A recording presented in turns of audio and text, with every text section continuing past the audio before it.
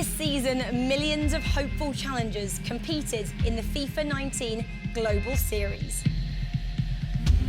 Judged by the outcomes of 33 tournaments all around the globe, from those millions came 64.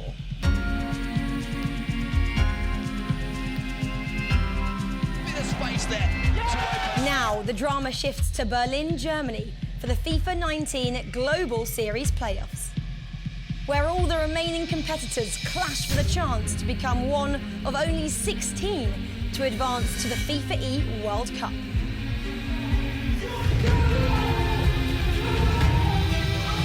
From the heavyweights of the game, who have already secured enough points to qualify for the E World Cup in London, to the challengers who are still fighting for their spot, all must do battle here in Berlin in the FIFA 19 Global Series Playoffs.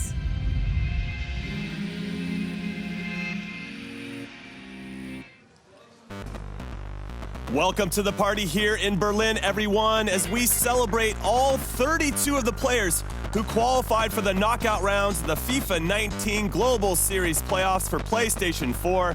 I'm Jimmy Conrad, alongside Spencer Owen, Mike LaBelle, and Rachel Stringer, and today is a big day because every match from here on out is win or go home. That is very true, and we've got to talk about the amount of points that are up for grabs. More points than any other event in the history of this year and the Global Series ranking leaderboard. 1,800 points will go to the winner. That's enough for the bottom place player coming into this event in 64th to climb all the way into the top 16 and still qualify for the FEWC. Lots of points. We're going to see some movement. And to accompany those points, we also have some serious prize money. First place, $75,000. I don't know what's over here, but I'm sure that someone can claim That's that where the money is, I think. Second place, $35,000, so a $40K difference. That's and big. then, of course, third and fourth, also $20,000. So a lot in terms of grabbing or increasing your bankroll a little bit, your bank account. Feeling good about yourself? But I get it. I get the players want the points. They're not always bothered about the money. They want the pride of winning a tournament. And if they win the tournament, like Spencer just said, the likelihood of them going to the E-World Cup is probably going to happen. So, I mean, pride and just to go and brag about they've won a title is probably better than everything put together. So pride. So it's the 3 Ps, right? We have pride, we have prize money, and we have points. A lot at stake today. Now talk to us about this competition format. How did we get here? What does this tournament look like? Yeah, okay, so we started yesterday, obviously with 64 players here in Berlin. It's a 3-day tournament, and on the first day, which was yesterday, we used a Swiss format to whittle that down to 32 players. In the Swiss format, you always play someone else with the same record you have. If you win a game, you play someone else that won a game. If you lose a game, you play someone else that lost a game. You can't play the same player twice. And over a maximum of 7 games, you're trying to get 4 wins to progress to the last 32. If you get 4 losses before you get 4 wins, you're eliminated. Those people that did manage to get 4 wins are all here today to kick on, hopefully progress from the last 32 into the last 16. They're the 2 rounds we'll see today. And then tomorrow, we'll go down all the way to the last 8, the final 4 and the quarterfinals, semi-finals, and of course, the final, where we'll crown the winner here of the playoff in Berlin. And as Mike mentioned, they'll be getting a nice sum of money, as well as 1,800 points. Yeah, here we take a look at the points. 1,800, as Spencer mentioned, and then it goes down from there. Those ones in the middle could be pretty important as these guys try to figure out who are going to get the last 6 spots in the FIFA E World Cup. And here are the points and the money combined for you guys. So as Mike said before, look at that difference between first and second. That final is going to be a big deal because that's a $40,000 game. Yeah, such a tasty final. Whoever does that, I mean, is going to go home quite happy and quite proud as well, I'm going to say. You love the pride, don't you? It's all about the pride. It is. I want to win a tournament. These guys do as well. That would be nice because you can always say you won a tournament, right? Yeah, but even if you can't win, for me, if you look at the points distribution, the big jump up is when you get to the final 8. That's because you're getting 75 incremental increases until you get to the final 8, and then it jumps up a lot more. So that could be enough to seal a lot of people qualification for the FEWC. Well, speaking of points, let's take a look at the leaderboard so we can see where these points all slot in together. And there it is. Nicolas is on top, not surprisingly. And then we have a couple players that are out. NYC Chris, Houston, big surprises there. Dr. Arano, he's going to be holding on for dear life there in the 12th spot. It says 11, but it's 12. Everybody that has a stamp next to their name has already qualified for the E-World Cup, so they're safe. But those next 5 spots, especially the Stranger and Dr. Arano, are going to be a little nervous today as they watch this day 2 unfold. But everybody else that is highlighted they're still involved and still have a good chance. Yeah, and even some of the guys who've already made FEWC, they could see themselves drop a little bit, like Chris, for example. I think he'll probably be overtaken, which will change his seeding going into the groups, which we'll find out at the end of this tournament. Actually, we'll get to see the groups for FEWC in London. So, yeah, it's movement in everywhere, and Stranger's the one that's got to be the most concerned, though. Oh, he is sweating right now. And if you're looking on the left side of the screen, of course, you had that first 16. On the other end, you have 17 to 32. And out of that grouping, 12 are still competing currently in this event, which means that their dream, their hopes, it's still alive. And a lot of them are in range to really slide in there, interchange with somebody. And that's why you said Stranger might be sitting in his room alone right now, sweating a little bit. That's what we love about the PS4 side of things, that anything can happen. And these guys that we haven't really seen showing up for many of the tournaments, and maybe this is only their second big tournament of the year, could go all the way and get one of those 16 spots. It's wide open on PlayStation 4, as we like to say. Now let's take a look at the brackets. Who is going to be playing who today, the round of 32. I'll go first here. Christian Spiteri from Malta. He went 4-0 yesterday, taking on Mr. Ortiz and Gil, taking on Maestro, a French derby there. Then Bundle Jazz, who lost his first game yesterday in the Swiss format. He went 4-1, taking on Fafilza, who won his first 3, had to fight to get to 4-3. Then Iago, you got to keep an eye on him. I think he's a big favorite, not a favorite, maybe a dark horse here to get through, and then MBD. Yeah, there's obviously so many more games as well as we look at the sort of bottom left of the bracket here. We've got Nicholas, who's #1 right now on the PlayStation leaderboard, 4-0 yesterday, going up against Pro Hunter, whose name suggests he likes to take pros down. He might try and do that with Nicholas. Pina the Belgian, Stefano Pina going up against Andoni. That's a great game. Spaniard against the Belgian. Winner could play Nicholas or Pro Hunter. Mo Albert versus Immortals, a great fixture. And Roma Dami versus North Marcuso. One of them's going out, and one of them is pretty much having their season ended. Tough times there. It's a tough one. But that's what it's all about. And then at the upper right hand of the bracket, we've got Zizinho and Tuga, which is a match to watch. I mean, both of these guys are in that top 16 currently. Zizinho still fighting to secure that spot. Feldman, who hasn't been at many events, but has always shown up at those events. He's always been someone who gets out of Swiss and makes a run for it. Footwiz Tom, we've been talking about him day in and day out. Gravison, who is the La Liga champion this year, the virtual La Liga, and he's building in form and he's in striking distance. Yeah, Gravison is actually going to be playing against Webb Nasri, so we'll get that fixed for you guys moving forward. Thank you, Jimbo. And then we have Ajax Tor versus August Rosemeyer. You talked a lot about August. We've talked a lot about Tor. Both these guys are in that range to slide into the top 16. Tor's currently there, but the point difference isn't a lot. Therefore, even guys that are sitting in 11th or 12th place, they can lose that slot. Well, this is the final selection of matches we'll see as well. Peixoto, they're going through 4-0 yesterday, taking on my pick from yesterday, Footwiz Marco. I'm looking forward to see if Marco can go through. He's currently sitting in 16th spot there. Lost in the waves. We spoke about him a lot yesterday, scoring goals for fun, also letting a lot of goals in for fun as well. He won't be liking that. Up against Roma Zimi, and then Joksan and Lev. That's a matchup we can't wait to see. That's a big one. 2 of those already qualified, but one of them has got to go home. Yeah, there's some tasty matchups there. Any in particular outside of the ones that you mentioned that really stand out?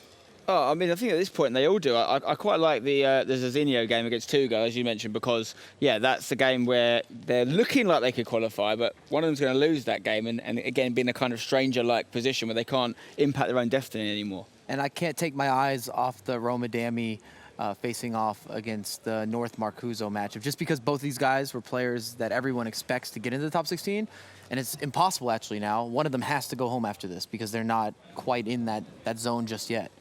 Yeah, well, one of the players that is one of my favorite on the pro scene is Mo Abba. Let's go watch a video now of what makes him so special. I'm Mo Auba, I'm 22 years old and I'm from Germany. I'm ranked 4 in the PS4 leaderboard. We have Mo Auba. Mo Auba. Mo Auba. Somebody who challenges me to be the happiest and most smiley person in the FIFA scene. He's always smiling. Mo Auba is like a very funny guy. We get along. I think he's friends with every pro player. Mo Auba is very funny and a very good FIFA player. Pierde 5-0, gana 1-0, pierde 2-0, pierde 3-0. Siempre se lo toma bien. I think I'm a really happy guy, so I'm not like always that nervous. So I always play happy also when I lose. It's no problem for me. His gameplay is very unpredictable. Mo is always fast, always attacking. He scores a lot. You give him a chance, he's going to take it every single time. He does quite a few things I'm not used to see. Yeah, I think my gameplay is nice to watch for viewers because I play really offensive. I score always a lot of goals. Very good in attacking. Es increíble, complica absolutamente todos los jugadores, sabe adaptarse. I only want to win, so I'm really confident. I think he's a massive threat at this tournament. So now is his time to put his name in everybody's mouth. All right, there's a little bit of insight on Mo Abba, the happiest player on the pro scene, apparently. That'd be a nice tag to have, I think, if you were the happiest talent. Yeah, which I'm not. Carl's got that one. He's definitely the happiest, but is that going to hold him back is what I want. Because I love Mo, Yeah, everyone sure. really likes him, gets on with him, fantastic guy. But do you need that killer edge? Like, you don't see Tex always smiling, you don't see Nicholas smiling a lot when he's playing. Nicholas loves to wax lyrical about how good all the other players are, by the way, but he doesn't put much praise on himself. I disagree, because I think the fact that he just said there he's always really happy, he bounces back a lot from defeats, and he doesn't really get nervous, is what these players need. If you get nervous, you're not going to kind of perform to your best ability because you're tense and you're not enjoying it. If you're enjoying it and you're happy, good things happen. I don't know, I don't think you should ever enjoy defeat. Well, fun fact about him, he won the E-Bundesliga on the PS4 side of things, and because of that, he got named to Germany's national team for the E-Nations League, which is a big thrill for him because there's so many talented players in Germany. I remember talking to him a little bit earlier on this season about how much that meant to him personally. I'm still thinking about Spencer loving a killer instinct. Maybe the smiling professional should be like part of his branding. Kill you with a smile. Kill you with a smile. That's a new tagline. We'll He's very attacking. He's consistent as well. The last couple of years, he's always been in that top 5 area in terms of overall rankings on the PlayStation side. Okay, well, we've learned about one player. Let's throw it over to Lev Vinkin, who's another player you have to know more about because he's quite intimidating. Check this out.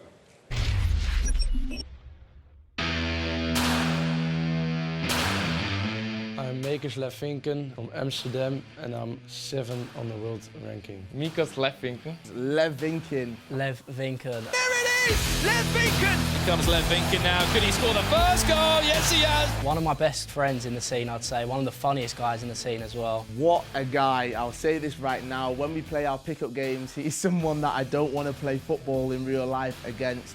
Yeah, he's a cool guy, but he's also really confident. When you talk to him, you say always, yeah, I'm the best. And he has like Gucci, Prada, looks good and wants to be best. So it's funny, I love him. Lev is very good mentally. He never loses his head. He doesn't play too tactically, but he knows all the mechanics of FIFA, knows how to play. Area's free, but it doesn't matter because Lev Vinken has found a way through the defences here. This is somebody which I've tipped time and time again to go on and do great things. For me, if you win a tournament, being the best on the playoffs it's such a big achievement, so it's more than only prize money. Gets the run of play, ball in, there it is! Lev Vinken! Congratulations, Lev Vinken. There's a reason he's a top 10 in the world. He's really good. I think he's one of the best players. He can win this tournament and also the World Cup. One day he could be a World Cup champion. Okay, for clarification purposes, I use the word intimidating because we had a pickup game in Madrid for the E-Champions League, and I tried to receive a ball, and all of a sudden I was on the ground, and I looked up, and it was Lev Vinken with a big smile on his face. I mean, the guy's a beast out on the field, and he's doing it on the virtual field as well. Yeah, certainly when you play football, you want him on your team. Yes, you no don't want to be question. against him. But yeah, he's over the years been probably one of the most consistent, certainly top 5 most consistent PlayStation players. This tournament, not showing the same sort of form he's shown recently. He got through yesterday, and that's what we always say. You just got to get through the Swiss format, which he's done. But he's got a tough game up against Joksan. Do you think he's just one of those players that kind of is sitting back a bit because he has already qualified? Because again, talking about consistency, he's been to 5 Champions Cups this season, always got through the Swiss. He's doing it again here, but maybe he's just kind of like, I don't need to go as far, but he's got a tough matchup ahead of him, so. Well, he still battled back. We're talking like he didn't play that well. He got out of the Swiss. It's anyone's game. It's day number 2. We've seen these storylines happen. It doesn't matter who you are. You go 4-3 and they make a run in the next round. Just because you have a good first day doesn't mean that you're going to have success in day 2 or even that you're going to get to day 3. Which means he already qualified for the E-World Cup, which means he got some special gifts from Spencer and Mike yesterday. Check this out. Yes, guys, here we are with the big man himself, Lev Vinken. Lev, good to have you here. First of all, welcome to Team PS4. You're going to get this beautiful jacket here provided by Mike LaBelle. Looking very good indeed. And of course, it's my pleasure to present you with this scarf, which you can show the world. It means you're one of the top 16 players on PlayStation. You're going to the FEWC Grand Final. So put it on, and it's your first FEWC Grand Final. How does that feel? And can we expect you to win the whole thing? Yeah, I'm really happy with it. Last year I did not qualify in the final round and that really hurts me for a while. So it means so much for me to qualify now for the World Cup. And I think you can expect something from me because I'm going for the world title. And speaking of expectation, you've been one of the most consistent players in this competitive season. Are you going to change anything potentially going into the finals? No, I don't think it's going to change much. What you say, I have a pretty good year, so never change a winning team, you know. But I have to change something because I never won an event. So I just need the last 5% to win something, and I'm going to work for it to do that. There you go then, Lev Vinken just needs 5% more, he says. Could he win his first ever event at the biggest of them all, the FAWC? We're going to find out. Well, thank you, Spencer and Mike from yesterday. Magic jumper, by the way, Spencer. And congratulations again to Lev Vinken. Here's the Team PS4 roster. These are the 10 names that have qualified for the E-World Cup. There's still 6 names left remaining. That's what we're going to try to determine here on day 2. And if we can't determine it here on day 2, day 3 should be really popping off. But yeah, that's... I think Lev Vinken's got a chance. You said something about his resiliency and dealing with adversity yesterday. He seemed a cool customer. Doesn't seem to get too much up and down. He's pretty steady. Well, I think that's what you get with experience, isn't it? He's been around a while now, and he's playing in the FAWC, as he's alluded to there. He's so happy about. But he's played in so many tournaments that you have the tournaments where you go 4-0, the tournaments where you squeeze through 4 and 3, the tournaments where, not this year, but sometimes you might not get out the group stage. So he wouldn't be fazed by any of it. He's very happy and friendly to talk about his chances, away from the screen. So I think he'll be confident whoever he's playing. Okay, tapping the brakes, on Lev. We're going to go into our players to watch, and I'm going to go first because I have the microphone. And I'm going with FUTWiz Tom. He is currently ranked 20th. He has got a lot of work to do today, but his season has changed since he was teammates with F2 Tex at the E-Nations League and England, and now Texas's coach. He won the last LQE in Bucharest. I think he has the goods to do it all, but he has a tough test today, taking on Feldman. Now, Feldman won 10-2 against Fafilza yesterday in a game that he had to win, so Feldman's coming in pretty hot as well. So Tom has his work cut out for him, but I think he can do it. I got some belief in him. Come on, Tom. Yeah, I mean, he's had a great sort of second half of the year. Looks good now. He's got that Tex partnership that we saw born at the E-Nations. Yes, coaching him here, of course, right. And good footballer as well. Tom, we saw some good things from him. And they've got some sort of connection, him and Tex. Got this little handshake, haven't they, that we've noticed. Inside scoop, some people don't know about this handshake, is they actually copied it off me and Jimmy. Me and Jimmy do this sort of pickup games, and every time we score, they saw us do it, and they were like, you guys are so cool, we just want to be like you. And that's what they were saying. Yeah, it was it's quite simple, really. Bang, bang, and you go bang. Yeah, but I think you guys saw us doing one because we always have one as well. I've had them for ages. What do you... Yeah, a little pull out. Pretty basic. Okay, pretty cool. Basic. Great. Well, who's your player to watch then, Spen? For me, I'm not feeling that handshake. No. So much better than yours. I'm going with the man from Malta. I'm going with Christian Spiteri. Fantastic day yesterday. 4-0. Looking good, you know. He is one of many players who, like we talked about with FUTWiz Tom, they all have the potential, of course, to break into top 16, but they can't all do it. There's only so many spots available. There's still 6, but some of them are almost certainly going to be taken by guys already in there. So it's going to be some storylines either way, but I think with the draw he's got, with the way he's played yesterday, if, it's a big if, he can continue his form today, he's got to be in with a chance. Yes, Spiteri takes on Sebas Ortiz. So that'd be a big match for them. He's got to back himself in that one. Yeah, no disrespect 100%, to Ortiz. Of course. How about you, Mike? They're similar in rankings, technically, if you're looking at Spiteri and Ortiz. Yeah, 25th and 30th. Exactly. And I'm looking at my guy, Gravison, long-term member of the professional FIFA community in Spain, maybe the most influential, actually, professional player in that scene. He won the virtual La Liga earlier, which was 40,000 euros and a bunch of confidence to go with improving his position, which kind of put him in striking distance. He doesn't need to necessarily, I know it says you have to win the event, but you got to say, once guys start getting to the Final Four, maybe even the top 8, depending what else is happening around them, they've moved enough upward swing-wise to get themselves into that top 16. I think Gravison can do it. He's building in confidence. He does have to go through Webb, Nazari, and if you guys are not familiar, last year was kind of the year of the Webb, and he came out of nowhere, and we were like, who is this Japanese player? Nobody knew anything about him. His style was a little different, maybe a little unique at the time, didn't follow all the meta rules, so that should be a really good opener. Yeah, Webb Nazari's 24th, and Gravison is 26th, so that's a big, big matchup. How about you, Richard? I'm going to go with 28th ranked Peixoto. He had a great day yesterday. He went 4-0. And he's had a kind of consistent year as well. He got to the semi-final in Singapore in that Champions Cup there. He got to the quarterfinal in the Continental Cup at the beginning of the year. But he beat like Levinken and Roma Dami, some good names as well. So he's my guy. But he is playing the guy that I was backing yesterday. The guy sitting in 16th, which is foot with Marco. So I kind of want to back them both, but someo's going home. Well, you essentially hedged your bets. Tactical, isn't it? Yeah, it is. Tactical. Like, whoever you pick Well, these 2 you know. days is going to go through to the round of 16. Chicken dinner, But whatever. Focus Marco's in 16th. He's clinging on to that last spot. His back is against the wall. I mean, I guess everybody is at this point. One of my boys is going to do it. So just saying. Yeah. Well, another boy that, well, he's got a lot of energy, let's say. It's Kyle Walker, who is handling all of our social media stuff. Kyle, what do you got for us today? Well, one thing I have got, I know you guys have got your own handshakes. I've got my own as well. I know there's nobody else here, so it just goes like this.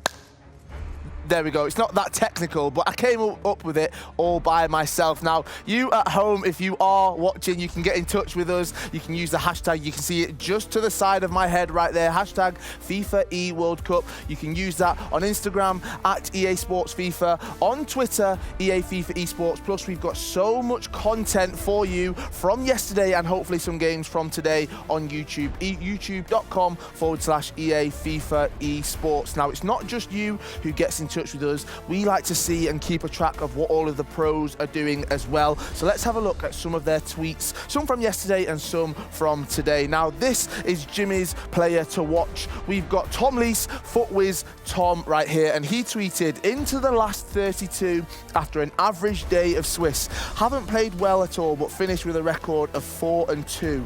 Hated playing Marco in such an important game, but that's the nature of FIFA. On to tomorrow, and here we are. Hopefully he stays positive. I mean, if 4-2 is average, he needs to do much better today because he can do it. He can keep on going through, and if he can practice that handshake, maybe he's got some tips from me. Now, another pro who has been tweeting, we have Tuga right here. And he has been tweeting saying, everything is set for day 2. I have to play my best FIFA if I want to win against Zizinho. Good luck for all of the Portuguese players, Rasta Arta and Diego Peixoto right there. Let's go, Portugal. Hashtag FIFA E World Cup. Now, that is how you can stay in touch with us using those hashtags on the Instagram, on Twitter. Plus, I will be on the Twitch chat right there, so you can get to me on there. But for now, it's back to you guys on the sofa. Thank you, Kyle. And again, I want to reiterate how much we want to hear from you during this broadcast, so make sure you hit up Kyle incessantly throughout this whole tournament. Okay, now let's talk about our featured match. It's going to be Levinken versus Joxen. This is a big one. Now, both of these guys have qualified already for the E-World Cup, but it's because it's so tasty, we wanted to start off day 2. We'll obviously keep you abreast of what's going on around all the other games, but that is the big one that we want to get to. And in fact, there's a good quote from Nicolas, who's the top player on PS4, talking about Lev. Let's take a look at that now. Just to give you guys a little bit of juice here. Lev barely missed the E-World Cup last year. This year, he's already qualified and has made a name for himself. If you're playing against him, you know there's a big challenge in front of you. And Joxen is the one that has that big challenge today. And he has a quote from Zizinho. Take a look at this. This is what Zizinho said about him. Now, Zizinho was 4-0 yesterday, just to give him some more credibility. We'll get to that quote here in a second, but this is a big one. Literally a big one, and literally a big challenge when you go up against Levinken. And it seems to be a quote from Nicolas about every single player, by the way. He loves talking about everyone, but no, he's a good player. Yeah, here we go. Here's the quote now. Zizinho said this about Joxen. He grew a lot this year. He started the season very well. He's very talented in defense. I hope not to face him because I know he'll be looking out for revenge. And that won't happen until the semifinals because they're on different sides of the same bracket, but it would be the semifinals. Now, Joxen, we talked a little bit about Lev already. He's had a pretty special season, all things considered. Amazing start to the season. Came out of nowhere and was like pretty much number 1 or thereabouts for a little while. Then kind of took himself out of it, had a break. He's been studying as well. You know, maybe a sensible decision depending on how the year ends. Now he's come back into it, full blast, trying to recapture that form. And if he beats Levinken, you have to say he's done well. This match is exciting because it's potentially a good preview of what could happen at the FEWC. Could even be a final at the FEWC, and no one wants to lose it. They're close enough to each other on points that whoever wins this, if they go one more round, could easily overtake the man they beat. I think the big question for me heading into day 2 is, how do you shake off day 1? Either good or bad? You know, if you didn't feel like you played particularly well, how do you kind of get going again for day 2? And if you played well, how do you replicate that for the second day? Well, if you had a bad day 1 and you got to day 2, you kind of feel like you're playing with free money, so to speak, or house cards, whatever the saying is. You know me and sayings, never get those right. House money with free money and free cards. But I'm doing my best here. But the point, that's all we want from you, that's Mike. what I'm trying to say.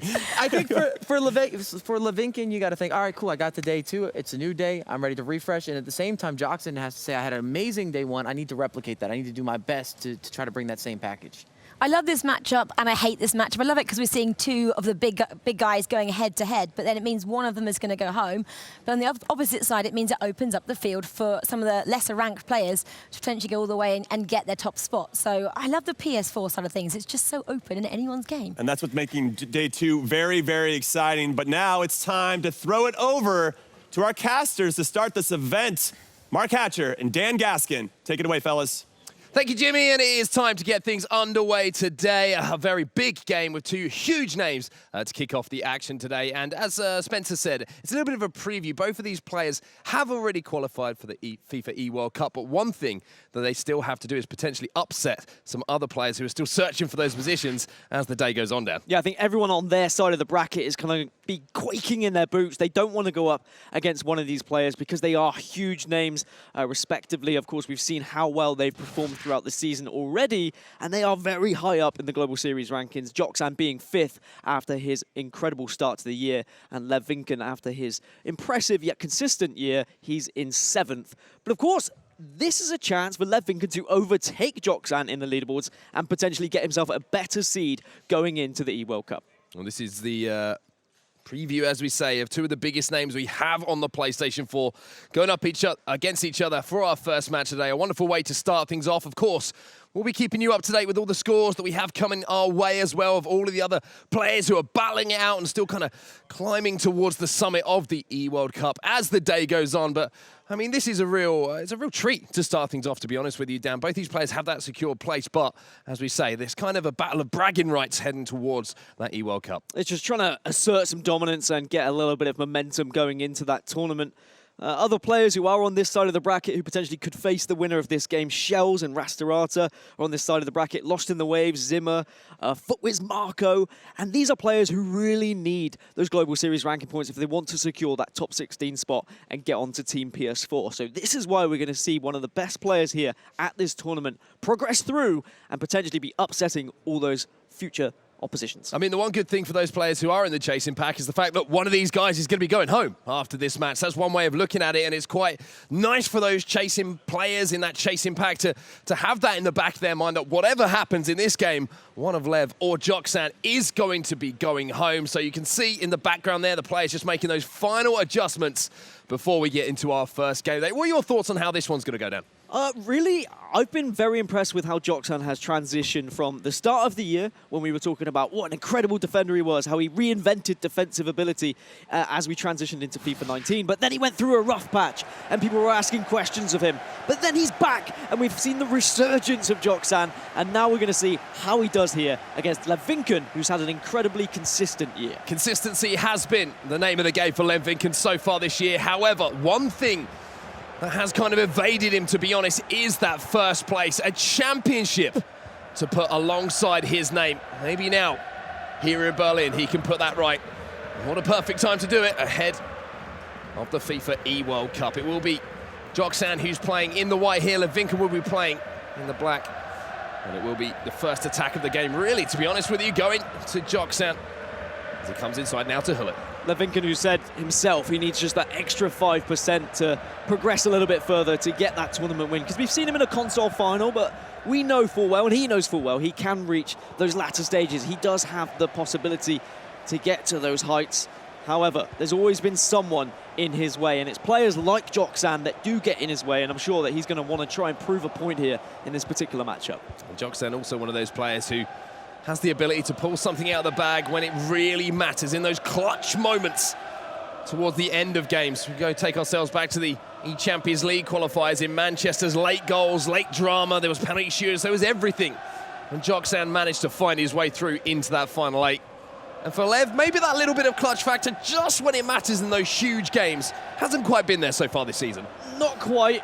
He's certainly been so close, and I'm sure that when he looks back at those games, he will have a little bit of regret with some small chances that maybe could have been a little bit better. But it's good to do that early in the season, and then now as you develop into the latter stages of the season, you can start to get those big games, you can start to perform well on the day. And we've got a little bit of a match-up here in midfield. You can see Joxan is really trying to just control the possession and try and play the ball around. Well, that's a great ball inside here from Joxan. It was penetrative, and he found the green time finish as well.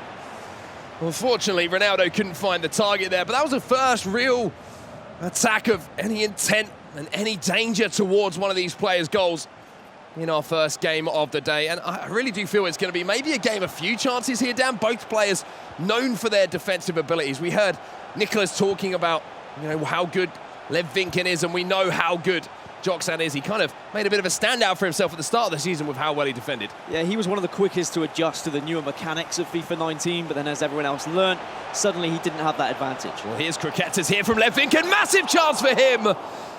And the chance is spurned. David De Gea makes the save. Corner now. Dealt with at the front post. One chance really for either player so far at the start of this game, and neither's been able to take advantage. The real test for Joxan is going to be whether he can break through this 4-2-3-1 of Lev Vinkin as he lets one rip there and almost catches the keeper off guard. And catches me off guard at the same time as Van Dijk somehow is able to put that one away. And Lev Vinkin gets an early lead. And the trouble is, when you go 1-0 up in a 4-2-3-1, you are going to be in quite a commanding position. And Lev Vinkin has said, I don't change from 4-2-3-1. Doesn't matter if I'm behind, if I'm ahead. I'm sticking with it. I think it's the best formation. And it'll be interesting to see whether that changes if he does go behind. Because I'm sure I wouldn't want to stick with the 4-2-3-1 if I was a few goals down. Well, the deadlock has been broken here in our first match of the day. Towering header there from Virgil van Dijk from the corner. Lev Vinkin taking the lead. And it wasn't from open play, it was a set piece, as we say, that is what's made the difference so far. But here comes Lev Vinkin looking for that El Tornado. Crossing combination to get it in towards CR7. You can see him hovering on this right-hand side, playing in that right attacking midfield position, looking to get onto some of those crosses. I wonder whether Joxan now is going to just speed this up a little bit. He was more than happy to play it from right to left around his back forward. Still plenty of time left going into leg number 2. Well, here's Eusebio, a little fake shot. Maldini doesn't deal with it initially and luckily got a little second bite at the ball as it was presented towards him. Slightly scary moments in that position on the pitch there for Lev Vinkin, but he defended well in the end. I'm sure there's a lot of spectators who are watching this game who are also already qualified for the E-World Cup, because these are potential future opponents.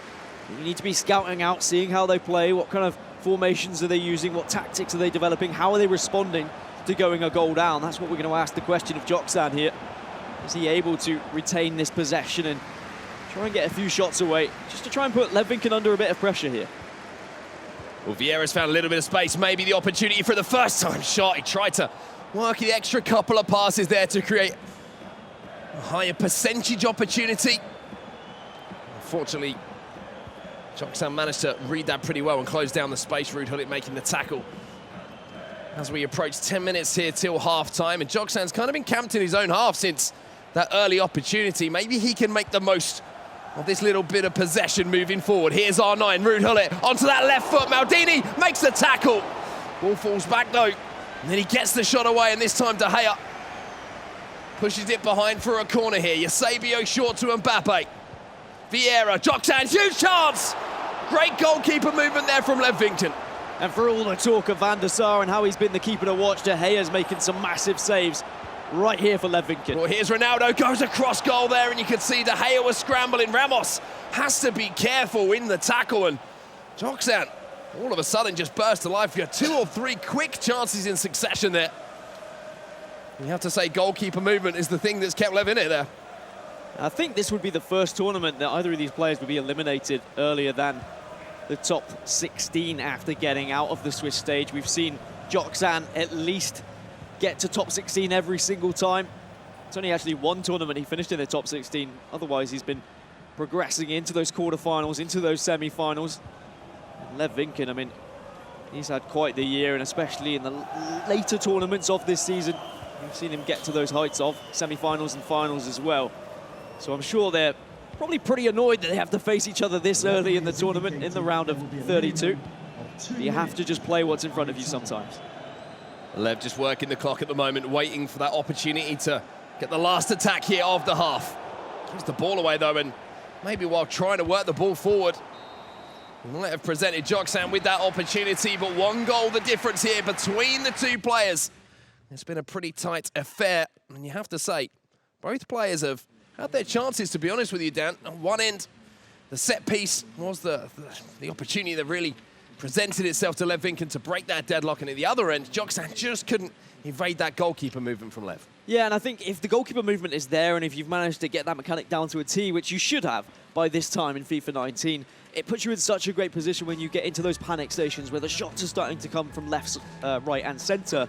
You have that backup plan of moving your goalkeeper and having those extra mind games. And Joksan just hasn't been able to beat that as of yet from Lev Vinken. But the positive for him, he has been getting into those areas, and I'm sure that those are probably going to be the whispers from his coach. Stay calm, keep playing the way you're playing. You don't need to change anything up just yet because you are getting into the dangerous spots and you are putting Lev Vinken under pressure. I'm hearing some scores coming in from some of the other games that we have going on at the moment, and if you're a FootWiz fan, it's bad news at the moment.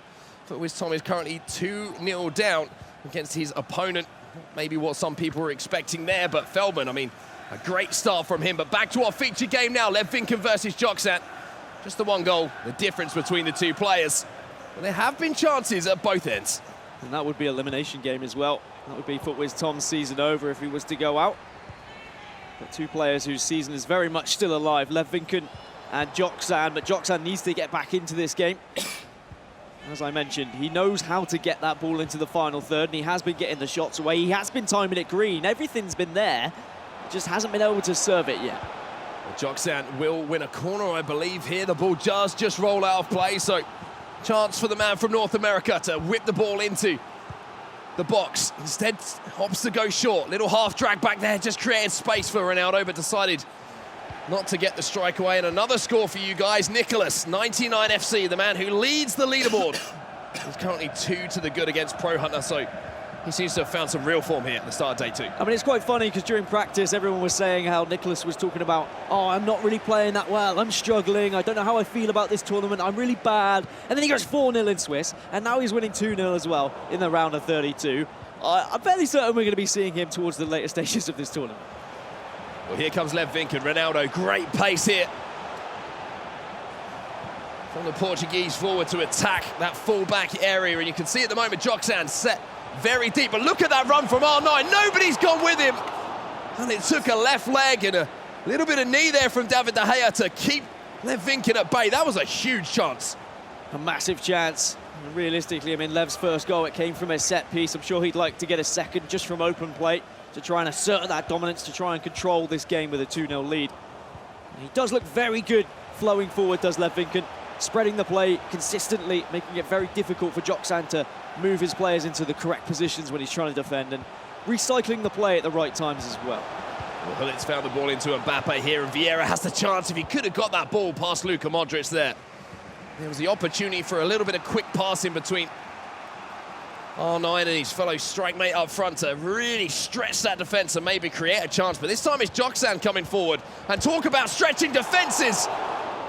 He causes David De Gea to stretch out an arm there to keep that shot at bay. Great shot from Joksan, and Modric now in the box. A little bit of a tangle going on with Virgil van Dijk, but the ball was won.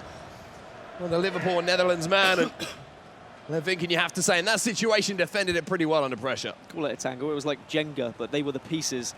And they both came crashing down. And Joksan's looking good going forward, though, really utilising the dribbling mechanic, not afraid to just hold on to that ball and allow Lev Vinken to back off for space so he gets to pass him.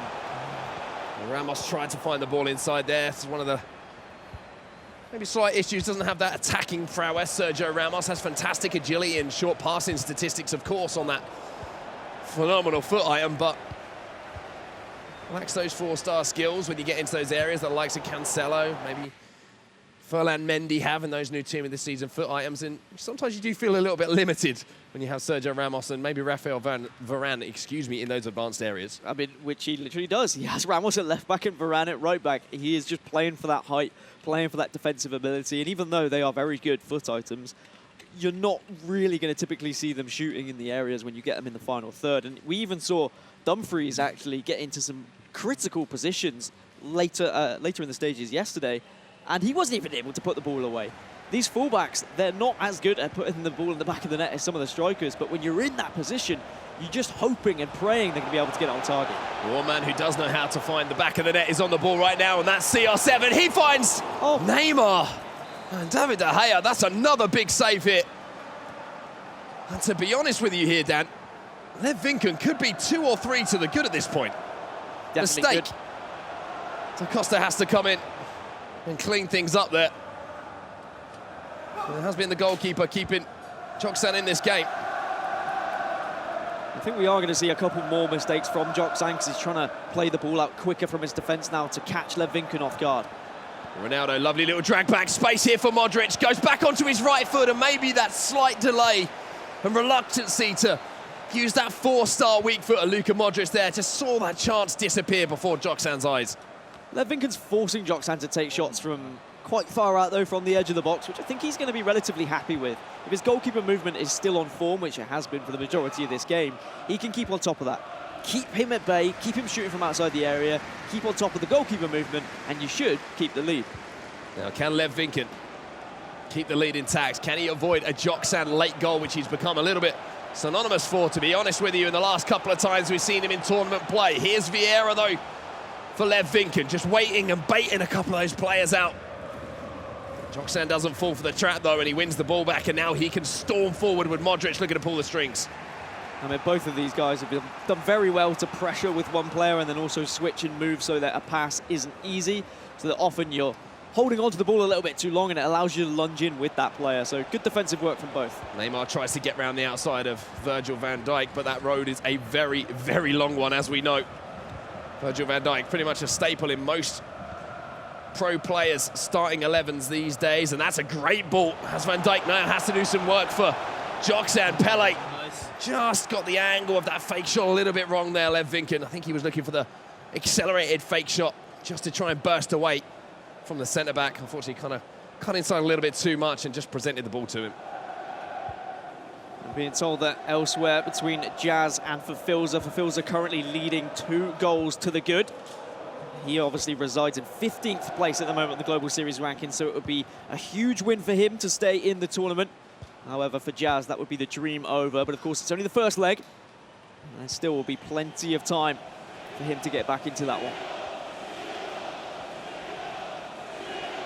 Well, here's Joksan just waiting once again for that final attack of the game to try and fashion an opportunity good enough to find him an equaliser and send it in all tied up between these two behemoths ahead of the second leg. Da Costa plays it inside to Modric, and now you're going to see some advancing up the pitch from Joksan. Can he make this count, though? No, he can't, and he just left it too long. Maybe he was just thinking, do you know what, 1-0 at the break here. I can come back from that. Plenty of time to come back into it for Joksan, I'm sure, and he just didn't want to give up the risk and the possibility of getting the ball away, and unfortunately, he would have been 2-0 down if he had given the ball away. Let's take a look at the highlights from that first game. It was a pretty slow, methodical build-up from both players, so there was far few highlights to actually come from it, but that one that caught me completely off guard was Van Dijk just rising above everyone, including Hullet, to give Lev Vinken the lead. And considering that the only goal that we saw was from that set piece, it shows how closely contested these two players are. Yeah, after that goal, sort of broke the deadlock and allowed both players to kind of find their feet a little bit. There were chances at both ends, though. This is a fantastic little skill run from Lev Vinken, though, and you almost expected Neymar to slot that in at the near post there after some fantastic work from CR7. But we know there's so many games going on at the moment, so let's go over to Jimmy Conrad right now because he's going to keep you up to date with absolutely all the scores that are going on. Yes, I am the sideline reporter here in between legs of this round of 32. The ones that I want to focus on are people that they need it. They need these wins to continue on and have that chance of getting into the FIFA E-World Cup, get into the top 16. The first one is Feldman versus Futwiz Tom. Now, I highlighted Futwiz Tom at the beginning as a player to watch. He's down 3-0 to Feldman. Feldman is absolutely cruising right now. And then we have Ajax Tor versus Aga. That is 2-1 in favor of Tor. And that's not good for Aga right now. He's currently in 22nd, but Tor, it's good for him. He's in 13th, holding on to that spot. He hasn't confirmed it yet. Then we have Waves versus Roma Zima. This is crazy. 3-3 after leg 1. That is a barn burner, and hopefully we can switch to that for leg 2 once this one is done. And then Shells, Rasta Archer is 1-1 right now. That's a big one for Shells. Rasta Archer has already got his scarf. He is going to London for the E-World Cup, but Shells needs to pretty much make or get to the final to make it happen. Now, on the other side of the bracket, we got Christian Spiteri continuing what he did in day 1. He's up 3-0 after leg 1. And then Jazz, he's in 43rd. He needs to win this one. He's down 2-0 to Fafilza, so that is not good for him. But Fafilza's in 15th. He hasn't solidified anything yet, so it's important for him to get this result as well. Myrtle is up 1-0 over Mo Abba. And then the other one I want to highlight, Roma Dami versus Marcuso. It is 1-1 after leg 1. So those are the scores. I'm going to send it back to Mark and Dan so we can see leg 2, and I'll catch you guys up afterwards.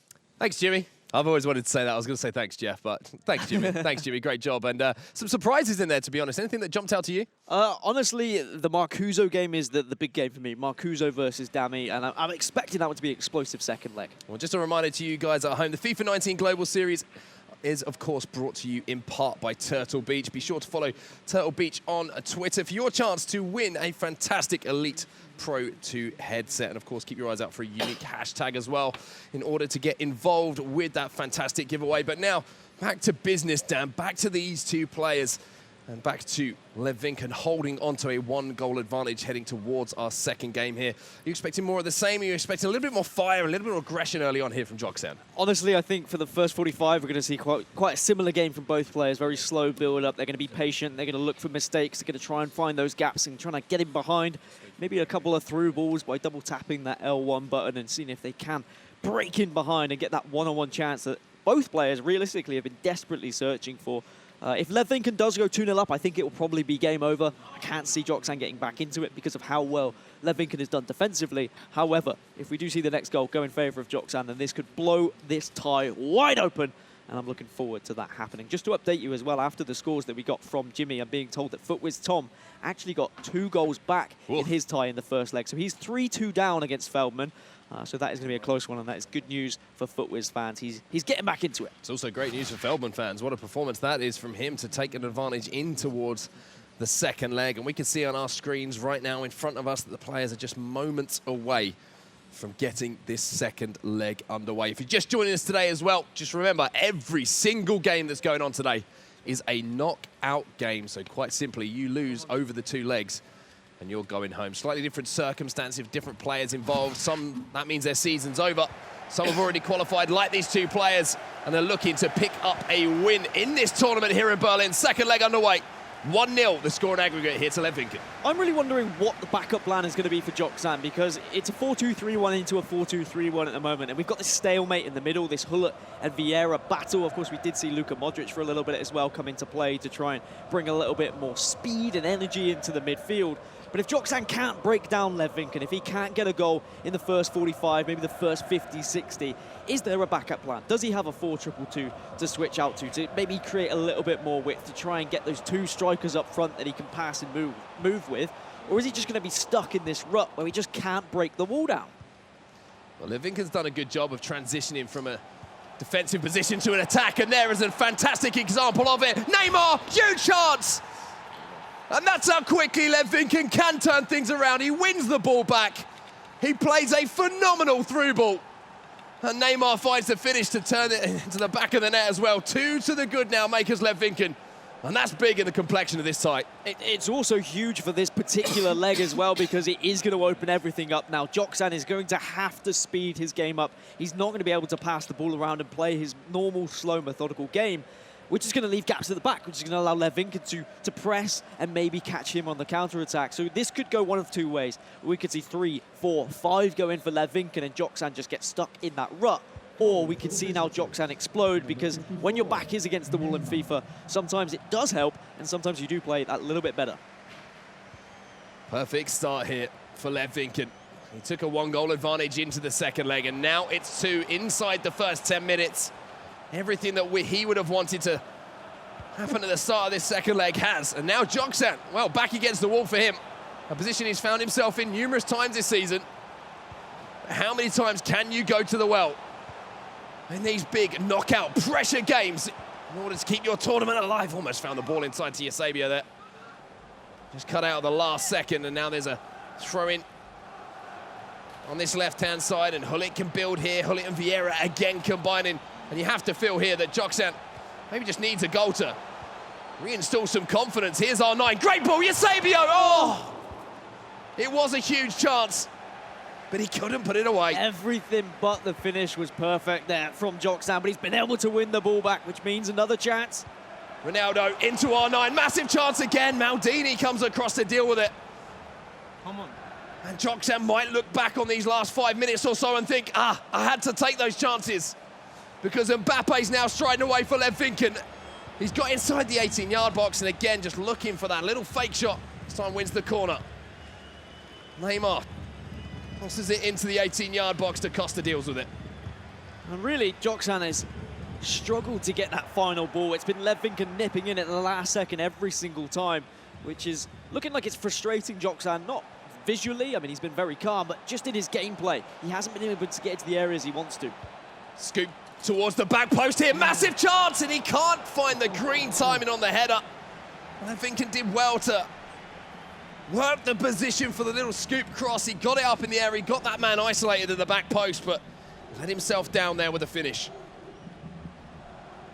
I wonder now whether Joksan is going to make some changes soon. I know it's only the 20th minute, but he must feel like he's really struggling to get into the areas that he needs to get into. Of course, with FIFA 19, you have those dynamic tactics. You can just change them with a flick of a button in game. I'll try and keep my eye on it to see if we see a formation change. Well, Mbappe's going to find the run of R9. He continued his run, and there's a scoop in, and De Gea will come out and claim. Didn't quite get the power on that required, but Vieira might just steal in here again. Ahead of Mbappe, Eusebio's twisting and turning. You can see the run from Ruud Gullit. A little bit of a speculative shot there from distance. And you just saw in the bottom left of your screen, a little tap on the back from his coach as well, Joksan saying, well played. Just keep working those situations, keep your head up. But it's distance, again, that's the key word, and that's what Lev Vinken has decided to go for in this game plan. Restrict Joksan's ability to get into the box, to get into the areas where you can use cricketters, where you can use drag backs. If those skill moves aren't available to him, and if he's having to just shoot from distance, Lev Vinken's going to be more than comfortable, especially now he has a 2-goal lead. And I did say at the start, if Lev Vinken gets a 2-goal lead, he's going to win this game. And I don't know if Joksan's going to be able to do anything about it at this rate. Mbappe slowly moving his way towards the edge of Lev Vinken's 18-yard box here for Joksan. Great tackle from Maldini, fantastic aggression into the standing tackle. And this is the danger here for Joksan. Look at the counter-attack coming in, and that was such a vital slide tackle to win that back from Joksan. Yeah, all Lev needs is one of these counter-attacks to put this game to bed realistically. But he needs to be careful. If he does commit to a counter-attack and it doesn't work out well, he is going to be left vulnerable, and Joksan is pretty much hoping for that. He's almost encouraging these attacks to try and draw some players out of position from Lev Vinken. But it's not really working, because Lev Vinken has been very resilient in that factor. He has made sure he's kept every player in the position they need to be. He's switched players accordingly whenever he's found himself in a slightly vulnerable situation. And look at that possession. Only 37 for Lev Vinken, but he's 2-0 up at the moment on aggregate. He's 2-0 up. And that's the only statistic he's really going to be bothered about, to be honest with you. He's come into the second leg with a game plan. He's executed it to this point. The early goal just allowing him, as we say, to earn the right to play the way he is. He's playing with that deep line and looking to play on the counter-attack. And it's almost worked a couple of times already for him, as Joksan will restart the play with his throw-in. But Joksan has looked more dangerous. Yes, he has conceded that goal, which has made things a little bit more difficult and made his job a little bit more complex. And that wasn't a bad pun on Joksan's organisation complexity, but the point still stands. 2 goals against Lev Vinken when you haven't managed to break the deadlock in not just the first leg, but almost half of the second as well, has got to be concerning. I think he's had a couple of genuine chances, a couple of one-on-ones, but David De Gea on both sides has been phenomenal, really. And I mean, it's always interesting to see preference when it comes to goalkeeper. I mean, even Mike Labelle was talking about some people at home will use even different goalkeepers, like Courtois, for example. But this tournament, it has just been Van der Sar and De Gea. And De Gea showing here for 2 of the top players, it really works out. There's the breakthrough for Joksan. Modric now from the corner, ball to Mbappe. Maybe there's a chance here. The return ball might have been on, but Joksan decided to strike with R9 instead, and he's won it back. Modric, big chance! Oh, Ronaldo! How has it not crossed the line? And that's twice now that Joksan has collided with the post. And I'm sure he's going to be saying, how unlucky do I have to get? Goal line technology checked it, and it wasn't past the line. And Lev Vinken still holds on to this 2-goal lead. Those are the most difficult situations to defend as well. When you think you've got the ball, you give it away in those dangerous areas, and then you have to try and scramble back to try and win the ball. Your players are all over the place because they pushed out and now they're coming back. But Lev Vinken gets away with it. Half-time whistle then. 2 goals here for Joksan to turn this one around. Lev Vinken looking very, very comfortable at the moment, apart from maybe those last few moments just towards the end of the first half. He's had some big chances, to be honest with you. He worked one beautifully with Eusebio, and then towards the end there, struck the crossbar, but just couldn't will that ball over the line. Has created chances. However, can he do enough in the second half to create the chances to pull this game back? And some more scores coming from the wonderful voice in my ear of Nightwatch. 2-2 now between Jazz and Verfilza. So Jazz bringing that one back after an incredible day yesterday for Jazz. He actually beat 3 PlayStation Foot Cup winners in his way to get to the knockout stages. And now he has the chance to try and progress to keep his eWorld Cup alive, to try and get on to Team PS4. We'll keep you up to date as best as we can with all of those other scores. Now, for this particular game, Joksan, I think a pause is quite right to come here, and he is looking at changes. I can see that there are tactical changes being implemented here from himself and his coach, just to try and break through this deadlock. Even though he has had those 2 shots that hit the post, he needs to be creating more chances going into the final stages of this game if he's realistically going to get through to the next round. Another score update for you in the French derby, and fans of French FIFA players. It's Maestro who's pretty much ending the hopes of Gilles, the player that he's going up against. 3-0 to the good in that one, and that would be, unfortunately, Gilles' season over. And Maestro continuing his form. He looked not quite maybe on top form yesterday, Maestro, but we know what he's capable of. And we know how dangerous he can be in the latter ends of tournaments. But now, Joksan's got to be dangerous for the entirety of this second 45 if he wants to continue his tournament. And it's Lev Vinken who's putting the pressure on early on. Corner hit to the Dutchman. Swung in, and Varane had to get up highest. And just another quick update. Christian Spiteri 7-2 up against Sebastian Ortiz. So that game pretty much done and dusted, and that'll be Spiteri moving on through. Maybe he's going to be the wonder kid who bursts through from outside of that top 16. So many exciting matchups to follow in this tournament. Well, Neymar's actually going to drop this one to the edge of the box, and a little bit of a rehearsed routine there from Lev Vinken, finding Ruud Gullit. And now at the front post, Ronaldo. Oh, and it's going to... Oh! Come on. I don't know what it's going to do. And almost Joksan somehow has come away with still the game being at 2. Let's go. Now he's at the other end. Can he make the most of this situation? Gullit will pick the ball up. Pressure from Vieira, but Modric will pick up the scraps.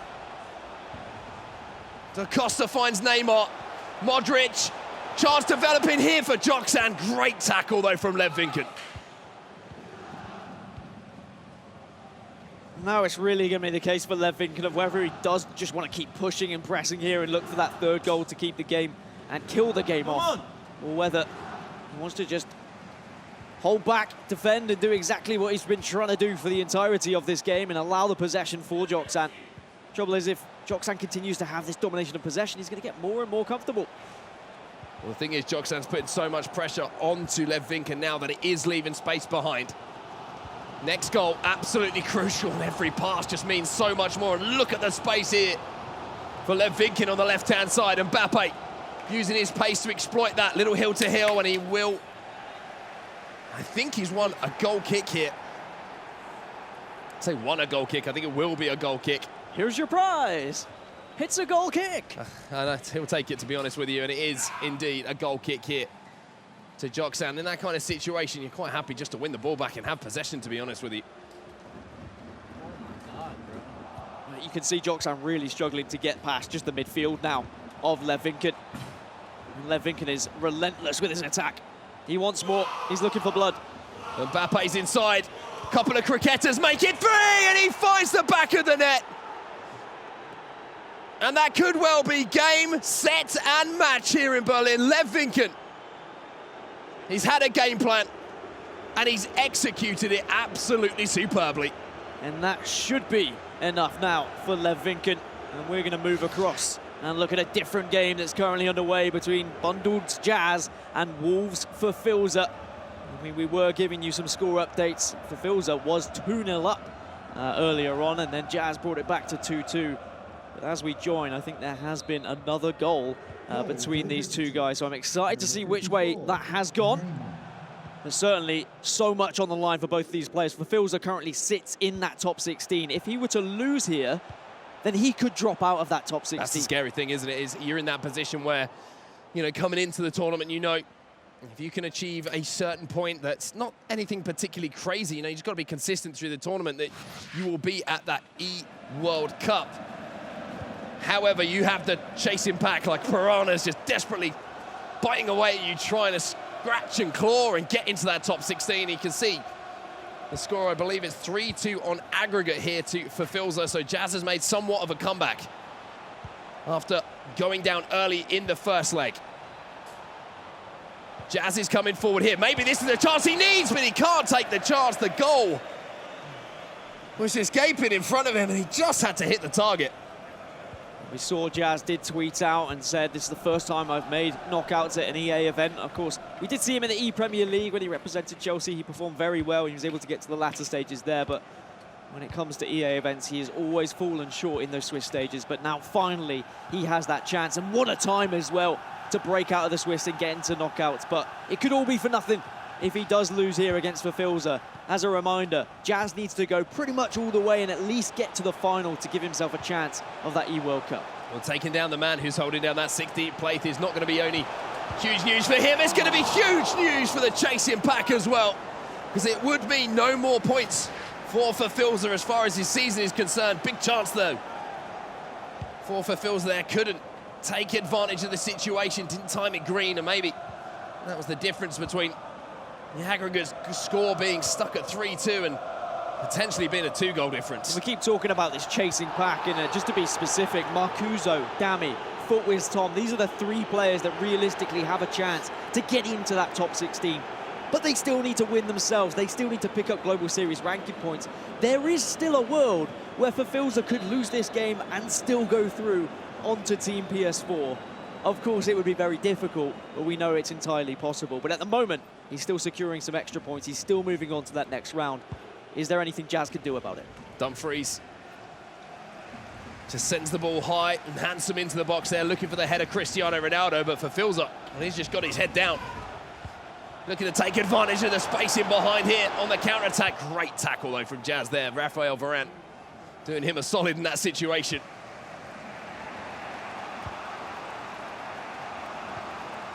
Now Jazz can come forward, still chasing the game here. 1 goal the difference. Great little ball inside here to Hullet. Real chance to developing and just maybe telegraphed that pass there, allowing for Filza to cut it out. And I mean, speaking of chasing pack and talking of big games and big matches, Footwiz Marco out of the tournament, losing to Pixoto, and it was a 3-2 victory for him as well.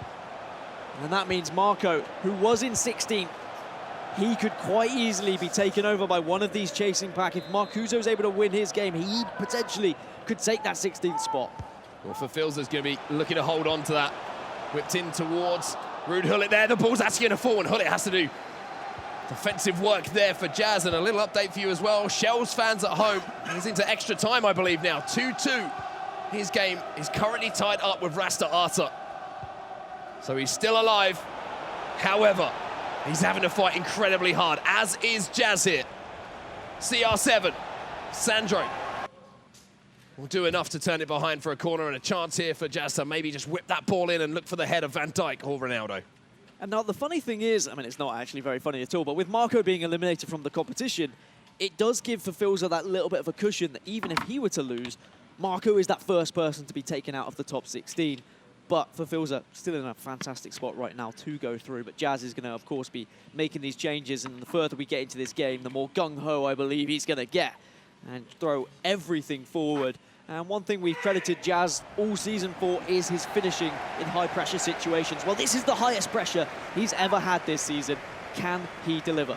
Let's see if he can deliver a corner here that one of his players can find a header and maybe a goal that he is desperately looking for here.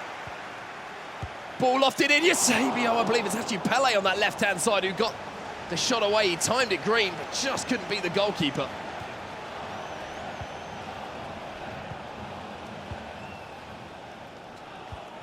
If you're watching at home, a little reminder here, knockout games, every game today. And just confirmation of that result of the game we were watching earlier as well. Lev Vinken did go on to secure the victory, and he won 3-0 against Joksan. So Joksan eliminated from the competition, but still through to the E-World Cup, still on Team PS4, but Lev Vinken marches on. And the season's looking fantastic. Well, Jazz has won the ball back there, but he's just got a little bit desperate, a little bit frantic, as he did get possession back.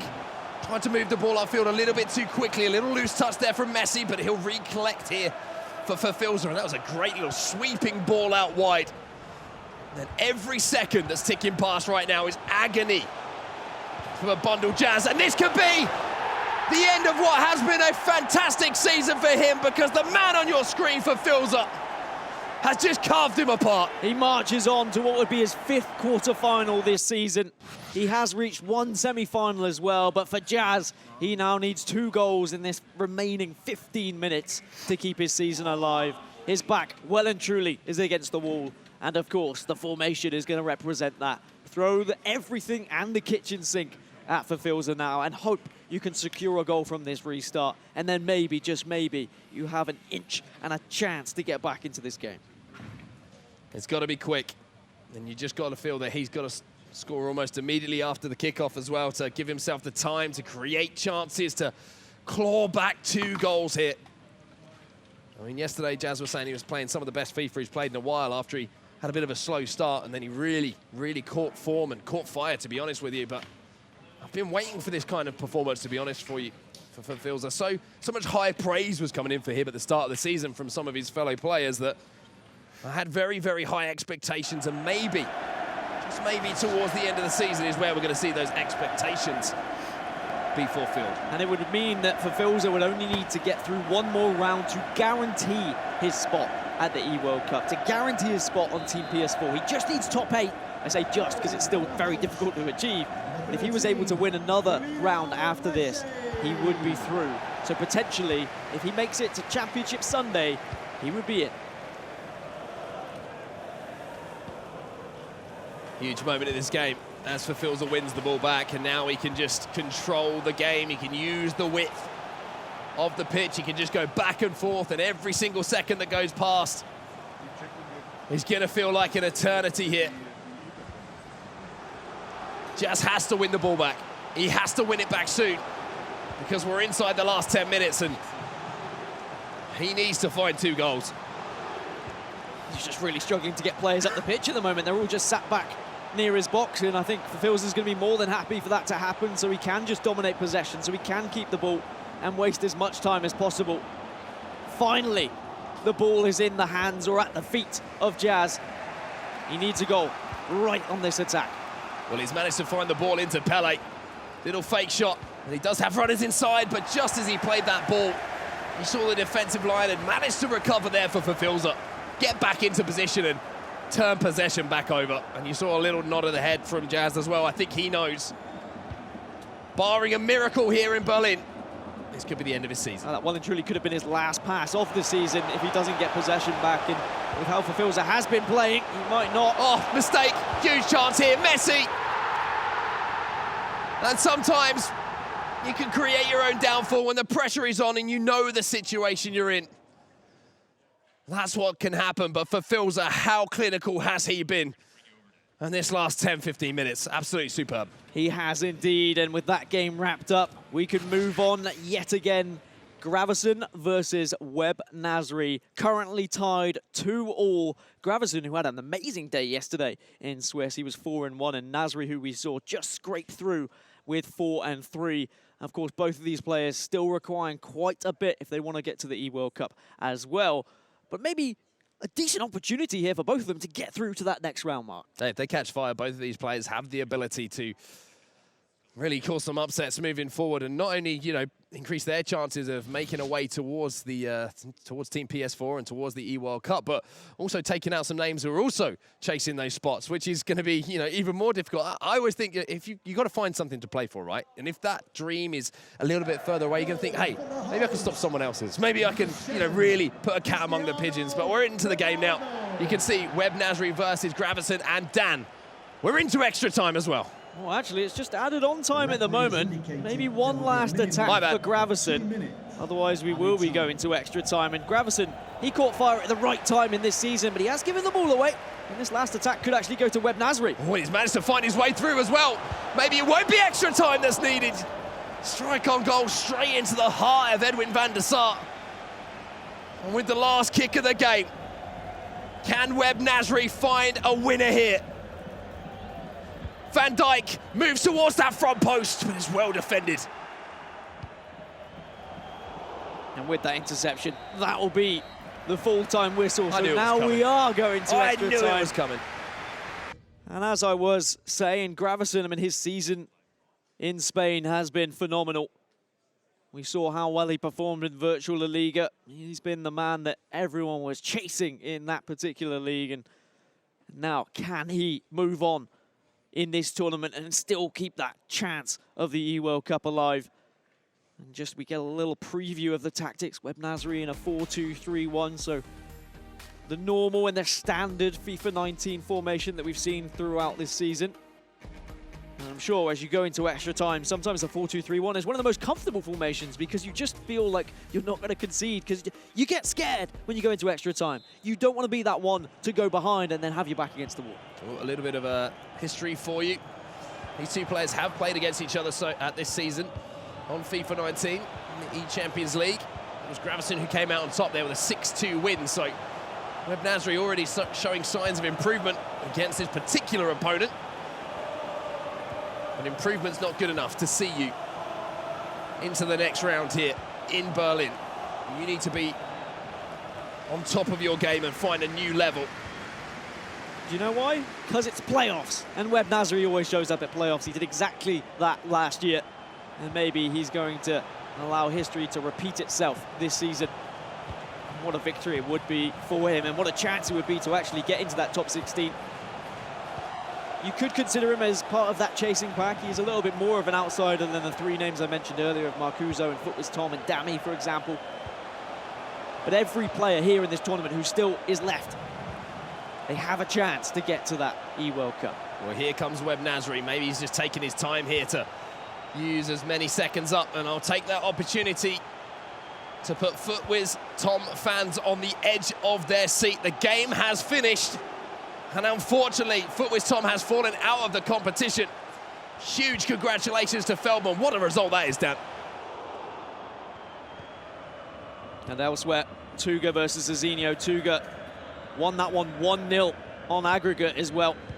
A very closely contested tie, but that will be Azinho out of the competition. He's another player who was sat in one of those top 16 spots. So it's all opening up here in Berlin. And can Gravison open up the defence here of Webb Nasri? A few moments away from the end of our first half of extra time. You can really feel the anticipation and the nerves in these games this morning. Pull it now. Eusebio, massive chance here. Gravison can't take it. And you have to wonder if he'll get a better one in the rest of this game. Not time to perfection. These are the situations where you really need to be on the top of your game when you get to these stages in a tournament. If you want to be at the biggest tournament of the year, if you want to be at the E-World Cup, you gotta green them. But at least he still has time. There's still 15 minutes. He's still creating decent chances. But the pressure is well and truly on, and there'll be even more pressure if this one heads to a penalty shootout. You can really, if you were here, people at home, you can really feel the emotion that's in the air. You can see it on the players' faces. They're trying to keep cool, they're trying to keep calm, but you can see every misplaced pass, every tackle that's won, every save, every shot means so much to these players. It's a year's worth of work. coming down to moments like that as we are underway in the second half of extra time. Is that chance going to haunt Gravison moving forward? And in that French derby that we spoke of earlier, Maestro did come out on top, so he progresses and Gilles will be going out. Gilles, of course, who represents Lille now. Maestro, who used to represent them. He knocks him out of the competition and ends his season and ends his hopes of the E-World Cup. Well, here comes Gravison then. He's trying to put the memories of that chance that he squandered at the end of the first half of extra time behind him. Modric steps forward. The Croatian goes out wide here to Mendy. You can see how deep Webb Nasri is, desperately trying to cover those runs, and he wins the ball back here with Ronaldinho. And every time you regain possession, you have that little fire in your belly of this could be the moment. I could get the goal here. I can put this game to bed. I don't want a penalty shootout. Or you have that little thought in the back of your head. Should I keep the ball? Should I stop my opponent from having that final chance? I don't want to throw away this opportunity. And it looks like Nasri is more than happy to keep possession at the moment. He wants that final attack. And he wants either a win or he wants a penalty shootout. Webb Nasri is putting his entire season into these last few moments. He doesn't want to go to the spot, but he's putting so much pressure on himself to create in this attack. And I cannot stress enough how long this season has been for these players. All those weekend leagues, all the tournaments, all those cups they've grinded through. It all comes down to these final moments, this one last attack for Webb Nasri. Stoppage time, 60 seconds. Modric gets the ball back, strikes on goal. And Van der Sar turns it behind. There's still a chance for Webb Nasri. We're into added time, at the end of added time. Ball goes up and it's cleared away. Ronaldinho now, and we're going to the spot.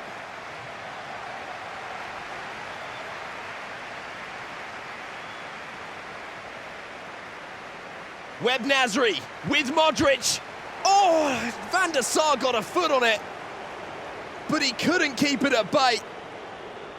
And now Gravison with Eusebio to tie this up at 1-1. Saved! And Webb Nasri gains the advantage in the shootout as he steps back with Eusebio for quite the run up here. It was a weak penalty to start off with, but can he punish him? Yes, he can. And now he's 2 up here. And Gravison has to answer back, because if he doesn't, what a commanding lead Webb Nasri finds himself in. The movement in the goal from Van der Sar. Is he going to be enough to put him off? No, it's not.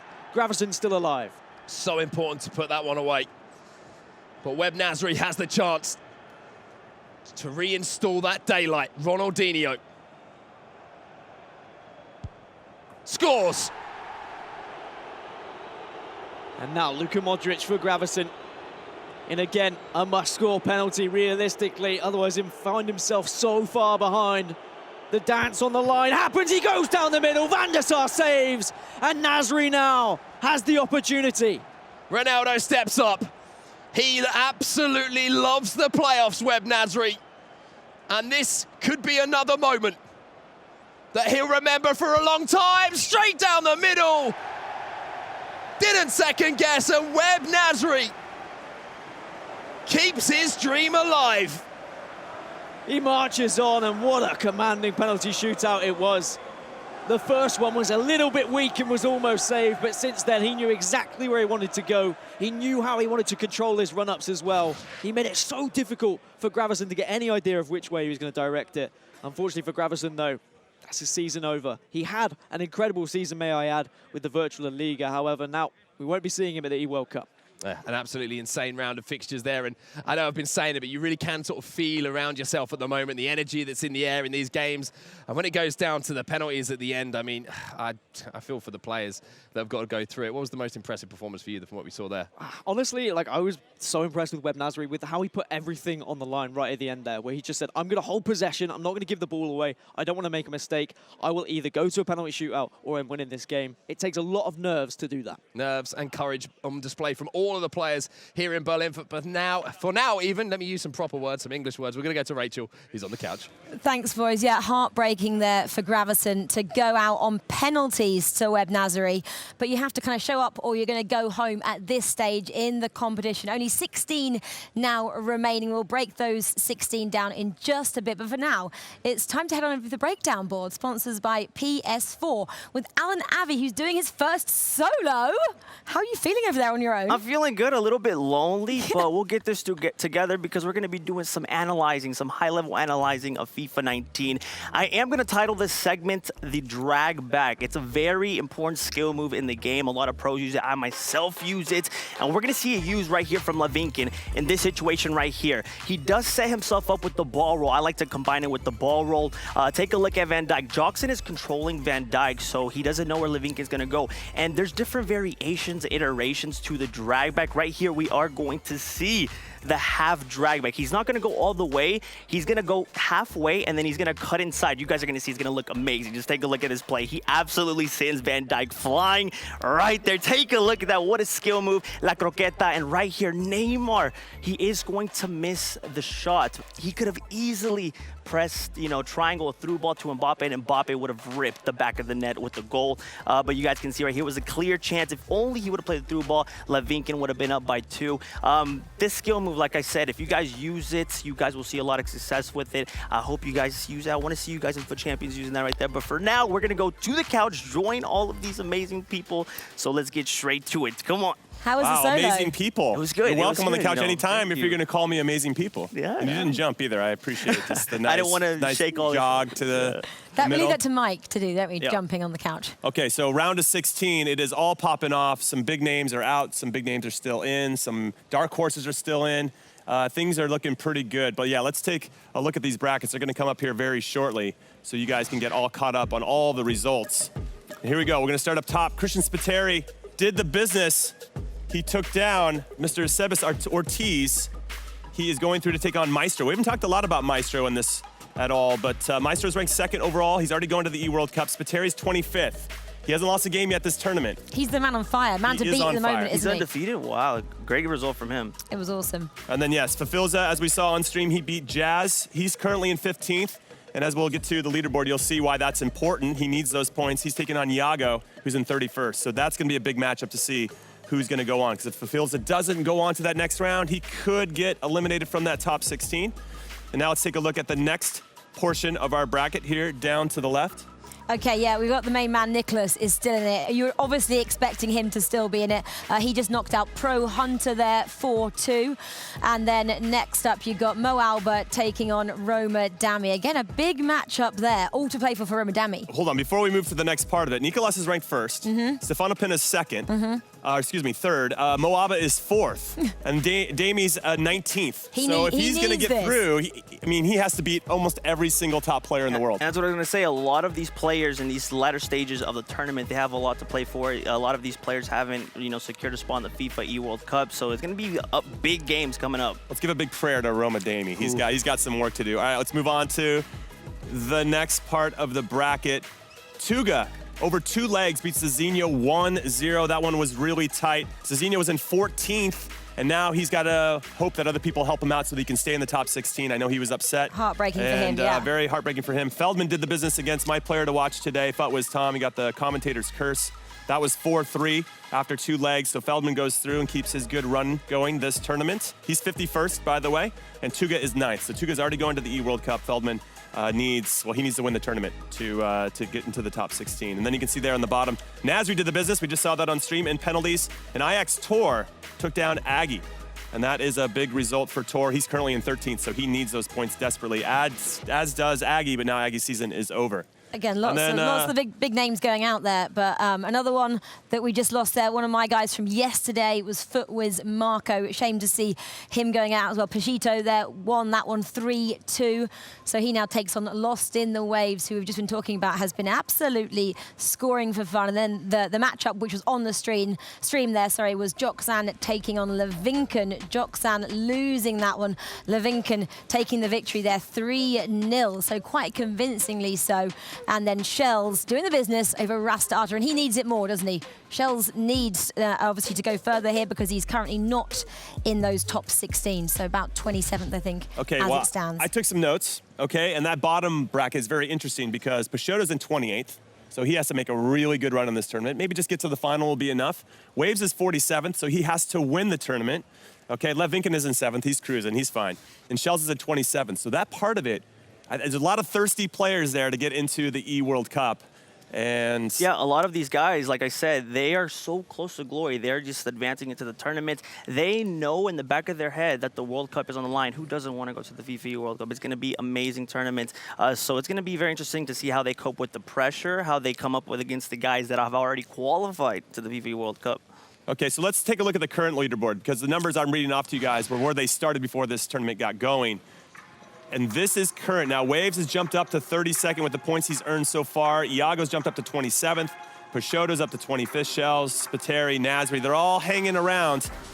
And yeah, Tor and Fafilza, actually, we can just see it. They just locked in. Congratulations to both of them. Round of applause to those two guys. Well done, guys. They are going to the E-World Cup. We will talk to them today and give them their scarf and their jacket. So congratulations to them. That means only 4 spots now are up for grabs, and Damie's right there. He's holding on to that 16th spot. Well, he's just jumped up, actually, Damie, from 19th to 16th there, so he has knocked out Footwiz Marco, who we're talking about was in the spot to watch. He's now 17th, so will not be making it at all because he's currently not left in the competition. Yeah, it's the a really scenes. sad time. The scenes. Absolute scenes. Unbelievable. But yeah, congratulations again to the 2 Brazilians, Fafilza and Tor, for getting into the E-World Cup. It's been a fantastic season for them. It really has been. They've been, just showing what they're capable of, making the Brazilian scene very proud. They've been very consistent throughout the tournament, and to secure those spots, it must be good for them. Alan, just one question. How stressed would you be if you were Roma Damie right now, sitting in that 16th place? Obviously, you're the pro here. You know how these guys are feeling. Oh, man. So he's in 16th. He knows that he's in right now, but, there's still some opponents that are trying to snag that spot as well. He, right now, I feel like he just knows that he has to keep on playing good. Don't really put his entire focus on the placement that he's in. He just has to focus on getting the victory. Stay calm, relax, because if he wins, he's going to be adding up those points. If I was him, I would still want to have the mentality that I'm in 19th, that I have everything to gain as opposed to being in 16th and having everything to lose. That's the mentality that I would have. All right, so we've done looking at the past. Let's look forward now to the round of 16 and the matchup that we're going to get after, that we're going to show on stream first, is Christian Spiteri, the hottest man here at the tournament. He's yet to lose a game. He's been cruising, versus Vitality Maestro, the second best player in the world on PS4. This is going to be a fantastic matchup. Alan, how do you see this one shaking out? It is. Spiteri, he can feel kind of intimidated because Maestro, like I said, he's been winning a lot of tournaments. He's currently 2nd. He's been having a great run, great tournament. It's definitely not going to be easy, but Spiteri has been having a great run, a great tournament. So Maestro knows that. So we'll see how things turn out. It's going to be interesting. We haven't really chatted about Maestro too much. I feel like he's kind of gone under the radar, which is probably a good thing for him, yeah. Because, he's not kind of stressing out that we're putting him as a one to watch. And I'm quite interested in his coaching setup as well. He's got FaZe TAS, who we saw go through in Hamburg. So he's making the World Cup as well. And that's kind of interesting, a bit like the Tex and the Footwiz Tom thing. They're going to play against each other maybe at some point. They might come together in a cross-console final. And then, if that happened, they'd know each other's games inside out. They're coaching, they're playing. So, it's quite interesting. Yeah, we saw that Tex brought, he took Tom to victory, so we're going to see if Taz can do the same thing with Lev. It's going to be an interesting duel. Okay, as a reminder, everybody, we're going to show every round of 16 game. So I just want to make sure that we're not skipping or updating you guys in any particular way. We're going to show every single game. So, this next round of 16 is going to be next level. Really separates the good from the great, right? It really does. You're just building your way closer and closer to the grand final, the cash prize, the points for those that need them. The stakes are getting high, the nerves of pressure. Everyone wants that taste of glory, that silverware, Right. Okay, we're going to take a quick break because I need it, because that round of 32 was absolutely incredible. But when we come back, it's going to be an even better round of 16. We'll see you then.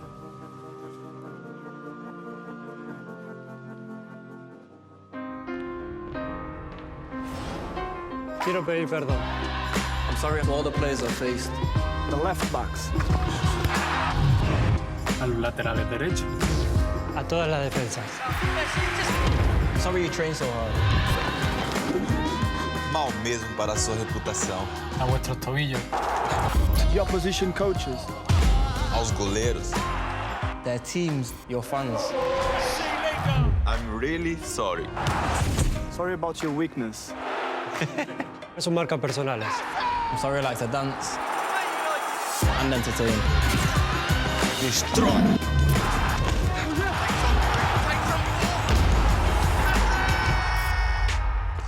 Mas acima de tudo, I'm sorry. Perdón. I'm sorry. I'm not sorry. No sos vos, son ellos.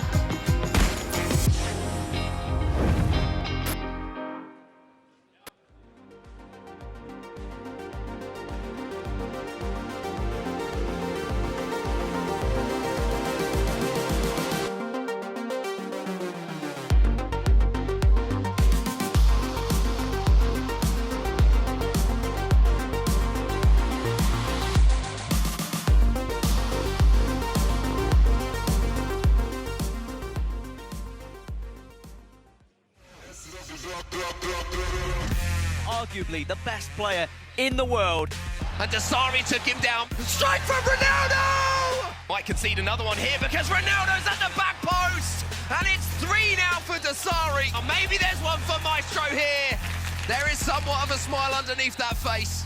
The reigning world champion and maybe, just maybe, the best to ever play the game. The Saudi Prince, it's Rogue MS Dasari.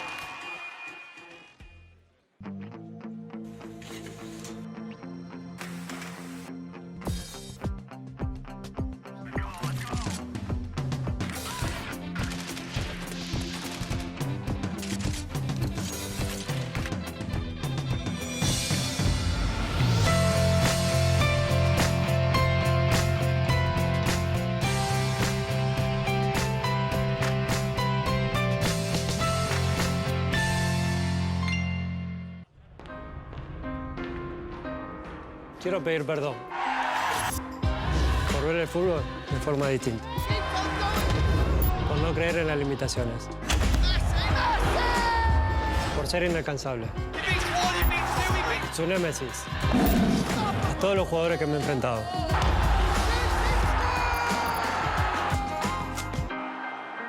No sos vos, son ellos.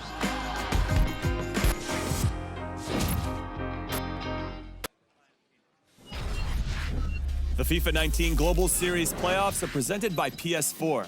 And remember to pre-order the Ultimate Edition of FIFA 20 by August 5th to get a guaranteed once to watch.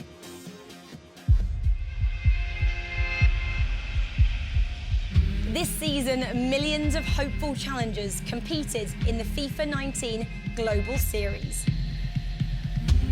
Judged by the outcomes of 33 tournaments all around the globe, from those millions came 64.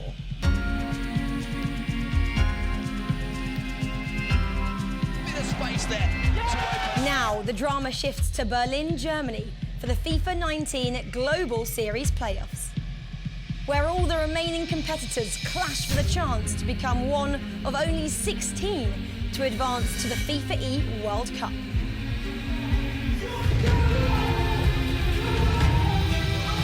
From the heavyweights of the game, who have already secured enough points to qualify for the E World Cup in London, to the challengers who are still fighting for their spot.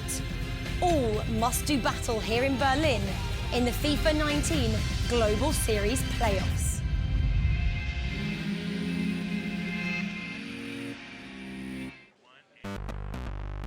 Welcome back once again to Berlin for day 2 of the PlayStation 4 FIFA 19 Global Series Playoffs, in which is time for the round of 16, Richard. 16 players left. We saw an incredible round of 32 here in Berlin, and we saw some huge shocks as well. Huge players leaving the competition. Season's finishing right before our very eyes. Both North players aren't going to be in the grand final. No Footwiz representation in the grand final. It's all starting to heat up right now. Let's have a look at the bracket as it stands right now, and which game we're going to be taking a closer look at. The man of the tournament thus far, Christian Spiteri, unbeaten, demolishing players right in front of our very eyes, scoring double digits in multiple games that he's played in. He's taking on one of the most hyped players, you've got to say, one of the real rising stars in FIFA 19. His star has risen in Maestro. Yeah, and as we know, Maestro already guaranteed himself a FIFA E-World Cup final spot. He currently sits in second. He cannot go any higher than that when it comes to seeding for that final in London. Nicholas, even if he did leave the competition now, he is through to the round of 16, but even if he did leave, he would still be top seed going into that competition in London. It is basically Pina and Maestro battling out of who will finish second here in Berlin before we get to that tournament. And if you don't know who this man is on your screen, Christian Spiteri, Maltese FIFA player. 4-0 in Swiss yesterday. We saw him a few times in tournaments. And if you probably think back to May in the Bucharest, the last LQE of the year, he had a top 4 finish. Yeah, made a console semi-final up against New York City Chris in Bucharest, where Chris did go on to beat him. But since then, he's not really played much FIFA. He's taken a little bit of time off, works on himself a little bit, relaxed in Malta, and now he's come back for the playoffs, and he looks the best I've seen him all season long. And it was something that we spoke to Christian about backstage before he went live, and he literally said after that LQE in May and the Champions League, obviously he played in the qualifiers there. Unfortunately, he had no success in getting to the final. He just took a month off. He just took a month off away from competitive FIFA. Sometimes that's what players need. It's been such a long season for players that make tournaments after tournaments like F2 Tex. He's had to take a break now and then. Pina it's really took a worked break in his favour. Look at Pina. Look how refreshed he seems now. But welcome to your first round of 16 matchup in Berlin. Every single round of 16 game will be on stream. You're looking to watch Nicholas, you're looking to watch Pina. The list goes on of those last 16 players. Even Robbie Feldman, he's in the competition still. And as the tournament does continue and we get through bracket play, you'll see players mathematically confirming their attendance to the O2 Arena, to the FEWC Grand Finals. Tor for Filzer, moments ago, secured their spot to London. It will be Christian Spiteri trying to get us underway. Just force that ball through. Pull it. Putting that ball astray. Ramos in a battle win at left back. It was one thing that we did pick up on yesterday when we did actually watch Christian Spiteri in that game against Lost in the Waves.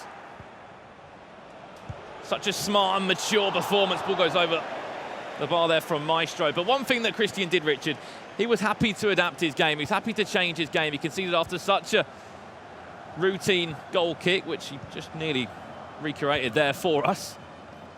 Went back to the hotel yesterday. He was 4-0, has not tasted defeat today. We saw him at lunch. There was all the food out. There was food out. Yeah, there was food out for him. What did he eat, Richard? Little can of tuna. Brought his own tuna with him. Just nibbling away. Doesn't want to be on a heavy stomach coming in to his knockout games. So can he get us underway with an early goal? Whether it's the can of tuna or his confidence in this tournament, he knows exactly what he needs to do to get to this grand final in London. He's slowly creeping up the rankings, game per game. And this is the big one, to get yourself into that championship Sunday, to jump up 190 more Global Series ranking points, and to get $10,000 guaranteed in your pocket if you can get past this round. The difference between round of 32 and round of 16, only 75 points, 200 to 275. But to make it into the last day and guarantee yourself 540, could really see some movement on the standings. Nice stroke. And a rebound, fell back to the feet of Cristiano Ronaldo. Fantastic save from David Gea. Scoop cross towards the back post, which we know can be so dangerous. We've seen it time after time in competitive tournaments all around the world. Speak about Maestro, you see his badge. Very proud to be French. He's won the E-Nations Cup. He could be 2-0 down early. Oh, no, it's not pretty. Quite an ugly goal right there. Spiteri, the through ball was quite nice, actually. Just threaded it past the last man. Eusebio gets the deflection off Edwin van der Sar on the second time of asking, just pokes it past him. And Christian Spiteri continuing to put coal in the Spiteri train, all aboard. He's making his way to the grand final on this form. And one thing that Maestro was quite known for last year, being able to control his emotions. It was something he did struggle with. He had a coach when he was at Lost Lille, made the grand finals last year in London. This year, hasn't really wanted to have a coach. Vitality Brian stepped in for a while, I believe. FaZe Tass, another ground finals, is actually here. He's been supporting him via group play day one yesterday, which he did get himself out of that. He only lost 2 games. He lost to the Japanese player in Tasact, and then actually lost to Jazz in round 4, going through 4-2 in Swiss for Maestro. Oh, again from Spiteri. Into Ronaldo, heel tilt, went for the shot. Wicked deflection out for a corner. It just shows that everyone is beatable. The last time we saw Maestro in sort of a Swiss group stage with 64 players, he made 4-0, job done. Into the knockouts, what happened? He got knocked out. To the hands of his teammate, Rafsu. I'm sure if you're an avid competitive FIFA fan, you would remember the FIFA E-Nations Cup where he teamed up with his good friend, fellow French FIFA player in PSG Dax. They were the champions, the first ever FIFA E-Nations Cup. They won it and they were superb in that tournament. Then you think back to April as well, the month where it just seemed like everything was going well for Maestro. He played so well in that Gfinity Foot Champions Cup number 6. Ball into the box now towards the back post. Danny Da Costa just pushed over, but somehow cleared that away. If you really think about it, he earned 3,000 Global Series ranking points in a month. The FIFA E-Nations Cup, won it, 1,500 guaranteed, and then won the PS4 bracket, you'd say, losing to Emma Sassari in the cross-console final. That's 3K points in a 3-week period. Not bad going for Maestro. If you divide that into at least 2, you're guaranteed to send 2 players into the playoffs, if not the top 30. Spiteri again, is he onside? Yes, he is. Or not. I've just heard a little fact in my ear. Every player who's trying to make it into the top 16, in order to break into the illustrious top 16, which guarantees grand final, they have to beat someone who's already in the grand final, who's already stamped in. Look no further than this game. Here's a perfect example for it. Maestro. He's second at the moment. Yes, he's already at the FIFA World Cup grand final. He was there last year. Not really a tournament to remember for him. I feel like he's matured over the 12 months though, and I think the back-to-back sort of victories for him, Foot Champions Cup 6, E-Nations Cup, here's a chance for it. Really just gave him that added confidence that, yeah, I am one of the best players. And people do know I am right now. Looks for that cross again. He's done it 2 or 3 times already within this first 45 minutes. Had no success, though, in the attacking third. Really struggled to break down. Spiteri in a defensive capacity. You can just see the 2 anchors for him there. Pull it. And Vieira sits in there. That's the chance he needed. Hasn't done too much in these first 45 minutes. Vitality Maestro. The ball fell, Carney, though, to Kai Havertz, and he was not going to be missing from there. Took it very, very quickly as well. Low driven, timed it green. You're asking the goalkeeper, can you not go with a leg there? Can you not save that with the feet? He went down with the hand instead. And he just whipped past the goalkeeper very, very quickly. The speed of the shot in which Maestro took it was the reason he beat the goalkeeper. If he takes a touch there, you're not only allowing the goalkeeper to move with the right stick, but also you get swarmed so quickly with the pace and the high defensive attributes from defenders and midfielders that you can't really allow yourself to take a touch. That's why Maestro had to take that one pretty quick. Unless you've got unbelievable dribbling in the final third and you can manipulate situations or you can play that extra pass. Shooting first time, probably one of the biggest ways of being successful in scoring from what we've seen over the last 2 weekends.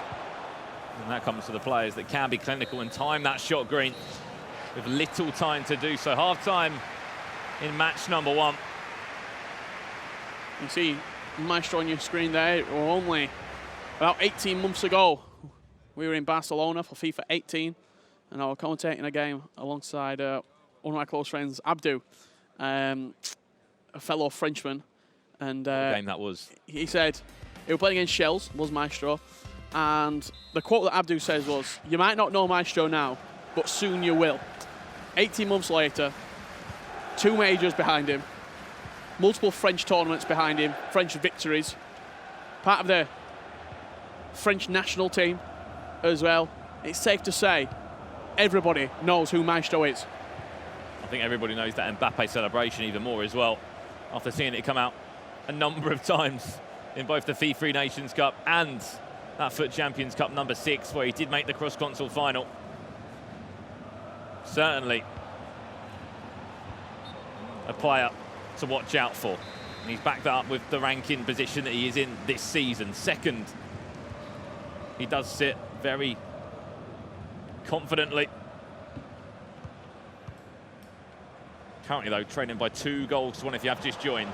A match worth $10,000 and an extra 119 Global Series ranking points, which for Maestro, it's not about the points, it's about the confidence going into that final. Placing well here, winning the $75,000 up for grabs. Whilst we know what's to do for those players outside of the top 16, the likes of Webb Nasri, who once again is performing well at the playoffs. He's in the round of 16. Robbie Feldman.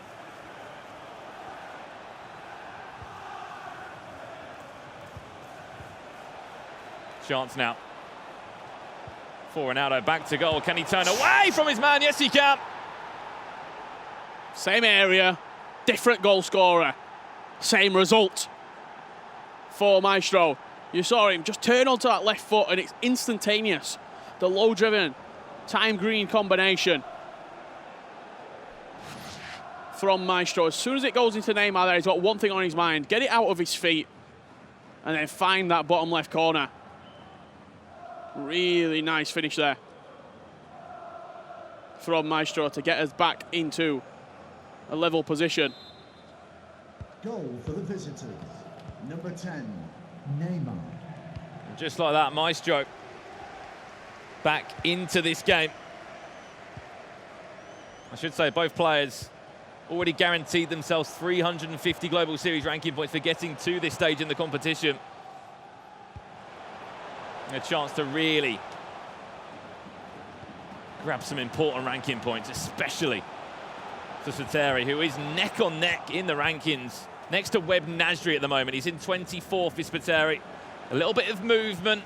Footwiz Marco, he's dropped out the top 16. But more importantly for him as well, you look what's above him, the strangers, Azinho, Dr. Ahano, 13th, 14th and 15th. They're no longer in the competition. Dami's moved into 16th. If he can make, it's a big ask for Spiteri, but on his current form, if he gets past Maestro and can make a semi-final, make a quarter-final, and just throw a cat amongst the pigeons, potentially he could start to look towards a grand final. Well, there was 2 more names that have guaranteed themselves a grand final spot. Those were for Filza and Torp. The 2 Brazilians, there's Azinho. As you said, has to wait. The stranger has to wait. A bit like Zidane last weekend in Hamburg. It was not a nice 24 hours for the Spaniard. Went out in Swiss, round 7 against Painter. What tournament Painter had, unfortunately, he couldn't go the full way in the end, but left with $10,000. You don't want to be in that situation. You do not want to be in that situation where you've got to pray and hope that other people slip up or other people get a result for you. Yeah, relying on other people's results to tell you what your destiny is going to be. If you can have it in your own hands, you're in a much better situation. What a ball this is. Or it was. Into Ronaldo down that right-hand side. He tried to chip it into Eusebio. Prime icon moment. For an incredible player. He was new to FIFA 19. Sure, by any means, the pros will be praying he stays in FIFA 20. He's been so good. Whether he's a super sub or a starter. I feel like there's been a few very, very lax passes in this game so far. Maestro giving the ball away a couple of times. Spiteri also definitely not playing to the standards that they've set. Not only in this tournament, but in previous tournaments as well, where we've seen free-flowing, attacking football from Maestro. Spiteri defensively so sound, and then offensively, he showed us what he could do in that last round. 11-3 victory in what should be the most competitive game of the tournament so far for you. That was his chance to come forward there. He tried to scoop turn round his man, will win a corner. And are they in a better position right now, Spiteri and Maestro, given that they're playing straight away? You're just coming off the back of the round of 32 game. You're coming straight into the round of 16.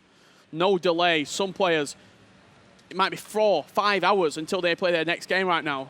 They're coming into almost cold. You've got to carry on warming up. You've got to carry on getting ready for that matchup. Spiteri and Maestro coming off the back of the result.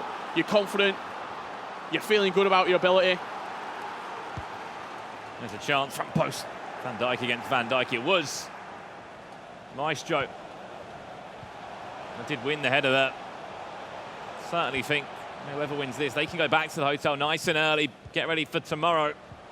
Same situation as it was yesterday for Spiteri. He wins this game.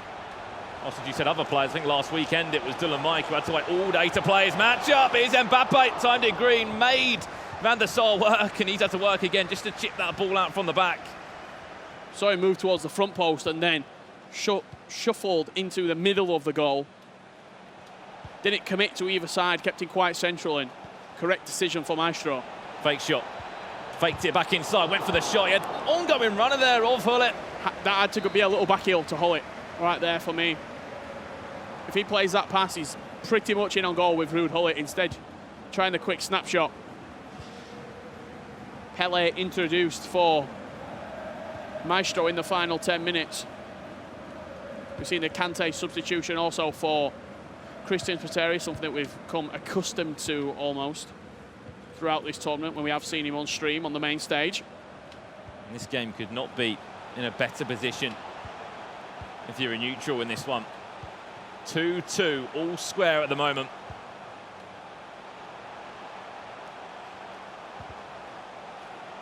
One more chance, at least. Looks like it will fall to Spiteri. Went for a La Croqueta. In the end, ran into danger. Ran into a fellow Frenchman, Raphael Varane, who speak about the e-foot system. The French national team, how they're really invested into competitive FIFA now. Some of these stars he's actually played alongside in friendlies. Just giving the ball away there. Going to give the advantage to Spiteri in this last attack of the first leg. He will get the last chance. Hullet just about locking onto that. Into Kante. Can he let rip? No, it will beat Hullet instead. Corner. And watch out from this corner now. Played short. Maybe look to scoop up instead, plays to the edge of the box, and apparently for the referee, played it too far back there, and it will be full time in leg number 1. And the score currently sits at 2-2, all square. What a game it's been. Yeah, as soon as that gets recycled on the edge of the box, I felt like going a little bit too far backwards. The referee's seen enough. Get us into the second leg at 2 apiece. I think both players are going to improve in this second leg. It was sort of a little bit of a dry game for what we've come to expect from both of these two. We've seen, just saw him score 11 goals over 2 legs, Spiteri. For Maestro, we've seen him free-flowing, not as vocal, I feel like, just behind us right there. Usually, he's very loud, he's quite boisterous in the way that he plays, quite a subdued Maestro. So, see if he sort of gets a little bit vocal in that second leg and starts to play better. Yeah, he's normally quite a loud player when it comes to celebrating. Have a look at the highlights from that game. There was 4 goals, and still, there was nothing to separate them. It was 2-2. The scoreline there. This was Spiteri, started really well. Lovely turn on the ball there from Eusebio. She bent it around both Van Dijk and David De Gea. You see, he doubled his lead shortly afterwards with Eusebio getting the rebound, quite fortunate, off of Van der Sar. And then this was when Maestro really kicked into life. It was Havertz that got him going. You said it perfectly, Richie. There's no time when you're in a situation like that. You have to hit it perfectly. Timed it green, went through the legs of the player, and then that was when Maestro really started to gain some confidence. Go into the second half. Just 55 minutes in, 10 minutes from the restart. This is when Maestro bounced back once again. Neymar on the half turn. And he's the PSG man himself. The Brazilian playing so well once again. Just that extra touch there to smash it into the left bottom corner. And then that was the full-time result in the end. 2-2 the scoreline. And hopefully a fantastic second leg in front of us. Look at all the pros there. I'm sure they can see us. Give us a wave if they can. Some players out, some players still in the competition. And a reminder to link your EA and Twitch accounts to be eligible to win. Looks like we've got a team of the season. Timo Werner right there. Great starting player and a a super sub off of the bench. We've got a lot of packs to give away also today as well. Also, link your Twitch and EA accounts and you'll automatically receive a FIFA Global Series PS4 Camouflage home kit. Yeah, I was going to say, a lot of Mo Alba was enjoying himself there of Hasu. All the players, of course, watching the action for these round of 16 games. Every single round of 16 game will now be on stream. You'll be able to support a favourite player in the competition as it does move on. 2-2 the score, though, in this one. As we know, Maestro is already at the FIFA World Cup Grand Final, currently sits in second in those rankings. 900 points. 917 points to be precise in front of Pina. Pina's still in the competition. Mo Alba still in the competition. There could be a little bit of movement there when it comes to seeding. I feel like for that second spot, it's a two-horse race between Vitality Maestro and Stefano Pina, who is a free agent. Let's add as well, no longer under Team PSV, so I'm sure he'll be getting a lot of offers going into the grand finals. He's confirmed. I say in that top 10, he's the only free agent in there. Everybody else with a club or an esports organisation. Speaking of free agents, Christian Spiteri, if he can make a grand final as well, he hasn't had a bad season at all. He's a free agent. He comes from Malta, and he would be another Maltese grand finalist. Last year it was Kurt that made London. Unfortunately, couldn't do it last weekend in Hamburg. He kept us all guessing till the last minute. Yeah, showed us some great entertaining FIFA as well to watch on the stream. The first time that I got to see him play in quite a long time, and now we're seeing one of his fellow countrymen. I have heard through the grapevine that Christian Spiteri ringtone is actually the Maltese national anthem. There you go, you hear everything. You should say you learn something every day. Proud to be from Malta. Can he get himself and his country to the FIFA World Cup final? What a dream story it would be, a fairy tale. We're at the playoffs. He's got a job to do, though, in these next 90 minutes. Some huge round 16 matchups coming up as well today. Chance to jump up 190 more Global Series ranking points and to get $10,000 into your pocket. Spiteri, they got 2 goals in quick succession in the first leg. Maestro bounced back, and after that, it did end 2-2. I'll be interested to see who takes sort of the game by the scruff of the neck in the opening 10, 15, 20 minutes in this second leg, because I feel like if Maestro can get a lead, it can be very dangerous on the counter-attack. We saw him in one-legged games at the FIFA Nations Cup, where he sort of thrived, really, you've got to say. He really did. It's quite a slow start, though, for France in that one with Dax. I mean, they were lucky to get through the group. Yeah, it wasn't for Finland and the whole Saudi Arabia situation. France were able to get through, and then Finland were their next favourite team in the competition. They even thanked them when they picked up the check. Yeah. Without that impressive result, wouldn't have happened. Crazy, crazy turn of events. And here's a little fact for you. 10 of the 16 players are outside the top 16 that are left in this competition, Spiteri being one of them. Here's a chance for Maestro. He's in second at the moment, looking to open up his account in this matchup. The pressure is on for him, really calm and composed. That's something that you often see with Spiteri. Doesn't show you too much emotion. Mistake there, just trying to play the ball out of the back. Sometimes it can come back to bite you, but defensively, even though we talk about him scoring double figures, scoring plenty of goals in games, I feel like defensively that's where he's thrived, Spiteri. Especially what we saw from him yesterday, as I'll mention it again, that loss in the Waves game. A player that averages 9 goals over 2 legs. And just shut him down. He did. It was him that was scoring the goals. Go back a game against Sebas Ortiz, the Colombian, in the last round for Christian Spiteri. He scored over 11 goals in that game. And usually when you're in a game like that, usually conceding 5 or 6 or 7, and it's just a free-for-all in front of goal. He didn't. He only conceded 3. That just shows the sort of player that the maturity even though you're winning like that, you're not going to take your foot off the gas defensively. Because you're doing well in one area, you're not going to let up in another area. Looking at the next matchup in front of us, the next round of 16 game for Filzer against Yago. What a matchup that's going to be. It's going to be loud. That will be a loud game indeed. Yago's so passionate. He was nearly in a back-to-back 0-0 round of 32 game. He scored in the 89th minute against MBD to ensure that he will be in the round of 16. Came into this tournament in 31st position. Moved up slightly in those rankings. Here's a chance for Sateri. Rushed it. Had to be just poked away by Rafael Varane. But you see how aggressive he is in pressing right now. He's happy to close down the ball. High up the pitch. Ronaldo, Eusebio, Neymar doing the tracking for him. You can just see that line of 4 players, can't you? That's his cam and his 2 wide cams, his striker. Danny Da Costa, high up the pitch. Van Dijk, high up the pitch. Look how high that line is compared to a lot of other pros. Other players they might be 10 yards back. They might have that depth slightly lower. Just on the other side for Spateri, he's ready to attack.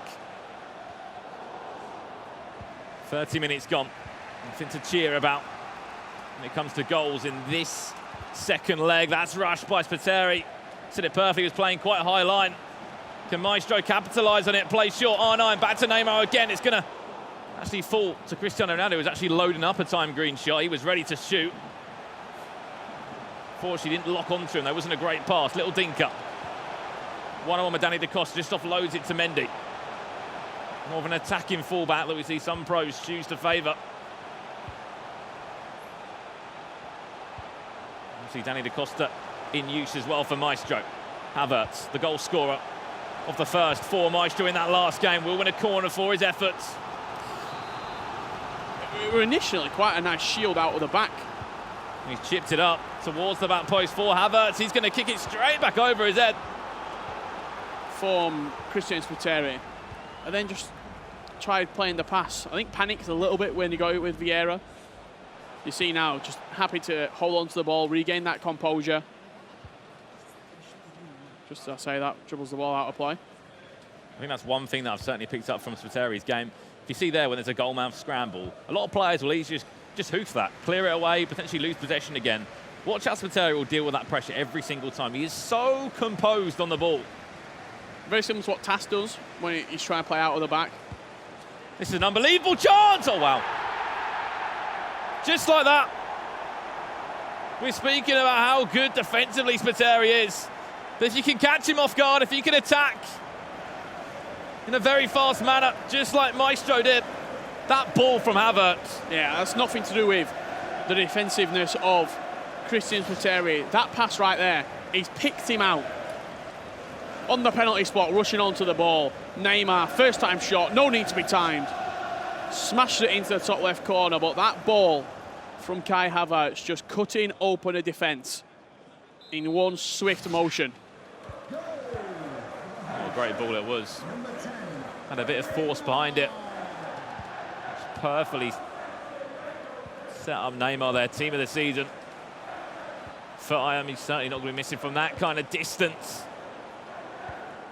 How Maestro can try and hold on to this lead now. Spateri, we're going to have to see a bit more of an attacking threat towards Maestro. Could be in trouble. Ramos getting summoned on that. These two did match up at a FUT Champions Cup earlier in the season in Bucharest, and it was a victory for Maestro in that game. So once controller's disconnected, let's have a pause on the game. Yeah, it looks like it is Spateri's. I'm not sure Maestro knows about it either. That's why you thought, oh my God, I had an unbelievable chance here. Can we get it back on yet? We need an admin to pause the game. His controller's disconnected. He's gone back for a free kick. Is he good to go now, Spateri? Yes, he is. I'm going to say for a second that Maestro had no idea that the controller had been disconnected from Spateri. Spateri's trying to say, referee, I can't do anything. Thankfully, nothing serious happened from the attack there from Maestro. We've played 51 minutes of 2 added time. Referee. What? Added time of 2 minutes. Make that nearly 6 minutes. You know, it was Fergie time in half time. That's normally something you see towards the full-time whistle there. But the controller is okay. Yeah, thankfully. For Spiteri. Otherwise, if a goal goes in there, happened. we're going to have to take the goal back. And I'm sure Maestro would be like, what's wrong with that goal? Some changes being made just in front of us now. I just don't think anyone relayed the information to Maestro. Christian Spiteri into the subs bench right now. It looks like Kante will be the man to come on for him. Add a little bit of pace in that midfield. Got a plethora of different formations that he can play, like a 4-1-2-1-2. You can just see it there on his screen, Spiteri, just comparing Havertz. Havertz and Kante, I think, the two players that he was comparing and contrasting. He's actually brought both of them on. Kante comes onto the field. Havertz, who was the supplier of the only goal in this second leg.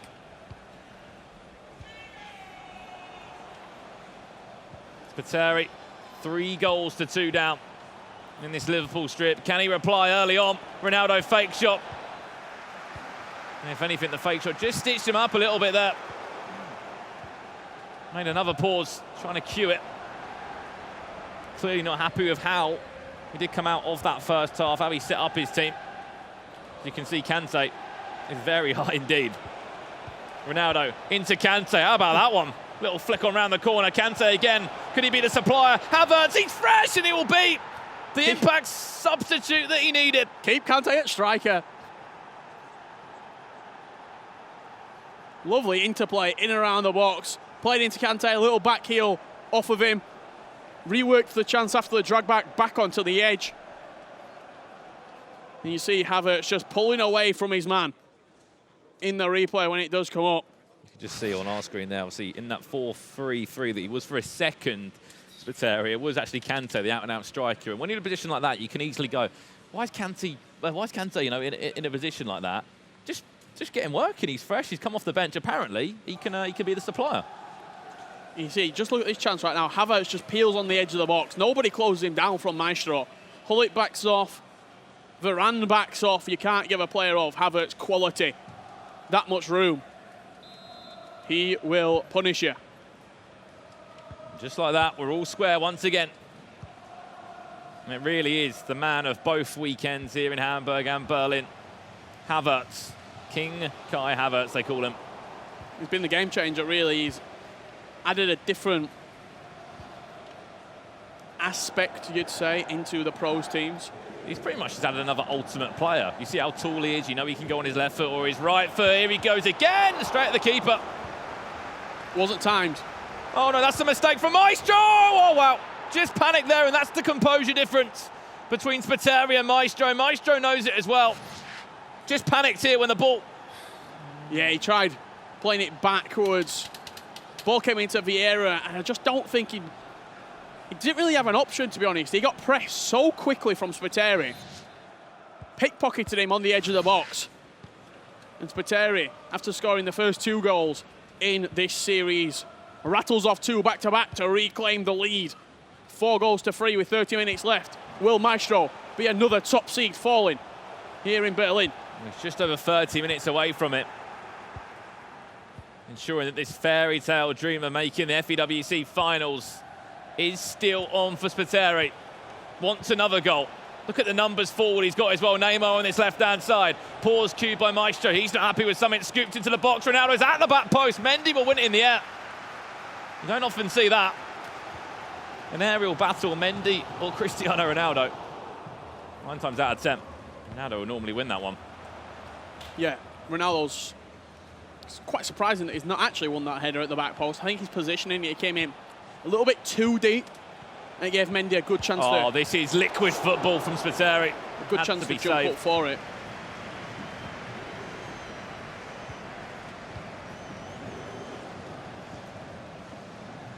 Ronaldo into Hullet now. He can try and cricket her away from his man, and fortunately it's actually a misplaced pass out for a throw-in now. We obviously can just see in front of us Maestro's changes. He's looking towards the bench. Seemingly Luka Modric could be an option coming on for him. We're seeing Spateri's point of view right now. Both players deep in thought with 20 minutes left to go. Player he loves as well will be coming onto the pitch. Mbappe, I'm sure you've seen him do the celebration enough. Can he be the man to make the all-important difference? Mbappe off the bench. It's controversial, we'll say. And it's R9 substituted off as well. 25 minutes left. Spiteri in the lead, currently in 24th in the rankings. Really well done, Danny Da Costa, just getting around the right side of his man. Hullet again. And Hullet defending for Maestro, keeping him in this game. Chance to counter-attack now. Look at Mbappe, he's going to be fresh on this left-hand side. Look at the run, 2 players are making it. Neymar. Mbappe will just about lock onto it. Keeper's off his line, and fantastic shoulder-to-shoulder there. Yeah, unbelievable tracking back from Varane. Just goes on to show how quick off the mark he really is, that team in the year, Varane. Because that's a fresh 99 pace Mbappe just brought on the pitch. Oh, that's unbelievable! What a save. Van der Sar. To pick out that run from Hullet. It's a very similar goal that we saw him score yesterday. We saw him twice of the same goal where he crossed it into the near post for the player arriving onto the ball. So he doesn't have to take a touch, he can just hit it first time. Big save from Van der Sar, keeping Maestro in this game. I think actually came off his elbow in the end. Got something on it though. And a little touch was all that was needed. Cut the minimap. Oh, if that pass goes into Neymar, he's in. To keep Maestro in this game. Played short again, confusion at the back between Danny Da Costa and Van der Sar. Needs to not panic. I know, of course, you need to rush your chances. 15 minutes left. He's lost possession 1, 2, 3 times now. Maestro not happy again. I think it's 15 minutes is a long time, in all honesty. We've seen games change. This goes in. In 15 minutes before.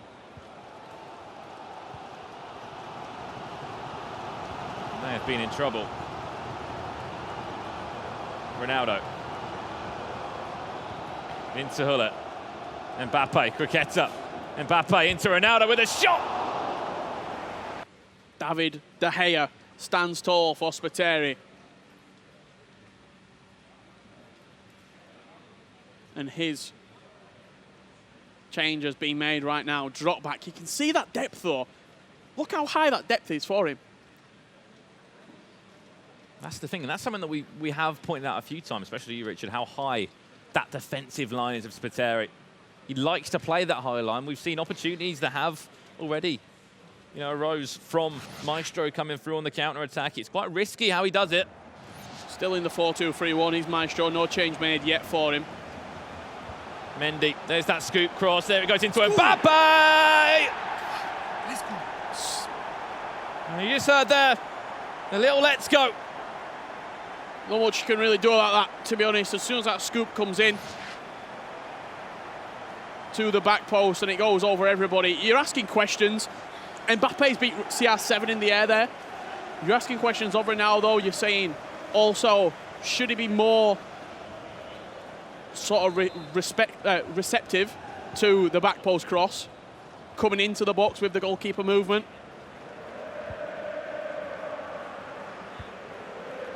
We asked questions when he was subbed onto the field, Mbappe. Either why wasn't he starting, I should say? Or was there a better option for him to bring on? He's on the left-hand side of the field for Maestro, and he's just scored again. It's like deja vu, we're back at 2-2 again. This is how the first leg did end. Just under 10 minutes left. Heading towards the last 5 minutes now of this game. If Maestro can get himself a goal, he will move on to the quarterfinals. The first name into day 3 of the tournament here in Berlin. I'd still think there's a goal in this game for one of these two players. Or can Spiteri clutch up on the biggest stage all year? There's the chance! He played for the volley, dinked it into his path, timed it green. Good keeper movement from Maestro to mark that side of the goal. Corner, straight in, Kante. Van Dijk chips it in. Goal! Wow, that could be the winner.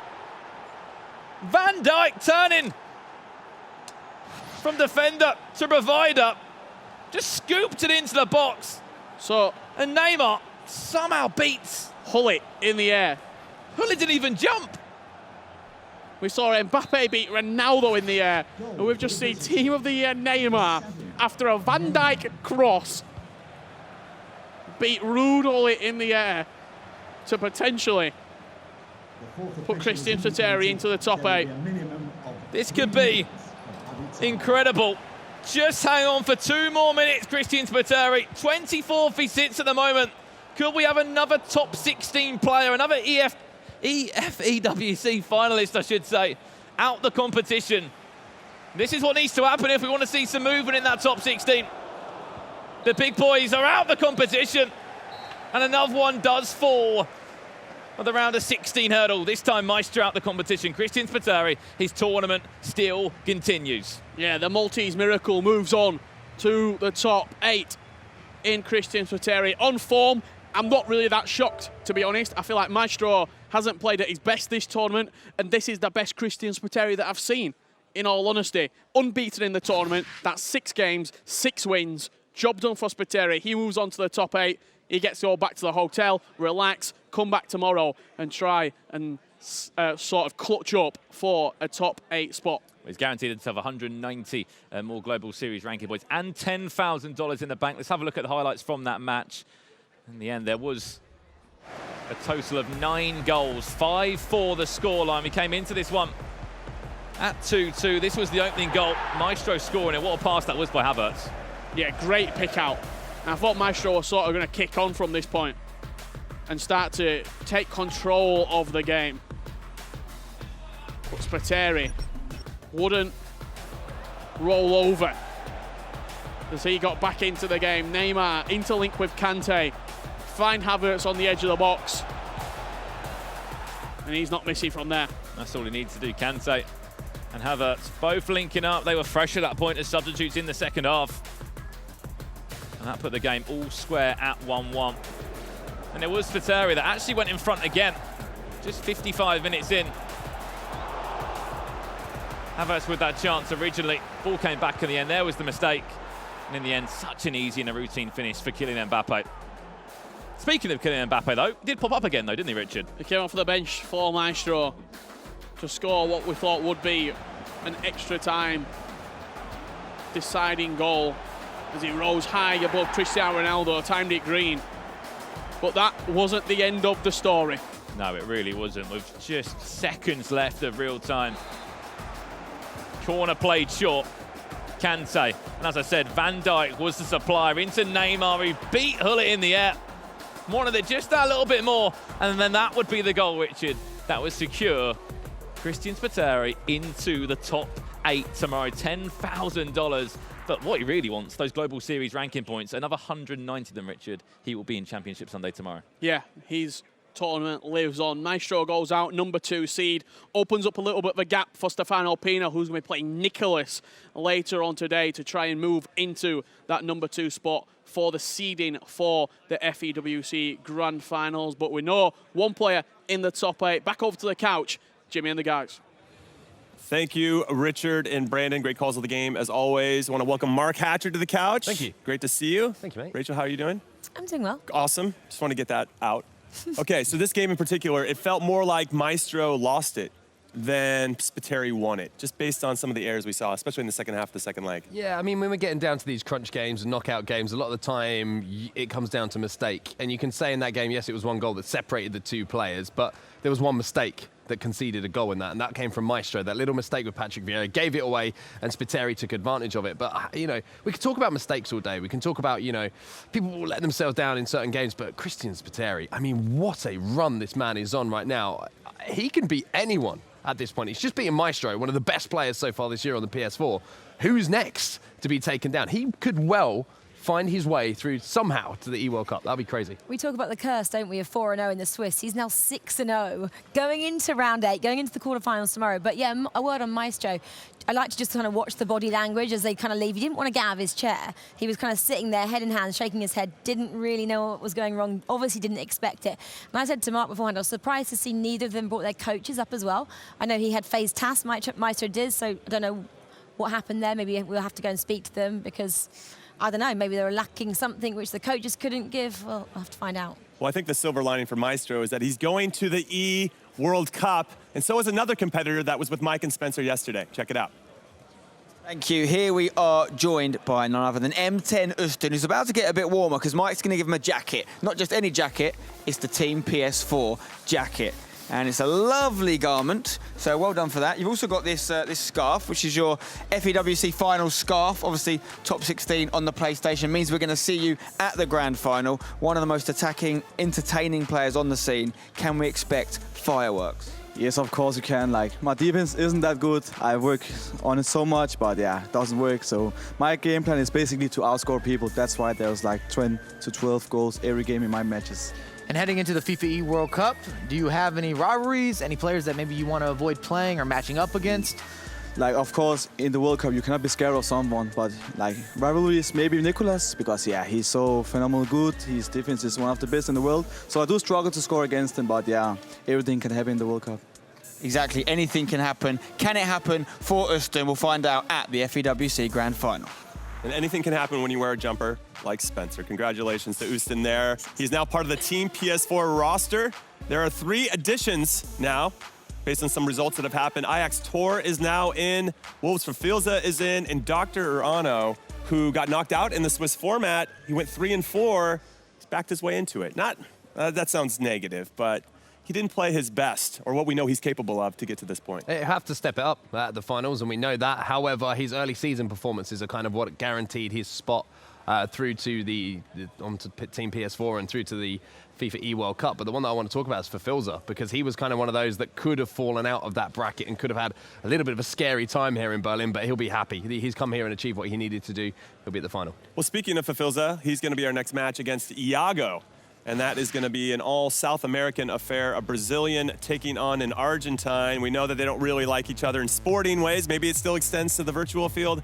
I'm not so sure, but for Filza, you know, he's got a lot of work to do just to make sure he's already there, excuse me. But Iago, yeah, he has to win for sure. Yeah, Iago's got a lot of pressure on him right now, as a lot of competitors do, to be honest with you, and have done. We're starting to whittle down, though, and, you know, when you get to these stages in the tournament, you get to the last 16, all of a sudden, you know, you get to the last 8, you get to the last 4, you get to the last 2, you start to believe, and you start to think, I can do this. Because we're seeing big names fall out of the tournament round by round. I'd say, surely Iago just needs to look across at what just happened, Maestro going out, and take confidence from that and go, if Christian Spiteri can do that, he can go Maestro do it as well. and Joxem, both gone. Do you feel we've like seen that today? Filza maybe eases up a bit because he just got that scarf, or well, he'll get it eventually, and he can relax a little bit. Like, he did what he set out to do, which was qualify for the E-World Cup. It's an interesting one to kind of look at both sides, because you think, well, he's been playing fantastically with this pressure on him. I mean, in my opinion, this has been one of the best performances I've seen from Filza. He came into this year with a lot of hype behind him. We heard the likes of Nicolas saying, you know, he's the best player in the region. And when you get that kind of, you know, tag associated with you, I'm expecting tournament wins. I'm expecting huge things. Hasn't quite lived up to that expectation, but maybe he's coming right at the right time of the season. You know, if we play well early in the season, it's like fantastic, great. But you don't win, you know, the E-World Cup at the start of the season. You win it at the end. So if he can get it right now, perfect timing for him. Well, he had a bumpy road yesterday as well. Don't forget, he went 3-0 and then he lost a few, didn't he? And then had to go all the way through to the Swiss round 4 and 3 eventually. And again, I think Iago will look at that and go, actually, he didn't have a perfect run yesterday. I did have some mishaps. So I think, yeah, there's a lot to look at in terms of his game going forward. All right, everyone, we're getting into the round of 16. We've done 1. We've got 7 more to go, thankfully. And the next one coming up, again, is an all-South American affair, Brazil versus Argentina, and that's coming up next.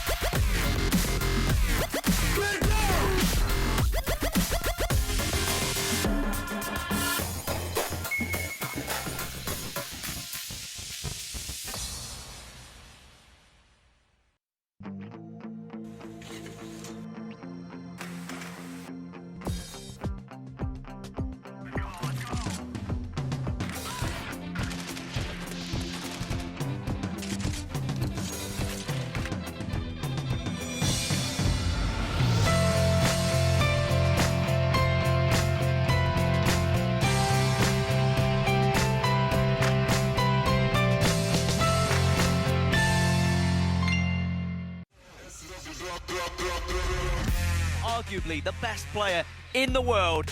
And Dasari took him down. Strike from Ronaldo! Might concede another one here because Ronaldo's at the back post. And it's 3 now for Dasari. Oh, maybe there's one for Maestro here. There is somewhat of a smile underneath that face. The reigning world champion and maybe, just maybe, the best to ever play the game. The Saudi Prince, it's Rogue MS Dasari. Eu queria pedir desculpas. Foi mal por ser brasileiro. Desculpa ser matador. E marcar gol sem olhar.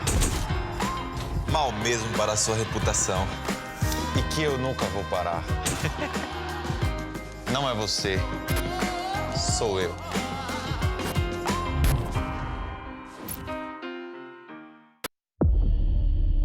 Want to get on my level? Do you think you got what it takes? The dedication, the drive, the unrelenting fury. Do you think you're worthy? It's time to step up and show me what you've got. Boom! This is the Recon 200. An always-on bass-boosted shatter-your-skull extremely tactical headset unit built to take you to the next level. Incredible. Flip-to-mute mic. Metal-reinforced headband. Crushing 40mm drivers. Memory foam ear cushions. And the sweet, sweet sounds of bass boost. Yes! Nothing even comes close. The Recon 200. Boom! Hear everything and defeat everyone!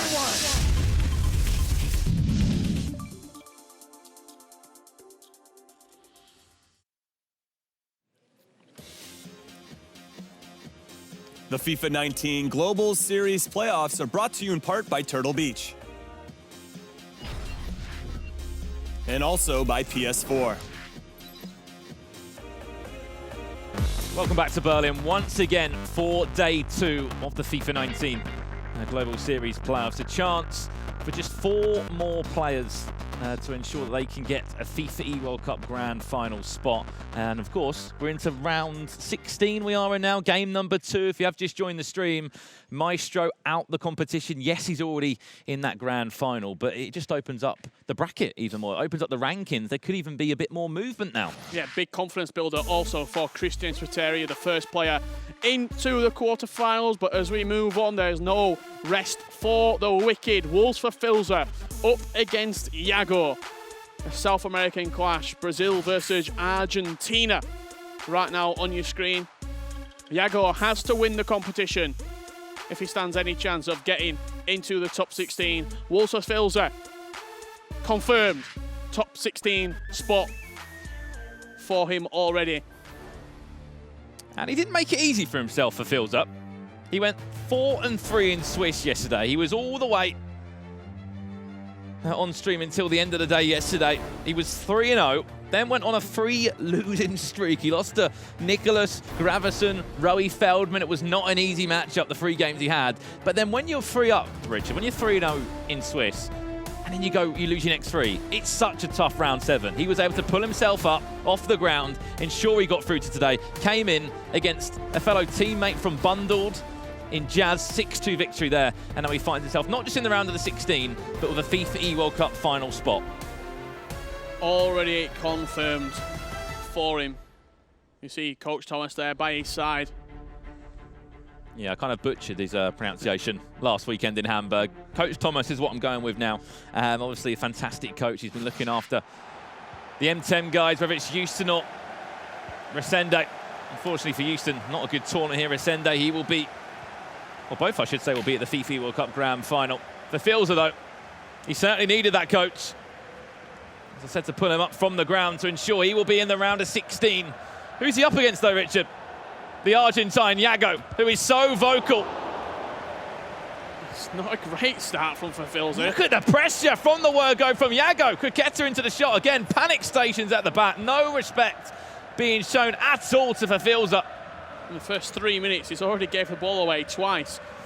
One of the only players as well playing with 2 conventional fullbacks is for Filza. Alexandro at left back, Danny Da Costa at right back. I actually had the pleasure, Richard, of standing behind Yago in his last match. I was just having a walk around all the player area with the consoles. Are your ears all right? To be fair, Richard, there was one goal. 88th minute in the second leg. It was 0-0 for nearly 180 minutes, Richard. 87th minute winner from Yago. Then I heard the big vamos. I saw it as well. Halfway across the studio. Up on his feet. So he does represent the Argentine football club, Independiente. Ronaldo back to Huller. Chance again, fake shot inside. He does go to ground. Referee says advantage. Apparently it was a foul the other way. We remember seeing Yago back in December for Champions Cup #2. A fantastic tournament for him there. Picked up some important Global Series ranking points. For Filza now, just juggling his way through. The back line in the end does go back for a yellow card or a free kick. I'm not too sure. It might have been a corner. The only time these two will have met all season is in the FIFA E-Nations Cup. They're in the same group together. A lot of people said that was the group of death. Both got out. Argentina, Yago and Nicolas having a much better tournament than Brazil.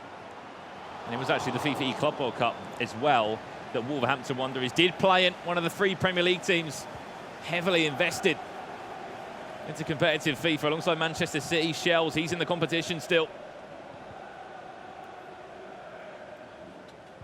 Unfortunately, not so good of a year for West Ham. Only 20 minutes gone in the first leg. Whoever wins this will be matched up against Christian Spiteri tomorrow morning. Just over the bar, another warning shot fired towards Filza. Yago knows exactly what he needs to do. As I said, there's 3 spots, I should say, guaranteed, or available, sorry, for the FIFA World Cup. Dr. Ahano just booked his place. Yeah, he went out in Swiss. Really poor tournament by his standards, but he'd done enough throughout the rest of the season to accumulate those points to see himself just crawl over the line into London. Looking at some of Filza's results this year, as we said, E-Nations Cup and Club World Cup participated in a couple of events in Bucharest and a London LQE to match. He's got about, has Filza. We've seen a lot of him this year. Yago, on the other hand, only several events. FUT Champions Cup 2, the standout performance from him, where he reached a semi-final. Here's for Filza again, one more into Mbappe. Lovely bit of goalkeeper movement there. David Haya just denied him. Ronaldo at the front post, off the post, and finally, the deadlock is broken. The breakthrough that Filza was looking for. Corner came in. You see it there, winner at the near post with Ronaldo, and R9, quickest to react inside the box. Showed a glancing header goalwards. And Filza will break the deadlock. 1-0 up in this game. It will be the fellow Brazilian R9. Prime icon moment stepping up. Winning that second header in the air after it was originally flicked on by Cristiano Ronaldo. Yeah, two Ronnies linking up top together. Filza, a lot of people regard him, the football that he plays. Early doors, first event that I saw him in Bucharest, some of the passing sequences that he was performing, people just weren't doing, really. They weren't moving the ball that quickly, intricately, in around the box. Seems to have definitely slowed down his game now. Does for Filza, he plays at a slower tempo and tries controlling the match. Yeah, definitely. That was all the way back in November for Champions Cup #1 in Bucharest. As you said, Richard, he was renowned for playing beautiful football. It's been a long old season and we're many months on from that now. Fantastic to see he's still playing at that same level. He's already guaranteed himself an FEWC final spot, his first ever Grand Final. He'll be searching for a second goal in this game. And how much confidence can he go in with? That's the question. If he goes in to the grand finals with a playoff win under his belt, certainly he'll be feeling himself, just as we saw with Stokes last week in Hamburg. Well, speaking of Wolverhampton Wanderers, Abinio, he's there too. Yep. Not a bad first year for the Premier League club, both in the real-life game and on the virtual pitch. Tell you what, really good interception there from Danny Da Costa, sticking out a leg and stopping that ball going through for Neymar. Speaking of Yago, obviously when you think of Argentine, we got there in the end. You just think of Nicolas. Really, you know, that was the common case for a long time when it came to Argentina in competitive FIFA. They had one standout player in Nicolas, and times changed from that. We've seen Diogo from DUX Gaming pop up on the scene now. We've obviously seen Yago this year as well. Yago had to actually move over The fourth official has indicated there will be a minimum at the FIFA Nations Cup to play on his other console. Nicolas was able to keep his position. Oh, wow. Fafilza is on fire. 2 goals within the first half for him. Yago, speechless. See the build-up play on the edge of the box here, just picking out the pass on the edge. Kylian Mbappe, first time shot.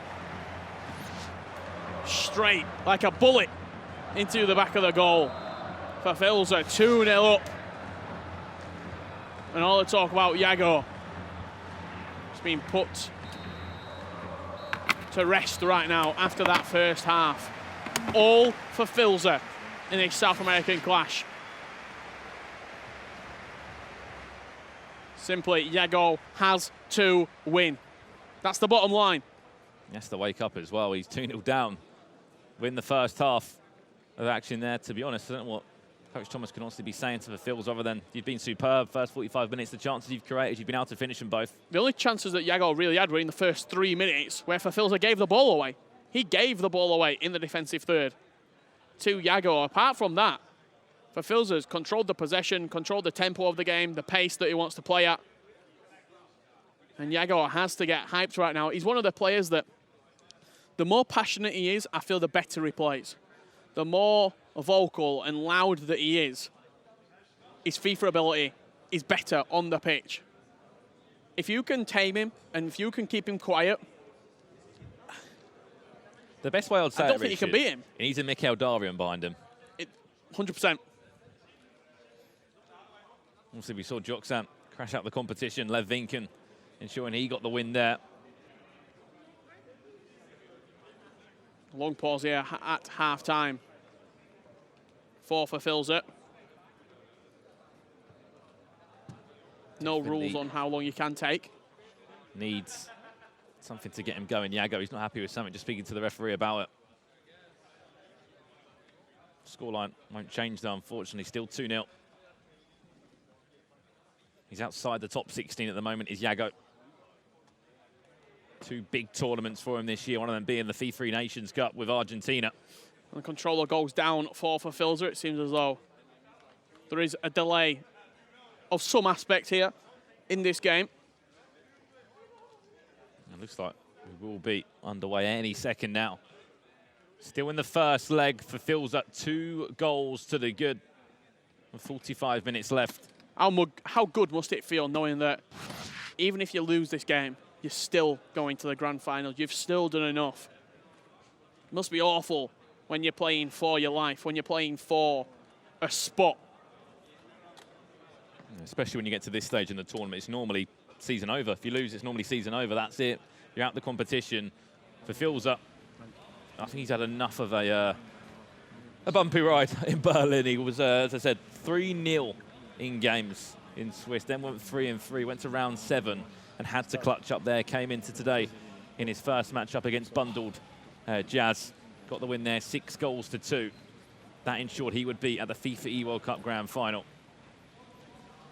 And now, really, he's just playing to jump up that top 16 to change the seeding positions and to play for that $75,000 that sits think that pause right there was tactical. I think one of the two players changed formation, and it was just a tactical chess match. My opponent changes formation, I'm going to wait. I'm going to go into match facts. I'm going to see what they're changing, how they're changing in tactics, in formation. Are they playing more direct now?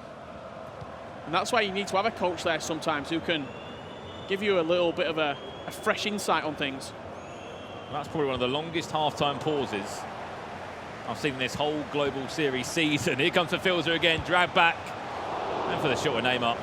It's quite a tamed effort. He's never really going to trouble David De Gea. Havertz has that pause, those few minutes. Been exactly what Iago needed. Just to switch back on. He's got 3 halves and 45 minutes left. It's similar though for Filzer. He's still very much in control of this game. I think all Iago needs is a goal, just to get himself going again. Just get that goal. Get your opponent rocking a little bit. Well, he waited so long for it in the last game. Here's the chance for him. I don't know why he didn't turn back the other way. Eusebio's going to go to ground, and I'm sure he didn't vocally ask for it, but in his head we think a referee. Yeah. Was that a body check there? There was certain contact made right there. I think if it had taken a smidgen of a touch in either direction, that's a penalty. But just as the animation came together and the two players collided, just got a toe on the ball. Sandro into Mbappe for Filzer, hunting for a third now. Just to extend a bit of breathing space. Is that the chance? Fingertips from De Gea to keep out for Filzer again. Wasn't a convincing save at all from David De Gea. Just pushed the ball back into quite a dangerous area, in all honesty. Once again, dispossessed, such a routine ball. Vieira, that's what he's known for, breaking up the play in that CDM role. And this is perfect for Filzer now. We can just see that Iago's made a pause. He's not happy with something. All it means for Filzer, enjoy the ball, keep it.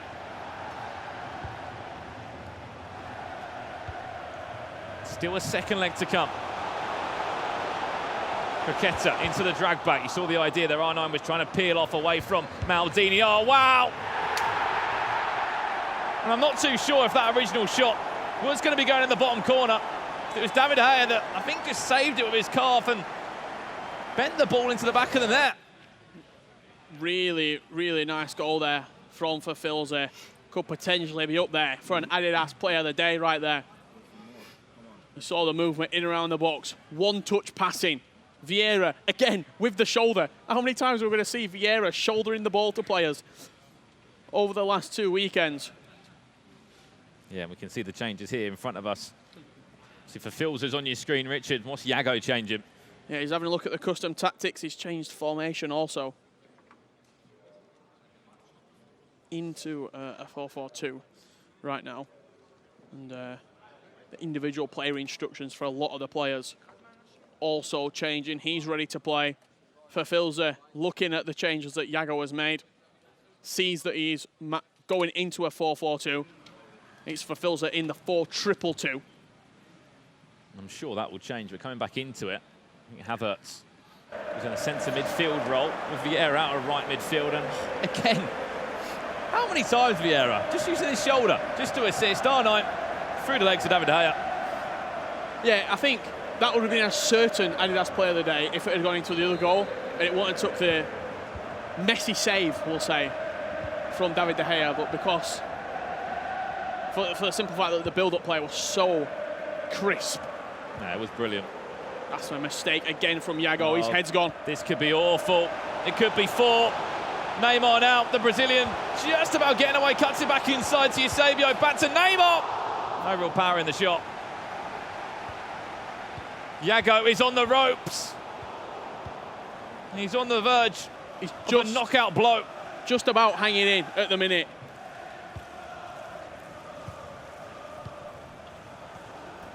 That knockout blow could be a 4-0 defeat in the first leg. Everything's going against him, whether it's passes, whether it's first touches from his players not reacting to the ball. If anything, just get himself out of this game. Keep it at 3-0 or at least get a goal. This is something that I've seen from Filza. I think this is one of the main reasons that he uses out-and-out fullbacks, often switching the play from left back to right back. When you're using somebody like Alexandro, they're going to have better ball control. They're going to have better dribbling stats than a Varane push to left back, than a Sergio Ramos pushed out wide. This could be 4. Messi on the volley. Oh, that would have been beautiful. Signed a yellow. Is still on target. Had to make David De Gea work. So quick in the attacking third from Filza. He's really playing up to that level that we saw him in November again. Yago needs a goal. He's playing for his life.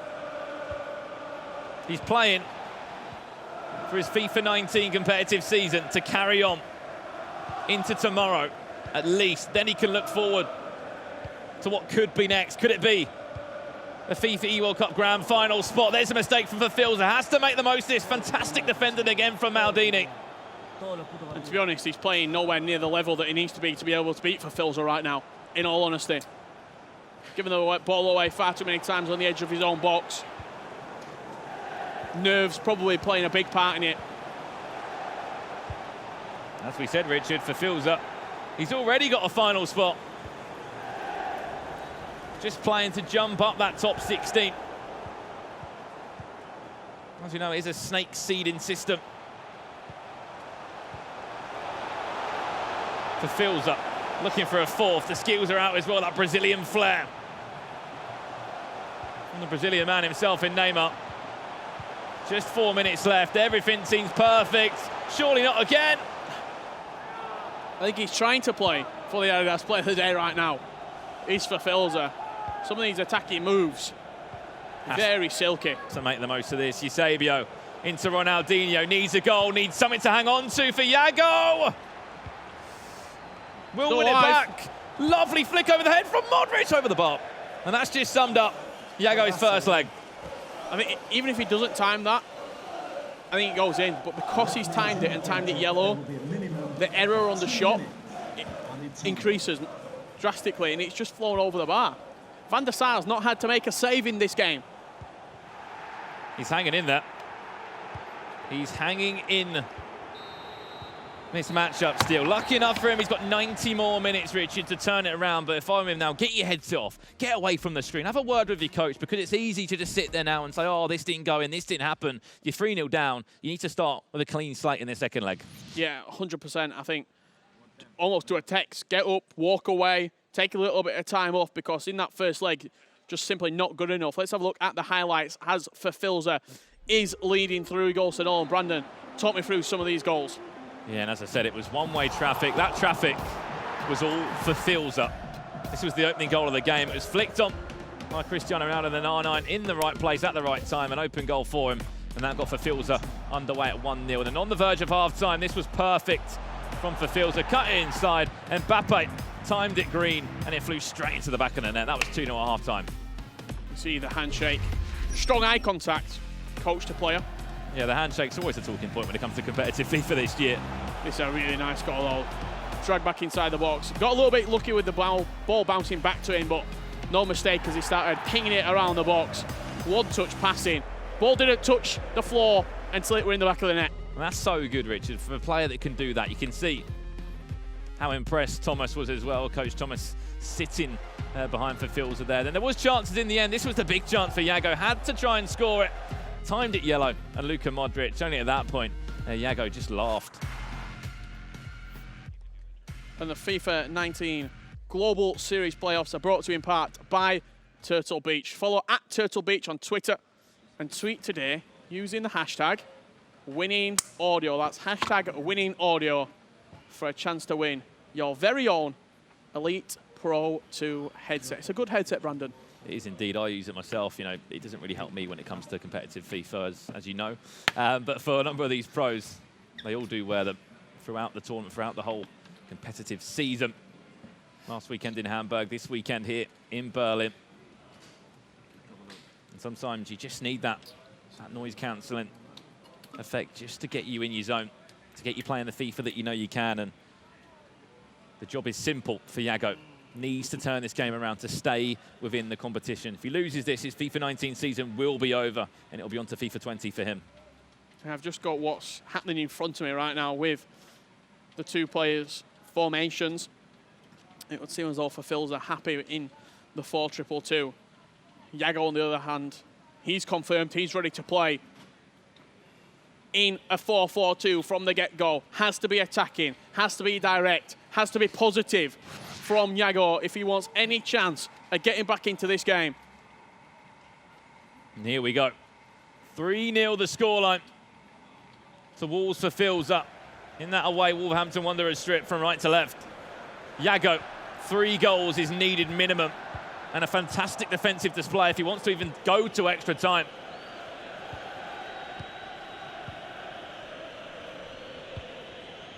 Needs to refresh his memory. Cannot be worrying about that last game, the missed chances, the missed opportunities he had for Filza. Just keep playing the way you are. You create so many chances, so many potential. And that's plays of the days as well. And you can just see the confidence automatically that Filza is playing with. The quick passing, interlinking around the box. 5 minutes in, Yago pausing it, not happy. And this will be a common occurrence in this game, I can assure you now. That's pause number 1. Let's see how many pauses we honestly see in this game. Remember, they had one right at the beginning of the game. A lot of players will happily just move in or change a game plan. It's already been preset for these two. They both made changes early on. Filza scores the first goal. Any confidence that Yago's got left will be gone. First goal in this game is make or break, in all honesty. If Filza gets it, he can start looking towards a quarter-final tie with Christian Spiteri. Well, I'm sure he's probably already left the venue, Christian Spiteri. He's probably already gone home to the hotel, relaxed, ready for a huge championship Sunday for him. It was the first name into the quarterfinals, which is into the last 8. The Maltese FIFA player, an extra 190 Global Series ranking points to his name. It will move up just 1 or 2 spots on those rankings. And we can see the change being made here for Filza. Just happy just to keep seeing and comparing the formations from both players. Yeah, no real change being made by Yago. It was just a pause, I think, just to calm himself down, in all honesty. Well, sometimes when you pause it that early on, with what we moved on an extra 7 minutes, 5 minutes from that, what he wanted to change, maybe he was happy just to keep it the same. Yago, Vieira, that's the ball. Oh, that was the chance. Wasn't timed, wasn't low driven. He had time to take a touch on Mbappe's weak foot as well. Cannot squander chances like that. Those are the situations you have to be composed. It was on a plate for Mbappe to do something with it. He just snapped at the shot. He's not going to get many of those chances, Yago. I can just see in the distance from me now, fellow Argentine, Nicolas, watching the game from distance. They were teammates at the FIFA Nations Cup, and I'm sure he will be supporting him.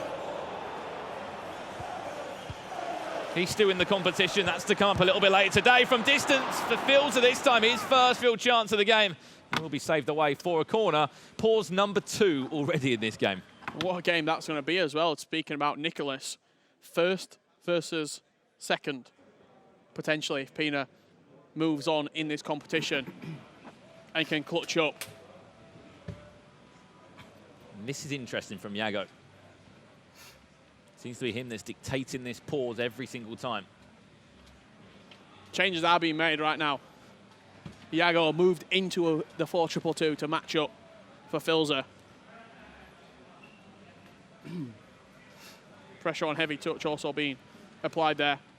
For Filza, he's not needing to make any change in this pause. He's just waiting to see what changes are being made. Well, that's an early change. Havertz is on. Neymar's off. That's only 19 minutes into this game, Richard. R9 was involved there. Ronaldo went down to ground and actually asked for a penalty. Referee waved that one away. You can see the numbers forward. It's a Jose Mourinho-esque change, that. That early on. I think he's going to be playing as a... Looks like he's playing up top, to be honest, as a left striker, Havertz. Look at the numbers going forward. They're just running in a pack. It's like 4 or 5 of them for Yago. You'll see it when he breaks forward. If he can turn the ball over for Filza, 1 goal would silence the Argentine. Criqueta inside, that's the chance, and that one could be the winning goal. Just an outpour of emotion from the Brazilian. He knows 4 goals is too big of a hurdle for Yago, and someone who's been so passionate and so loud in the past. You say it all the time. You say it all the time, Richard. Get down that byline. You make your opponent make decisions. You either dive in for a tackle, take that risk of giving away a penalty. We know how hard the Criqueta can be to defend. That's exactly what Fafils did. La Criqueta away from his man, cut back inside. It's a guaranteed finish 9 times out of 10. 4-0 to Fafils. There's a comeback in this. I will be shocked. There's plenty of time, though. There's a lot of FIFA left to play. However, from what I've seen so far, if you're a Yago fan, if you're an Argentina FIFA fan, it doesn't fill with confidence. Here he comes again. Oh, the Brazilian flair out again from Neymar. Back to goal, Ronaldo. Nearly making it 5.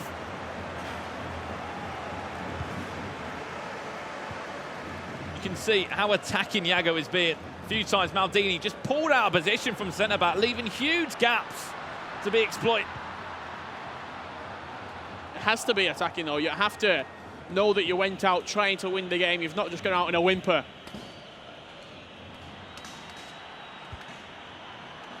And it could be 5.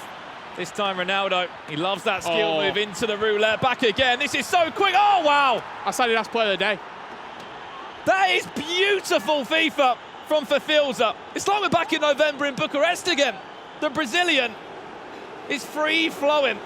And now he finds himself 5 goals to the good. What a goal. What a goal right there.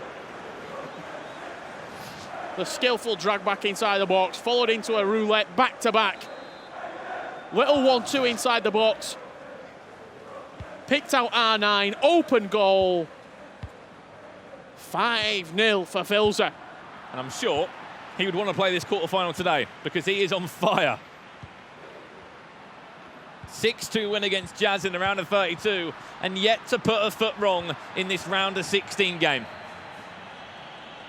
How good will that feel, Richard? You go back to the hotel tonight, you've guaranteed yourself a grand final spot and you are into the last 8 of the competition if he can hold on to this, which at the moment seems like an easy job. And that's no disrespect to Yago, that's just how good Fafils has been, both defensively and going forward. This might be the best Fafils performance that I've seen all year, in all honesty. He's made Yago look very, very average, in all honesty. And Yago, one of the best players from South America, one of the best players in the world, top 30 players in the world. And Fafils has absolutely done a job on him. He really has. He's neck and neck next to Tor in the rankings. There's literally no space between the 2 players. Literally 39 points. 41 points, I should say. There's no space between them. Given that Fafils has already booked a place in the grand finals now, he's playing for placing. Could it be 6? Ronaldo back to R9. Oh. 6 goals. 6-0 to Fafils. Unstoppable is the Brazilian in Berlin. Just a 1-2 pass right there. A lot of players, when it comes into R9, they're turning and shooting. But just to play the 1-2 back to CR7. Goal for the visitors. And we're not even at half-time, Richard. We're not even in half-time. This is Fafils' world, and we're all just living in it. We really are. The fourth official has indicated Last chance of the game. Can Yago just Criqueta his way into the goal? It's something for him. We've been waiting to see it for over 100 minutes of FIFA time. La Croqueta, a chain of them, leading to a goal. 4 back-to-back there inside the box.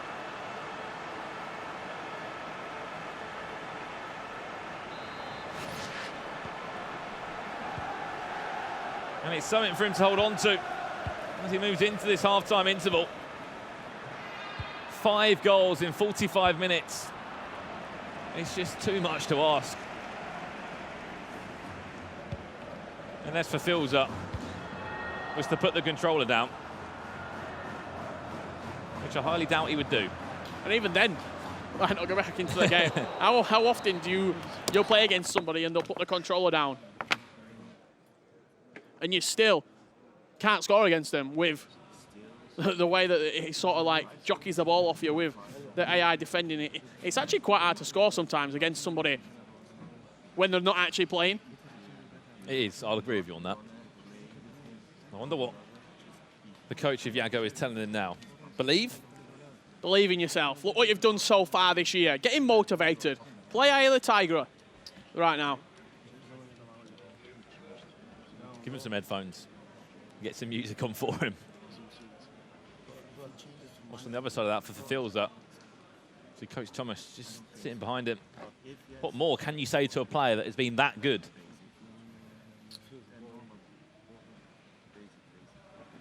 Just comparing both teams. He's ready to get back into it. So is Yago.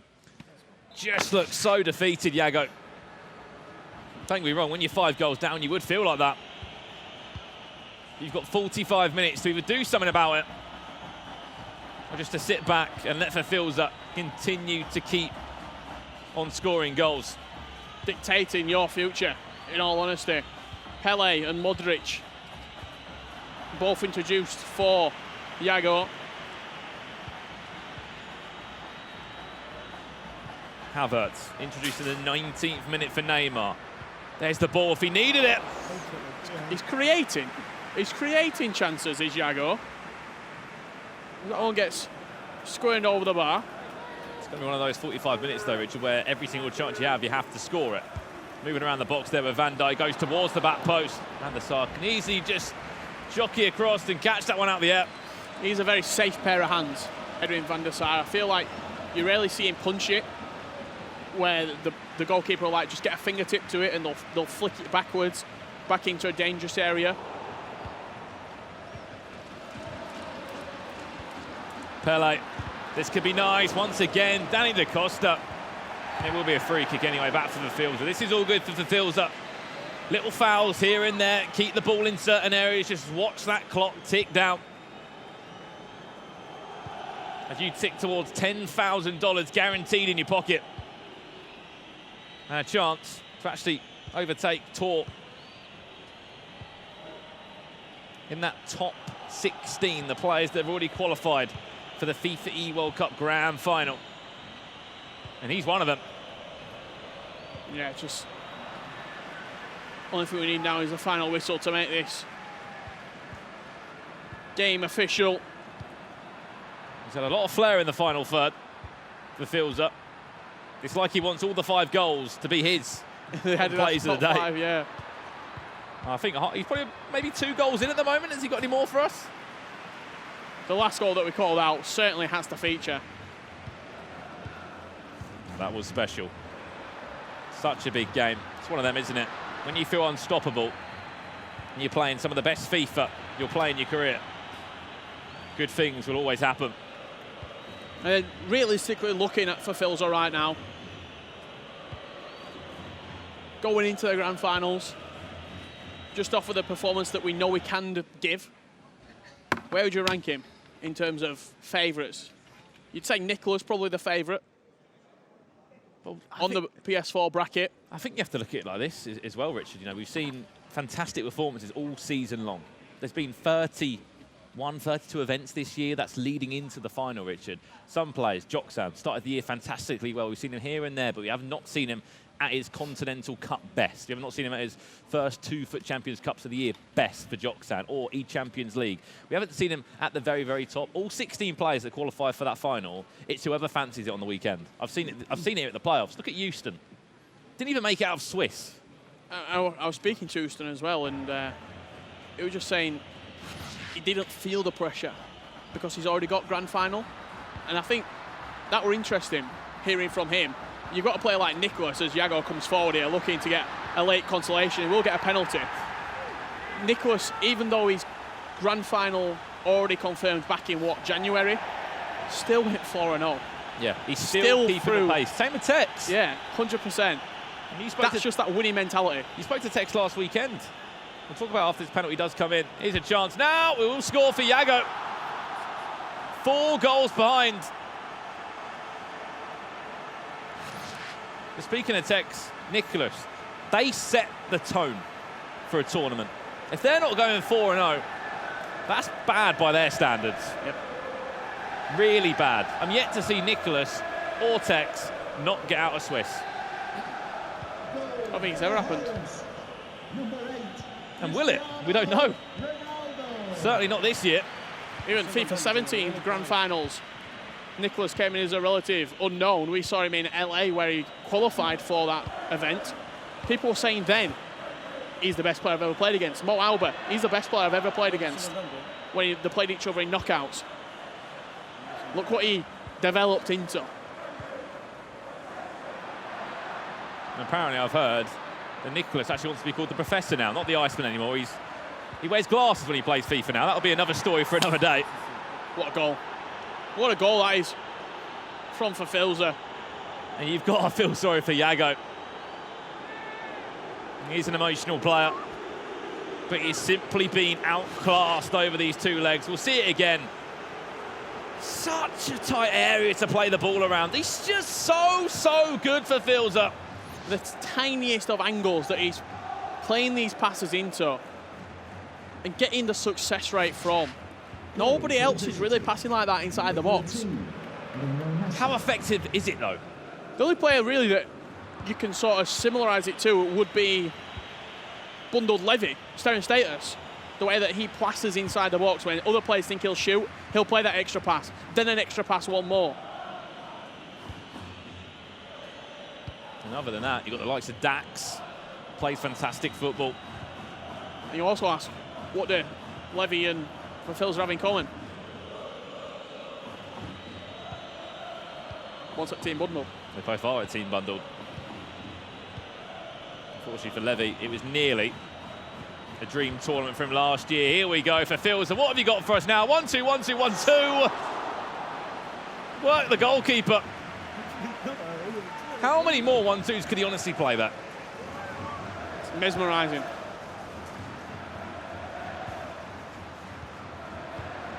Probably the most impressive performance I've seen all weekend long up today. Most impressive performance for me over the last 2 weekends, over the entire playoffs. This isn't a Swiss game. This is a round of 16, $10,000 game. And it seems like him just getting that final status is just speared him on. It's giving him an extra 25% confidence. Do you know what it is? I think the pressure's just been relieved from him. The shackles have been let go. He knows that he can play with freedom. He can play with passion and the way that he wants to play the game. And it's been so successful for him. 7-2. He does lead, and that time will slowly just tick down. Yago dragged back or 2, won't fall kindly to Modric. And I'm sure Yago will look back on this game and look at those key moments when he had those chances. One with Luka Modric a few times. He was through on goal and rushed his chances. One of them was actually with Mbappe, I remember quite well. I'm not sure how much he looks into this game. Sometimes you come up against a player and they're just simply better than you on the day. You feel like the game's not gone your way, which it hasn't. A few of the intricate plays in the final third, last-ditch tackles have saved Fafilza from conceding. But in the attacking areas, Fafilza has been unplayable at times. Let's not forget, Fafilza was in round 7 of Swiss yesterday. He was on the verge of going out the tournament, potentially not even making the grand finals. Shows what another day in competitive FIFA can do. And make that number 8. Thomas can just laugh. He has no idea what has happened to Fafilza today. Was it a good breakfast? A good night's sleep? Cristiano Ronaldo. First time strike. As Yago in despair as that one rockets into the top left corner. You could put 3 goalkeepers in and they're not saving that.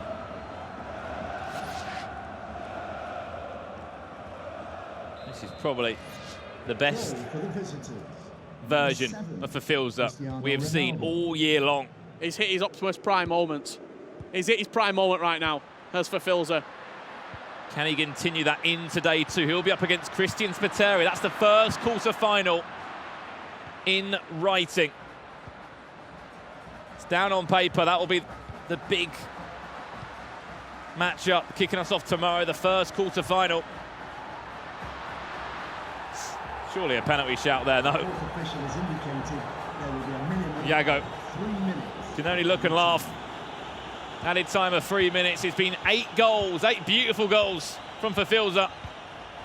Certainly expect to see one of his goals in any of those plays of the day later on. At the end of the show. Oh, not again. Oof. Hullet saving Yago from being a 3-time defeatist in the Adidas plays of the day, but that is going to be it. Fist pumps all around. Setting up a tie in the quarterfinals with Christian Spiteri. What a game that's going to be for Fafilza versus Spiteri. If both of those two players play at their best, honestly, that could be one of the best games competitive FIFA that we've seen. Yago is going to feel that one, and honestly, people don't need to look any further at what it means to all of these guys to make a grand final, and the respect shown there from Fafilza. Credit to that young man. He will be in the FEWC finals. We know that for sure, and you said it perfectly. It's like when he knew he was in that final, when he knew he made London, the pressure was lifted from him, and he just started playing that free-flowing football. And we're going to have a look at some of those goals again. Please, can we just see these goals again and again and again? They were so good from the Brazilian. Get to see some of Fafilza's magic in show once again. The first goal, which sort of sealed the game. That was a big reaction. The 4-0 lead on aggregate. Speaking of that reaction, saw it right there. This is a beautiful goal. Look at this right here. This is the Adidas play of the day for me. And we've still got 6 more games to come. Unbelievable finish this one. Ronaldo with all the flair. And to play it that quick in that little triangle. So, so good. So slick from Fafilza. Fancied another one. And this was Mbappe. Ball roll inside. Cut back in once again. It's always about that one more pass. It can be so good for you. And it certainly was today for Fafilza. Perfect from Fafilza. Yago did get a goal back to make it 6-1. Ruud Hullet dancing through with 4 cricketters on the stroke of half-time. It was just merely a consolation goal for the Argentine. And into the second half. He thought, was that enough? Yago did get himself a penalty. Did slot that one away. At that point, with about 30 minutes left, we thought it was always going to be a difficult task still. The goals kept on flowing into the back of the net for Fafilza. Wherever he touched it, honestly, turned to gold. And that goal was the ball flying to the back of the net. Yago could only laugh. Probably matched up against Fafilza at the worst time possible in his FIFA 19 career. Honestly, I've not seen Fafilza play that good all season long. Timed it wide. It wasn't even a timed shot, that. And it's still rocketing into the back of the net. And I think that's right there. That's where reality kicked in. Yago knew his season was over with that strike as Fafilza moves on to the quarterfinals. The level that we've seen has been unbelievable so far in the round of 16. Yeah, so good in the end. And we said it personally, one of the best performances we've seen all weekend here in Berlin. So let's actually go and find out how that man is feeling. He is in the FIFA World Cup Grand Final. Kyle and Alan is with him right now. Wow, wow, wow. Thank you, Richard and Brandon. The temperature here in the Cube has just skyrocketed because this guy is on fire right now. Yes, we are joined by Wolves Fafilza. He has qualified for the FIFA E-World Cup and will be joining Team PS4. You know what that means. You get your jacket right there. You can put that on, and as well as a jacket, you get yourself a scarf. There you go. You can put that on here. Oh, go on, show that off. There you are. Now, Fafilza, What a performance that was right there. Does that fill you with the confidence to go on now, win the playoffs, and take that further into the FEWC? Yeah, I think I made the best game of my life. I mean, Iago is an impressive player, and I'm really confident now, and I'll go to the 75K. Fafilza, you're the pro player for the Wolves. You have a lot of supporters there in the EPL. You also have a lot of supporters around the world, like Brazil. What does it mean to you being able to represent all of your friends around the world at the FIFA World Cup? For me, this is the huge thing. My friends supporting me, my family, makes me feel so happy, and this is the best part. Now, there's a lot of South American players. Do you ever feel the pressure? Do you ever feel like that region there is so good and you've just got to take it one step up every single time you play? Yeah, we all know that we have experienced players in South America. They're all good, and I've been here and represent good. This is insane. Well, like you said, you have played the best game of FIFA in your life. You have to keep on taking that forward because we've got the rest of today and tomorrow. So good luck with that, and well done for qualifying for the FEWC. But for now, we're done at the Cube. Over to you, Rachel, at the couch. Thanks, boys. Yeah, congratulations to all Fafilza there, making it into Team PS4 and obviously booking his space in the grand final. He started this weekend at 15th. He is now in 12th. So signed, sealed and delivered. Gets his scarf, gets his jacket. We can't wait to see what he gets up to in the next round, which is tomorrow. But for now, we're going to head over to the breakdown board with Mike LaBelle, and he's going to break down, I think, some of Wolves Fafilza's skills. Is that right, Mike? That is correct, Rachel. First off, congratulations to Fafilza. We're going to revisit a couple moments, I would say moments of the match, moments of the day. And we're going to start with looking at some of his composure and quality passing. One of my favorite freeze frames here, just because he was able to read the game and handle a bit of a situation with some havoc. You've got Cristiano Ronaldo, he's working the end line, not really a surprise there, goes for the pass across, and ends up at the top of the box. And most players in this situation, they're going to take a touch with Vieira, or they're going to look to have a penetrating pass, maybe a skill move. However, Fafilza's already decided, I got to get the ball to R9. By any means necessary, I've got to get the ball to R9. So what you're going to see is the ball's going to go from Vieira, and then it's going to go in to Mbappe, and Mbappe's going to play a first-time pass to R9. He slots it home. Maybe gets a little bit of some good fortune in terms of the finish, but it just tells you that he's seeing the game very quickly. And the second example, you heard Richard talking about it. I mean, we're talking about a skill, move, session. This is a dream of a situation and a scenario where he's got space, and you've got a 1v1 versus Virgil van Dijk, where you see he's being manually defended by Iago, and Iago's chasing the game. Therefore, he has to take a risk here. He needs to go for that tackle, and like I said, we talk about space. You can use that to your advantage, and he puts on a bit of a classic show here. Pulls it back. Oh, it's a lovely roulette, and the quick passing, it's intricate. The finish is there. It gives you a little bit of everything. Oh, can you feel that good energy? And I'm going to take that good energy with me. We're going to the couch. We're going to discuss these matchups. Come join me. Come and join us. Yes. I'm coming. Thank I'm you on my very way. I'm not much. jumping over anything. Okay. All right, we're safe. I won't break stuff. I know. Kind of Sorry. let down. I wanted to see you show off your athleticism. I don't know why I touched you. Yeah, there you go. I'll give you a little love touch. It's cool. Well, welcome to the couch. For sure. Great breaking down on the breakdown board. Thank you. I try my best. Yeah? Yeah. Good. It's helpful when the goals look like that. I mean, I've never seen him play at this level. I mean, he said it in his interview, but it was amazing in terms of the first time shooting, the pass and move, the skill moves. Gave you a little bit of everything, just great quality FIFA. Even the side-to-side switches, which kind of made Iago have to come out of his defensive fortress. I mean, right before that game, Fafilza found out he had qualified for the E-World Cup. I think we saw a totally relaxed Fafilza, and I think that was the big difference. Vamos! Vamos. I want to get one of those out. Yeah, I heard That makes everyone jump. That makes everyone a bit more I was stressed like, out. you know, I'm feeling good vamos. here on the couch, but geez, you just took it to 100, and I respect it. Let's go take a look at the brackets now and see where things stand. After 2 of the first round of 16 matches, Christian Spiteri did the business, came back and beat Maestro. Big performance for him. He is yet to lose a game here in Berlin. And Fafilza, who, fun fact for you guys, he was 3-0 yesterday. Got off to a great start, then lost 3 straight games, then found his way, won the last one to get to this point, and now he's cruising again, has a great start, but now he doesn't have to worry about any more games. He can just hang out until day 3. We talked about it, didn't we, how sometimes it's good to lose games, you know, as long as you get through, and that matchup is going to be really good, Spiteri versus Fafilza. It could have easily been the other way around, though. It could have been Iago versus Maestro. We would have been like, oh, that's a good game too. Sure. So that's a testament to the quality we're seeing on display. It's not good to lose games now, though, is it? This is Definitely not. sudden death. This is knockout. So Spiteri, he has not done the business yet. I think he's sitting in 20th at the moment. So, okay, we've seen Wolves Fafilza is really kind of comfortable and relaxed, but Spiteri tomorrow needs to bring his A game. He really does. All right, now let's take a look at the leaderboard. and catch you guys up on where everything stands on that side of things. We have a couple names that are out now. Maestro had gone out, Jackson had gone out, Ustin's out, Chris is out. I mean, it's all there for the taking. Fafilza and Tor have gotten in. Dr. Arano also backed his way into it, even though he got knocked out in the Swiss format yesterday. There's still 3 spots left up for grabs. And Dami, Spiteri, Nasri, Shells, and Peixoto are the guys that are looking most likely to do some damage. Yeah, of course, but it depends what happens in the next few games. You know, someone else could come through. There's even some guys outside of that 32, I think, still in with a shout. So, yeah, it's going to be very interesting to see who gets those last 3 spots. I would love that narrative, to see somebody outside the top 30 win the entire event. It would be not bad. sick. Feldman could do it. I'll tell you, Feldman has that in him. He's only been to 2 events before this playoff situation. I don't know why I called it a situation, but before the playoffs. And Feldman's shown up in those events. I think he was a top 4 and a top 8. He just hasn't qualified for many.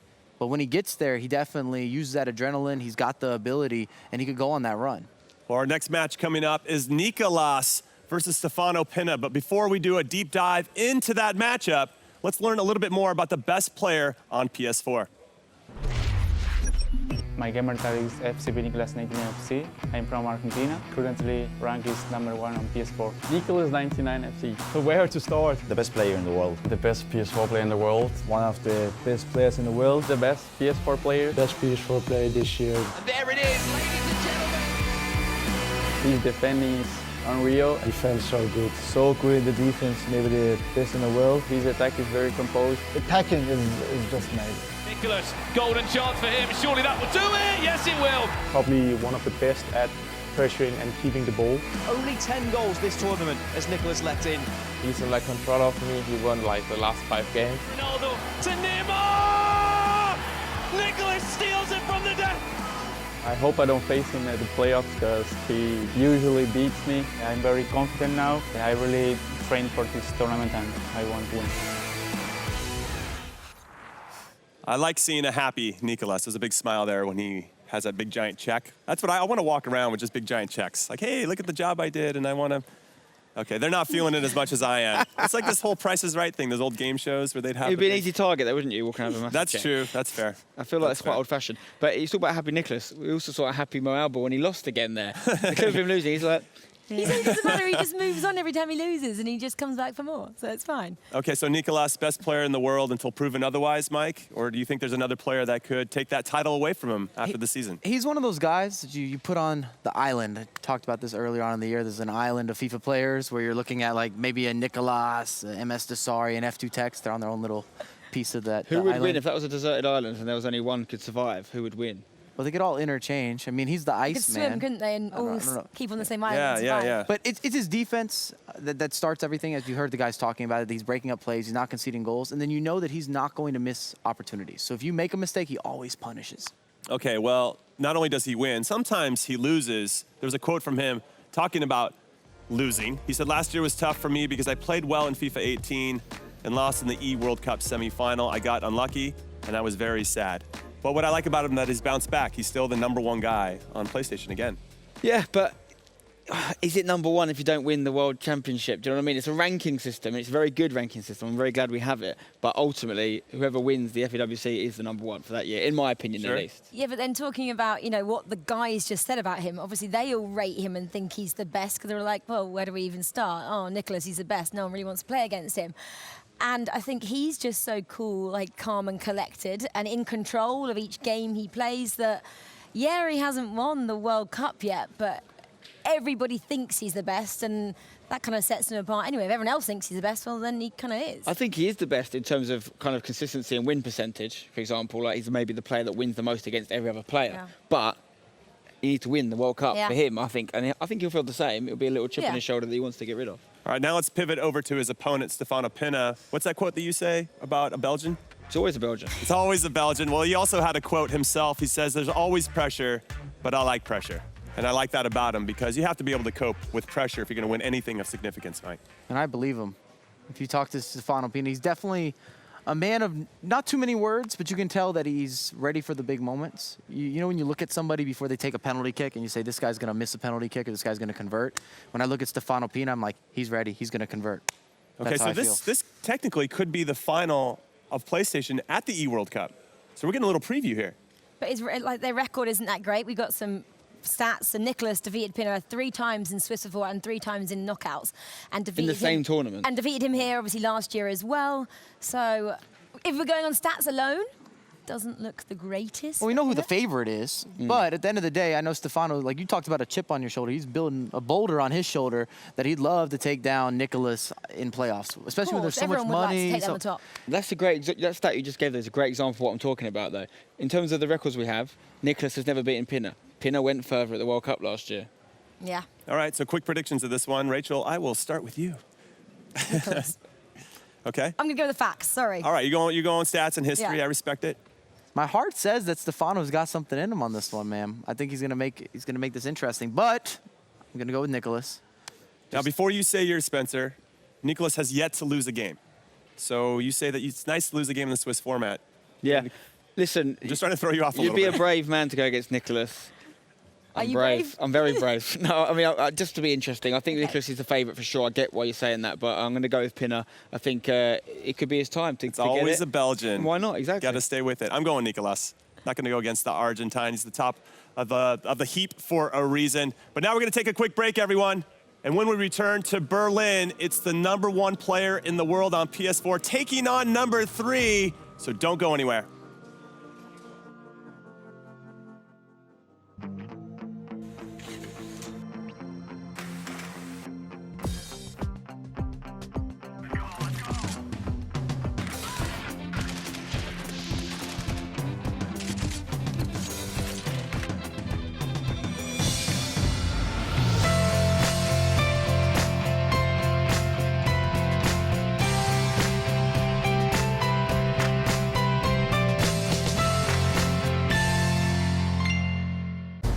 Don't miss any of the excitement of the 2019 FIFA E-World Cup from the O2 Arena in London. Watch the best EA Sports FIFA 19 players in the world be a part of a unique on-site experience with loads of activities and meet the biggest influencers of the EA Sports FIFA scene live at one of the world's most iconic venues. Get your tickets now and don't miss out on this must-see event. Ticket prices start at just £10. Go to FIFA.com/FEWC.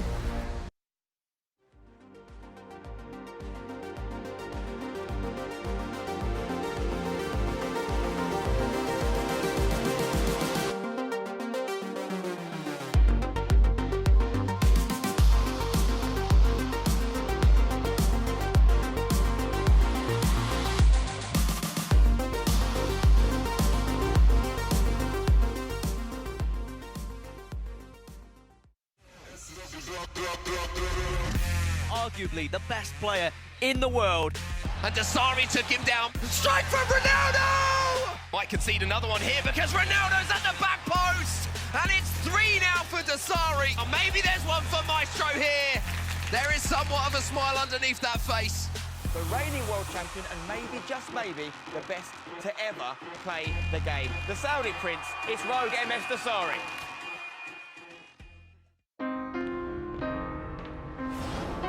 Quiero pedir perdón. I'm sorry to all the players I faced. The left backs. A los laterales derechos. A todas las defensas. Sorry you train so hard. Mal mesmo para a sua reputação.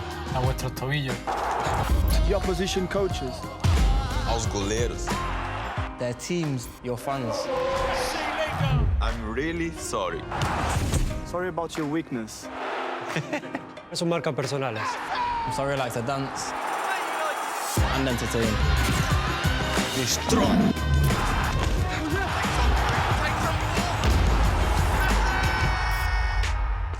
Mas acima de tudo, I'm sorry. Perdón. I'm sorry. I'm not sorry. No sos vos. Son ellos.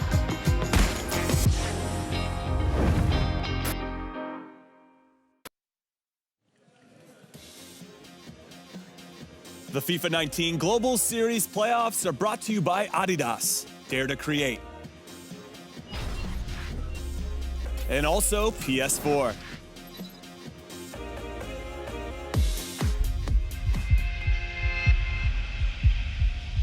This season, millions of hopeful challengers competed in the FIFA 19 Global Series. judged by the outcomes of 33 tournaments all around the globe, from those millions came 64.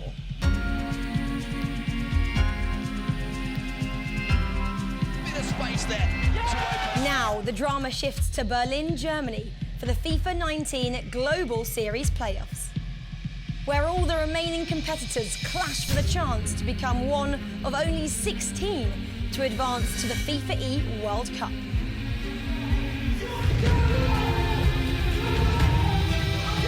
From the heavyweights of the game, who have already secured enough points to qualify for the E World Cup in London, to the challengers who are still fighting for their spot, all must do battle here in Berlin in the FIFA 19 Global Series Playoffs. Hello and welcome back to Berlin in Germany. You are joined by Spencer and Mike LaBelle, and we have got the privilege of casting another game for you guys in what is a very important stage, obviously, of this tournament. We're going to look at the bracket here. You can see what's happening now.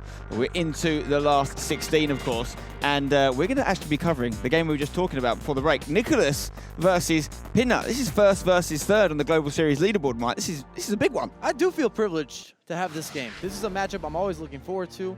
Obviously, it hasn't gone in Stefano Pinna's direction in their last few matchups, but that can always change. And if there was a time to change that, to swap things up, to make a run, playoffs would be that time. 3 times in the past they have met in both a group stage and an elimination match, and every single time that's happened, Nicholas has won. I almost feel that Pinna might have a little more of increased motivation here. He's no longer with PSV. He's kind of playing for a contract, so to speak. If you're trying to leverage that negotiation, they might say, but you can't beat Nicholas. He might say, well, I did go further than him at the FEWC last year. I was the PlayStation champion. Nicholas, semi-finalist. What's more important, Mike, to have a winning record against someone or to be a world champion or something? I'd rather be a world champion. Exactly. I'm fighting the Pinna corner here only because the stats are heavily stacked in his in Nicholas's favour, obviously, against Pinna. We had the couch prediction just before the break, and you know most people going with Nicholas. I completely understand why. This guy's the Iceman for a reason. Emotionless sometimes it seems, you know, ruthless in his FIFA. Not necessarily going to score the most amount of goals, or you know, as other players, or have a huge high-scoring game, but he's very good at shutting games out. And we are underway here in this last 16 matchup in Berlin, Germany. Nicholas in the FC Basel kits, going from left to right on your screen. Pinna in the white kit, attacking right to left. If you recall, last year they had the heart monitors, and rumor has it they didn't work. They didn't work on Nicholas. They couldn't detect one. Could not detect him. No heart detected. Now, the guy is a very good player. Actually, very, very down-to-earth man. Got a lot of positive things to say about all the players in the scene. And he's not necessarily a super confident character. He's very humble, you know, talking about his chances. He said to someone, I overheard him saying to some of the pros the other day that he's really bad at FIFA 19. And then I heard Maestro say, in that case, I want to be really bad at FIFA 19. So I'm sure a lot of people would love to have both Nicholas's skill sets and, more importantly, perhaps, his points. Pinna on the ball now for the first real time in this game. Varane at left back for the Belgian. Ramos at right back. Eusebio on the ball now. Over to Neymar, who's on the right side of midfield for Pinna. Vieira finds Cristiano Ronaldo here. He's got Hullet running to his left. Holds it up, finds Mbappe. Mbappe just taking his time with it. Looking for the chance, few cheeky drag backs. Left-footed shot from Cristiano Ronaldo straight at Van der Sar. Bit of an early tease, and we do also see an early pause from Stefano Pinna, which makes you wonder, what doesn't he like? What does he already notice that he needs to adjust? Varane at right back for Nicholas in contrast to Varane at left back for Pinna. So the two Varanes are going to come head-to-head down that right-left side, if you like. The reason that Spencer brings that up is because Varane's not nearly as deadly, dangerous, innovative going forward. Neymar getting into the box here. Oh, is that a nutmeg? Defender recovered. Van Dijk on the ball now. Switching it over to Varane. Hullet finds Mbappe. That's a switch we've seen a couple of times in this game now. Varane to his Real Madrid teammate. Fullback to fullback in this match. Both of these players enjoy a structured build-up. So they don't start to have that additional creativity typically until they get towards the final third or around the box. So you'll see very patient, clean passing, very few errors in terms of their build-up play. Now, I'm not necessarily expecting a barnstormer of a game here with goals, goals, goals, goals, and lots of action, but we can really get an opportunity to witness two of the best players in the world. You know, first versus third on PS4. And Stefano Pina, interesting fact, the only player on top 10 on either console currently a free agent. Maybe he won't be for long. I'm sure he won't be a free agent for long. I would be willing to bet that his emails are blowing up. Ronaldo on the ball here for Nicolas. Into Vieira. Ronaldo. Neymar. For Hullet now. He finds R9 Ronaldo. Opportunity. All strong tackle from Van Dijk. R9 goes down. No penalty given. And as Spencer was saying, I'm not expecting this to be a high-scoring affair. However, you will see a very high level, if not maybe the highest level of a mental battle of both players trying to make tactical adjustments and be able to outthink their opposition. So think of this being a bit of a chess match. Varane to Van Dijk. Down the left side to Mbappe, who finds Hullet. Mbappe's pass comes back to him. Over to Ramos now. Chipped pass into Neymar, nods it on to Eusebio. Finds Ronaldo, first time pass to Mbappe! Oh, and the keeper's been caught out there. Maybe expecting it to be curling into the corner. Instead, straight down the middle into the roof of the net. And that man, Pina, takes the lead. And Stefano had a bit of a half step there before he unloaded that shot. He just wanted to see if the goalkeeper was going to bait to the left, bait to the right. That's something we're actually seeing more at this tournament than we have seen in the past, where players get a through ball, they get a little bit of space, and they actually wait, or they take that half second before they wind up the shot. Players have always looked to see if the goalkeeper was going to move, but you see that small hesitation. The keeper do better, though. If that's your keeper, it's actually a little bit more in the corner than it looked at the first angle, but the goalkeeper seems a bit dumbfounded by it. He kind of jumped up, expecting the ball to go towards him when it hasn't gone that close to him. Nicolas may be disappointed with that one, but Pina worked the chance well. Once you get a shot with Mbappe that close to the goal, there's always a chance it will find the back of the net. And you also got to think, goalkeeper movement, that means you've already made a couple mistakes, and now you have to move your goalkeeper. So it's kind of a bonus when you guess right. It's like a last-ditch attempt to save the day. Plenty of time, though, for Nicolas to save this game. Only 1-0 down in the first leg to the Belgian, Stefano Pina, 97. Ronaldo on the ball. He's got Mbappe running off of him. Uses it as a decoy run. Eusebio now, back to Ronaldo. Couple of heel-to-heels, back to Eusebio. Can he get a shot off on the left foot? He does. Van der Sar saves it. The heel-to-heel flick is still my top 5 skill moves that you should be learning. It's used by any 4-star skiller or 5-star skiller on the pitch, and it allows you to force your opponent to hesitate, force him to react. It gives you a few different options. Mbappe going to win a corner here for Nicolas. Going to be whipped in by Neymar. It's going to go short to Mbappe. Flicks it up, crosses it in, big chance. Oh, and it's headed straight into the grateful gloves of Edwin van der Sar. Big chance missed there by Nicolas, Mike. I was surprised, actually. Stefano Pina didn't challenge. It was a wide open header. He had all the time in the world. He just kind of put it too close to the goalkeeper. Rio Ferdinand being used as centre-back for Pina. Hullet to Ronaldo, to Vieira. Hullet straight into Mbappe, the goal scorer. Can he get a second here? Trying to work the chance. Can't get past Sergio Ramos. Lovely usage there of the scoop turn to kind of re-angle your body. That's what skill moves are all about, is being deceptive and also creating new angles for shot selection, passes, maybe even another quick sidestep. Definitely a tactical matchup, this game between Nicolas and Pina, one that Pina currently, as we approach half-time in the first leg, is winning. Can Nicolas score at the perfect time, though? Ball into the back post, Van der Sar comes, catches it and gets absolutely clobbered for his troubles. Foul given against Mbappe, and that will be all the action we get for the first half. Mbappe's going to get a yellow card, which could end up being pivotal.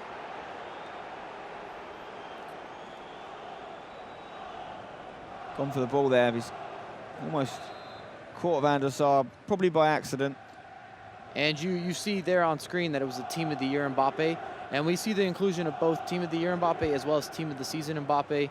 It just depends on your squad building. What position do you need? Basically, the 96 variation of that foot item, the Team of the Season, is going to be used as a striker, a cam, a center mid, a defensive mid, and that helps you for certain links. Whereas the Team of the Year variation is going to be a winger. And what would you rather have? A lower rated item on full chemistry, or an item with that extra stat, but at 7 chemistry, for example? If we're comparing Mbappe, because we are, yep, 96 versus 97, I would take the 96 on full chem versus having an off chem 97. But that's my preference, and some people will agree with that, and others maybe will disagree. Yeah, it's definitely subjective. It's one of the main attributes of Ultimate Team in general is the ability to make your own decisions and have your own say. And remember, these players all share a lot of intel with each other. They're all the highest and best players in the world, and yet their squads still differ. We're still seeing difference of opinion, who to use at full-back, who to use at centre-back, sometimes what goalkeeper to use. We're seeing Dami not use either Ronaldo in his starting lineup. There's still a lot of points of difference in these teams. And I just woke up Dr. Nightwatch. He came into my ear and said, that is correct. You would get more stats with a 96 on 10 chem versus a 97 on 7 chem. There you go then. And that's not just for Mbappe, obviously, that's for any player. If you've got multiple versions of them available and there's one in a position you want more, the chemistry might outweigh the stat. So, Pina trying to add to his lead here. Ronaldo's turned his man, could be a goal! It would have been if Varane hadn't got that all-important block, giving the Belgian a corner. Neymar will take it, whipping in, looking for the big head of Cristiano Ronaldo, but the big hands of Van der Sar punch it away. Nicholas back on the ball now. Alexandro, another left-back option, more traditional, full-back of course. Still my favorite full-back to use. Sandro's been consistent for me all year.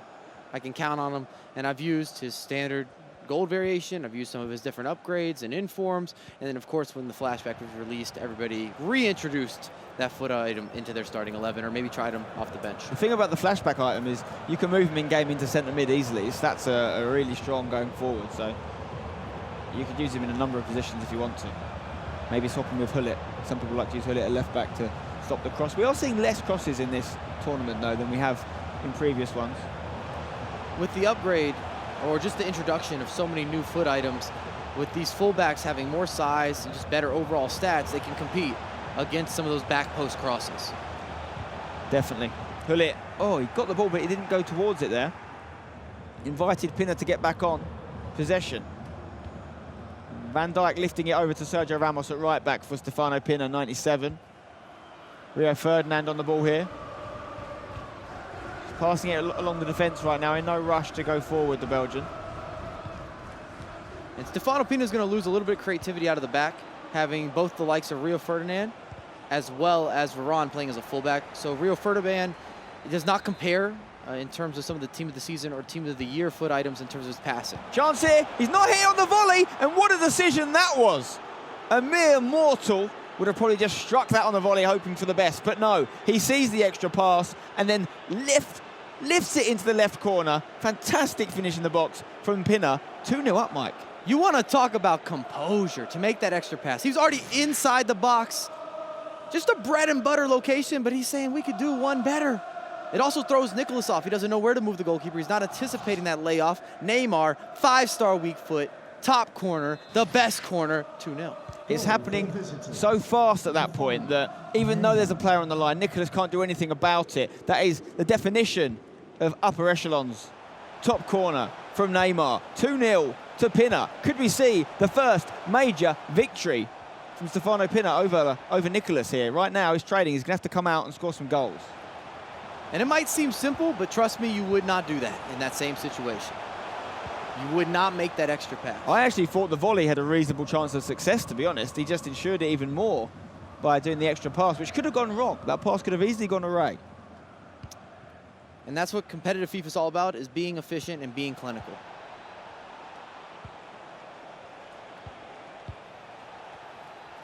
Vieira, Eusebio, looking for Ronaldo here. Surely not 3-0 for Pina. Good tackle from Alexandro there for Nicholas. He needed it. Obviously just the first leg. Still lots of time for Nicholas, but it's very encouraging for the Pinner fans out there. Vieira with a throw-in for Nicholas. Sorry, for Pinner in the white. Hullet. Back to Vieira.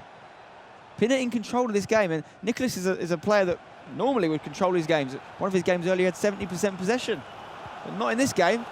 Pinner looking more than worthy of his third placement in the world.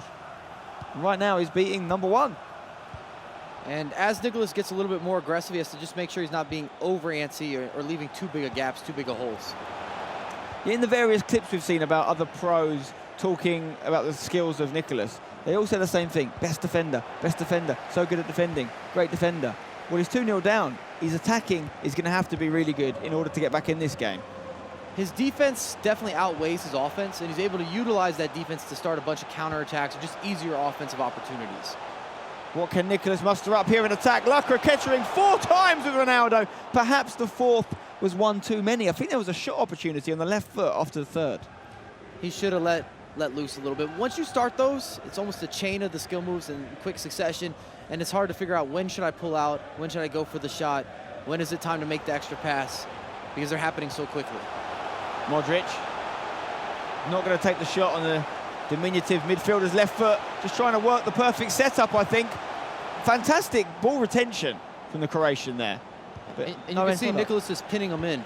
This is some of that defense we're talking about, but now he's got space to work with. The fast counter now for Pinner. Great first time passing over to Mbappe. Can he get it back in the danger area? Varane tracking back, but giving the ball straight back to Mbappe here. He's got 2 Basel shirts suffocating him on the ball there. And that's that mental battle. Great example there. I know that he wanted to pull that back, Stefano Pino, down the wing, but he figured that Nicholas was going to try to take that away, and that's why he attacked the front defender in terms of using like the scoop turn and just trying to open up some additional space. It's all about trying to figure out what your opponent's thinking on the defensive end. Nicholas now looking to create something with R9 Ronaldo. He's close! And I think the keeper just predicted that, blocked off the near post opportunity and caught it. Stefano needs to be very careful here to take this. He should be trying to take this 2-goal spread and start the second leg. Reset. It's been all Nicholas the last 20 minutes. Nicholas knocking on the door. Can he get one back here at the end of the first leg? Great footwork again in the box. Maybe looking for a penalty here. Got to be a goal. There it is. It's an important goal for the Argentinian. Makes it 2-1. Pinner not happy. Knows he probably should have been taking a 2-0 lead into the second leg. How important could that goal be? It's huge. Astronomical. And Nicholas gave you a little bit of everything. A lot of sauce there. You saw skill moves every direction. We saw drag backs, scoop turns, fake shots, la croquetas, and then the layoff, the pass across. You can't miss from there. But I called it. I said Pina needs to try to slow this out, get into the second leg with that 2-goal spread. And he started to rush. He was going out of the back. And we also saw Nicholas adjust. He was more aggressive. He was taking more risk. His back line pushed that up. Midfield pushed that forward. Attackers, we're going to go ahead and double team. And Pina's been under a lot of pressure. And this is something that also makes Nicholas so special, is that he's able to adjust on the fly. Now, Nicholas obviously felt that that goal was quite important because he'd gone to a 4-2-2 formation, fairly attacking. He might have changed that up now he's got the goal. A couple of subs there being made as well. We've got Team of the Year Messi on the pitch now. Yellow card for Ramos, but that at this point shouldn't be too important for Pina, as we've only got a minute left of injury time. Can Pina restore his 2-goal lead? No. Maybe should have gone a little bit quicker with that attack, knowing that the clock was ticking. It's kind of a double-edged sword.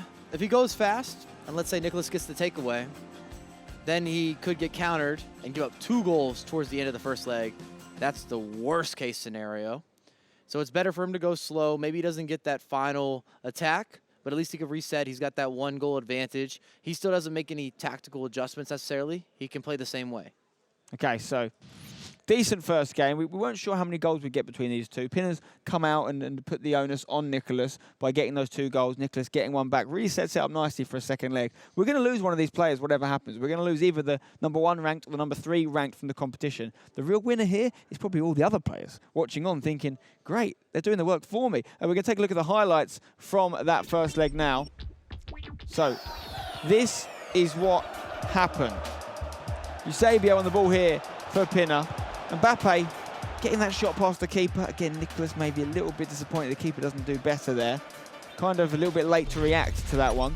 That was the 1-0 lead for Pinner. And now Eusebio puts this in. He didn't hit the volley, which I think was surprising. Maybe because it was Patrick Vieira. He thought, you know what, I'm not sure about his shooting. Instead, played the extra pass to Neymar, dispatched it coolly and calmly. That was 2-0 to Pinner. And then this goal was very important, wasn't it, Mike? I'm telling you, it was a game changer in terms of confidence. But like I said, he gave you a little bit of everything here. Just kept working, gets the layoff, and you're not going to miss from inside the box. Come on, not an issue. Massive goal for Nicholas. Lots of pressure in this second game. And talking about pressure, we heard obviously from Stefano Pinner with his own quote about pressure. He said, listen, there's always pressure, but I like pressure. And that's the big difference, isn't it? Because all these players have got a number of different pressures on them, whether it's their own internal pressures, whether it's pressures put on them by a team that's supporting them in some way, fans, friends, family, whatever.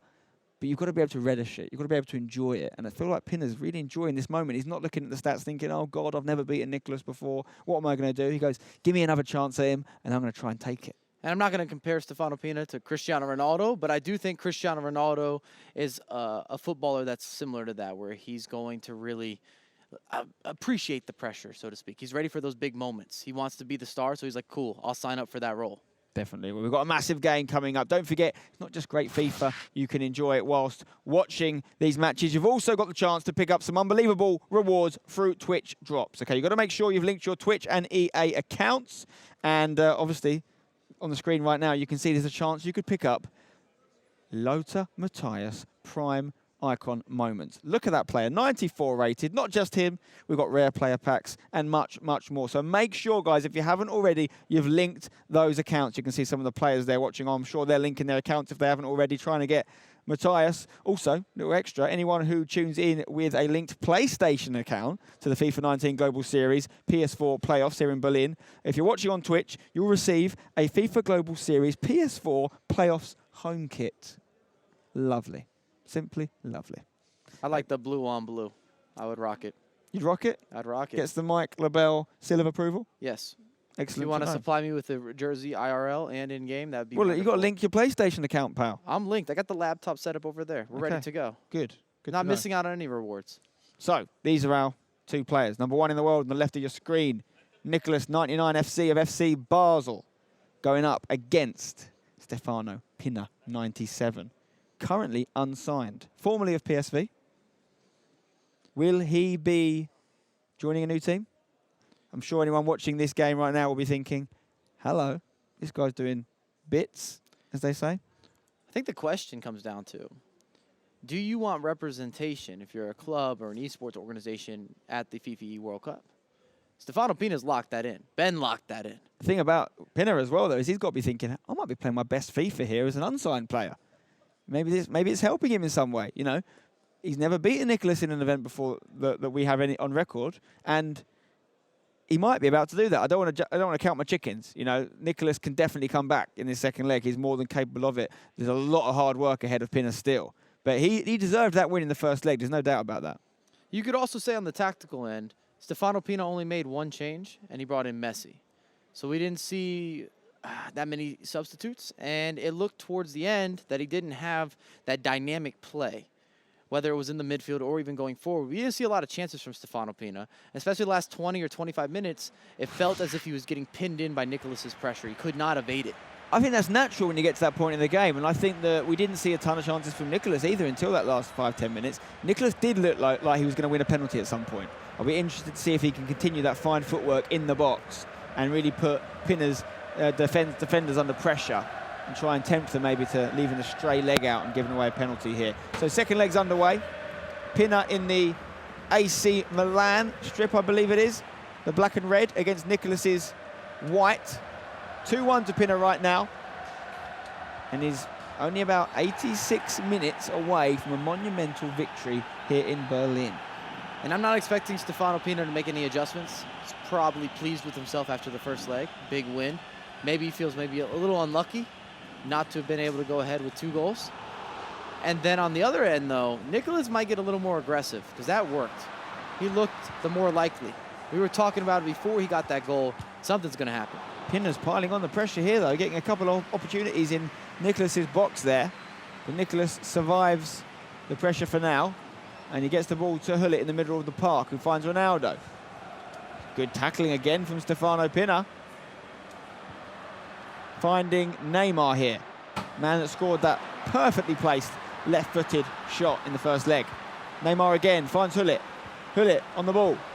Vieira, Neymar, Ronaldo. Ramos comes through with a thunderous tackle against his ex-Real Madrid teammate. And now Nicholas going up the other end. What can he make happen here? Ronaldo. Lovely pass over to the left for Neymar to do a little fake shot onto. Still got the ball here, Nicholas. It's very hard to get the ball off once he gets it in the box. And you've got to think, all those players that we saw watching, we saw them sitting down when we were talking about the Twitch drop, they've got to be rooting for Stefano Pina because nobody has a winning record against Nicholas. Indeed, indeed. And nobody probably wants to play Pina either, but he's maybe the better of the 2 evils, you'd say, if you're looking on and thinking about your next matchup. Ronaldo on the ball here for Pina. Can he deliver? Doesn't seem to want to put the cross in. We're seeing a little bit of a diversion away from the crossing meta, so to speak. Hullet on the ball. Into Mbappe. Finding space. Yeah, white shirts all around him. Still holding on to it. Eventually the keeper gets it. Only a half step away there on the second lock cutter from getting that layoff. He gets that layoff.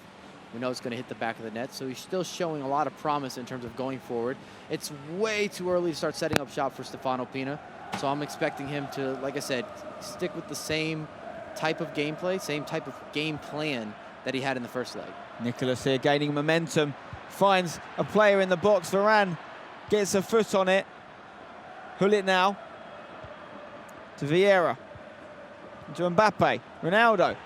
Pina's got an answer to any of Nicholas's questions right now. It's been defensively solid. Much better passing, 93% passing in contrast to just 82 for Nicholas. Eusebio on the ball for Pina. Can he get a third here? He looks for Mbappe. The pass was a little bit too far ahead of the Frenchman, Mbappe. He made a mistake there going with a through ball. If he would have used your standard pass, that would have connected with Mbappe. He would have had space to work with. Nicholas made a bit of a mistake with his double team there in the corner and left a lot of room for an oncoming runner. Great through ball here for Neymar. Gets the ball in the box. This is where Nicholas is dangerous. There's the cutback. There's the goal. It's all level. Pina's 2-0 lead has been nullified. 2-all. 2 pass across, 2 goals. Very vintage Nicholas attacking the wings, creating that angle, laying it off, and you just can't miss from them. And those are the types of chances every professional player wants to make. Sure things. No look finish there from Cristiano Ronaldo, I think. But the best part of that goal was the through ball that Neymar got on the end of. Once he got him in that scenario, it was just Nicholas's time. So 2-2 here. Perfectly poised for a massive conclusion to this game between 2 Goliaths of the PS4 scene. Nicholas from Argentina, Pina from Belgium. One of them's going home. One of them will stay alive. Both of them will be playing at the FEWC final in London. Mbappe for Pina, trying to take advantage of this kick-off opportunity. Vieira, ball in! Oh, you know what? Keeper's done well. It's onside, and he's just smothered the ball, got something on it to allow for the corner. A lot more saves by Nicholas's Van der Sar than Pina's Van der Sar right now, implying that Nicholas not creating the same amount of opportunities as Pina, but Nicholas is the only one that's taken an opportunity in this leg. And that was a good example of one of the liabilities of having Rio Ferdinand, where his passing statistics just don't match up. They really don't compete versus midfielders or other defenders in terms of all the upgrades and new foot items we've seen introduced to this year's installment. And it creates an unforced error. Hullet on the ball here for Nicholas. He seems to have more momentum than Pina right now since he got back in this game. Ronaldo. Alexandro. Into Hullet. Couple of 1-2s between the two centre midfielders. Vieira, though, bad decision to try and go back to Hullet when the pass was blocked. And now Pina can go up the other end, but Nicholas gets it straight back. Ronaldo here. Does he shoot? Turns back inside. He's got Hullet with him. Extra pass was key. Keeper was nowhere. And this is why people back Nicholas. This is why he's number one. And you just see the swarm. You see that Stefano can't get out of his back area. He can't get an outlet. He can't find the space to get in behind. And it becomes an onslaught of pressure. And I talked about it before, but it makes it where Nicholas doesn't need to have the best offense because his defense is everywhere, and it starts an easy counterattack. It makes for easy offense. He has to pick out the right pass, and then something he does do wonderfully is his finishing. See, over the playoffs, we've seen certain games, some of them be double figures, 11 9s and 7 8s, and you just don't see that in Nicholas' games. He keeps the score, at least in the end, the conceding end, he keeps that number down nice and low. Pina trying to make it 3, though, goals scored against Nicholas here, and tying the game up once again. Eusebio! Blocked again by Nicholas.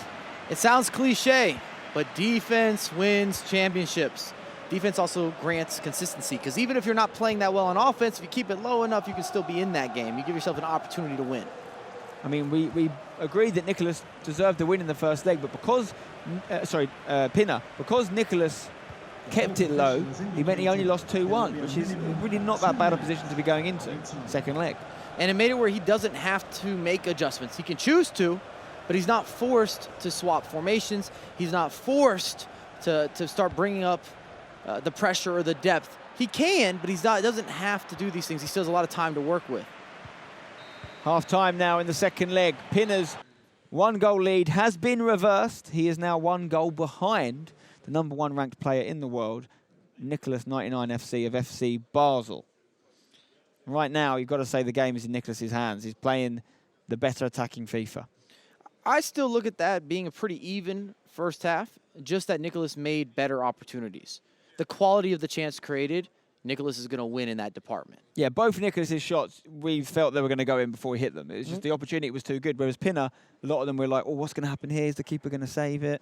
He's going to need something special. He's going to need another touch. He's going to have to give us a little bit of that razzle-dazzle, some sort of give and go, a little movement in the box. He's going to have to unlock that space. And he did that so well for his second goal in the first leg. That cross that came in, not trying the volley, playing the extra pass, that did unlock Nicholas's defence. That's the sort of thing he needs to find again now in this second half. All 3 of Nicholas's goals, we would score.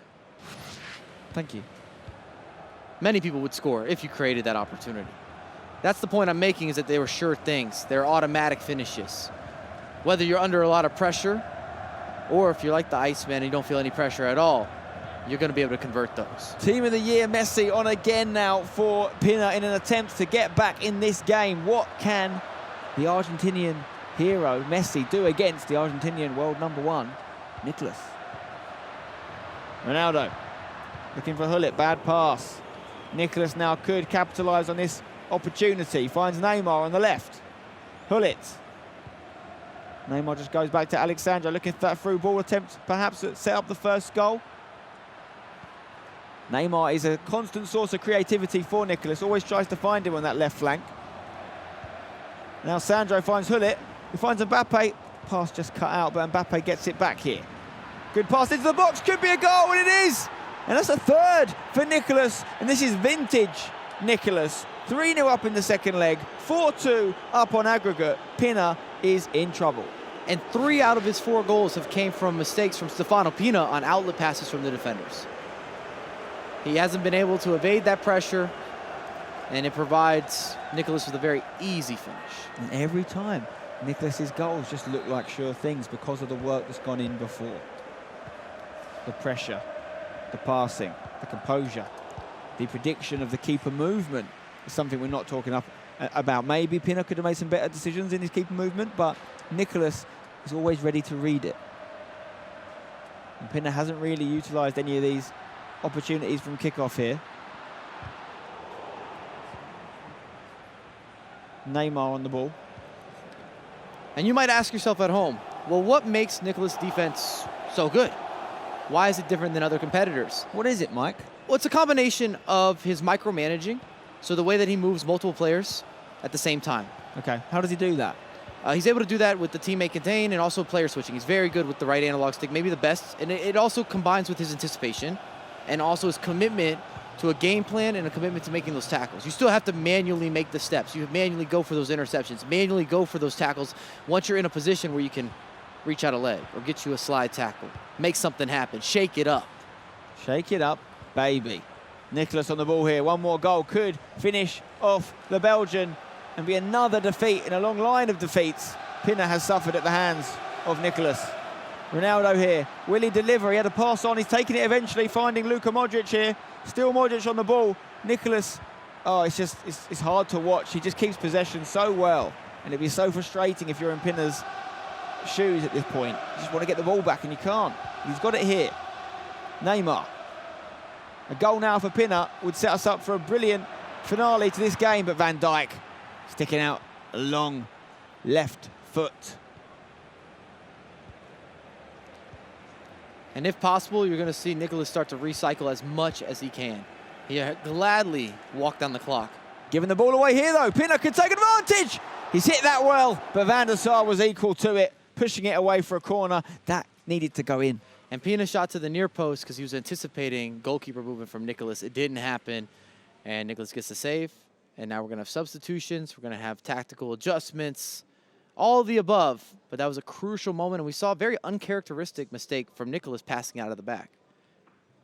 Yeah, not the sort of mistake he can afford to make too many times in the dying embers of this game. 23 minutes left here in the second leg of this last 16 match between the number 1 ranked in the world, Nicholas, and the number 3 ranked, Stefano Pinner, 97. One of them will be leaving the tournament. Both of them already qualified for the FEWC Grand Final. But after going 2-0 up in the first leg, you felt like this was Pinner's moment to get that elusive victory. But maybe not, as Nicholas has restored a 4-2 advantage. Since going 2-0 down, he scored 4 goals without return. And we've just seen adjustments from Stefano Pina. He's going to be pressure on heavy touch. He's moved up the depth, and he now has fast build-up, which means his players are going to get forward quicker. Pina trying to find a gap with Neymar. Can't keep hold of the ball in a dangerous area. Got it with Hullet now. Got to be a goal. Messi, can he turn on the left foot? It's denied by the woodwork, and the keeper was beaten. Despite going the right way, he wasn't going to stop it. Only the frame of the goal could deny the Belgian. Messi trying to score against an Argentinian player. It was like it wasn't meant to be, Mike. Nicholas might have communicated that one with him. Very unlucky there for Stefano. And you got to say, he's running out of attacks now. Maybe 3 to 4 attacks left. Maybe. And that's not including any attacks from Nicholas, if he'll take them. But since going 4-2 down, Pinner's had 2 pretty decent goal-scoring opportunities, neither of which have found the back of the net. One more from Nicholas, I think, would be all she wrote. Mbappe on the left side for Nicholas, usually where we see him with Neymar. Pele off the bench. Nicholas happy to go back and keep the ball. Disguised pass back into Pele, though. Pele under no pressure to use this, but one more goal would finish it for Nicholas. Does he take the chance? He does. He's going to get another goal. Keeper with a massive left arm. What a save. Could be massive for Pinner in this game, but Nicholas still on the attack. Hullet. Modric. Into Neymar now. Patient stuff from Nicholas. He's under no pressure. Nicholas is under pressure. He said he likes the pressure. He needs to score 2 goals quickly. And Nicholas does not look like he's going to give up the ball. Luka Modric's footwork too much. But the other Modric gets the ball off him. Now, Pinner needs a goal if he can make this an interesting finish here.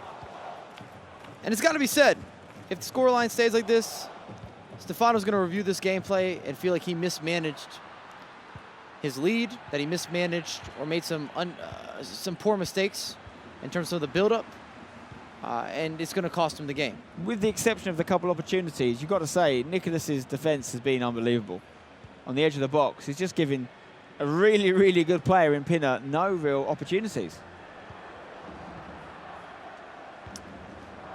Now, Pinner has to do something here. He's 2 goals adrift. Scoring one now gives him a slither of a chance. Mbappe to Modric on the edge of the box, to Neymar. He's back to goal. Neymar La Croqueta! Van der Sar saves it, and that probably will mean there's not enough time. He needs to get this ball whipped in. That's too near the keeper, surely. Disappointing cross from Pinner, and now Nicholas is professional enough to see this game out. Gets the job done.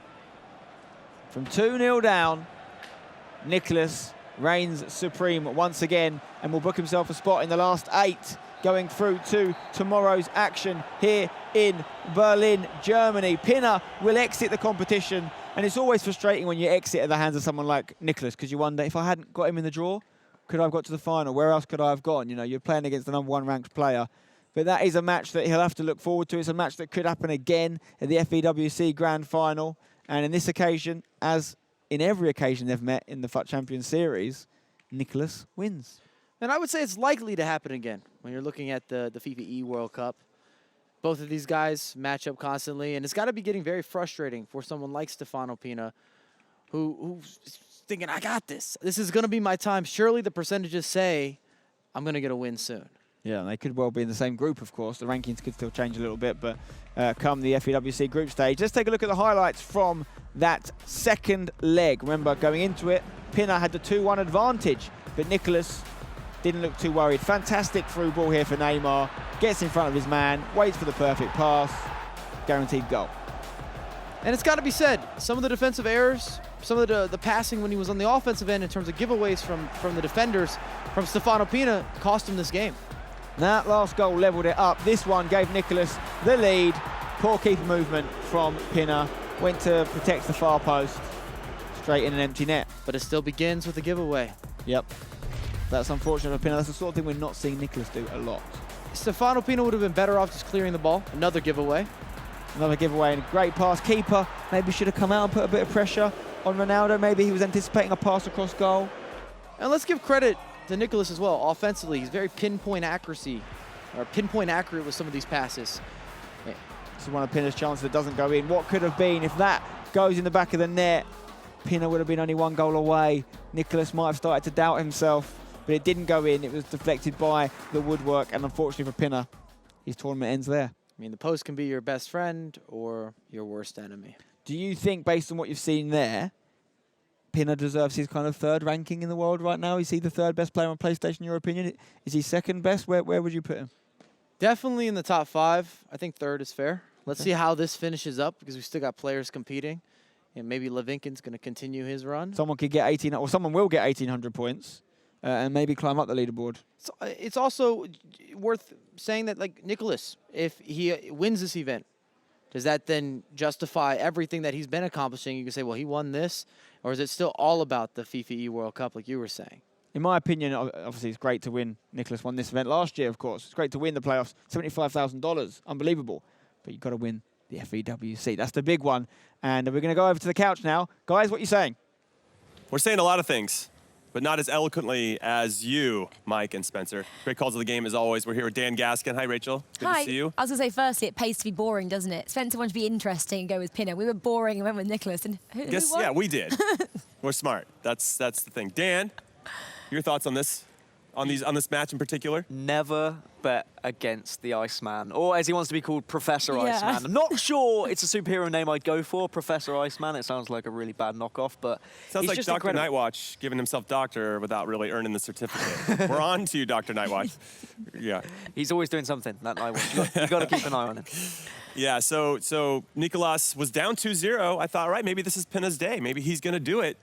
But in the end, I think the quality showed through for Nicolas. I think that always happens when you go up against any players like Nicholas, like Tex, the best in the world. They are going to find ways to get back into the game because they read the game so well and they're so good at adapting to the players they're going up against. They notice what they're doing well, what they're doing wrong, and they just change things. It's phenomenal to watch, really. But maybe it wasn't a game we predicted. We maybe predicted it to be more cagey and less goals than actually it turned out to have. I think when Pina goes and takes a lead, Nicholas naturally has to amp up the pressure a little bit, and that injects more speed into the game. Sure. So then we get a more open game, and it's more fun to watch as well, because you don't have more people just passing it around the back. There's nothing wrong with that. It was great. It was great. No, I'm glad you said that. All right, now let's take a look at something else that was great. Excuse me. Let's take a look at the brackets as they stand right now. We are through 3 of the round 16 games. And the first one down here in the bottom left is Nicolas versus Stefano Pina. Number 1 versus number 3. But that one coming up is Mo Abba versus Roma Dami. That is going to be quite a tasty affair. Now let's take a look at the leaderboard so you guys have an idea of who's left and who's still vying for those last 3 spots to go to the E-World Cup. Zizinho, the Stranger, and Marco definitely want everything to end right now as it stands. And it could work out that way if results go in their direction. So we'll have to wait and see how that goes.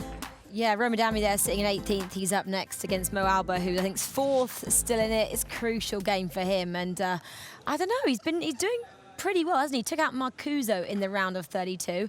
Marcuso was obviously on 17th coming in this, was on the cusp of making it, hasn't quite gone enough. But yeah, this is going to be a super interesting one. He has to win. If he loses here, Dami, then he'd be eliminated from the competition. He'd be eliminated from his chances at E-World Cup as well. Well, before I get any more of your thoughts on the next match, Mo Abba versus Dami, let's get the thoughts of some competitors, including Mo Abba himself, about Mo Abba. I'm Mo Abba. I'm 22 years old and I'm from Germany. I'm ranked 4 in the PS4 leaderboard. We have Mo Alba. Mo Alba. Mo Alba. Somebody who challenges me to be the happiest and most smiley person in the FIFA scene. He's always smiling. Mo Alba is like a very funny guy. We get along. I think he's friends with every pro player. Mo Alba is very funny and a very good FIFA player. Pierde 5-0, gana 1-0, pierde 2-0, pierde 3-0. Siempre se lo toma bien. I think I'm a really happy guy, so I'm not like always that nervous. So I always play happy also when I lose. It's no problem for me.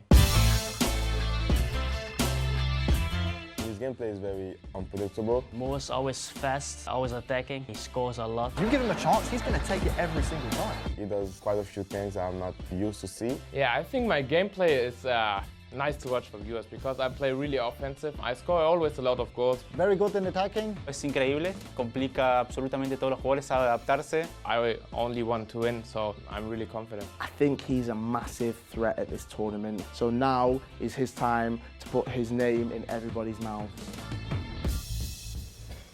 I think my favorite part about these proceedings is that the competitors are right behind us, and they're listening to us right now. Hi, guys.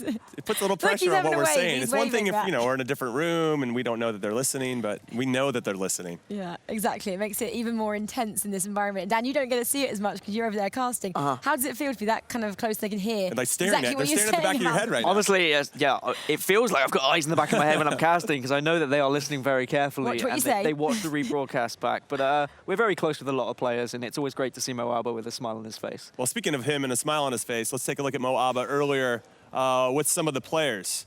The cameras were watching some of the guys as they were reacting to matches. And look at him. Is that Hasu he's doing? Yeah, that's Hasu. He's waving his arm. Nobody's even paying. Mo's in. He just look how camera happy he is. He wants everybody to join the party. The camera is on you, Mo. It's fine. Nobody wants in, but Mo Alba wants in all times. Big smile on his face. He told me while we were watching that feature that he considers himself the most handsome man here in the competitive FIFA scene. Jimmy, I thought that was you. No, well, this pros. is true. I have Okay, competition. fine. Let's just say we have competition. Well, fun fact about you, Dan, back in San Francisco for our preview show, you said that Mo Alba was going to win this. You still stand by it? I mean, it's going to be difficult going up against Dami, and especially with Enzo coaching him as well, but I said we're due a big Mo Alba tournament. He has performed excellently throughout the year, but he's always kind of fallen short at quarterfinals, semi-finals, and I think that he has got he's got it in him to actually win events, so maybe this is going to be the big one for him. There's something interesting I thought about Dami as well. He's not using Ronaldo in his starting 11 for the first time coming into this tournament, which was quite unusual. He has got him on his bench, but not many players do that. So it's kind of gone on his own kind of trajectory, which I quite like to see. Okay, well, there's another person that has an opinion on Dami. It is Gravison, who said this prior to the tournament. He's the best player online in Europe. He beat me 3 times this year. One time I rage quit because I couldn't stop him. I think he hasn't found his game in LAN events, but he has the potential to reach the E-World Cup if he performs as well as he does online. Is that some shade, actually, that he's throwing there? That's the biggest backhanded compliment I've seen from someone like, oh, he's just an online kid. Maybe he'll do well on LAN.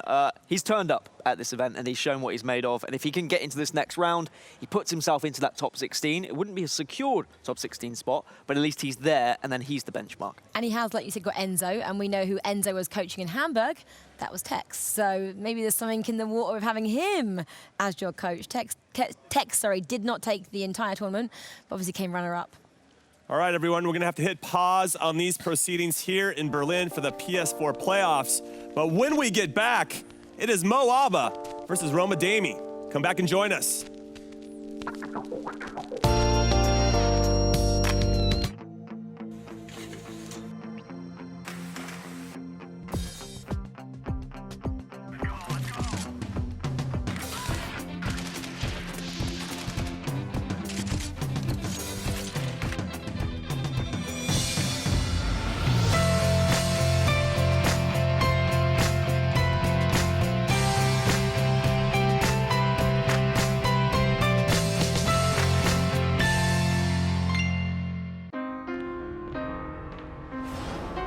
Quiero pedir perdón.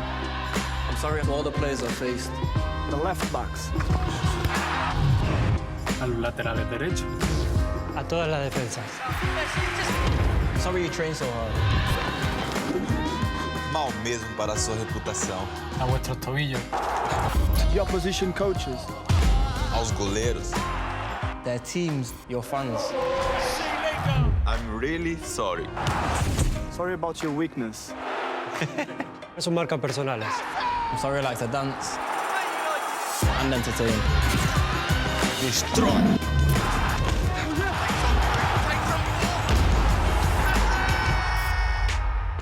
Mas acima de tudo, I'm sorry. Perdón. I'm sorry. I'm not sorry. No sos vos, son ellos.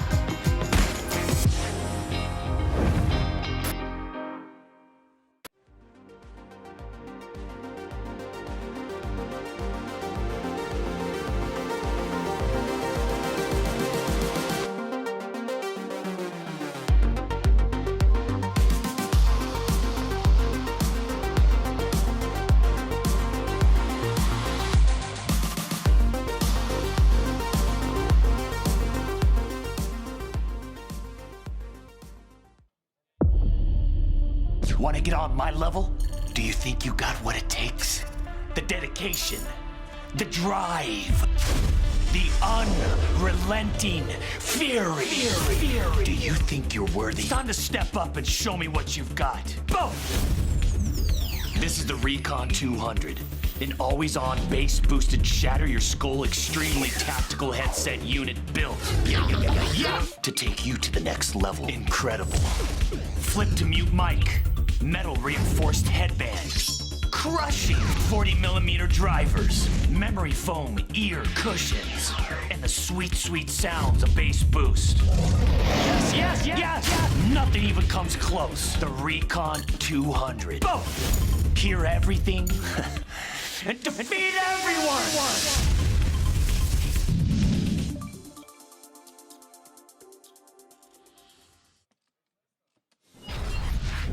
The FIFA 19 Global Series Playoffs are presented by PS4.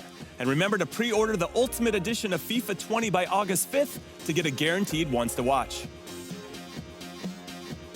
Welcome back, you wonderful people, to Berlin, and it is time for the action to resume here, and it is time for one of the biggest matchups that we've possibly had today. Two of the most exciting players, and certainly a lot on the line. Different circumstances for both of these players.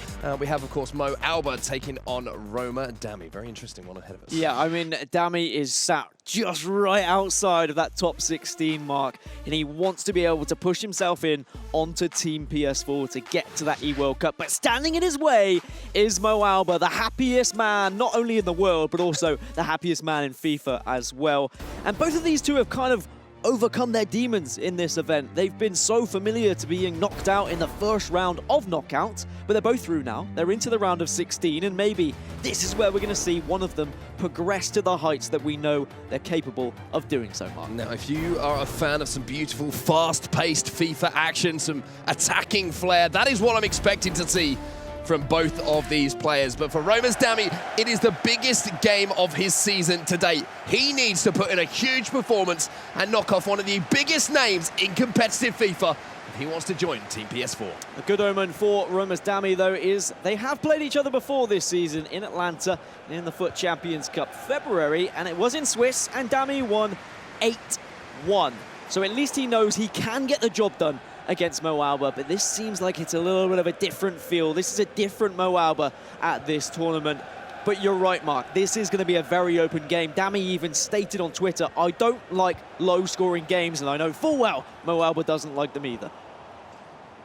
We both know that these players love to score goals. They love to flow forward, and they love to see that net rippling as far as goals are concerned. And it's a little bit of a slow start here between the two players. You can see they both like to move the ball quickly from midfield into those front players. However, they like to sort of move it between the strikers, the cams, and those wide cams. As we say, a little bit of a hesitant start. Maybe that knockout feel really starting to creep into the minds of these players. Mo Alba with the first chance of the game. But R9 on that left foot, just a little bit high of the goal. Something Mo Alba's done very well all season is finding cheeky ways to score goals. I remember tracking back all the way to Paris Games Week, the first event of the season, and Mo Alba was showing everyone how to score from corners, and everyone was like, oh, okay, so this is how we're going to score for the remainder of FIFA 19. Then, of course, patches came in, and Mo Alba worked out several different ways. He's very good at just putting the ball in the back of the net, and I think that's important as a player. If you know how to get the job done, you're going to get the job done, and you're going to have high-scoring, fun-watching games. Yeah, I think that one of the things about Mo Alba as we just see him going forward here is he's always been able to find ways to score goals. I mean, going back to something you were talking about, you know, corners, he was also one of those players who, you know, the first time finesse, he was one of those players who really exploited that early on and found a way to score there. And as other players have kind of seen what Mo Alba's done, they've been able to adjust their game to his. And he's kind of had to reinvent himself a little bit now, but there's a bit of space out wide here, and if Dami can find the ball back into Mbappe, he might have a chance, but that is a wasted chance. Yeah, you'd expect better, to be honest, at this stage in a tournament. If you want to be able to progress to tomorrow, you have to do a lot better. And Mo Alba making an interesting decision there. I don't know if he thought he was offside, but he's tried to play the ball back, and that has not worked out whatsoever. There's been a couple of interesting decisions. Maybe we'll put it down to nerves, maybe we'll just put it down to both players, you know, just getting things a little bit wrong. Sometimes it's as simple as that. And now we're going to see a switch of the play here as Mbappe might use that overlapping run, but instead Dami goes back inside, and look at the run outside here, takes it first time. Good block from the defender. And watching on foot was Marco, who's currently 16th, is out of the competition. He'll be hoping that Dami is taken out and he is defeated by Mo Alba, because there is a scenario where everyone who currently is in the top 16 stays in the top 16, providing that everyone outside of the top 16 loses their matchups. And considering the names that are still left in this tournament who are still in that top 16, it is highly likely. And there's space here for Alexandre on that left-hand side, and he's trying to feed Neymar, and he found him as well. One Brazilian finding another there, and it will be a corner here to the Roma man. Put into the middle, Van Dijk will get up, but it's straight down the middle of the goal. And straight down the throat of Edwin van der Sar. Sometimes you just wish it was Cristiano Ronaldo in those positions, but the majority of the time, Cristiano Ronaldo is being marked from corners, so now you are having to look at those other really tall, impactful players from corners, the likes of Hullet, the likes of Van Dijk, so I can appreciate Dami just trying to pinpoint someone else rather than going for the normal Cristiano Ronaldo. Nearly 30 minutes gone here, and a little mistake there from Mo Alba, just caught dwindling on the ball, and is he going to be punished for that by Dami? Great pressure from him. Havertz now. A little cancelled croqueta there after the first one, looking to get the space to maybe release one of the strikers, but unfortunately for him, well defended there by Mo Alba. Well, that's certainly something we'll keep our eye on, the defending of Mo Alba. We know how good he is going forward, but can he defend as he gets in behind here, but cannot find someone with a pullback? I mean, just as I was talking about him not searching for Cristiano Ronaldo, I remembered, of course, Dami's not playing Cristiano Ronaldo in his lineup. He opted to take him out. Instead, he's got Havertz, he's got Mbappe, he's got Neymar, he's got all the other pieces to the puzzle, just doesn't have Cristiano Ronaldo. Well, look at Ruud Hullet. He's having to track the run of Neymar in the middle as Eusebio's doing some fantastic work here for Dami. Almost managed to get around the outside of Da Costa, but that's a lot more easier said than done. Good build-up play here, and we've got Dr. Knight watching my ear here, so reminding us all that Dami's season started pretty late. It was Atlanta where he really kind of announced himself with a performance to be noted. Well, speaking of performances, look at Neymar go now, just shrugging off Virgil van Dijk. The shot comes in from Havertz, and it's the first goal. And it's Mo Alba, the left foot, finds the top corner, and there's the celebration we know and love. Just a raise of the fist. And it was just a nice and simple finesse shot as well, paying homage to the original finesse meta. It does still work out every now and then if you can get into the right position with the right player. And Mo Alba is going to take this lead and blow this game wide open. Dami has to come back at him. He can't afford just to sit back and allow Mo Alba to attack, because otherwise he's going to find himself 2, 3, 4 down very quickly. And just a reminder, if you're watching now, if you're watching for the first time in competitive FIFA, 16 spots are available. For Mo Alba, he's got his spot on Team PS4 lockdown. However, Roman Dami needs to go further in this tournament. Needs to pretty much go all the way if he wants one of those spots in our grand finals in London. So for him, this match means everything. He will win a free kick here. Patrick Vieira getting a little bit too physical there. I mean, a victory here would take him into that top 16. He would actually leapfrog Footwiz Marco, but then of course there are other competitors still in the tournament who could take that 16th spot. So realistically, he has to be looking at the latter stages of the tournament. Well, here's a free kick then for Dami. Maybe he can create something here. Will it be short? Will it be tossed into the box to be contested for one of those headers? Neymar makes the run off the ball. It is a short routine here. Van Dijk into Vieira. Plenty of men behind the ball here for Mo Alba. Sandro manages to squeeze the ball into Eusebio. Let it run. A beautiful move here from Dami. Gets the second opportunity, and he takes it with both hands. And when you get presented with an opportunity like that, you know full well you have to put it away, because if you're missing chances, you are going to struggle in the remainder of the game. We're all tied up between these two. And it all did stem from that set piece, really. It was a little bit messy in some areas, but you can see the pass and move style that Dami is trying to attempt here. A little bit of fortune. Well, I'm sure he's not going to mind. He needed it to get back into this, otherwise you never really know how a game's going to go against Mo Alba, because he does have tendencies to run away with them. I mean, I did love the build-up play that led to that chance. The little dummy just on the edge of the 18-yard box, created space initially. The block, as you say, got a little bit fortunate for it to fall back to Neymar, but he made no mistake. And making mistakes is something that we've seen has already cost players at this stage in the tournament. But here's Mo Alba, done 3 steps in just before the half-time whistle, and well, it was action-packed. There was plenty to talk about in the break, but we are at half-time and it's tied up at 1-1. Very back and forth. I mean, not really much passing it around the back four and slowly, methodically building up. Instead, it's just attack, counter-attack. And you've got to be dangerous. You've got to be careful, sorry, when it gets into a situation like this, because it can be dangerous as you can get almost lured into just repetition of, okay, I have to attack now because my opponent's hitting me hard. You can slow it down. I think if you gain the lead in a game like this, you have to slow it down. Otherwise, it can just get out of hand. And you can see there, Enzo just having a few words with Dami, and Rachel mentioned it on the couch. Enzo coached F2 Tex last weekend in Hamburg. I mean, how valuable do you think he is as a coach right now? I think he doesn't have his little red book with him this time that he had for F2 Tex. However, his stock is rising. Every single tournament that we see him alongside one of the competitors that keeps going deep and far into these tournaments, and is showing, as we've talked about quite extensively throughout the broadcast over the last couple of weeks, how valuable coaches are becoming in game. They are becoming an intangible asset, to be honest with you. I mean, it's the really minor decisions that they make in-game that can make such a massive impact. And I don't want to say what changes Enzo makes, because he has told me in confidence, but just little tiny decisions like changing a player's role in that formation can make the biggest of difference going forward if you're behind or if you're ahead. And that is what they offer, and that's why they are so important. Second half underway here.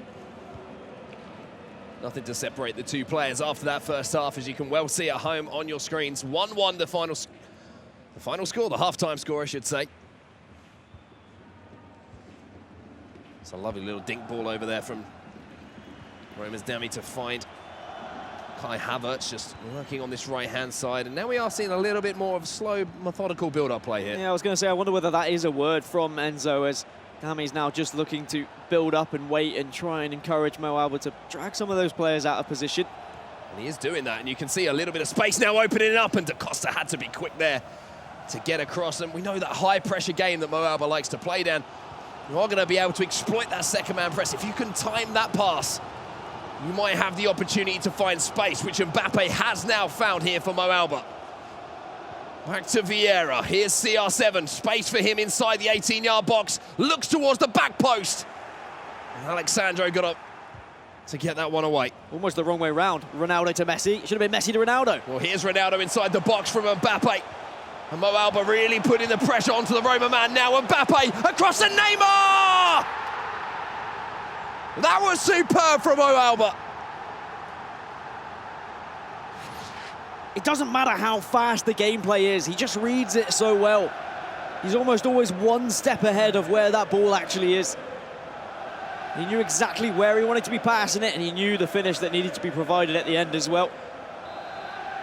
And even though I was going to commend the defensive work from Roma's Dami, unfortunately, it just wasn't enough, and it's very hard to keep up with play when balls are being ping-ponged around like that. I mean, just that touch away from the defender. You know, you're kind of desperately trying to stand up if you're a defender in that situation, not commit away, but Mo Alba in that situation, he would have had the lights in front of him thinking this is a goal, but just having that second to take the touch away from his man really did open things up, and he almost opened up Dami once again there with that through ball. Well, what Dami's trying to attempt to do with his defence as well is he's playing a very high line. He is stepping up to try and encourage the offside trap.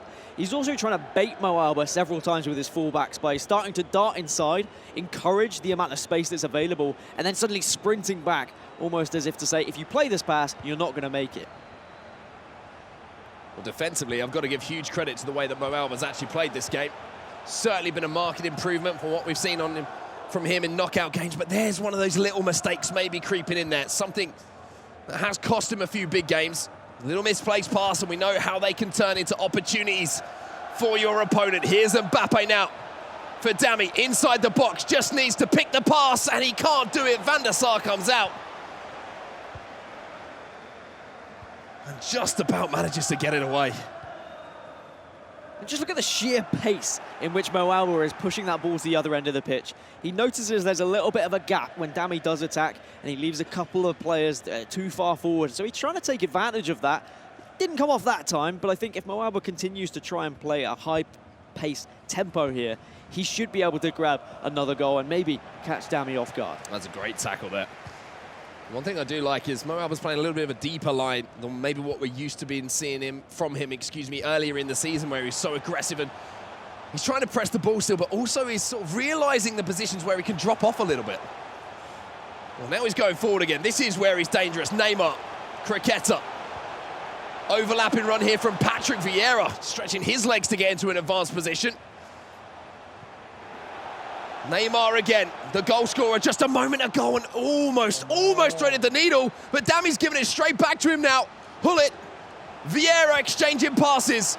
Constant pressure here. What a tackle that is from Alexandro. And I think that's going to be a warning sign for Dami as well, just to make sure he's not giving that ball away too easily defensively, but he's rushed it again here. Well, here's Neymar, plays the ball into Mbappe. He gets the wrong side of his man. Van der Sar has to get down, and Dumfries will keep it in play. I feel like Mo Alba really wanted to go near post there as well, but he just couldn't get there. He tried to time it, it was a little bit off, and that's why it's gone right in the dead centre of the goal. So no goalkeeper movement was needed.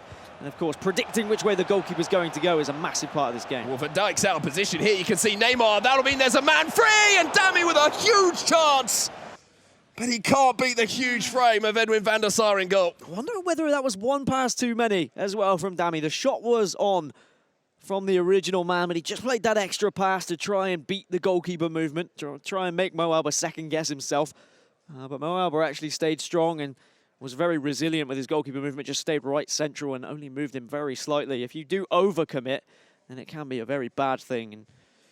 But either way, Dami at least is creating the chances, and Enzo is going to be making a couple of notes in his book.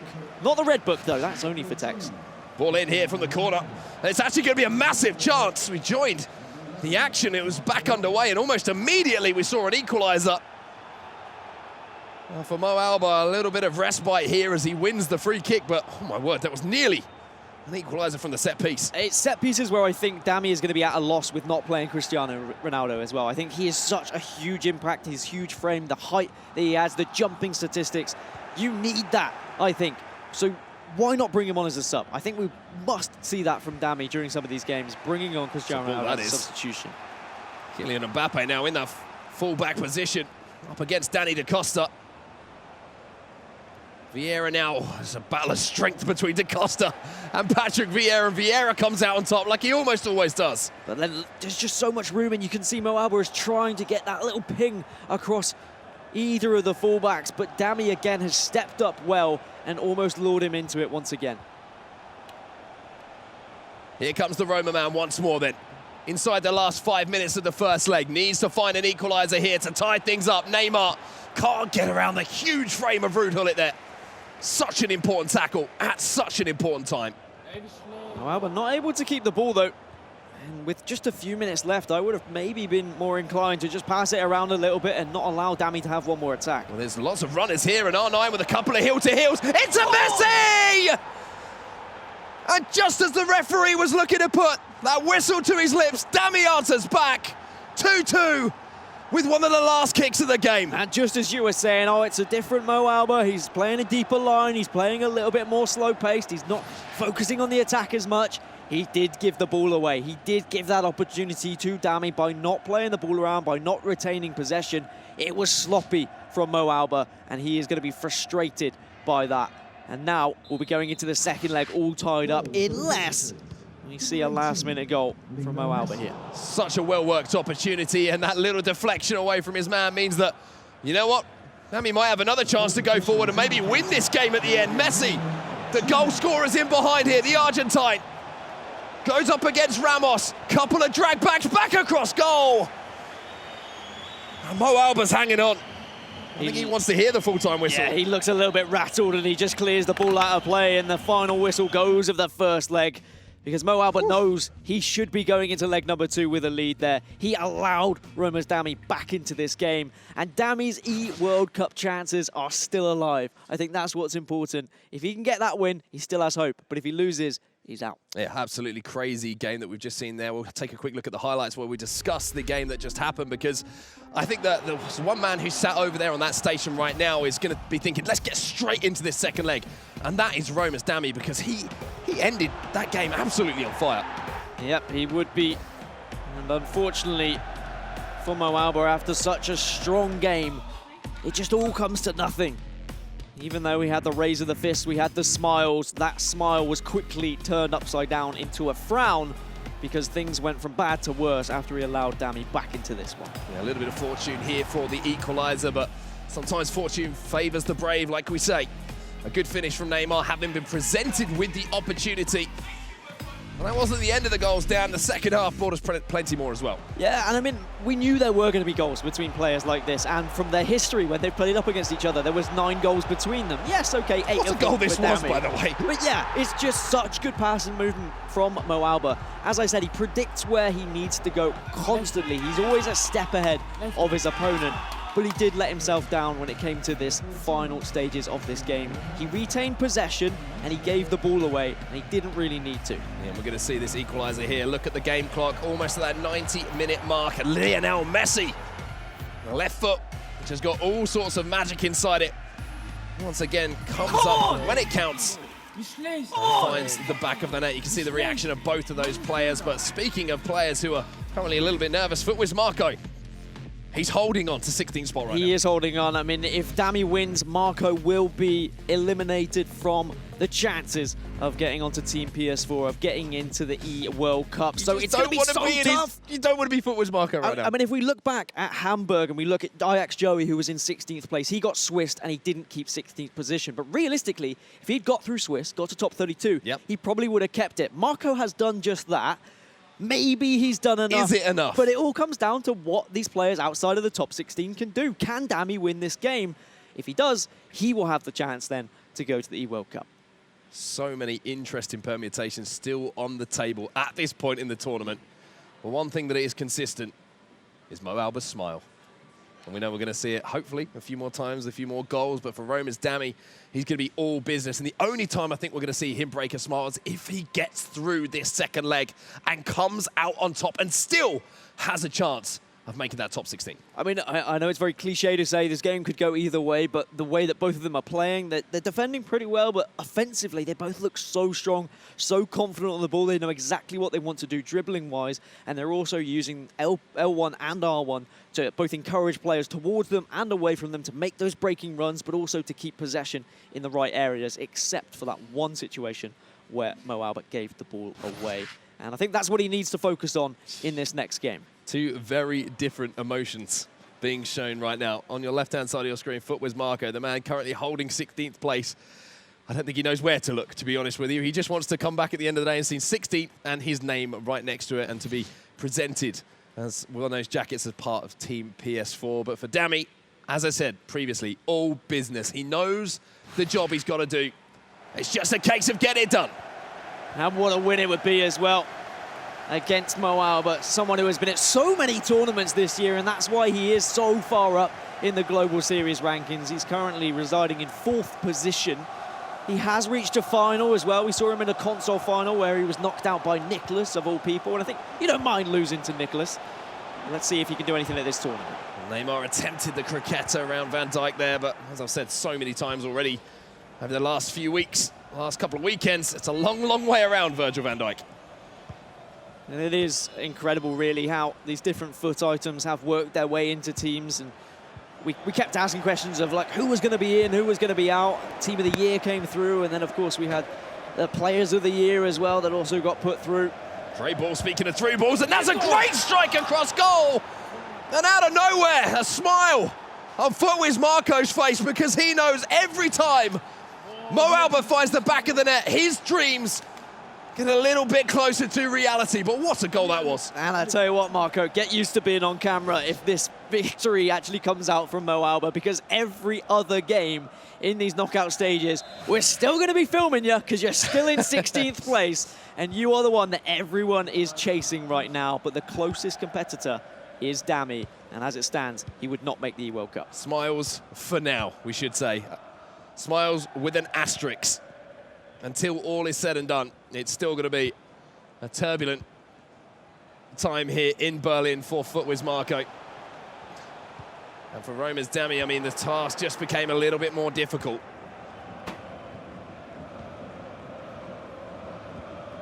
And this is where Mo Albert needs to be focusing on this area of keeping the ball, retaining possession, restricting the amount of attacks that Dami actually can have in this game. Frustrating Dami, not only because he's going to be eating away the clock and he has a lead, but the more he holds onto the ball, the more Dami has to push on, the more he has to bring players into the mix, and that's going to leave gaps behind. And the more that he's going to think about the fact that his season could well be over here. Havertz recycles the ball here and somehow finds Cristiano Ronaldo, a player that hasn't found his way into Roma Dami's starting lineup himself, but you can see what he offers here. It's just a strong presence. And honestly, it still blows my mind that Cristiano Ronaldo isn't playing, and I'm happy to keep bringing it up because I think it's mental. Cristiano Ronaldo is one of the best players going forward because of what he offers. But again, it does come down to your play style, and we haven't seen much crosses from Dami. I just think it's... Said it himself on Twitter, he wasn't going to be throwing the ball into the box. Exactly, I just think it's set pieces where he loses out mainly. And to be fair, like, it's even the poacher goals that Cristiano Ronaldo gets. Sometimes when you hit it across goal, Cristiano Ronaldo is there waiting in the wings to either go for a header or just even a tap-in. Yes, okay, the likes of Havertz are incredible replacements, but I still think at least bring on Cristiano Ronaldo as a sub at some point in the game. And he almost found a way to Kai Havertz there on that right-hand side. Rafael Varane had to stretch every sinew of his body to cut out that ball. And another interesting exception to the lineup for Roma's Dami. Just won the ball back here for Mo Albert, and that is that 97 rated Prime Icon Moments R9. We've seen the damage he does in front of goal, but maybe it's going to be Neymar, maybe it'll be Hullet. Everyone's just lining up here for Mo Albert, but nobody wants to finish it off. Dami's surviving here. Corner whipped in, Da Costa, Ronaldo's completely free, and the crossbar saves Dami. And that's what Cristiano Ronaldo can do. But it wasn't timed green, so it didn't go in the back of the net. But you can see the danger that he poses, the threat inside the box from those set pieces, from those corners. R9 then.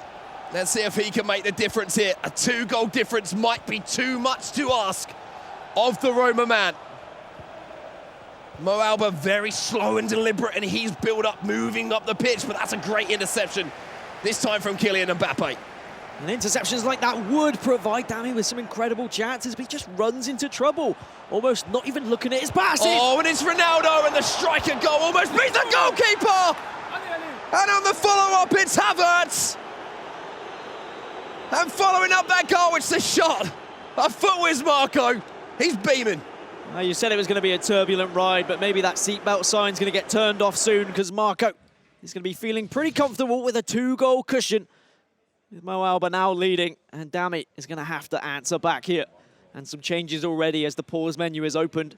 And he'll be looking at maybe adjusting to a different formation. There are several different options when you're going up against a player like Mo Alba, who is very attacking. You want something that's counter-attacking based, so anything that has 4 strikers or 4 attacking players that can quickly get up the other side of the pitch. A 4-2-2 would be very good in this instance. One thing that did strike me there, I was about to say, was the apparent composure on the face of Roma's Dami there, but to give the ball away so easily from the restart. You can't afford to be throwing those opportunities to go forward away, especially with your season on the line, but it's easier said than done. You know, we're watching here and we're super, nervous, and we understand how difficult it is for the players to have an entire season's worth of work hanging in the balance. To have that pad in your hand and have to execute these high-level plays against such an incredible player like Mo Alba, it just makes it all so much more difficult to appreciate. In front of the cameras, in front of the lights, in front of the fans as well, it all adds to the nerves. Well, maybe we might be adding to the misery here because Sergio Ramos is up. Havertz does the defending.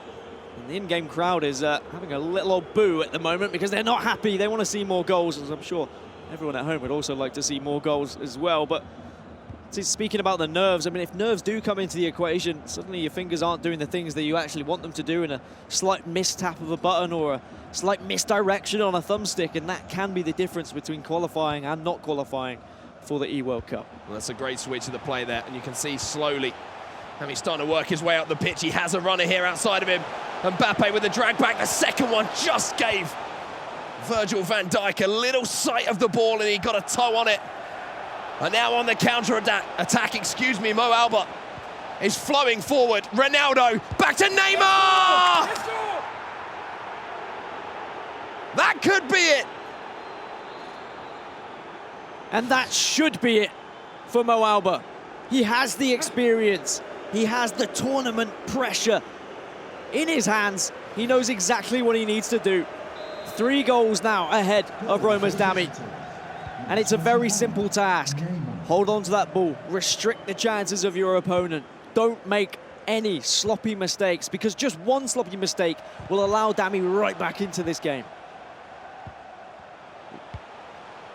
And for every time that we are seeing a player's potential season come to an end, I've got to say, my heart does sink a little bit. So difficult to see this deep into the season, this far into a tournament.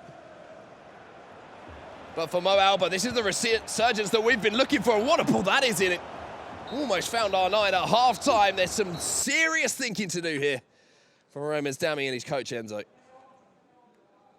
And suddenly, all that pressure that's on Dami for trying to get into that top 16, if he were to be eliminated, it all shifts over to Christian Spiteri. He would be next in line to try and take that top 16 spot. He would be next in line for FUTWIZ Marco to be watching on, either smiling or maybe frowning, depending on how results go tomorrow. Of course, the competition does carry on until tomorrow. We're only playing the round of 16 games. We get into the quarterfinals, semi-finals, and of course finals tomorrow for the PS4 playoffs, and we're going to find out which 16 players do represent Team PS4. We've got 13 already, Mark. Only 3 spots available. And I mean, we're watching the cameras of FUTWIZ Marco because 14th and 15th, they might be quite comfortable. I just love watching these photos, to be honest. Videos, I should say. The complete range of emotions being summed up so well by these pictures that we can bring. It says it better than we can, to be honest with you, Dan. You can see how much it means to players. Marco on the right-hand side of your screen, all smiles. You can just see that flicker in the eye, excuse me, as if we sort of scrolled over the face of Dami there. You can see that flicker of doubt start to come in. Something else that's also on the line in this game, if Mo Alba does win, not only does FUTWIZ Marco keep his possibilities alive, but Zizinho will be locked and secured, and he will get his ticket to the World Cup. He will be on Team PS4. So that's someone else who's going to be watching on with bated breath, I'm sure. 45 minutes left to save your season. Can you do it, Dami? Roma fans, if you're watching in the chat, get behind your man. Send him your energy and will his players forward. 3 goals he needs to pull back to send this to extra time. And he has to keep at bay one of the most attackingly minded players that we have in FIFA 19. Maldini steps in. Step one, win the ball back. Whilst it's a very difficult task, 3 goals, it is entirely possible, and Dami definitely has the ability to do so. But it is going to rely on Mo Albert making these mistakes. And there is a slight mistake. Mo Albert just tapping that pass button a little bit too quickly. But Dami has to take risks at this point. He has to go for risky balls. He has to go for hopeful balls, because it's the only way he's going to get back into this game. One thing that's impressed me here about Mo Albert is there seems to be a little bit more understanding of the match situation than we've seen before. Taking his time in the build-up, valuing the possession of the ball, and that's allowed him to release Neymar. And that's why, even though that second goal for Dami in the first leg was so detrimental in the first leg, in the grand scheme of things, it might have been a very good thing for Mo Albert, because it instantly reminded him of that lesson of, I can't be giving the ball away. I need to hold on to possession. I can't just be stupid on the ball. And that has shown in this second leg that, to be honest, that scared me. Mo Albert has looked a lot more calm and collected on the ball. I think I heard a bit of an exasperated gasp, not just from you, but from, I think it was Dami as well, as that ball almost was intercepted. Oh, no. That's an unfortunate touch there for Ruud Gullit. He's really let him down in the middle of the park there, and when you need things to go your way, little moments like that, well, they almost seem to be magnified. Here's R9, here's Havertz, Gullit. The man over here's Da Costa. Oh, it's beautiful. Mo Albert. This is the best of him. And you were asking me, we're going to see the smile of Mo Albert, or are we going to see a little frown? We always see the smile, but on the other side of the stage, I mean, we're obviously looking at Dami, but Enzo had his head in his hands. I know that he takes his coaching very seriously. He took it on the chin when Tex lost his game in the final in Hamburg. And Enzo almost feels like it's a responsibility of his to get the victory for the player. He lives through them. As a coach, you can only do so much. You can only prepare them, and you can only give them advice. You don't have the thumbs on those sticks.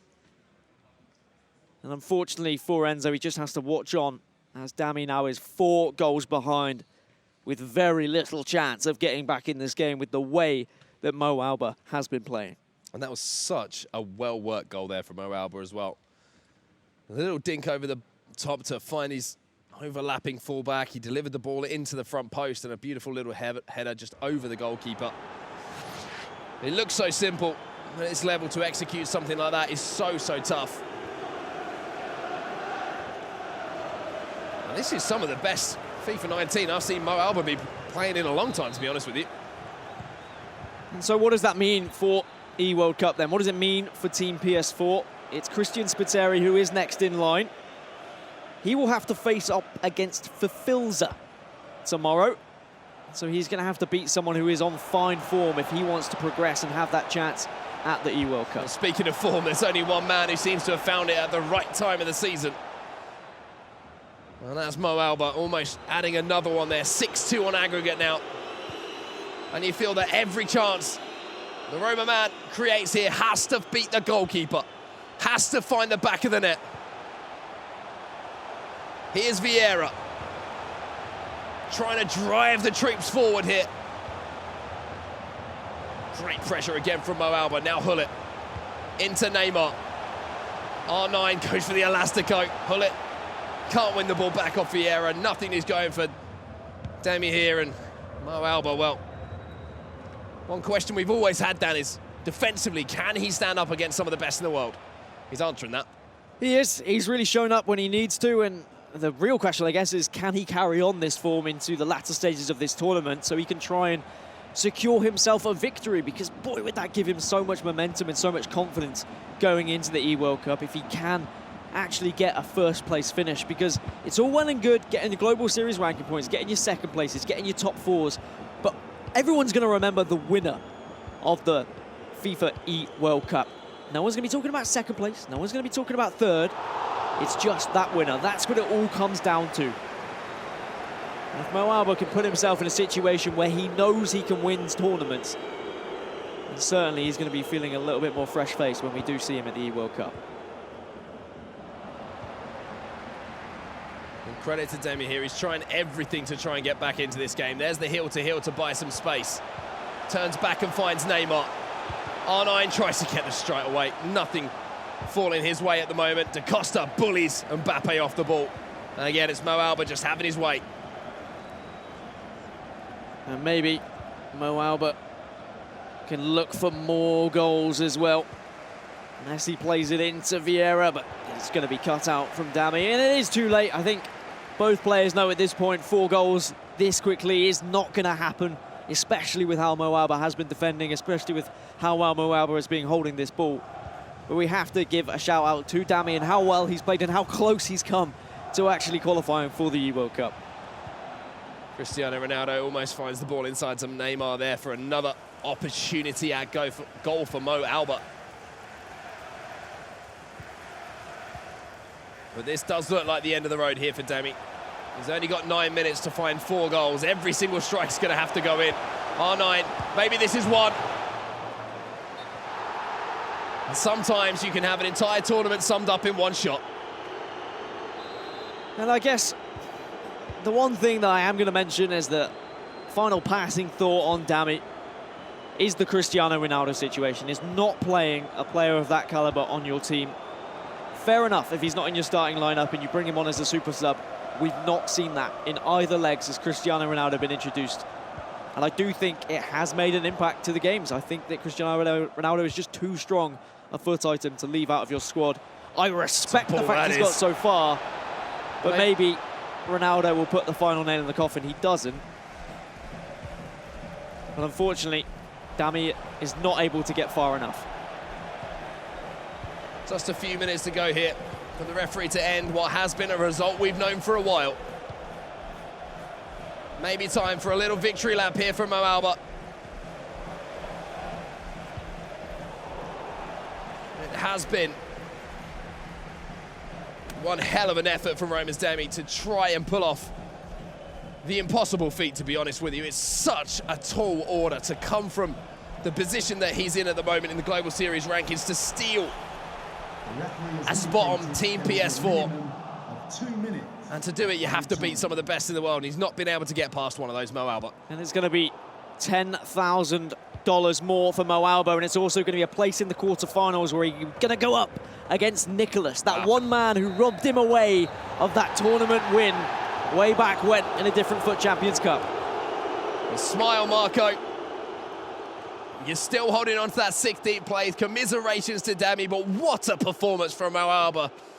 We'll be seeing plenty more of him in this tournament, moving on to that quarterfinal spot. And for me, that's some of the best FIFA 19 I've seen him play in a long time. And I think that's what I saw on social media as well. People saying to Mo Alba, if you can play how you were playing in Swiss, you can go far in this tournament. And he has carried on that form. And quite rightly, he's smiling like a madman, as he always is. Yeah, as I say, some of the best FIFA 19 I've seen.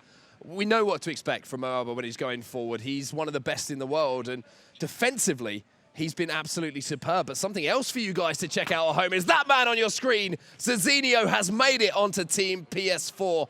Huge performance from him, and you can see what it means to him. The Team Hullet man giving the fist pumps and feeling good about himself. Yeah, with the players that are left in the tournament, it's impossible for more than a couple to actually catch and get more points than him. But let's take a look at the highlights from that game. It was a very impressive performance from Mo Alba indeed. And I'm sure that Nicholas, he's not going to be scared to face Mo Alba. I think he's going to be excited because when you get into a situation, a tournament like this, where they've both qualified for the E-World Cup, they're going to be saying, let's just have a good game of FIFA and let's see who can get to the late stages of this tournament and win a bit of cash dollar. I just love the fact that we get the reaction of Footwiz Marco. We've got Marco Cam going on, but this was all Mo Alba, to be honest with you. It was the Mo Alba show.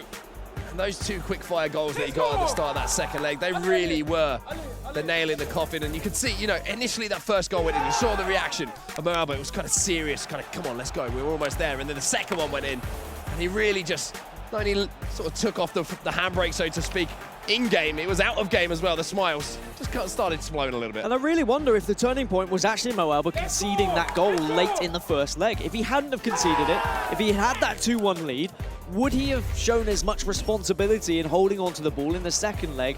I mean, who knows? Of course, we can only speculate. But whatever happened, it worked out well for Mo Alba. And then things went from bad to worse for Dami. He just wasn't able to get back into the game. He pushed his men upfield, and he was punished for a couple more goals from Mo Alba. And of course, Marco was more than happy. And not just Marco, but the FootWiz entourage that we see here in Berlin. Yeah, all of the FootWiz boys are feeling pretty good. Unfortunately, they had a little bit of a disappointment with FootWiz Tom being knocked out, not making those final spots on Team PS4. But one man who is definitely going to be there is currently on the couch. He's smiley. He's happy. He's Mo Alba. Thank you, Dan and Mark. First and foremost, commiserations to Damie. He had a great season, but unfortunately it's over at the hands of this man right here, Mo Alba. You picked a really good time to start playing well. Yeah, I'm really happy because the round before I played Mert, I was really bad. I'm lucky that I'm here. He missed a penalty in the end of the game, so I will be out. Now, I played Demi. I think he was the favorite for the game because of the form. But in the second game, I played really good. He had like 0 shots, I think, in the whole game, and I scored some good goals. I'm happy to not score like lucky goals, to say the viewers. Yeah, lucky more. I'm really happy. And speaking of that second leg of the matchup, what did you adjust? What did you change going into the second leg because you were so dominant? Yeah, in the end of the first game, I was not so good, so I was really nervous that he can dominate me. It's good for me that I score really early in the goal. Harvard is a beast. I don't know how he scored that. I didn't expect this. It was a comfortable lead, I think, and I started to play position. I never played position before, I knew I have to change something to be a champ. Maybe this time it's better. Congratulations on that matchup. I'm just going to look ahead slightly. We know who you've got next. It is Nicholas. That kind of the one time he doesn't smile says it all. Things haven't gone your way in the last few meetings. Yeah. How do you approach a game like that? Yeah, I love to play against him. We have like some tough matchups in the World Cups and all tournaments. I always lead the first game 3-1 and then he come back. But it will be a nice game, I think. He play more defensive like always, so maybe not that much goals like always, but it's an honor to play against him because it will be a nice game, and when you beat him, you're the favorite. Okay, now how does it feel, because you're Mr. Happy, you got a big fan support over there with all the players, everybody loves you. How does it feel to have that type of support? That's first, and then second, to get Zizinho into the E-World Cup, he's happy, and to get FootWiz Marco to still have a chance. Yeah, I heard every goal when I scored. I heard them celebrate, especially FootWiz Marco have a loud voice. I was happy for them because they all fight for me. They hope that I win. And Zizinho, I know him 3 years ago. I'm really happy of him, but I think he was not expecting that I win because he was happy always when Nicolas scores. He say, he beat Demi next round.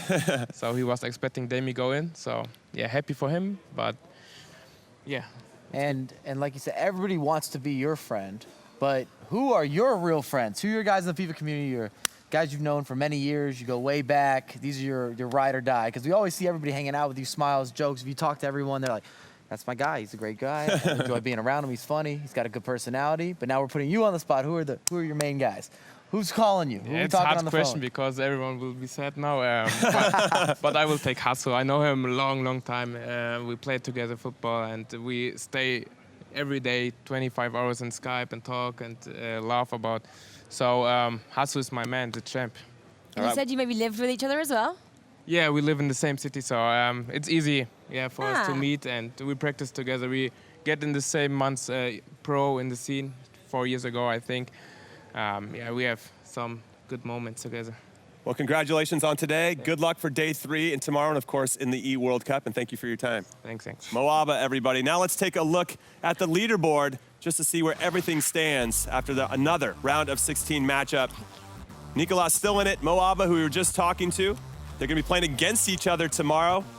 You got Levinkin, Tuga, Fafilza, Ajax, Tor. You guys can see it, Spiteri. There's still 2 more spots left. Zizinho is now in. Congratulations to him. That is a big deal. I know he was very upset when he lost in the round of 32, but that smile has returned to his face. We have another Brazilian in the top 16, and that is quite fantastic. Mo Alba, do you think Dan picked him in our preview show in San Francisco? It was me, you, and him. That's a nice pick. Well, due to Mo Alba's style of play, where he's so offensive-driven, he can be kind of hot and cold, but if you catch a hot Mo Alba, he is one of the best players in the world. So it's just a matter of which Mo Alba's going to show up. He kind of said that in his previous round, saying he didn't play very well, and he barely got through. There was a missed penalty kick, etc. Right. And then in this game, that second leg, damn, he never looked like he had a chance. But if you go back to the form book like we did with the Nicholas Pina matchup, when he hadn't ever won a game against him, you look ahead to, I guess, Nicholas and Mo Alba, he's lost from the last 4 encounters. He has won before, but that was a long time ago. December? Yeah, in Bucharest. So right. if you go to the form book, his chances don't look that great in the next round, but he's already qualified. So, anything can happen for both of them. That's true. All right, now let's take a look at the bracket and see who's coming up next for us. I think you'll be pretty excited to see. Well, that's just what we finished on, Nicholas versus Mo Alba. And then we're going to move over to the other side. And top right is our next match. It's going to be Tuga versus Nam Feldman. It's a good one because Feldman really bursting onto the scene. This is maybe, what, his second big event? Third big event? Third event of the year. Like I said, doesn't qualify for many events, or hasn't qualified for many events, but he's looked good in the 2 prior. Top 4 finish, top 8 finish. Here we are again. He's making noise, and he's got to go against Tuga, who's kind of become Mr. Portugal. He's a leader in that community. Sure. I guess his standout game as well must be that 10-2 against Wolves for Filza. I mean, You're talking about Feldman. Yeah, that was insane. And obviously we've seen Filza going through now. We kind of thought that was a bit of a blip for him, but he's gone and he's into the quarterfinals as well. So Feldman has taken some big scalps as well this tournament. Okay, before we go any further about this match, there was a scarf moment that happened with Mike, Spencer, and Tuga. Take a look. Here we are with Tuga, who's done fantastically well to get himself in a very, very difficult club to get in. It's Team PS4. Mike, you got a jacket for him. It's a lovely little jacket he's about to receive. And yeah, only 16 people getting this, along with this very important scarf. This is also for you. This secures your qualification to the FEWC Grand Final. Raise it with pride. Put it on your shoulders now. Looking good, mate. First question from me, obviously representing Portugal, had a very good year. How does it feel to be representing your country at the biggest stage? Yeah, I'm so happy to be in the top 16 in the world. I played the World Cup against the top PS4 players. I hope to perform well. I'm practice for that, and I hope to give Portugal the best that I can get. This is your first year in the competitive scene. What got you started? Yeah, I started from the previous tournament in Portugal, in my city, in my hometown.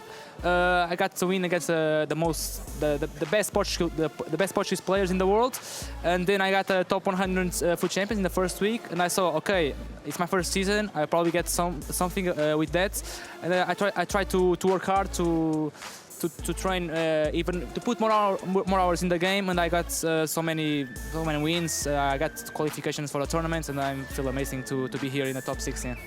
Well, what a year it has been for Tuga. Could it have the perfect finish? Could he take it home for Portugal? We'll find out at the FEWC Grand Final.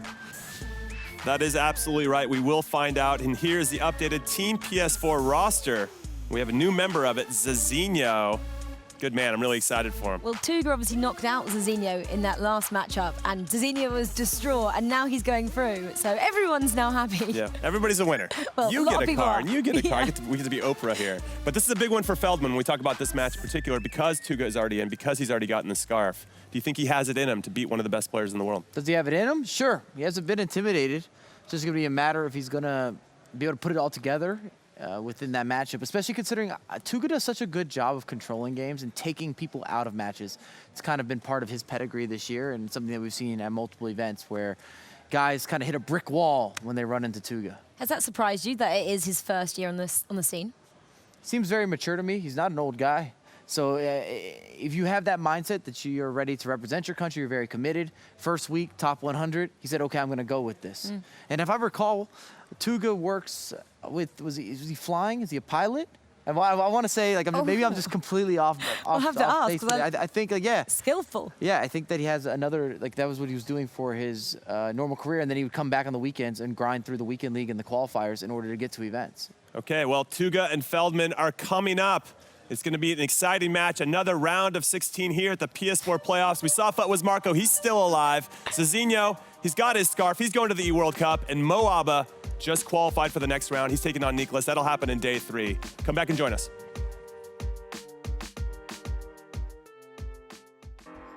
Eu queria pedir desculpas. Foi mal por ser brasileiro. Desculpa ser matador. E marcar gol sem olhar. Mal mesmo para a sua reputação. E que eu nunca vou parar. Não é você, sou eu.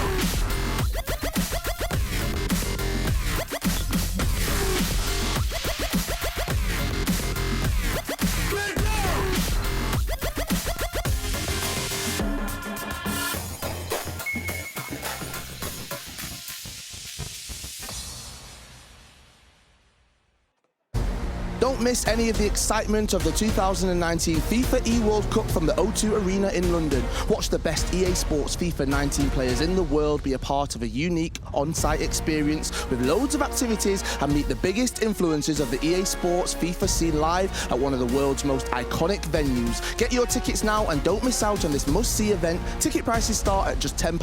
Go to FIFA.com/FEWC. Arguably the best player in the world. And Dasari took him down. Strike from Ronaldo! Might concede another one here because Ronaldo's at the back post. And it's 3 now for Dasari. Oh, maybe there's one for Maestro here. There is somewhat of a smile underneath that face. The reigning world champion and maybe, just maybe, the best to ever play the game. The Saudi Prince, it's Rogue MS Dasari.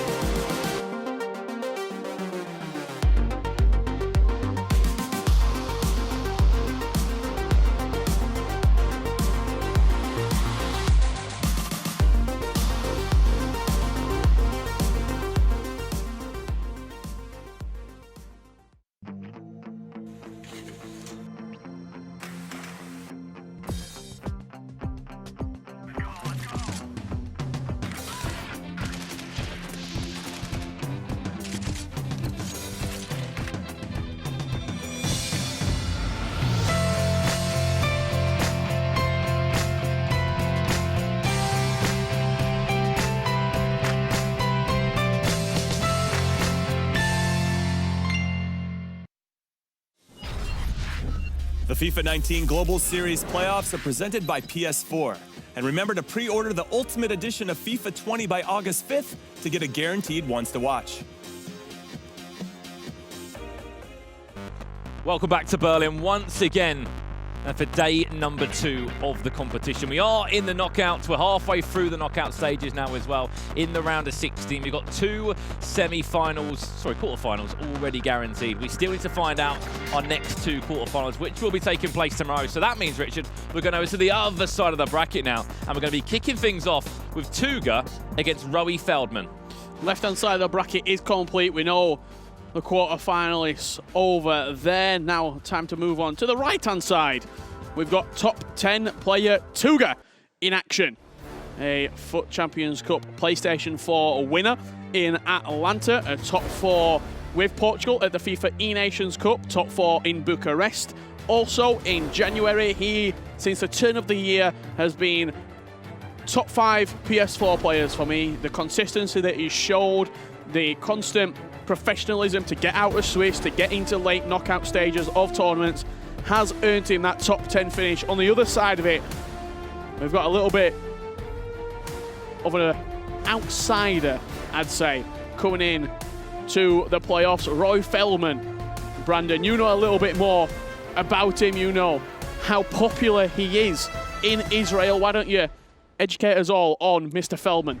I will indeed. Currently sitting at 45th in the Global Series rankings. Came into this tournament just within the top 60. It was a fairy tale, really, if he was going to go and qualify for the FIFA E-World Cup final. The only Israeli competitive FIFA player we've seen this year on the circuit for FIFA 19. And maybe in the international stage, you might not know about him, but if you go to Israel, everybody knows this man. He's such a popular figure there. He played in so many events this year. He top 8 in Atlanta, top 8 in Bucharest.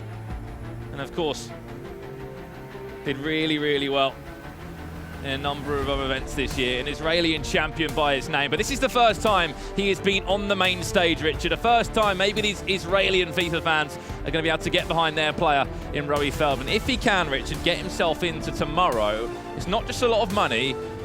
The dream continues. That dream story of maybe getting to the FIFA World Cup finals. And whenever he's at an event, it's been the LQEs where he's really thrived. You always tell me, watch out for Roy Feldman. He can make a run in a tournament. He's gone out in the first round in a number of LQEs this season. Yes, it sounds good, a top 8 finish, but at an LQE, you have the reduced number of players. Just getting through Swiss means you're top 8. I want to see him progress further in a tournament. Make it to Championship Sunday. Put your name in the hat and say, I'm about to make history and run one of the players in the top 16 out of town. That is my spot.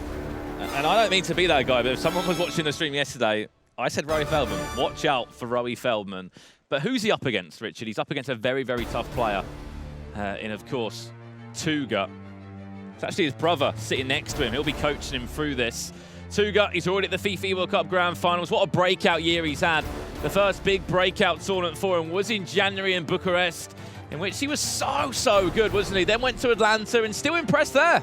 And let me just rub my eyes for a second. I've just seen the two teams lining up. No Virgil van Dijk in either squad. Wow. And it looks as if one team's going with Ramos Varane and the other one is Ramos and Rio Ferdinand for Rowie Feldman. Oh no, Maldini and Ferdinand, I should say. Ramos is still at right back and Eder Militao in a left back. 4-2-2 for Rowie Feldman. Rowie Feldman not using any Team of the Year players in his squad. I think it's 7 icons I just counted on the screen below us. 7 icons out of a potential 11 players. And the thing that I love about this game, the thing that I love about the round of 16 is you're not getting 75 Global Series ranking points, you're jumping up 190, which you're thinking either for Tuga, who is in the top 10, if he wins this, he'll actually leap above Houston into 8th. If you're wondering why that matters, seeding is a thing, and it's a thing that will come into play for the FIFA E World Cup Grand Finals. Here we go. On to the other side of the bracket now. Another round of 16 matchup. Number 5 of 8. And it's going to be Tuga against Rowie Feldman. Portugal against Israel. And what a game it was yesterday. Round 7 Tuga needed to go to against Timox. We thought he won it in the 89th minute. Timox replied in the 90th minute. And in extra time, he was able to get the job done for Tuga and to ensure that he is into the knockout stages. Yeah, crazy game of FIFA in the Swiss rounds yesterday. We're now in the knockout stages of the tournament. You see Eder Militao across the back 4 there for Feldman. R9, Eusebio. Count the icons with me. Speaking of Eusebio, just chipping that one up. Could it be an early goal for Feldman? Working David Gea from the word go. Tuga needs to clear this one away. Half clears that one. R9 just connect onto it and hook it away. That's a little bit risky. Just to chip it onto the foot of Alexandro. And Cancelo in it right back as well. And again, Tuga using 2 conventional fullbacks. João Cancelo, I should say, and Alexandro. See João Cancelo, we've seen him involved more of an attacking right back option. If using Mendy as well on the left-hand side, that's normally, some would say, an attacking 2 choices for your fullbacks. Eder Militao, he's over at left back. Well, 2 4-star skillers as well if you're using Phil and Mendy and Mr. Cancelo as your fullbacks. Here comes Feldman again. This time a Neymar. Unfortunately runs into the duo of Ramos and Varane. They will be the 2 that set up at the back. A standard back 4, you would say. You don't normally see too many of them in competitive FIFA. Tuga, one of the only players that I feel like he attracts a 0-0. I'm going to probably jinx it, but I feel like a lot of his games that I see, low scoring, 1-0, 0-0. Or could this be the chance for him to score now? It's going to bounce nearly kindly. Van der Sar, get rid of it. Swiping the ball away there, Van der Sar. It's Rio Ferdinand and Maldini as his 2 centre-halves. Van der Sar in goal, that's 3 icons there. Ruud Gullit in midfield, that's 4. Patrick Vieira is 5. R9 is 6, and Eusebio makes it 7 for Feldman. So lucky there's no icon restrictions in this, because you might be spoiled for choice. And Rowie Feldman, who has started the better of the 2 players in this first 20 minutes. It was a huge victory in the round of 32 against Footwiz Tom. I think this is a common thing, Richard, when you come up against someone that you haven't really heard too much about of in the competitive year. He's popped up in the LQEs, the events that maybe don't have all the eyes on them. Every single one of these people in the playoffs are here for a reason. Tuga, can he be the man to stop Roy Feldman in his tracks? And the two players who are making up the 15th and 16th spot right now on the standings. Chance for Rowie. They're wanting a big Tuga victory. Another player eliminated. Tuga already in the top 16. Another player bites the dust if Tuga goes on to win. What a tight 30 minutes it's been. Tuga, his first real chance to get an attack. Ronaldo's in there. We know what hero he could be. Deflection. Ronaldo on the volley off the bar, on the rebound again, and into the hands of Van der Sar. Where's that sequence I've just seen right there? The ball like a magnet to not only Van der Sar but the crossbar as well. Who else would it be that other than Cristiano Ronaldo trying to get the goal for Portuguese FIFA player? Played in the FIFA Nations Cup, made a semi-final, losing out to France. Still a fantastic run for him and Rastorata. Both of them are in the FIFA World Cup Grand Final. I'm sure Rasta will be in this building somewhere watching from distance, supporting his fellow countrymen. Roy Feldman just got out of that attack.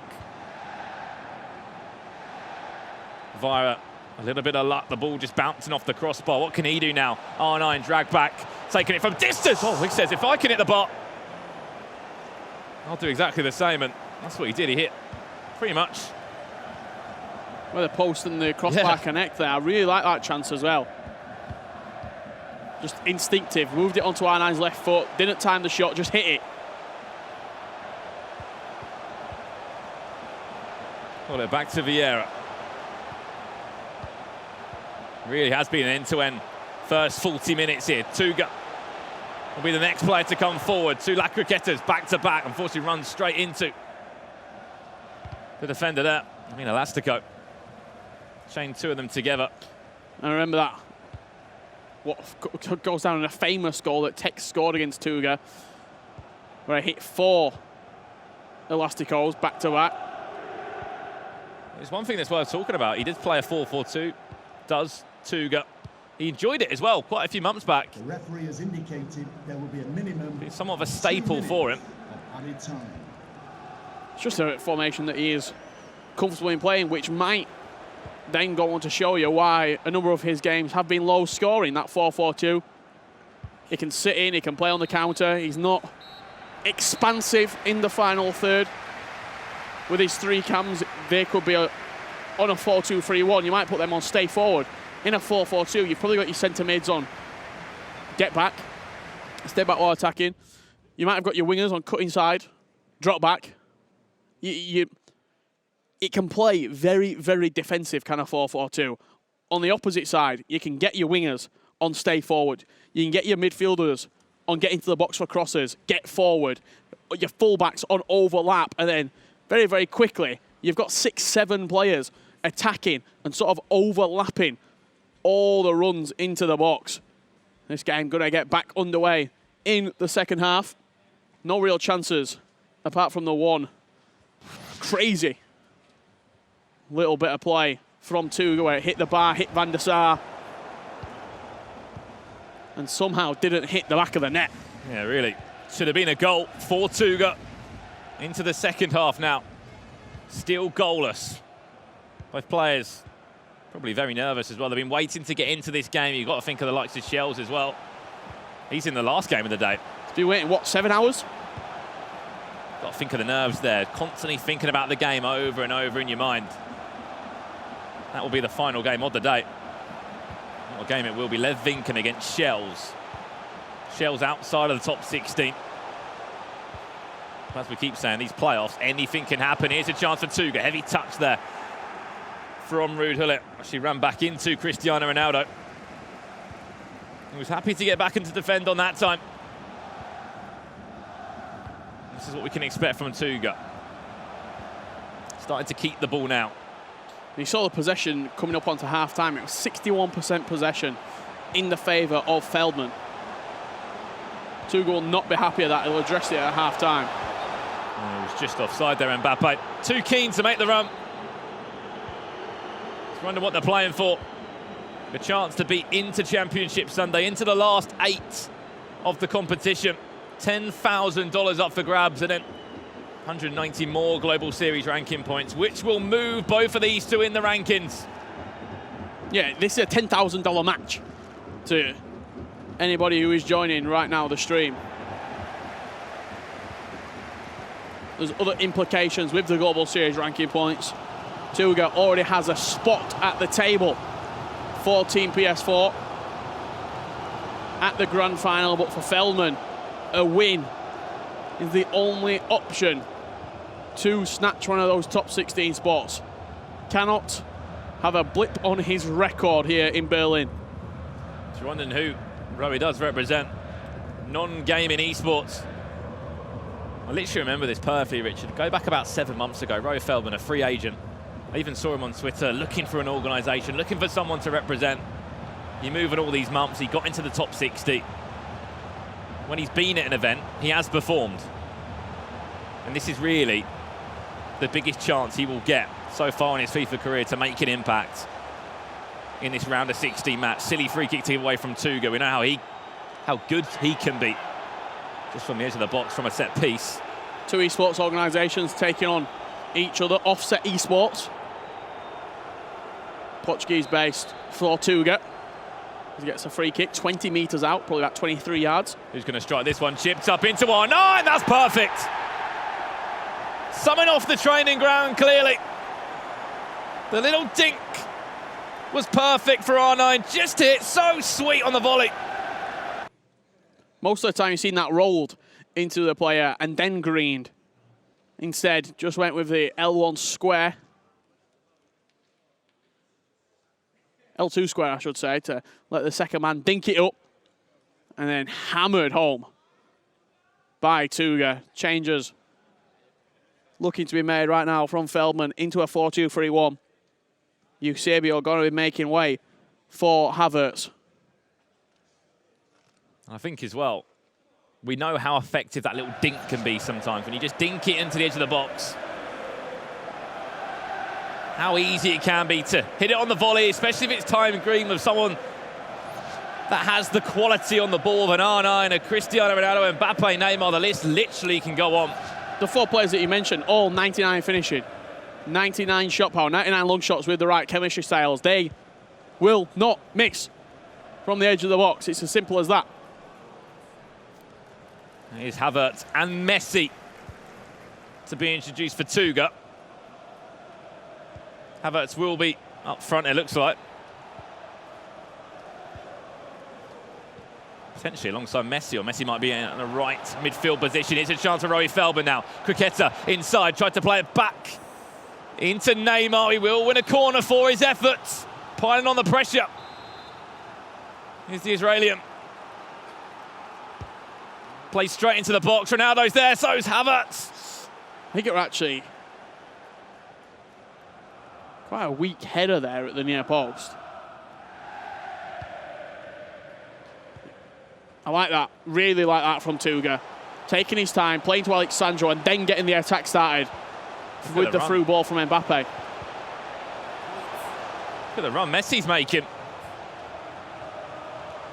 Havertz too, they're both fresh. Messi was just offside there, the ball didn't go through, hence why we've played on. First time I think I've actually seen Rio Ferdinand on stream this weekend. There used to be Tex that was happy to back him. As one of his centre-backs. Here's that chance, dinked up, and chance missed. Didn't commit to either side with the goalkeeper movement from Tuga. Sometimes you'll see the keeper move all the way to the left, and that shot right there goes in if he did. Because he kept it quite central, probably didn't actually really move the goalkeeper that much. Meant that the shot was easy pickings. I think often as well, when you do see that type of finish, the goalkeepers normally move to the other side, hence why that near post can be so impactful. If you can just bend in towards that front post. We saw the likes of Tex do it last weekend in Hamburg against Stokes in that huge game. Havertz into the box, chance in the air. Neymar never going to be winning that one against Varane. Very, very suspect switch of the ball there. Chance again. He needs Ronaldo in the box. Ah, that's simple. Just offside there. Tries to do a 1-2 and Neymar. Did Ronaldo. Just going to lose possession again. This game does end 1-0 though, Richard. It's set perfectly poised for leg number 2. What did I say? Tuga. Low-scoring games all the time with him. Might not be high-scoring, but it is effective and it's good to watch and it's insightful to watch on how to break a game down into periods. Break it down 15 minutes at a time. I think the great thing about this matchup as well is that, you know, if you want to get into competitive FIFA, these two, no one really knew about them before this year. Tuga burst onto the scene back in January. Made an impact there. Shows what 1 or 2 fantastic tournaments can do for you. It's the exact same story for Rowie Feldman. He might be lower ranked, but he still was in the top 60. Out of millions that tried. The referee has indicated Added time of 2 minutes. Rowie Feldman, one more chance to get himself back all square at 1-1, or will he need to get into this second leg? Hullet with it. And it's going to be Hullet that does intercept. Tuga, he's halfway there. Needs that exact same performance.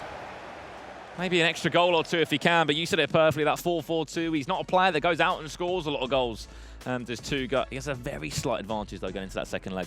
Yeah, and 1 goal to another player might not be that big of a goal margin, but for Tuga, someone who keeps clean sheets, who prides himself on his defensive work, 1-0, it's massive. It's sort of a game which I can see finishing 1-0, and that 1 goal sending him through to another quarter-final. Well, there wasn't too much to look at. Let's have a look at the highlights now. There was only 1 goal between both players, but there were half-hearted chances for both of these two. This was another chance from Tuga that was somehow not in. I don't know how that didn't go in. The header from Ronaldo as well, that was the 1 chance. Free header from 5 yards out, and it almost a ball like a magnet towards Edwin van der Sar. This was the goal that did separate the 2 sides. The only goal of the game came on the 65th minute. Little free kick, dinked up, R9 smashes it in to the top left corner. Yeah, and what a free kick that was in the end, Richard. That was enough to give Tuga a 1-0 lead as he goes into this second leg now. Rowie Feldman, he did have a few chances, but nothing too clear-cut. We'll need to improve upon that in the second leg, but the good thing for him is he's only 1 goal behind. And in competitive FIFA, even at 3-0, we say that's a scoreline that can easily be wiped away. Yeah, different players offer me different things. For example, if Tuga's 3-0 up, I'm putting that game down. I'm writing it down in my book, and I'm saying that's finished, because you're not going to score 3 goals in 1 leg against Tuga on a good defensive performance from Tuga. Yeah, it's definitely something that we've seen this year. See, some of the Swiss games are crazy for him. Tuga actually went to round 7 yesterday. Some of the games he lost to, or players he lost to, I should say, Yago, Jazz, obviously both of them did make it to the knockouts and actually crashed out the competition. And you said it perfectly about players that they might ship a lot of goals, but they'll score a lot of goals. Lost in the Waves. He actually lost to Lost in the Waves yesterday in Swiss and had to go to round 7 in that game against Timox that we saw. That was really interesting. Whilst for Feldman, he went 4-2 in Swiss. Actually lost to 2 very, very good top high, I was going to say, FIFA E-World Cup Grand finalists in Lev Vinken and Joksam. Yeah, speaking of Lost in the Waves, he'll be on stream a little bit later on today, taking on Diogo Pocheto. Yeah, I can never get that pronunciation right. I've had Ivan Nightwatch trying to help me with it for the last 2 or 3 weeks, but Diogo, I'm just going to go for Diogo. Diogo will be, of course, in the knockout rounds. What a tournament he is having as well. Remember we saw him in Singapore. He made a semi-final there, travelled so far. 4-0 in Swiss. Went as easy as that, wasn't it? 4-0 here in Berlin in Swiss, and has not dropped a game yet. He will be in action very soon indeed. We are waiting to get into this game now. We could just see both teams setting up in front of us. And if you have joining us back into the stream earlier on, we started, I should say, the PlayStation 4 Playoffs with 10 locked spots. Since then, since the day has been going on, we've had Wolves of Filze, Ajax Tor, Dr. Rahano and Team Hullit's Zazinho all confirmed for the grand finals. 2 places remaining, 15th and 16th. Footwiz Marco and the Stranger. Legs feet, toes, fingers crossed. I'm sure, as you said, the players that are sitting in those, you could say, interesting areas in the rankings. For example, Footwiz Marco went out the competition today. It's a bit like Zidane last weekend in Hamburg. It's a nervy 24 hours, that's all I can say. Just seeing Zizinho get his confirmation for the final. Nearly tears in his eyes for the Brazilian.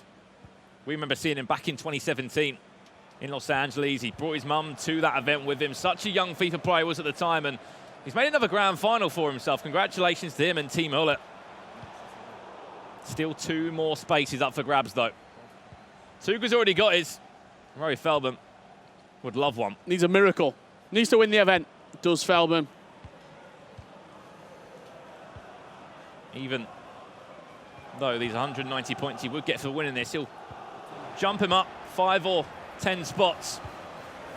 Other than that, it's not enough. He needs to be placing really high in this tournament, but just getting through this game can be huge. You go back, you relax, you come into tomorrow full of energy. Not only that as well, but it's $10,000. Do you know what I mean? You can't turn your nose up at 10K. Rory Feldman just getting a lucky bounce there with R9. Takes the shot! Oh, the post. Warning shot fired at Tuga. 14 minutes in. Nothing timed about it as well, Richard. We've seen that a few times from Rory. Just hitting it first time, yeah. With the time finishing, it's a skill that when you are nervous, when you are, maybe your hands are sweating a little bit, you're playing in a different environment, the timing could be wrong. Your timing might be off a little bit. So you don't take the risk, you just shoot normally. Key thing in this game is to not go 2-0 down in aggregate. We know how Tuga can see out a game.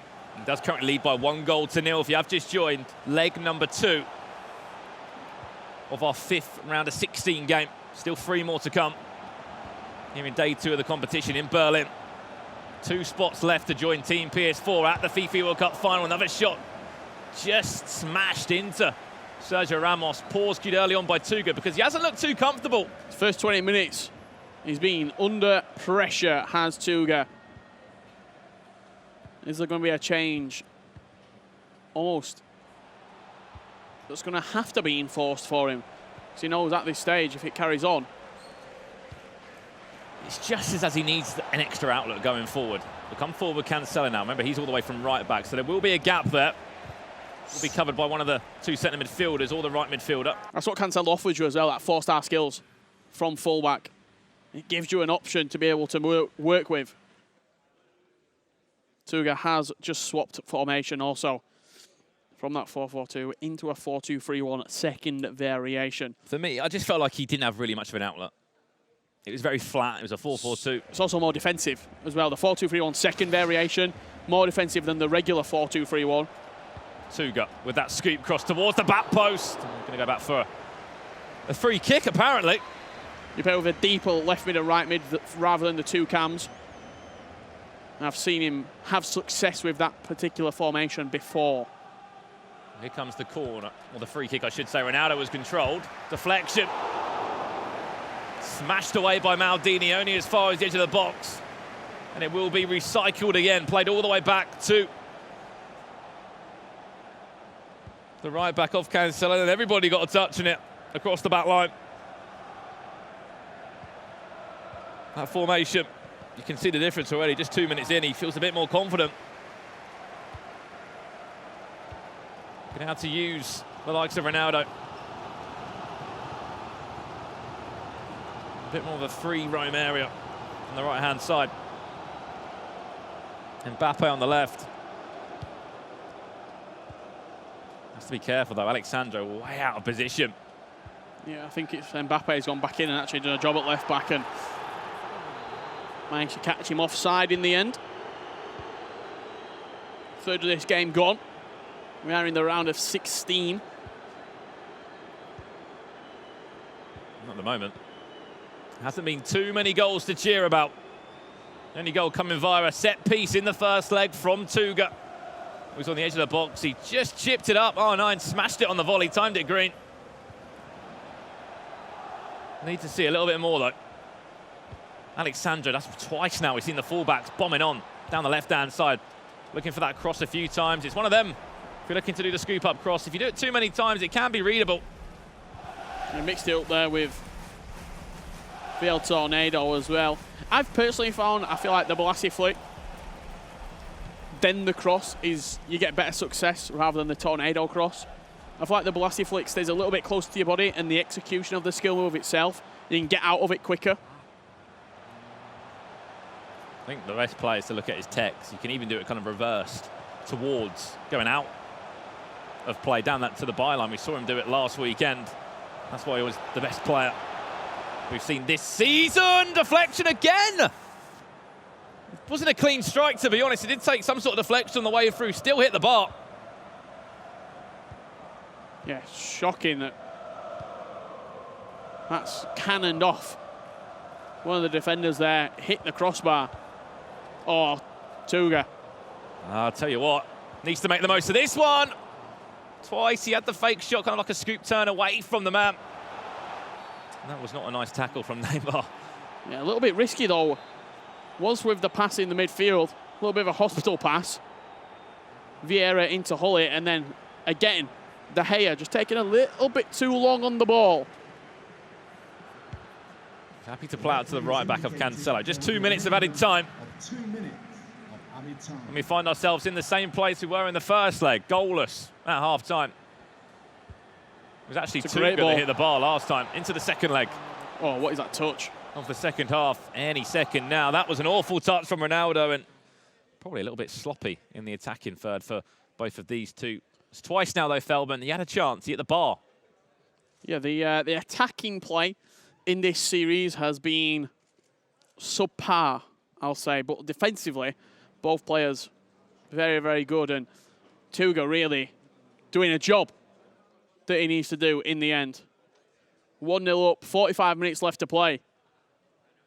And he's 45 minutes away from another quarter final and another Championship Sunday that Tuga will be involved with. As I said, that is his brother sitting next to him. He's been able to travel around the world with his brother.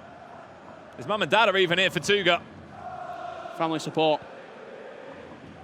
They are even out in Atlanta, London,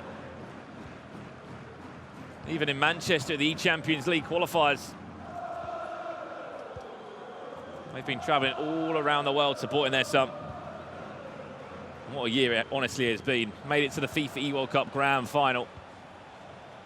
One of two Portuguese players on that side of the console.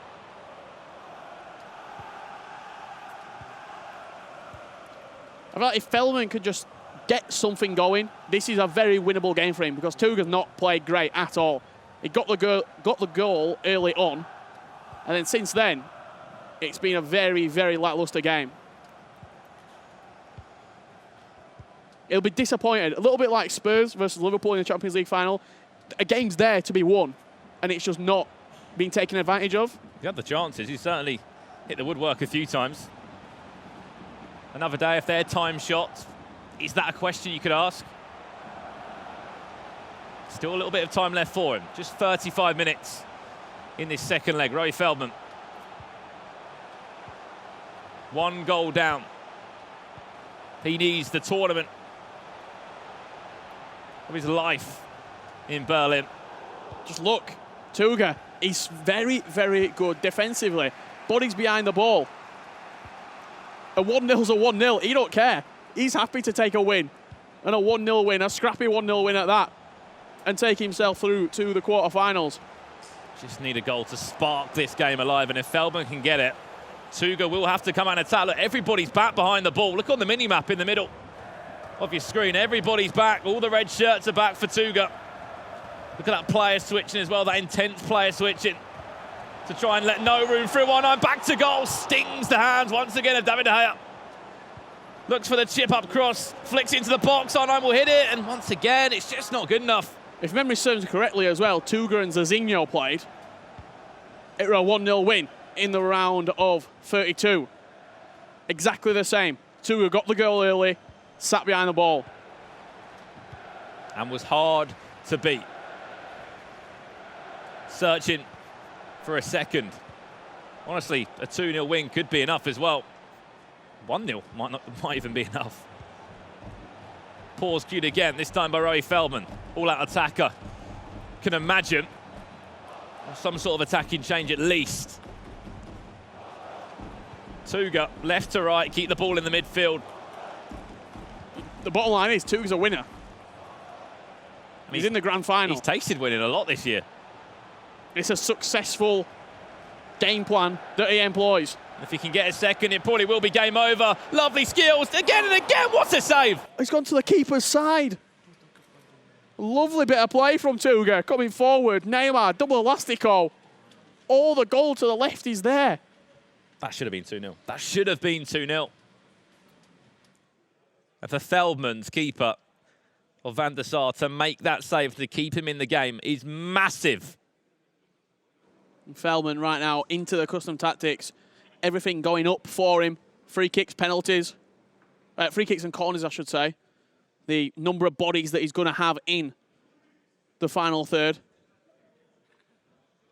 Also, Kylian Mbappe making his appearance on the pitch. CR7 goes up top as a central striker.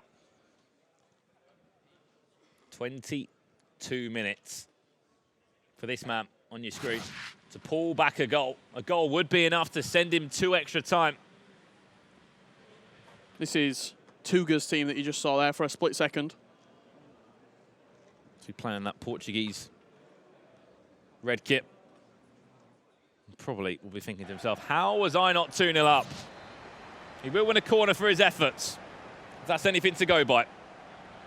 Still leading by 1-0. Messi playing all the way back to Alexander. That's a little bit risky there. Which makes himself very, very hard to beat, Tuga.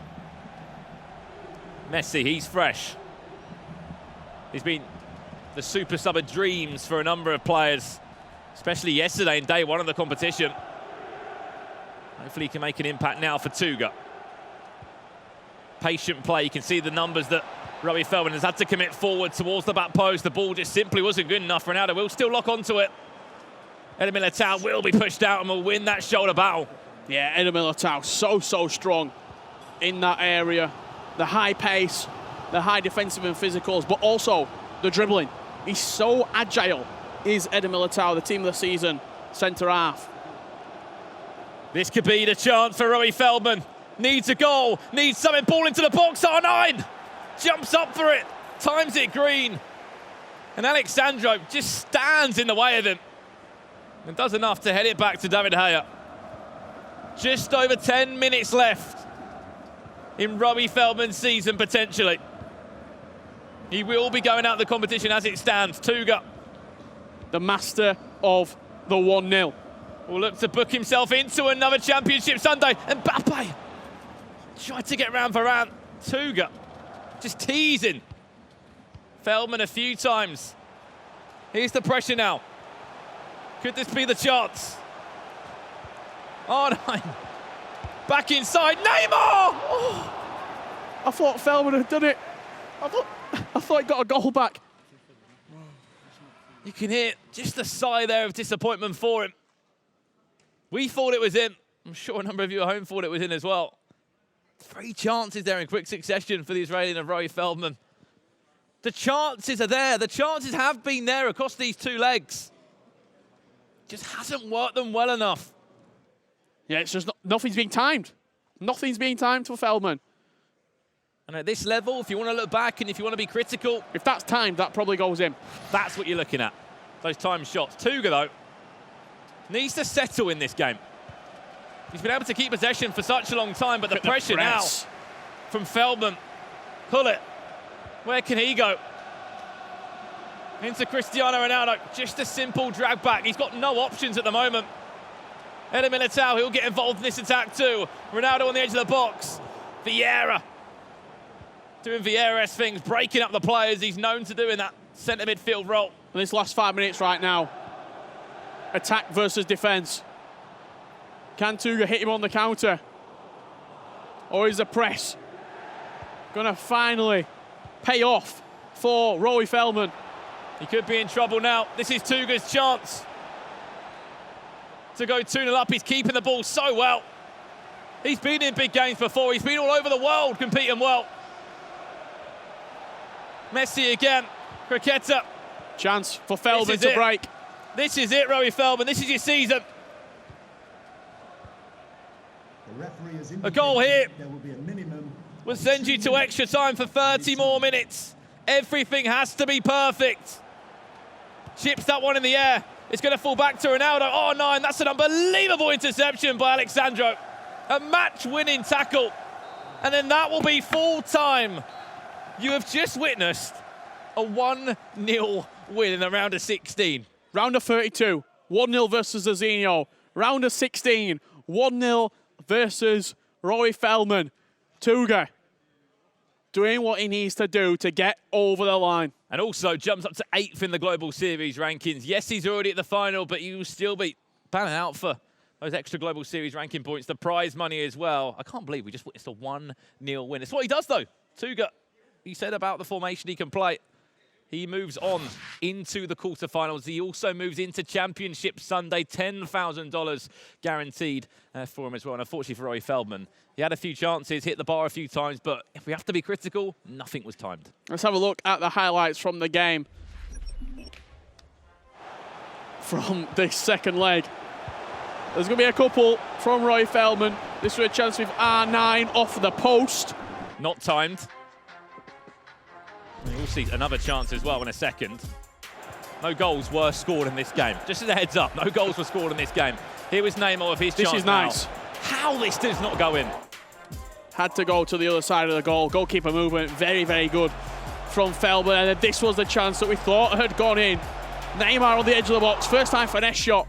Wasn't timed and just whiskers past the left-hand post of Tuga. Fist bumps all round. He progresses to the quarterfinal and he will be the 5th player in the quarterfinals. 3 more games left to go. Yeah, incredible scenes indeed. And in the end, a narrow victory enough for Tuga. He plays a 4-4-2 and he will be playing a 4-4-2 again on Sunday. You may be asking, though, who is in the grand finals as well? There's been spots up for grabs. There's only 2 spots left, but 2 players that have guaranteed themselves a spot are now with Kyle and Alan Avi. Thank you, Richard and Brandon. Amazing stuff on the commentary. Yes, at the Cube, we are joined by Dr. Arano and Zizinho right here. They have qualified for the FEWC and they are joining Team PS4. I'm delighted to say those words. These are for you. You've already got your jackets on. You're looking super cool. You can wear your scarves right there. Put it on. Looking lovely. And Dr. Arano, I'm going to start with you. Unfortunately, you didn't have that great of a tournament here. You unfortunately missed out in the knockout rounds. What are you going to learn from this tournament heading into the FIFA E World Cup? I think I can learn a lot because I practiced it also a lot for this tournament, but it didn't went well for me. So I had my learnings of this tournament, and I think I will prepare for the FIWC much more, and hopefully I can reach my best level to show the world that I'm one of the best in FIFA. And Zizinho, what have you got to do? What have you got to adapt to make sure that actually going into the FEWC, you go all the way and you can hopefully win that tournament? I think in this tournament, the playoffs, I played really well the first day. The second day, in my first match, I got knocked out by Tuga, but it was a very close game. I think I need to learn from my mistakes and hopefully I'll be back better on the FEWC. And Zizinho, Holy. I saw you over there biting your nails watching the Moaba against Romadami. What were your feelings like when Moaba secured the win and secured your spot in the FIFA World Cup? Yeah, it was just amazing. I mean, I knew I could trust Moaba because he's a good friend of mine since FIFA 17. And he was just a beast in that game and he won. And I'm here, yeah. And Dr. Arano, it's been an amazing season. It's been a long one. I remember back in Paris when you qualified, you secured that last spot. What does it feel like to finally have that scarf and to have joined Team PS4 and to be going to the FEWC? How are you feeling? I'm feeling very good because this season I worked very hard. So at the end, I managed to reach the World Finals, which was my aim before the season. So amazing feeling. Definitely amazing. Well done to both of you. Brilliant stuff throughout the tournament and the entire season. Now, don't go anywhere. We're going to go to a short break, but after that, we are going to have Webb Nasri versus IX Tori. So make sure you stay here. It's going to be amazing. We'll see you soon.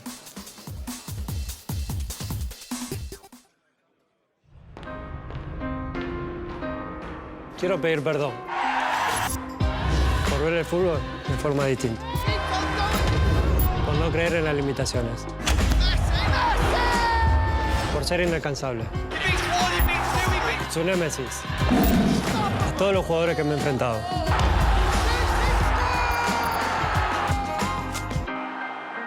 No sos vos, son ellos.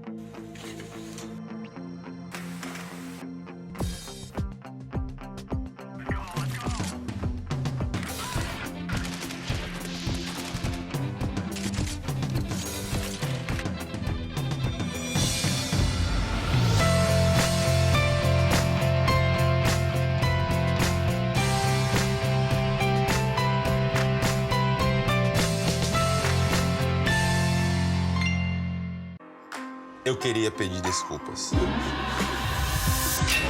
Foi mal por ser brasileiro.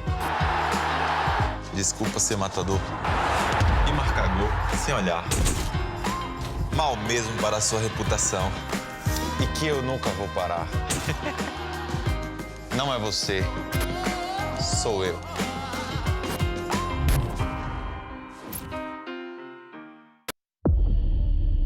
Want to get on my level?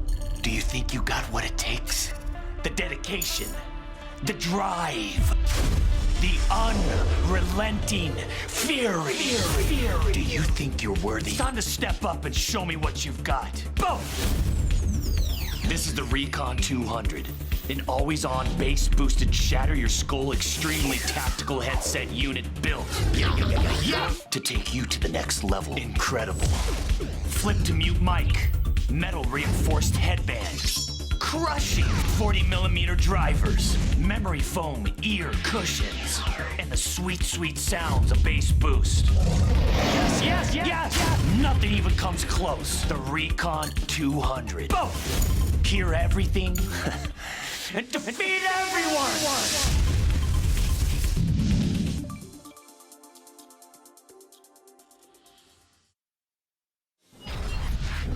The FIFA 19 Global Series Playoffs are presented by PS4. And remember to pre-order the Ultimate Edition of FIFA 20 by August 5th to get a guaranteed once to watch. Welcome back, ladies and gents. Berlin is still here. And there are some players who are still standing in this tournament. And the next game that we've got coming your way features two players, one of which has been incredibly consistent throughout the year. And one, well, he quite simply loves the playoffs. He absolutely blooming loves the playoffs. And that man is Web Nasri. And he's going to be going up against Ajax Tour. Ajax Tour is through already to the E-World Cup. However, Nasri is still looking to try and book his place there. They have already faced off against each other in the Swiss, and Tour did come out on top, winning 3-2 in that one. So maybe he has the advantage, or does he, Mark? Because we know full well that when it comes from Swiss to knockouts, things can change quite considerably. Yeah, absolutely. It is a completely different scenario, and the man on your screen, we kind of highlighted it a little bit in the build-up to this game. He quite simply performs when it comes to this type of occasion. And especially at the playoffs. We'll take ourselves back to Amsterdam last year. FIFA 18 announced himself to a world with a fantastic run deep into that tournament.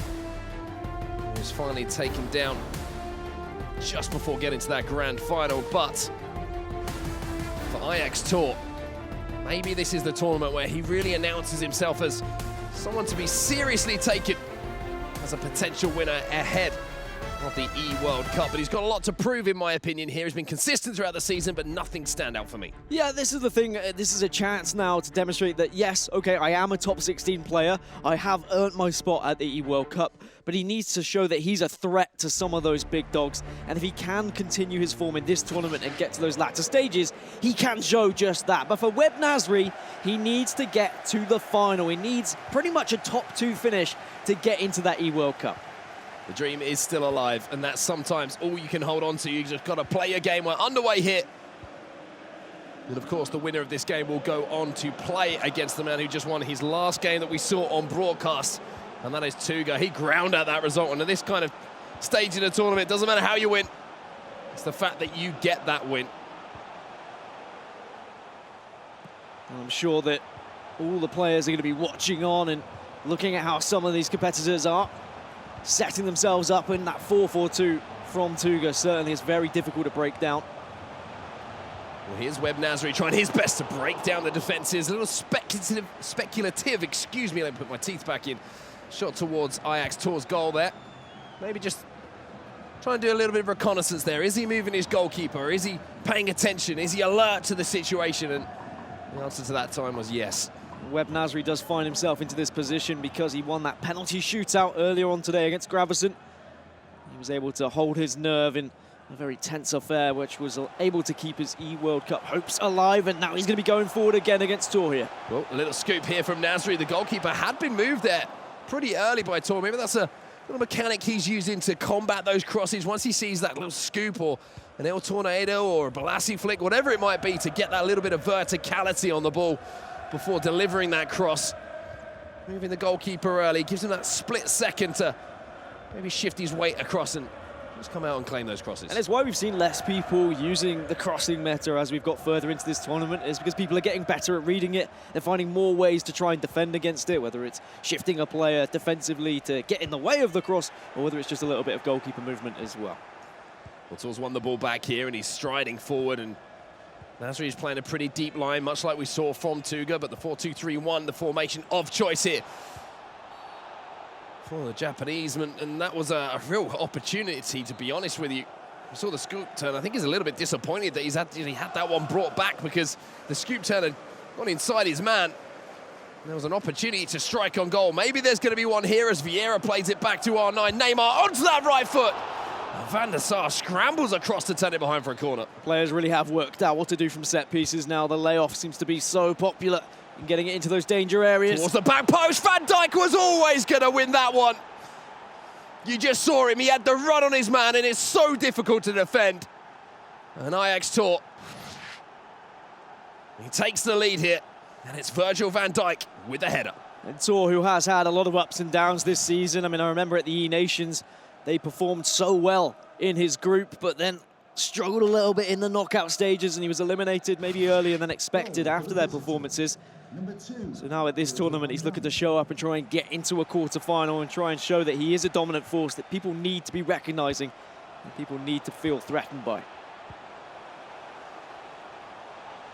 So Webb Nasri is going to have to find a little bit more of that magic that seems to surround him when he reaches the playoffs every year.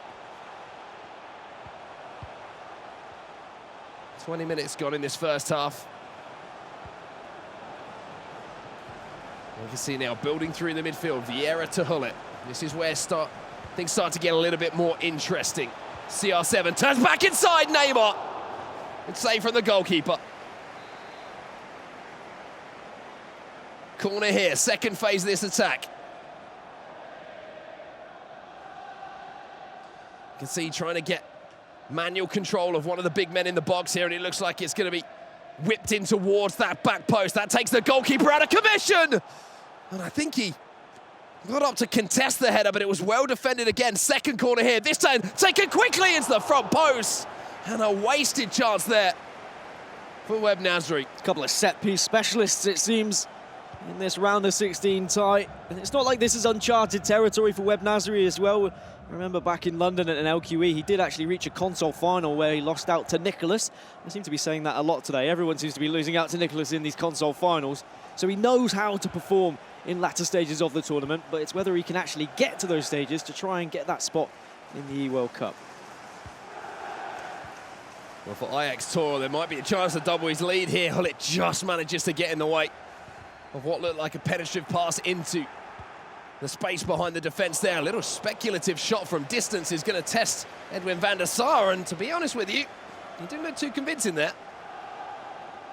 And now that will give Nasri the chance to try and counter-attack, but there's already so many bodies behind the ball, and it's very difficult in FIFA 19 to try and get up the pitch quickly when your opponent is playing so deep. However, the passing is slick here from Webb Nasri, and he's managed to almost work his way into a position. Here's Ruud Hullet.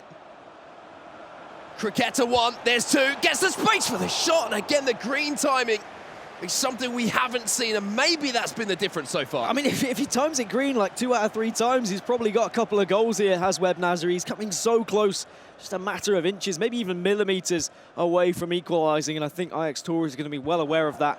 He needs to tighten up a little bit at the back, maybe hold the ball, try and restrict some of these chances for Nasri, but he's given the ball away again. Really got to be careful with some of these passes, maybe making passes he doesn't need to be making at this stage of the game. Can Webb Nasri find a goal before the break here to send it into the second half of this first leg all tied up? Again, bodies behind the ball here for Ajax Toro, all about concentration for him. Not getting dragged out of position, not making a mistake with that player switching, and most importantly, when the opportunity arises to nick that ball back, you take that chance. I love seeing Alexandra on the pitch. I just think he's a fantastic fullback to be using in FIFA 19. One of my favourites personally. It's just the strength that he offers. He's able to just shove a man off the ball, and then the pace as well he can add to boot.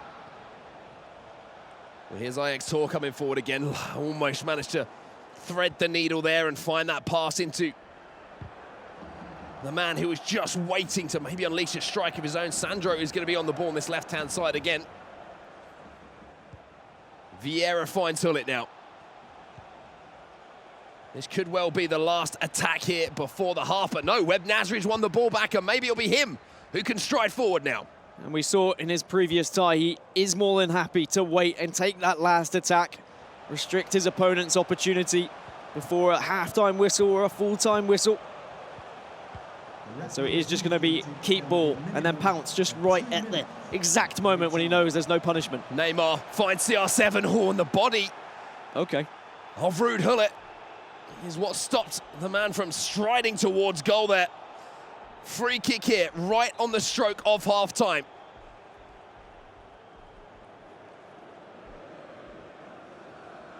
Three men stood over the ball. Ronaldo lets it run. R9 strikes it! And Webb Nasri, he has that magic when it matters. And you can see he was teeing it up as well. He was just waiting for the bodies to get out of the way, saying, yeah, just move a little bit more to the left, a little bit more to the left. He knew exactly where he wanted to put that ball, and the keeper's getting nowhere near it. And you know me, Mark, I love a direct free kick. And we have seen some incredible ones already this tournament. So much goes into a set piece like that. A little run off the ball.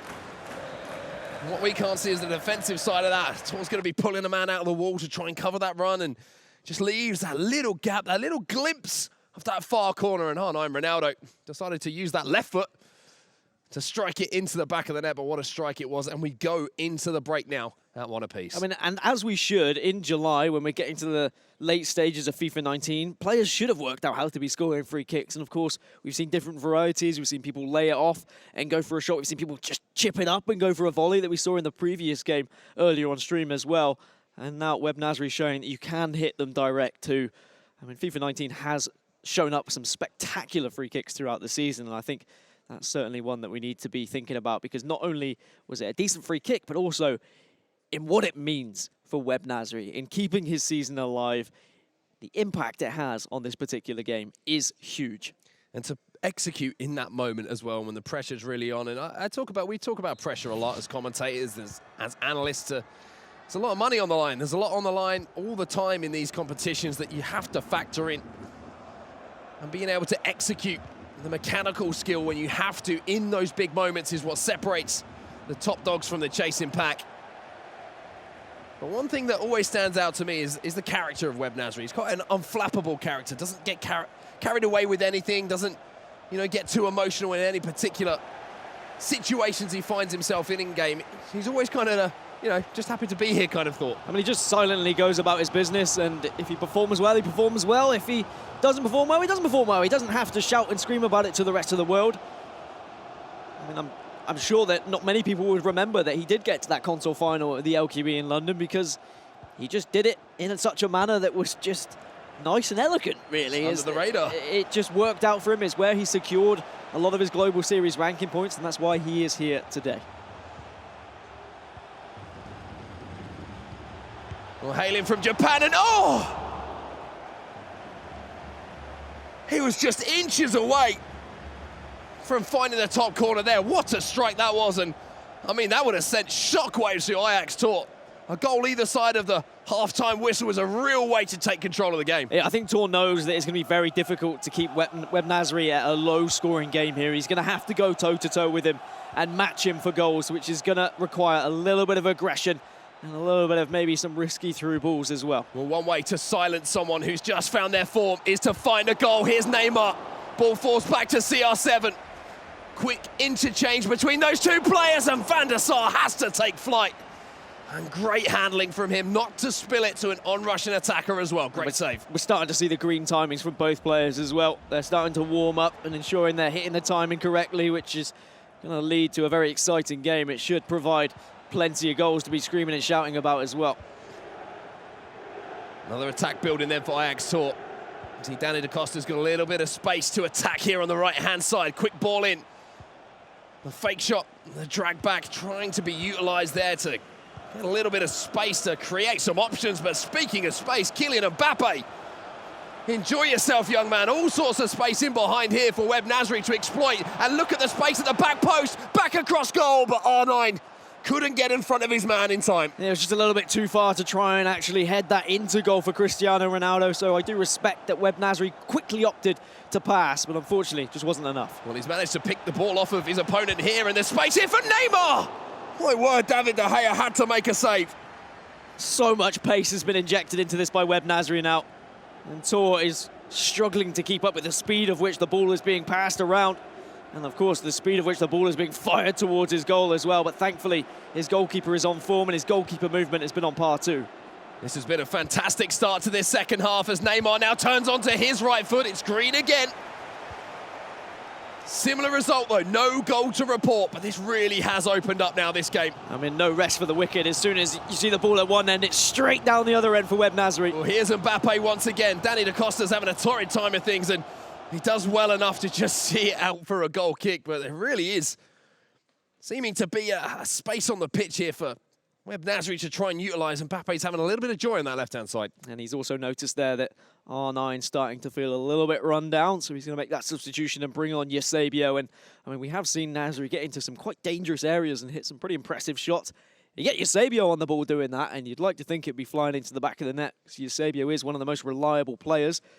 But the 4-2-3-1 versus the 4-1-2-1-2, almost something like that. The battle that we've got. We've got the narrow formation versus the wide formation essentially going on. So we're seeing Tor just trying to dominate the midfield and try and play it through the middle. But Web Nasri is being offered up so much space on the wings. Interesting tactical battle. Be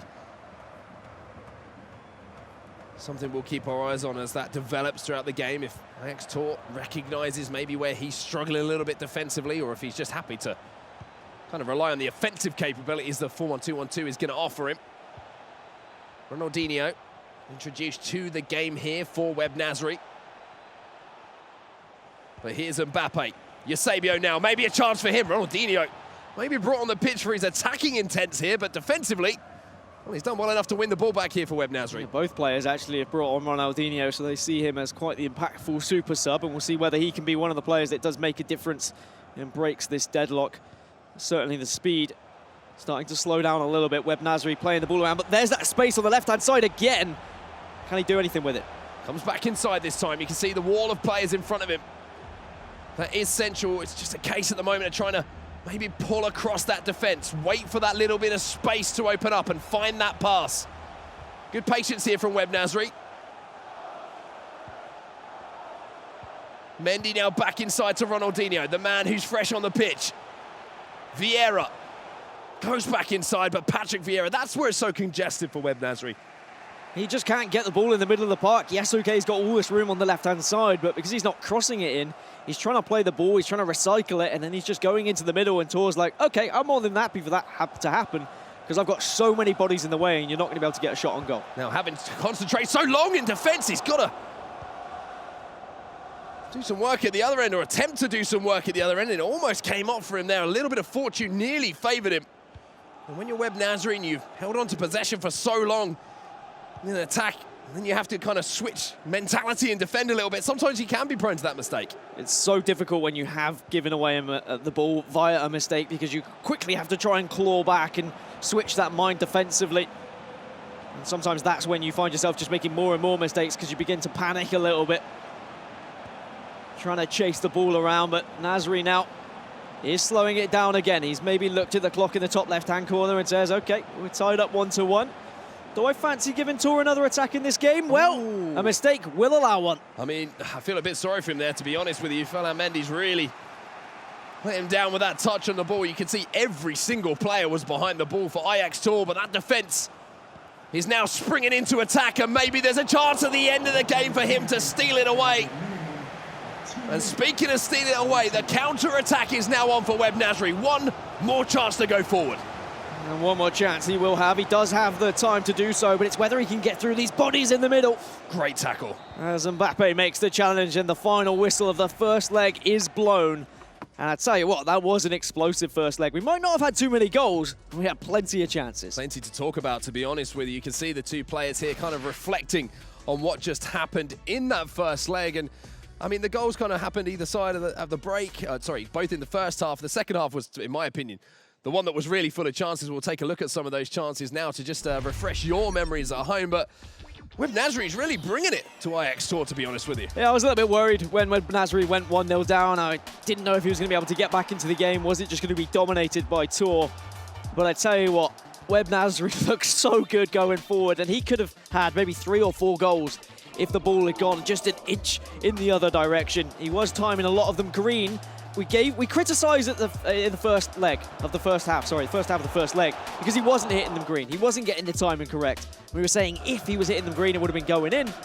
Later, he started timing them green, and tell you what, that's one hell of a free kick there as well. Yeah, absolutely fantastic set piece from Webb Nasri there. And you can see there's almost a little bit of, yeah, pretty decent, to be honest with you, as far as Ajax Tor's reaction to that. But into the second half, it was kind of the train of Webb Nasri just steaming his way towards goal, but couldn't break through. Yeah, Webb Nasri really has a lot to do going into this second leg.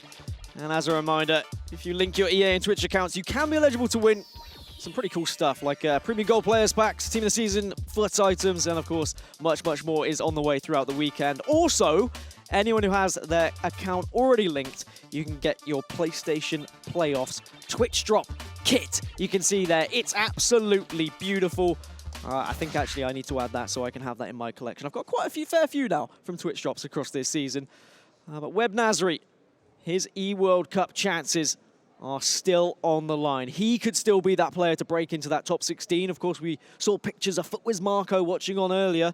This is another player that FUTWIZ Marco will want to see losing. And the fascinating thing for me watching a player like Webb Nasri is his development just a year on from where we saw him last year. Yeah, we're talking about his fantastic run back in Amsterdam, but we were watching in Amsterdam and he didn't have game management, is the nice way to put it. He would just keep going forward. He'd be one up in the 92nd minute. He'd boot the ball long and try and score again. He didn't have that aspect to his game. And seeing a real, well-rounded player now at this stage in FIFA 19 just shows, if regions like Japan have these players come over and have the opportunity to play against some of these other players, the best in the world, you can learn so much and you can turn into such a talent yourself. And maybe he can go one stage further here. Maybe he can make that E-World Cup final. Or maybe it's going to be the Ajax man who steals that opportunity away and stamps his authority on the pack ahead of him. Well, these are the kind of players he has to beat if he wants to earn that spot at the E-World Cup. So you can't lose to a player like Ajax Tor, who's kind of in that 10 to 12 region, and then expect to be gifted a spot at the most prestigious tournament of the year. You have to beat the best to play the best. And if he can come away with a victory here, then that is the first hurdle towards that E-World Cup. Well, he momentarily had a little 3-on-3 situation, but Danny Da Costa has managed to get his frame back in the way there to intercept and win the ball back here for Ajax Tor.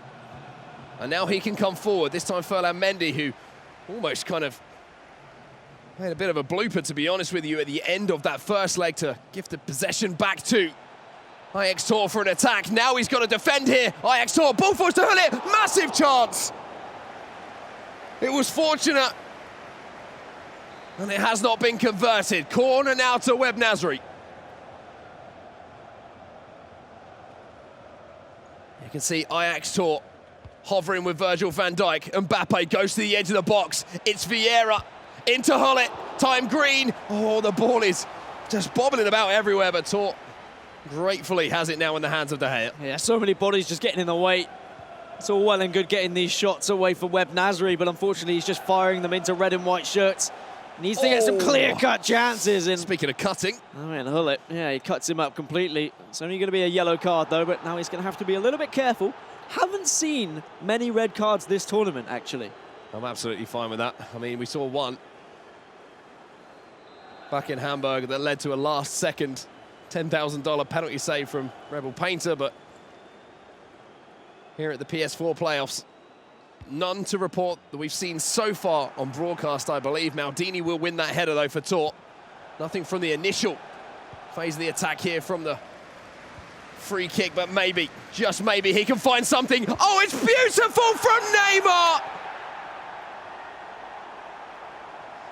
And a little bit of Brazilian flair just introduced itself to the playoffs. I mean, in that situation, to make that decision to go for that flick over the head, what a touch that is, and that's what you can get from some of these incredible foot items, some of these incredible players on these squads, but also some incredible players on the sticks as well.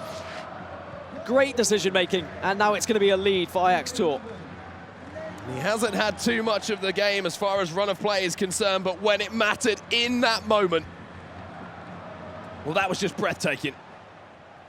Neymar the scorer, the lead now back with Ajax Tor, and Web Nasri, he's got to find an equaliser. And Web Nasri definitely has it in him. I mean, he's had some pretty incredible chances, and he's been very close to getting goals in the first leg. So I'm sure he's not going to be too worried, but I'd be pretty intimidated if Ajax Tor does take a 2-goal lead. Well, here's Ruud Hullet, and that cricketer just kind of fed the ball into the path of Cristiano Ronaldo, who is getting back to do some defensive work. There was an opportunity there to craft an attack, but look at the players now flowing forward for Web Nasri. Midfield has managed to kind of regroup, but a little ball roll is going to present the ball to Neymar. Huge chance! Oh. And in that moment, he needed the composure that Tor had at the other end. Corner. Neymar in towards the back post, defended again by Tor. I don't know if it was a lack of composure from Nasri or just more composure from Tor with the goalkeeper movement to predict the ball was going to go that way.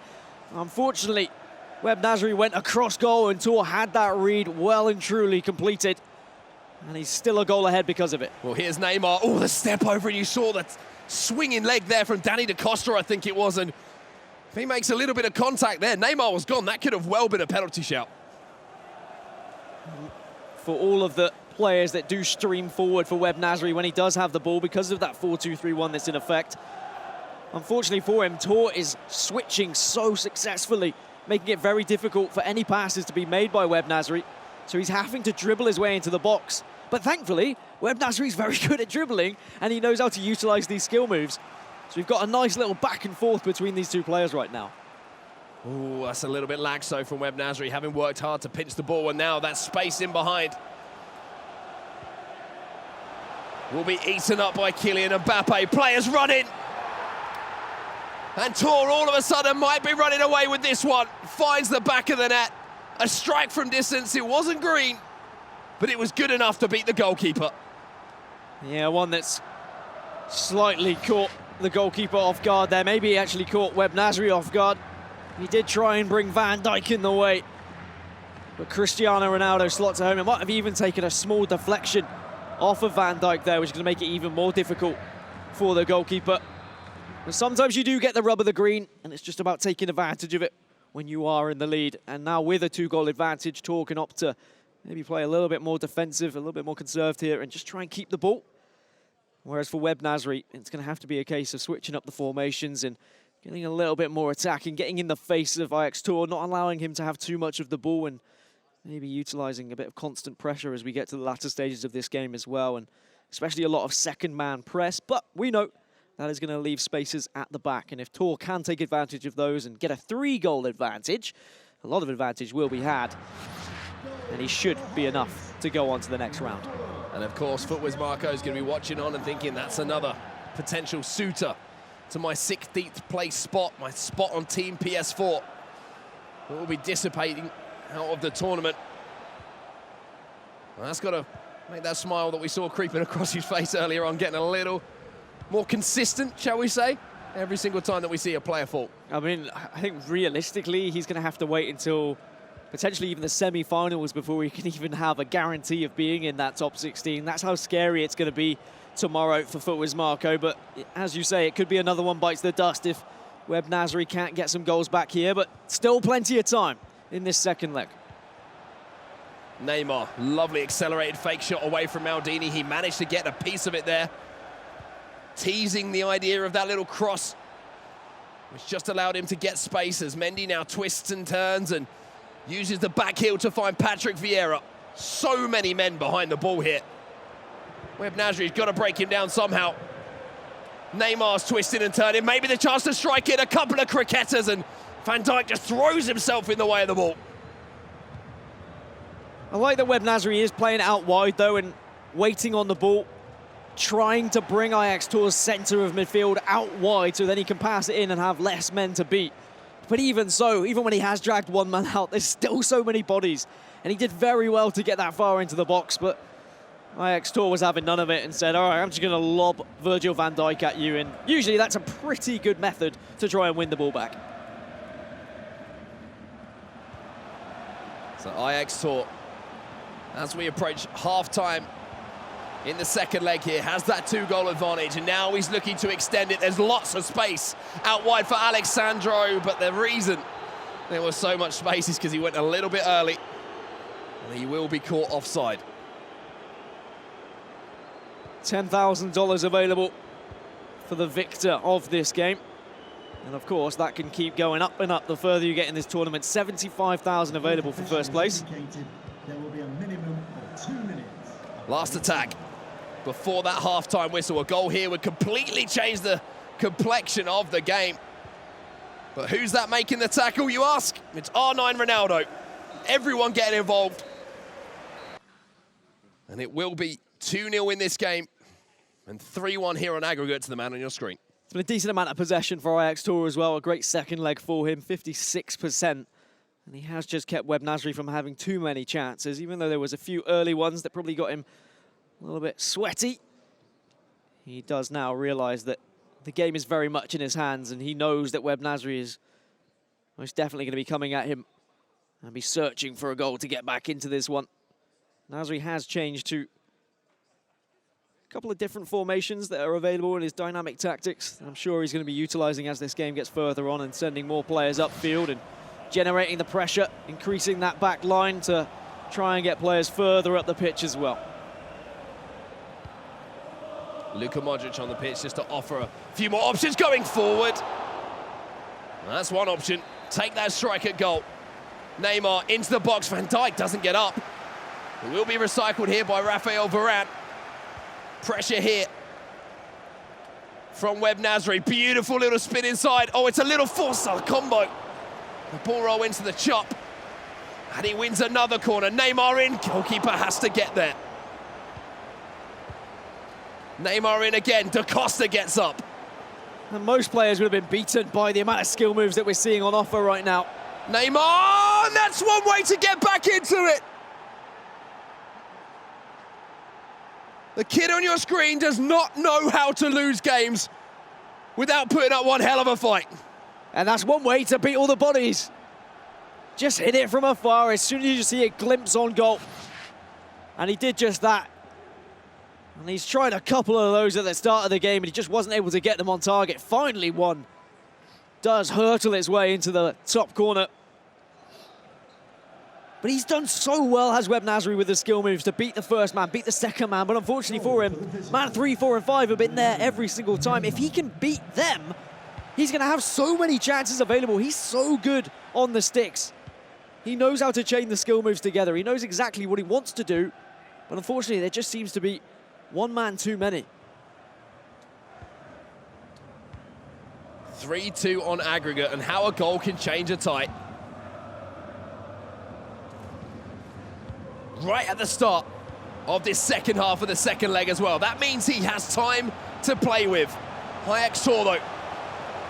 He can extinguish the smoke if he can find a way towards goal here. Find a chance himself and reinstate that 2-goal advantage. Yeah, unfortunately, this goal means he's put in a very indecisive situation of, do I push on, do I look for goals, or do I hold the ball and try and keep this 1-goal lead? Mbappe here for Tor. Hullet gets a toe on it, but Neymar will keep possession. Hullet finds R9. In turn finds Vieira. It's beautiful quick passing here from the Brazilian, but Luka Modric steps in. And look at this on the counter-attack now. It's almost a 3v3 situation. Maldini, that is special. Yeah, unfortunately for Web Nasri, he's just a little bit too hastily tapping that pass button when he regained possession after the initial missed pass. I would have quite liked him to see just a bit more calm and composed on the ball there and wait for that attack rather than trying to rush it and force it. Well, here's Ajax Tor. Finally, to be honest, he's managed to get out of his half, and Van Dijk should win that header, and good composure there in defence from Web Nasri, just nodding it back to the goalkeeper. And most importantly, Dan, in those kind of situations, you also keep possession of the ball. Yeah, possession's what you need, And but now it's gone. Yeah, you can throw it away very easily if you're not paying attention and if you're not using those kicks with your goalkeeper correctly, as the pause is going to be made from Tor. As I'm sure he can make some personnel changes to try and bring a little bit more energy and stamina into his side, as he's probably noticed a couple getting a little bit fatigued as we get to the late stages of this second leg.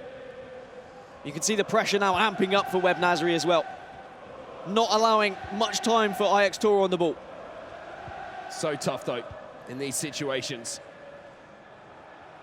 To keep your composure, not to make that mistake which allows your opponent, who's taking his time to build up, to find a way towards goal. Maybe this is it here for Neymar. And it was that chance, but Ajax Tor couldn't take it. The timing, again, letting him down in that particular position. And all it really means is Web Nasri has the ball back. Yeah, Web Nasri has the ball back, and the pause will also allow him to make a couple of changes. I think he's bringing Ronaldinho on and Eusebio, so the usual suspects for these two players. And you can see on the screen there as well, it's still the 4-2-3-1 for him. It's just a little bit more of an attacking style of it. Really pushing up, getting players on that wing, trying to spread the play and trying to counteract this very narrow formation we've seen from Ajax Tor. I wouldn't be surprised if we're going to see Web Nasri just switching things up, and maybe fast build-up will be applied and setting all these strikers and attackers to staying forward and not coming back on defence. Well, this is his season on the line. This is what we have to remember here. It's not a case of, I get to come back in a couple of weeks' time. It's done, dusted till FIFA 20. So he needs to go now. 20 minutes left for Web Nasri to turn this one around. I know he's a player that has a lot of fans in the community, always likes to entertain, but giving the ball away from a goal kick, not the greatest start, because now that time is going to be slipping away, and his season's going to be slipping through his fingers. Pull it on this right-hand side here for Tor. And well, I've said it a few times, but sometimes the pictures do more than I can say. Here comes Web Nasri, though, having won the ball back. And again, it's just great defending, you have to say, from Ajax Tor. He's pressing up with the fullbacks. He's realised that Web Nasri is trying to expose his left and right-hand side, so now he's not allowing the space, he's not allowing those balls to be played because he's pressuring in the right areas. But he does need to be careful. If he brings one of those fullbacks a little bit too far, then Web Nasri might just be able to slot in a ball behind, and that might be the one chance he needs. Well, Modric has managed to get the right side of Patrick Vieira here. Maldini has been absolutely immense in the heart of that defence, though, for Ajax Tor, but that's a mistake. Mbappe now for Web Nasri. Oh, and he almost managed to carve an opening. I think that's going to be the story for Web Nasri if he can't get a goal back here. It's going to be so close yet so far, not only in this game, but to the E-World Cup as well. As I'm sure so many people feel as they get to the playoffs, but they fall just a couple of rounds short of getting to the most prestigious tournament of the year. As now, it's just keep ball for Tor. It's a training exercise.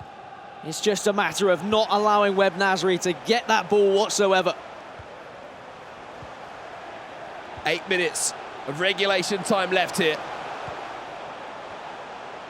Webb Nasri's season is crumbling before his eyes.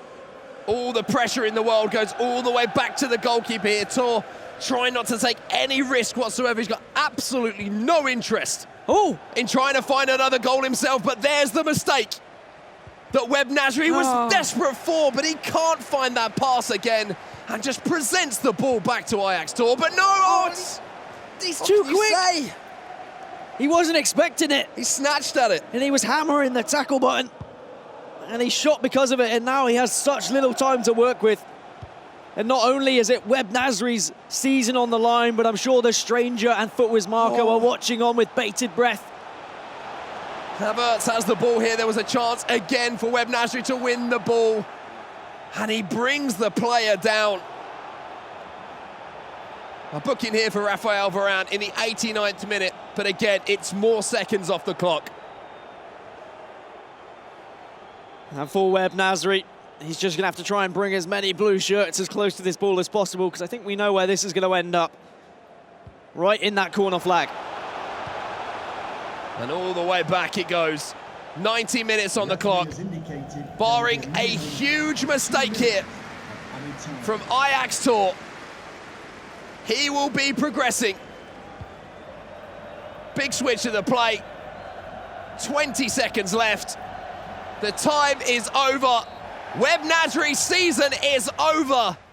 But Ajax Tor, as you can see on your screen, moves on to the quarterfinals. And he gets himself $10,000 as well. Unfortunate for Webb Nasri, he's not going to have the miraculous run that we saw last year in playoffs, but he still did fantastically to get this far and has had an incredible season, but it's just not been enough because there has been too many good players this season, and still that top 16 stays intact. Yeah, it's holding on. Everyone who's left there, the Stranger and Footwiz Marco, I mean, I would not want to be in their shoes right now because they must just be so worried with every game of these players outside of the top 16. Yeah, I completely agree with you. That every single player that falls out that's chasing them at the moment, they're like, great news, fantastic, absolutely love it. We'll take a look at some of the highlights from that second leg in the meantime, where we're discussing some of these finer points. And, you know, I'm looking at some of the moments in this game and I'm thinking, that was brilliance. In that moment, to make those decisions, brilliant. However, on the flip side of that, Dan, Webb Nasri had so many chances to orchestrate attacks, sort of in the last third of that second half that we saw in the second leg, where you could really tell the pressure got to him. He did rush a lot of his attacks. He made some very risky passes that were somewhat unnecessary when he still had a little bit of time to work with. But just to go back to, I mean, that goal from Ajax Tor in that moment, to make that decision to flick it over your head, a lot of players, maybe not at this tournament, I mean, most players at this tournament probably have the composure to do that as well. But a lot of your average FIFA players would have just tried to bang that in on the turn, but instead, he's positioned himself in the best place possible where Neymar can finish that one. But I'm sure that Tor was worrying a little bit when Nasri brought the second goal back. Yeah, I completely agree with you. That worry really does start to sort of creep in, especially when it's just one goal. But yeah. I want to sort of reiterate the point and how well Webb Nasri has progressed from FIFA 18 to 19 in a year. He really has been superb. And you can see there, he's got so many elements to the game that really do put him in that upper echelon of player. But you can also see what is separating him from progressing a little bit further, from picking up those championships. There's still a few little tweaks I feel he needs to find in his game. Still very young, though, and I'm sure that he will find those tweaks as we move into FIFA 20, because unfortunately, FIFA 19, in terms of the season, is over for him. We're not going to be seeing him at the E-World Cup, but he has shown enough that he could progress as one of the best players. I mean, he is one of the best players. I can't reiterate enough how hard it is to actually get to this situation, to get to the playoffs, the thousands of players that have attempted throughout the season to get here, and he's finished, what, around like 24th, 25th, I think, over. I mean, of course, points can change, and some people might jump over him, but still an incredible season for him. Yeah, top 16 still intact. Team PS4 still intact at the moment. And the interesting thing for me is we didn't get any Footwiz Marco cam in that. Hey, what's going on, production? That was my favourite part of the last game that we got to, do. I can try to look over my screen at the moment and see if I can see him in the background, but nope, no Marco at the moment. But it's not just Marco, it's the Stranger as well. Yeah. He is also waiting, and someone else who's waiting is Ajax Tour after that game, and he's alongside Kyle. Kyle, what you got? Thank you, Dan and Mark. Yes, I am here with Ajax Tour, plus his translator as well, because he is joining Team PS4. This scarf is for you because Ajax Tour has qualified for the FEWC. Now, talking about that, how does it feel to have qualified to get that scarf for the grand finals? Aldo, como você se sente ao ganhar essa manta e se classificar para as grandes finais? Eu estou muito feliz, treinei bastante para estar aqui, fiquei um mês aqui na Europa e eu creio que todo o meu empenho deu certo. I'm very happy, very proud. I trained a lot. I arrived in Europe 1 month ago. I trained a lot with my colleagues and I'm prepared for the great finals. And what have you got to do now to move forward? Obviously, you are pushing forward to tomorrow, but what have you got to change or adapt to make sure that you win the grand finals in London? Como que você se sente chegando nas finais e como que tu vai jogar? Vai se adaptar, vai mudar alguma coisa ou vai seguir no mesmo ritmo? Eu já esperava assim que eu pudesse chegar um pouco longe, porque acabei me empenhando bastante. Mas como que foi mesmo? Se tu vai te adaptar, eu creio que eu vou descansar e poder estudar os meus oponentes para amanhã poder chegar muito bem. He said that he trained a lot, so he expected a good championship. He was very confident about that. And he will now rest and study his opponents to maybe arrive to the title. Well, there we are. Rest and study. That's a good mixture to ensure that you come out with the win. Amazing. Well done. You've got that jacket. You have your scarf. And for now, it's back to Rachel at the couch. Thank you. Yeah, congratulations there to Ajax Tour. And that was actually a rematch of Swiss round 5 when Tour came out on top once again. Congratulations to him. We will see him in London in a couple of weeks' time. But right now, it's time to go over to the breakdown board, sponsored by PS4 with Mike LaBelle and Alan Avi.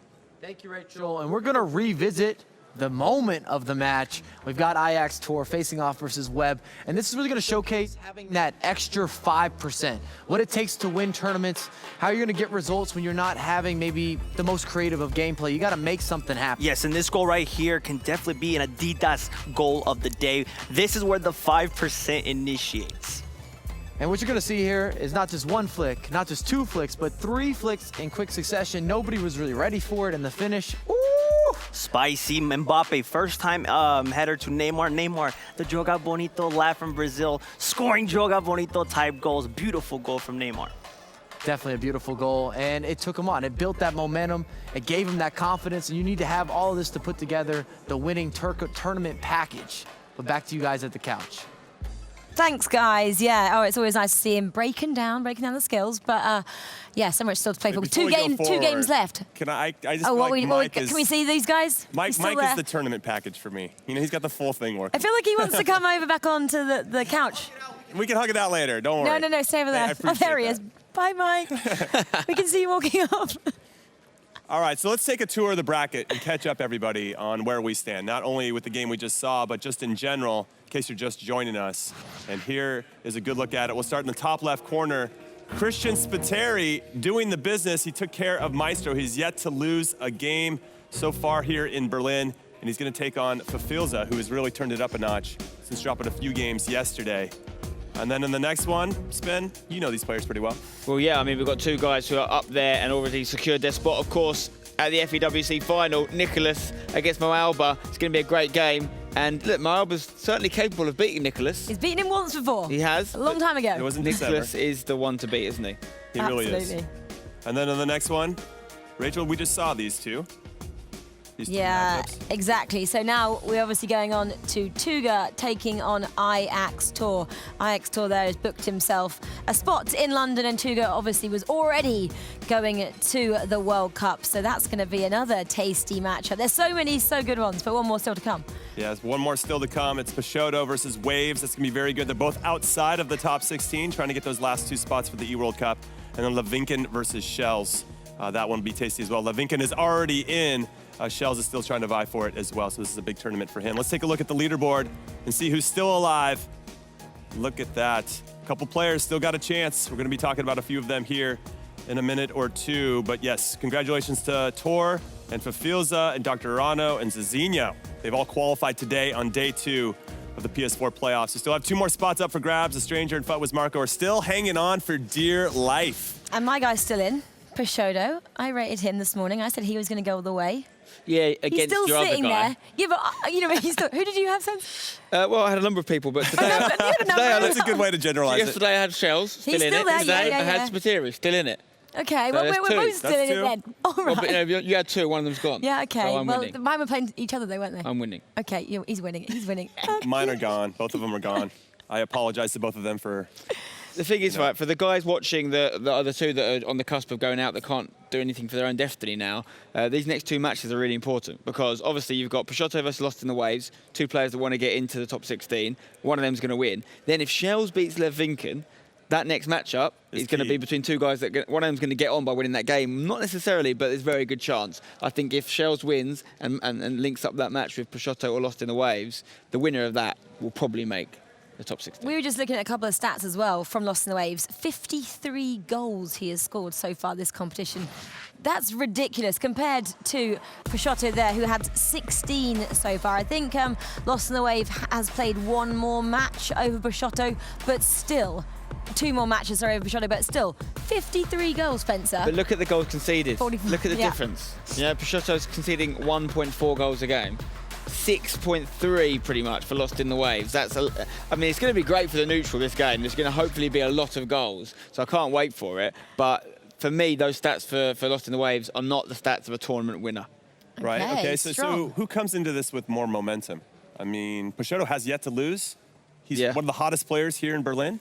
Is it him or Waves is coming in scoring a bunch of goals? We saw Rebel Stokes do it back in Hamburg, who had very similar stats to what Waves is doing, and he ended up winning the tournament. Don't think he was conceding as many, but Peixoto's going in with not losing, like you say, so maybe better performances, but Lost in the Waves had 2 extra games in these tournament conditions. Sometimes that can help, you know, even though there would have been defeats, he's played a little bit more, he's had to wait around a little bit less, but I do think that Peixoto's going to be the favourite for this one. Yeah, I think those 4-0 yesterday from Peixoto has really kind of just fueled him forward, and we said it sometimes it can be detrimental, but so far it seems super positive for him.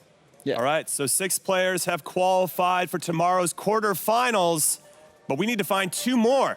And the first one that's coming up to figure that out is Peixoto versus Waves.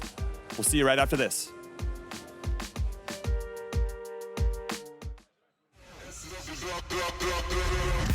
Arguably the best player in the world. And Dasari took him down. Strike from Ronaldo! Might concede another one here because Ronaldo's at the back post. And it's 3 now for Dasari. Oh, maybe there's one for Maestro here. There is somewhat of a smile underneath that face. The reigning world champion and maybe, just maybe, the best to ever play the game. The Saudi Prince, it's Rogue MS Dasari.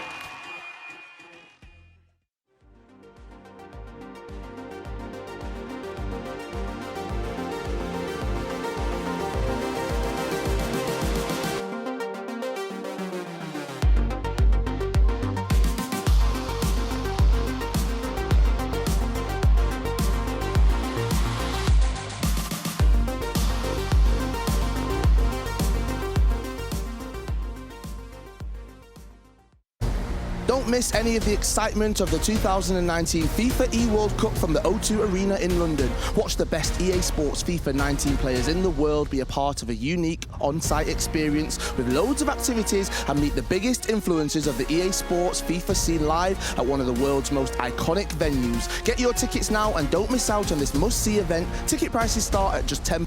Go to FIFA.com/FEWC. Quiero pedir perdón. I'm sorry to all the players I faced. The left backs. A los laterales derechos. A todas las defensas. Sorry you trained so hard. Mal mesmo para a sua reputação. A vuestros tobillos. Your opposition coaches. Aos goleiros. Their teams, your fans. I'm really sorry. Sorry about your weakness. Son marcas personales. I'm sorry I like to dance. and entertain. Destroy.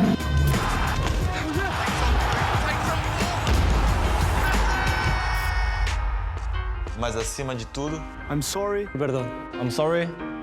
I'm not sorry. No sos vos, son ellos.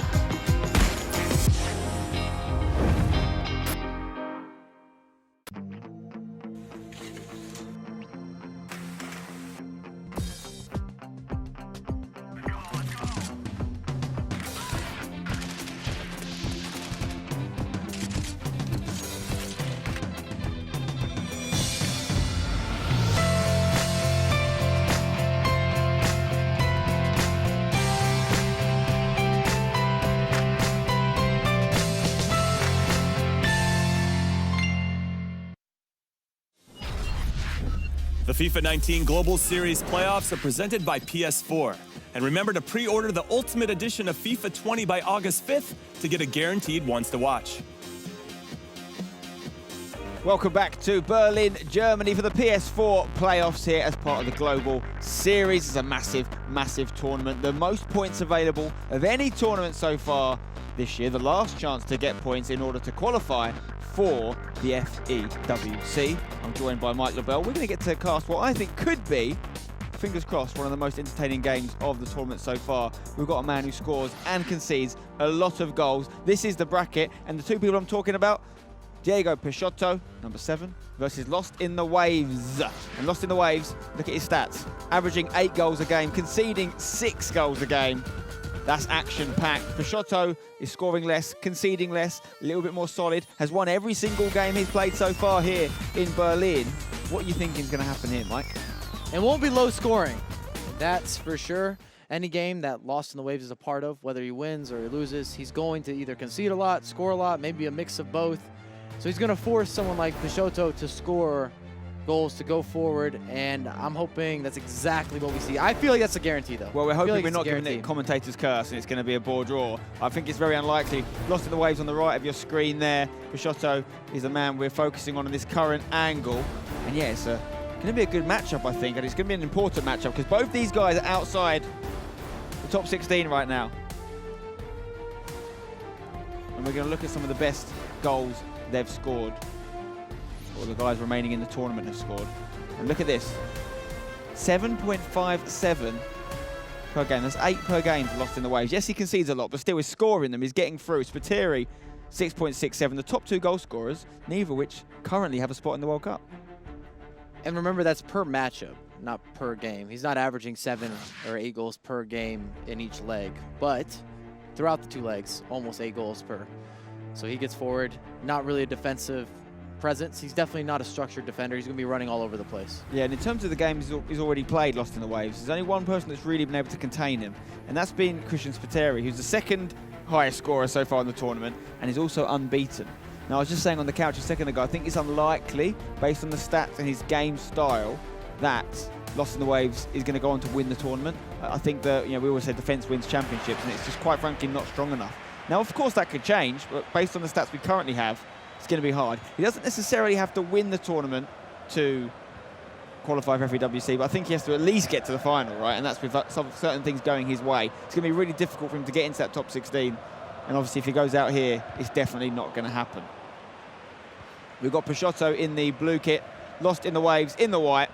Massive game. Winner of this game will play the winner of Levinken versus Shells in the quarterfinals tomorrow. This is our penultimate game on today's stream. One more game to go after this one. And the best results for each of these players thus far this year, when you're looking at Peixoto, he made the semifinals in Singapore, and then Lost in the Waves made the semifinals in Bucharest. So they've both gone very close to winning, and that's gone very close to finding the back of the net from Peixoto there. It's going to be a corner. Now, how can he do from this one? We're expecting goals in this game. How long will we have to wait for the first? As the header goes across, dealt with. Havertz runs into a little bit of a trouble, but he gets away with it. He's sending it forward to R9 Ronaldo. There's a massive switch on if he wants it, but he goes down the line instead to Neymar, his Brazilian compatriot. Hullet tries a shot first time. Keeper will come and get that one. And Peixoto also has a brother who hasn't qualified for events, but is at a competitive FIFA level, which is nice to have a little in-house practice, somebody you can bounce ideas off of. And then at the same time, Lost in the Waves, I was talking to Dr. Nightwatch, and he was saying that he's up to 3,200 points, and give or take a little bit more, in terms of skill rating in Division Rivals, which is a big achievement if you play Division Rivals heavy. You don't see numbers like that typically. So he's been grinding. So what does it mean he's done to get that skill rating? It means he's played enough people in the highest division and beaten them enough times to get the highest possible skill rating. Correct. In the way that Division Rivals works, you play somebody that's got more points than you, you gain additional points for beating that person. It's kind of how skill rating suggests it should work. But yes, so he's beating people constantly that are in and about the same area as him. And we don't think there's anyone out there with a higher rating than 3,200. It's as high as it can go, right?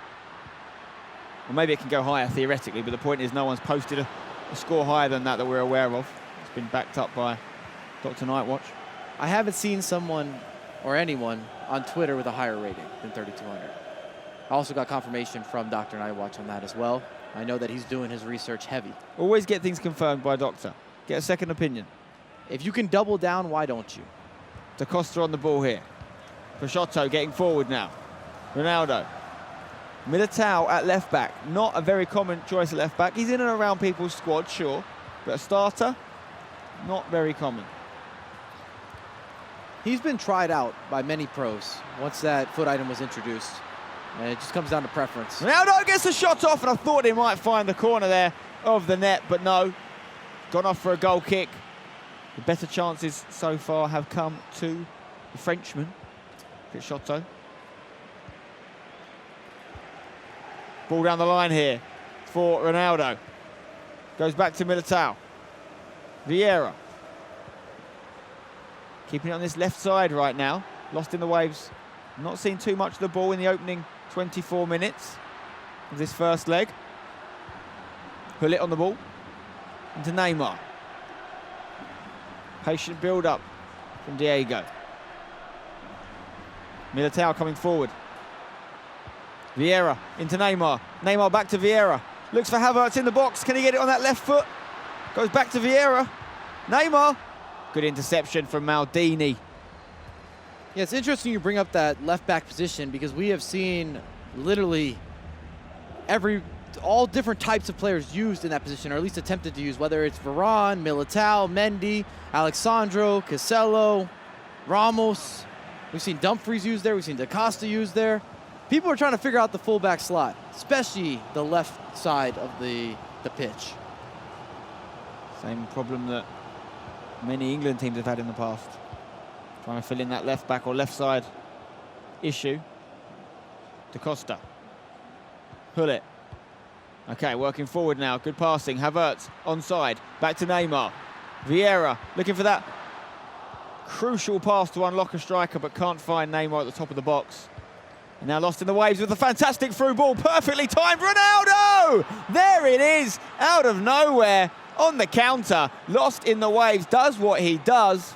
He scores. Against the run of the play, but like you said, he caught somebody maybe stepping up. You weren't aware of it.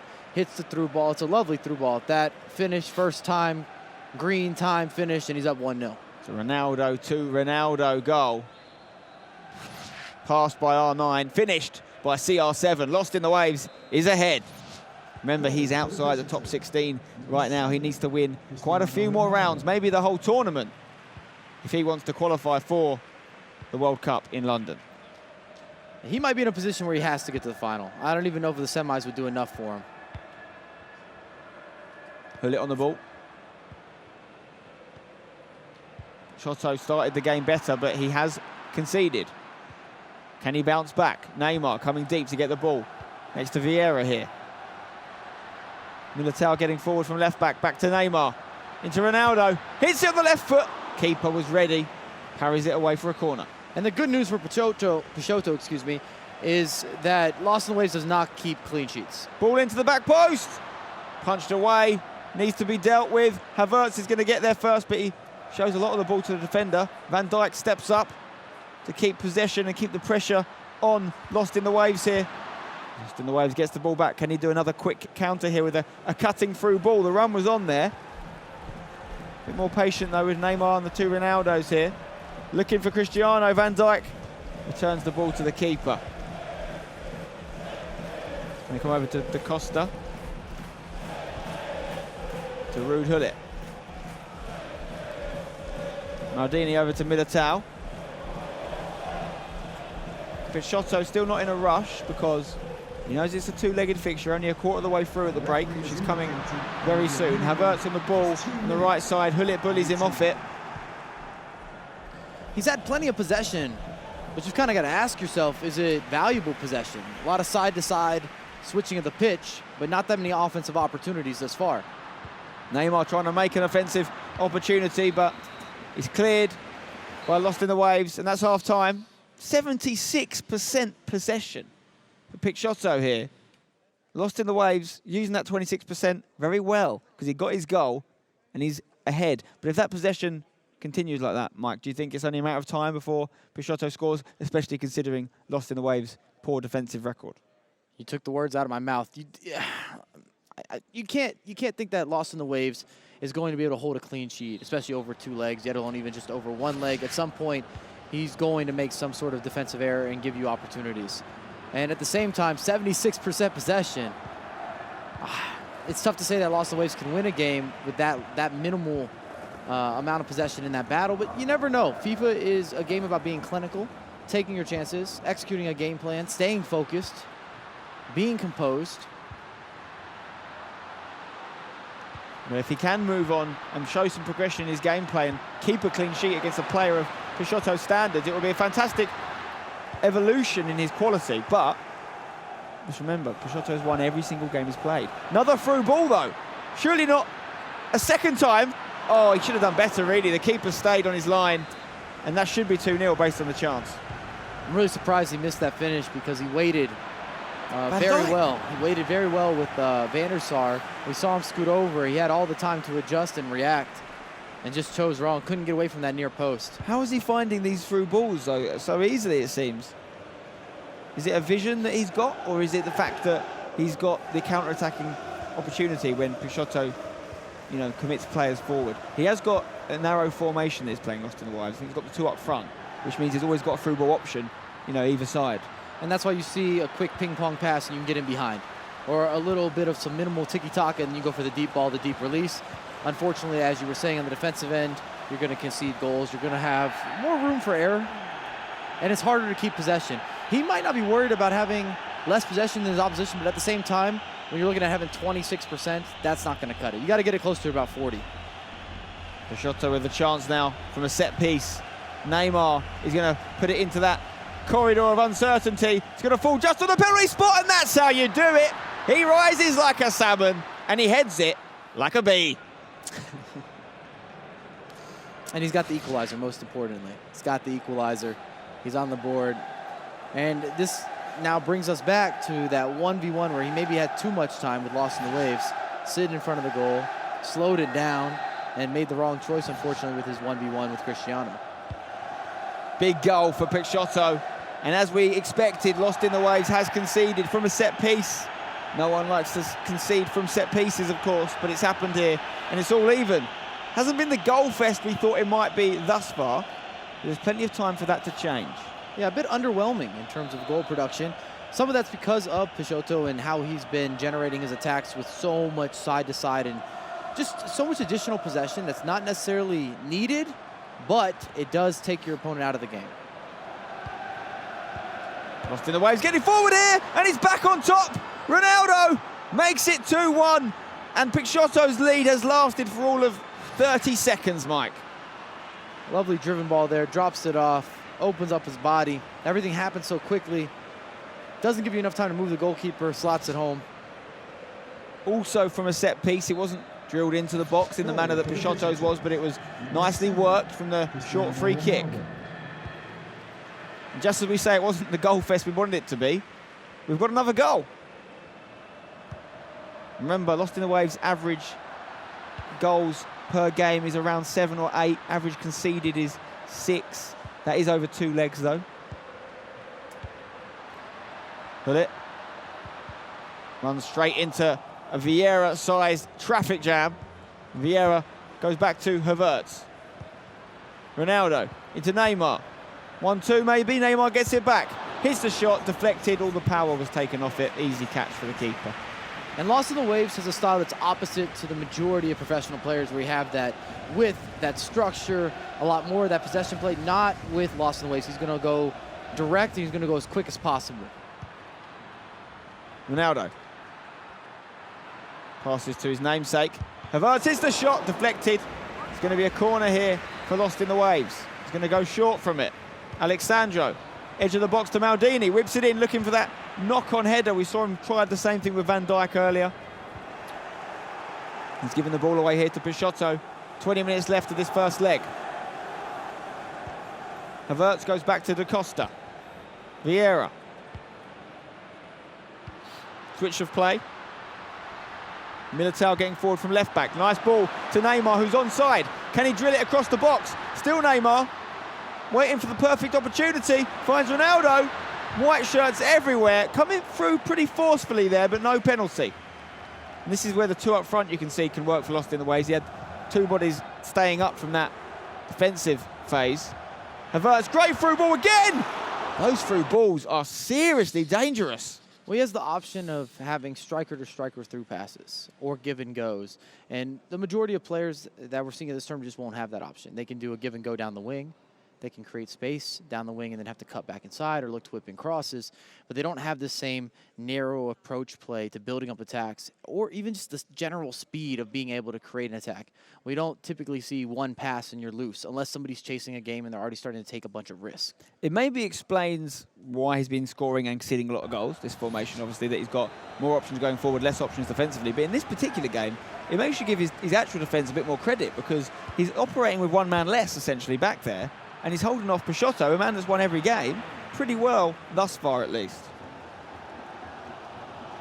Messi on the pitch now for Peixoto. Giving the ball away here. Chance! Oh, what a strike that is, out of nowhere it seems. All of his goals come out of nowhere, but he's got 3 of them now. Lost in the Waves, in the driving seat. And if he's able to make, or if he's able to force a mistake, he'll be able to turn that mistake into an attack much quicker than normal players because of having the two-striker option. What a finish that was on Ronaldo's side foot, almost no backlift, just works it into the left corner there. And we saw Peixoto shaking his head in utter disbelief. He's not had the experience of losing here in Berlin yet. He's won every game. But the way things are going, this might be the worst one he could have lost, the one that there's no coming back from. Well, they always say it's good to face a little bit of adversity in a tournament. Preferably, you don't want to do that in the knockout rounds. But sometimes it just keeps you sharp. Could get straight back in it here. It was a chess match with the keeper in terms of the keeper movement. You have to say the keeper won, and Messi seemed to fumble the rebound opportunity as he works it back in for a cross attempt, and you've got to say Peixoto has to score that, Mike. And look at Lost in the Waves committing bodies forward on the counter. He attacks with such venom, vim, and vigour. The ball comes into the back post. There's another one. Oh, wow. That is a counter-attack.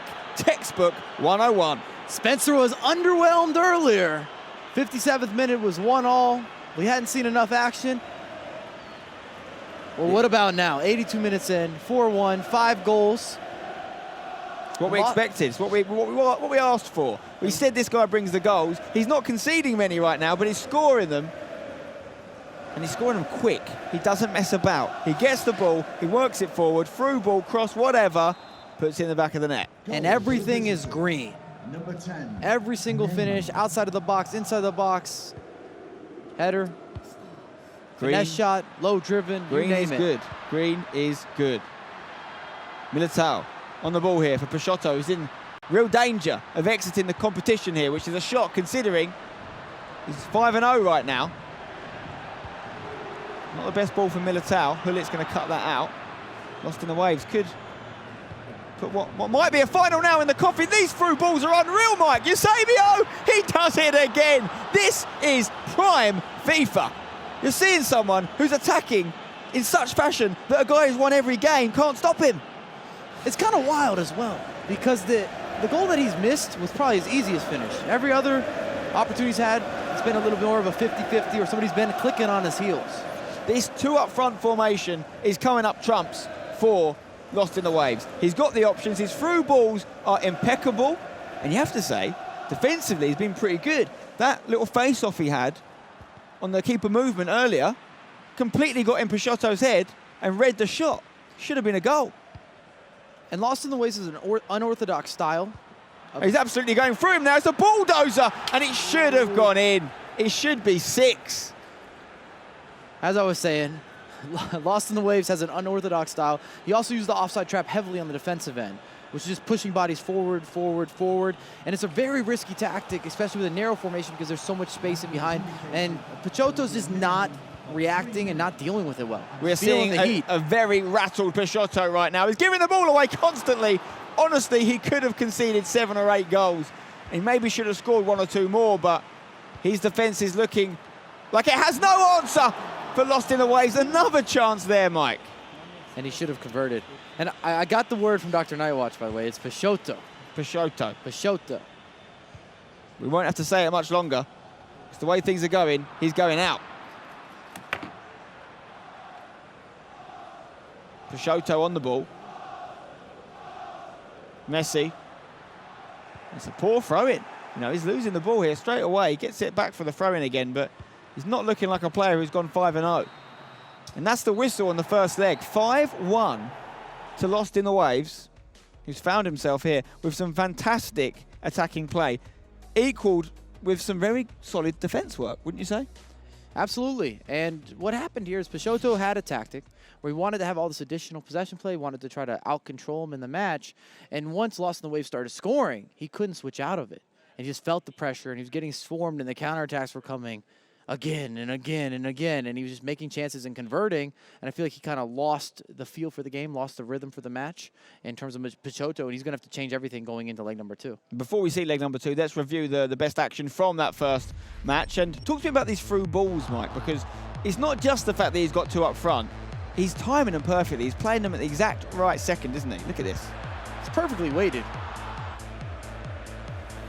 Ronaldo to Ronaldo. It wasn't just one time we saw these perfectly weighted through balls, as Mike mentions. We saw multiple times in this game. Look at this one. The defender's just stepped up, Van Dijk there. Not sure if Peixoto was playing the offside trap. It should have been a goal, though, for Lost in the Waves. Van Dijk caught off. Maybe he had too much time. And Peixoto does get one back here. Ball in. Simple header for Kai Havertz. And he made it 1-0. At this point, you thought, OK, we're going to see the real Peixoto now. He's going to come out of his shell, so to speak. But Lost in the Waves had too much in the tank. Very easily worked goal from the free kick there. Peixoto will be disappointed to concede that one. Just pass, pass, pass, bang. No holding onto the ball. Lost in the Waves reminds us why he's the top goal scorer in the tournament. Yeah, I mean, he scores. He makes it look so easy. Look at this one. Great finish from Ronaldo. As you said, everything's green. Simple, effortless, and often. And look at this from Peixoto. No one's made him do that so far this tournament. He's won every game until this one. Header, simple, effective. And he scored quite a varied selection of goals here, you have to say, from free kick, through the middle, through ball, on the floor, crossing. He's got a decent arsenal of attack. A little bit of everything in his locker on the offensive end. Another through ball coming here. Look at that. I mean, that's with his back to goal. Cristiano's played that through to Eusebio. And he's taken his chance. And he actually had a couple more after this. We probably should have put the game to bed, to be honest, if it's not already gone to bed. So he's looking very, very good. He's playing some interesting FIFA. And we're going to go to the second leg, obviously, shortly. You can see the players here. Peixoto on the left of your screen. Lost in the Waves on the right. Now, what is Peixoto thinking right now? He hasn't been challenged in this way in Berlin. He's got through every game with a win so far. Has he prepared for this moment? Is he ready to, execute a plan B against this man who can't seem to stop scoring? The body language tells you everything in terms of how that first leg went down. If there's any silver lining for Peixoto, Lost in the Waves is not one of those guys that can play possession or looks to close out games in terms of holding the ball and killing off a game. So even with a four-goal spread, if you can get on a roll, you might be able to create some sort of comeback. Peixoto in a different kit now. He's in the red strip. Lost in the Waves in the white once again. Second leg underway here. Penultimate game of the PS4 Playoffs. Winner of this goes through to the quarter-final. Both players need points. Ronaldo for Peixoto. An early goal would be fantastic for him. He trails 4 goals from the first leg, of course. Let's see the aggregate score the top left of your screen, just under the game score. 5-1 to Lost in the Waves. Vieira into Ronaldo. Vieira trying to flick it over to the back post, but too much on it. I think it was a tackle as much as it was a pass, but there's a deflection on it, so it's a corner. Neymar has got the short option here. He's looking for the delivery in the box. Back post, headed. Off target. Lost in the Waves. Sends his goal kick out wide. Havertz plays it into Neymar. Those through balls are quick. They come at you, and you've got to deal with them. The defensive line may be too high for Peixoto. Is that something you should have looked at? It's hard when you're chasing the game, though, of course. At this point, you can't worry about where his back line's at in terms of positioning, because he's got to go for it. He's given the ball away here, and it could be a goal here for Lost in the Waves. In the end, Peixoto got enough red shirts in between the ball and the goal, but he's looking shaky, making mistakes, inviting Lost in the Waves to have another go, as Van Dijk makes a big tackle on the edge of the box and finds Ronaldo. He's got no one up with him, in contrast to Lost in the Waves formation. When he gets the ball, he's always got a couple options to pass to. And just as an interesting stat, if the scoreline stays this way and Peixoto is eliminated, the only undefeated players that are left in the tournament will be Nicolas and Christian Spiteri. And the reason I bring that up is because at the last major event, when we're looking at E-Champions League in Manchester, everyone that went 4-0 in the Swiss stage was eliminated before the top 8. Interesting. Very interesting. Well, Peixoto looks right now like he could be another person who's gone 4-0 and going to be eliminated. He's got 4 goals to score at least. And that's if he can keep Lost in the Waves quiet, which I think is unlikely. But it's Neymar getting into the box here. Strong tackle. Great tackle, I thought, actually. I thought he won the ball there, ref. It's going to be a free kick for Peixoto. Can he score from another free kick? This is what his first goal came from. This one a little bit harder to keep away from the keeper, perhaps. Keeper was off his line there. I think he was lining up the shot. Was that a bait from the keeper? Just inviting him to try it? Based on how he ran back, absolutely. Look at these through balls again, causing absolute havoc. And the Peixoto defence. And in the end, a composed header back to Van der Sar. The counters are just unstoppable. It reminds me of a Leicester City in their prime. I mean that as a compliment. And they're so decisive. When he goes forward, there's no hesitation. Whether it's going to be a through ball or it's a couple quick passes or a skill move. And I always say that in FIFA, the game rewards you for going for it, whether it's on the defensive end or on the offensive end, and it's really showing in Lost in the Waves gameplay. It's got to be taken seriously now if he keeps the scoreline like this, not only winning and scoring a bundle of goals again, but also keeping a player of Peixoto's quality down to just 1 goal thus far. Good turn here. Going to be an advantage played as Neymar finds Ronaldo and hits it! Oh, and it's not in. I thought it was destined to hit some net. And that would have been another different type of goal, because he had flicked it up and then he was going to hit it off the volley that he set up. Because we've already talked about seeing set pieces, we've seen crosses, seeing goals from the ground play and the through balls, we've seen things in the air, chip through balls, a little bit of everything from Lost in the Waves. Yeah, no doubt about it. He's got a diverse portfolio of goal-scoring possibilities. Neymar here with some skill. Hullit! Wow, what a shot! He's got a foot like a traction engine. And it's gone straight in the back of the net. And that's a big goal for Peixoto. Crucial goal. You see the outside of the foot with the elastico, lays it off. Ruud Hullit steps into space, confident as ever. Look at the that curl out of on the that. back of the net. Curled perfectly into the corner of the goal. Nothing the keeper could do. 5-2 now. Still a lot of work for Peixoto to do. That was important, though. That gives you a lifeline. I think the bigger key here for Peixoto is not even going to be scoring the goals, but can he keep Lost in the Waves off the scorecard? Well, last time Peixoto scored, Lost in the Waves scored straight away afterwards. He's trying to do the same here. Big deflection from Van Dijk stops that opportunity. Corner goes short to the edge of the box. He likes to do this, works it back in. He's tried that a number of times now. Ronaldo holding it up, not very successfully. Chance here for Lost in the Waves. Van Dijk comes through with a very important tackle indeed. Neymar over to Hullit, the goal scorer of Peixoto. Trying a big Through ball over to the left, and it's going to have worked out here. Ronaldo's onside. He's got a few bodies in the box if he can deliver it. Loud lost in the waves time to get people back, but he's still on the ball here, Peixoto, with Ronaldo in the box. Challenges flying in everywhere. Lost in the waves, just about dealing with it. Alexandro into Hullet, who's been dispossessed. Now Peixoto with another chance. A third goal for the leg here before half-time would be quite a good setup for Peixoto, making it 5-3. Can he get it? Havertz trying to turn his man, goes back to Da Costa, plays it into Vieira in the middle of the park. Neymar, great skill to beat his man, could be a goal! And it's off the post, and it's in! And this game is very much alive and kicking. We said it would be a goal fest. We've had 8 of them. Oh, it's starting to heat up. I can smell the belief. Peixoto very much back in this game. 5-1 down, he's turned it back to 5-3 now. And he's kept Lost in the Waves quiet so far in this leg. Will he be able to keep doing that? Could he get another one before the half-time break in this second leg? Oh, wow, Lost in the Waves runs it out of play from kickoff. Very uncharacteristic of him. And Peixoto's coming. He means business. He wants to get back in this. Havertz is going to whip it in. Thought Ronaldo was going to attack that, but it didn't get to him. This is a great game to watch, guys. Hope you're enjoying it wherever you're watching from.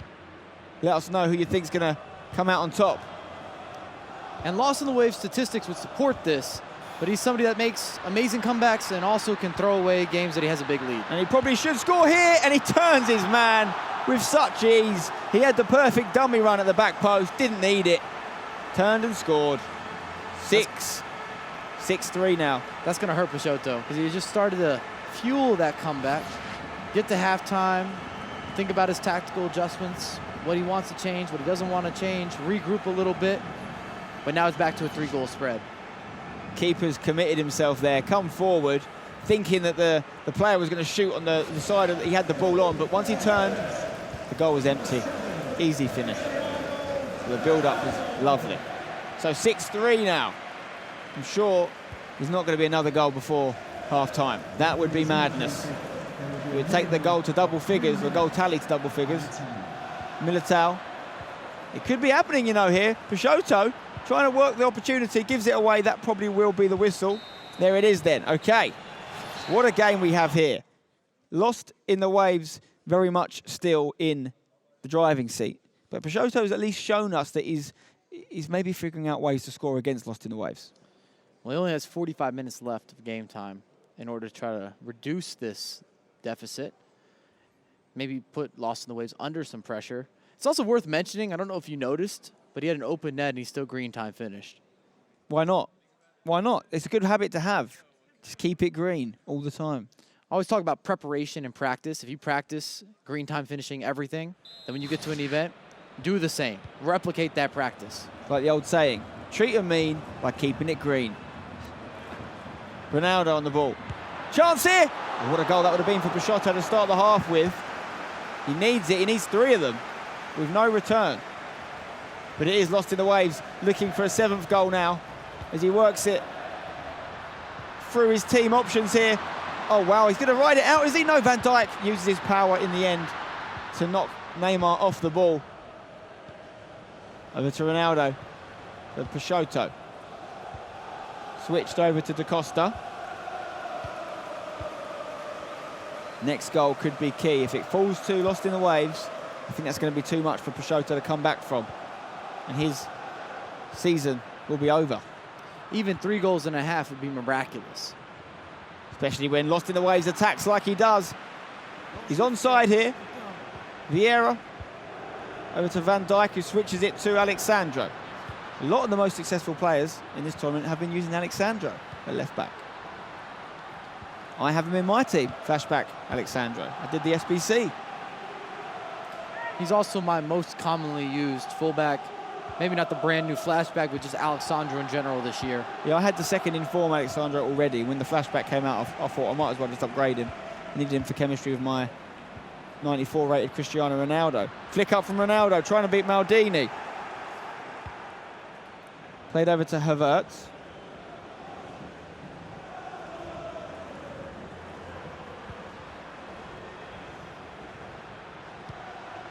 Havertz here.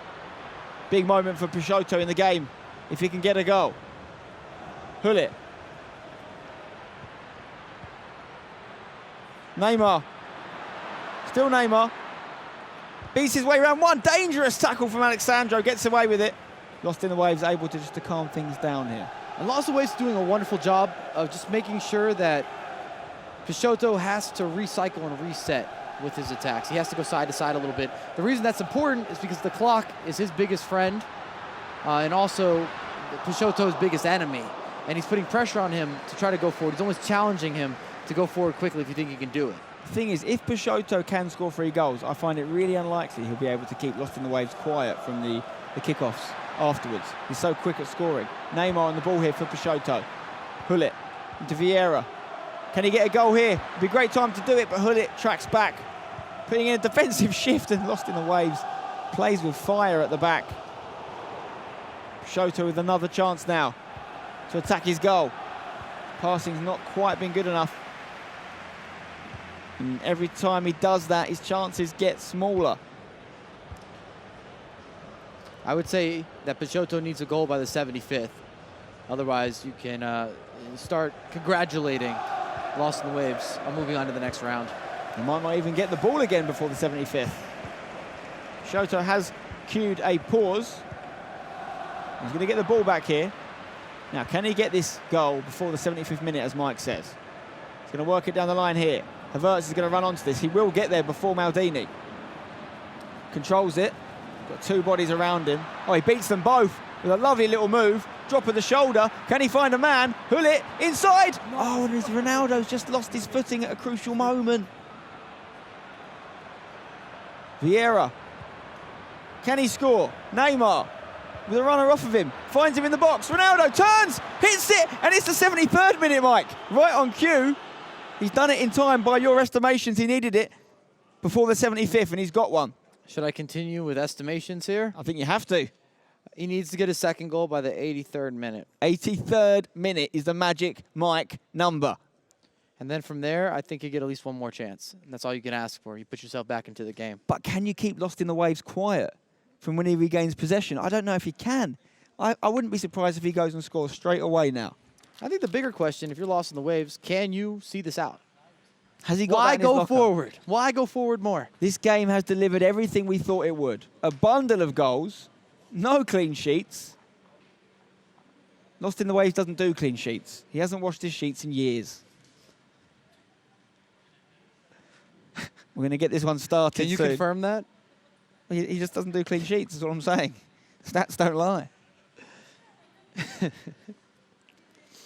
So right now what's happening, the last substitutes, you're going to see an all-out attack from Peixoto. I mean, there's going to be tons of space for Lost in the Waves to work with. Exactly. With the 2 up front, it's going to be dangerous.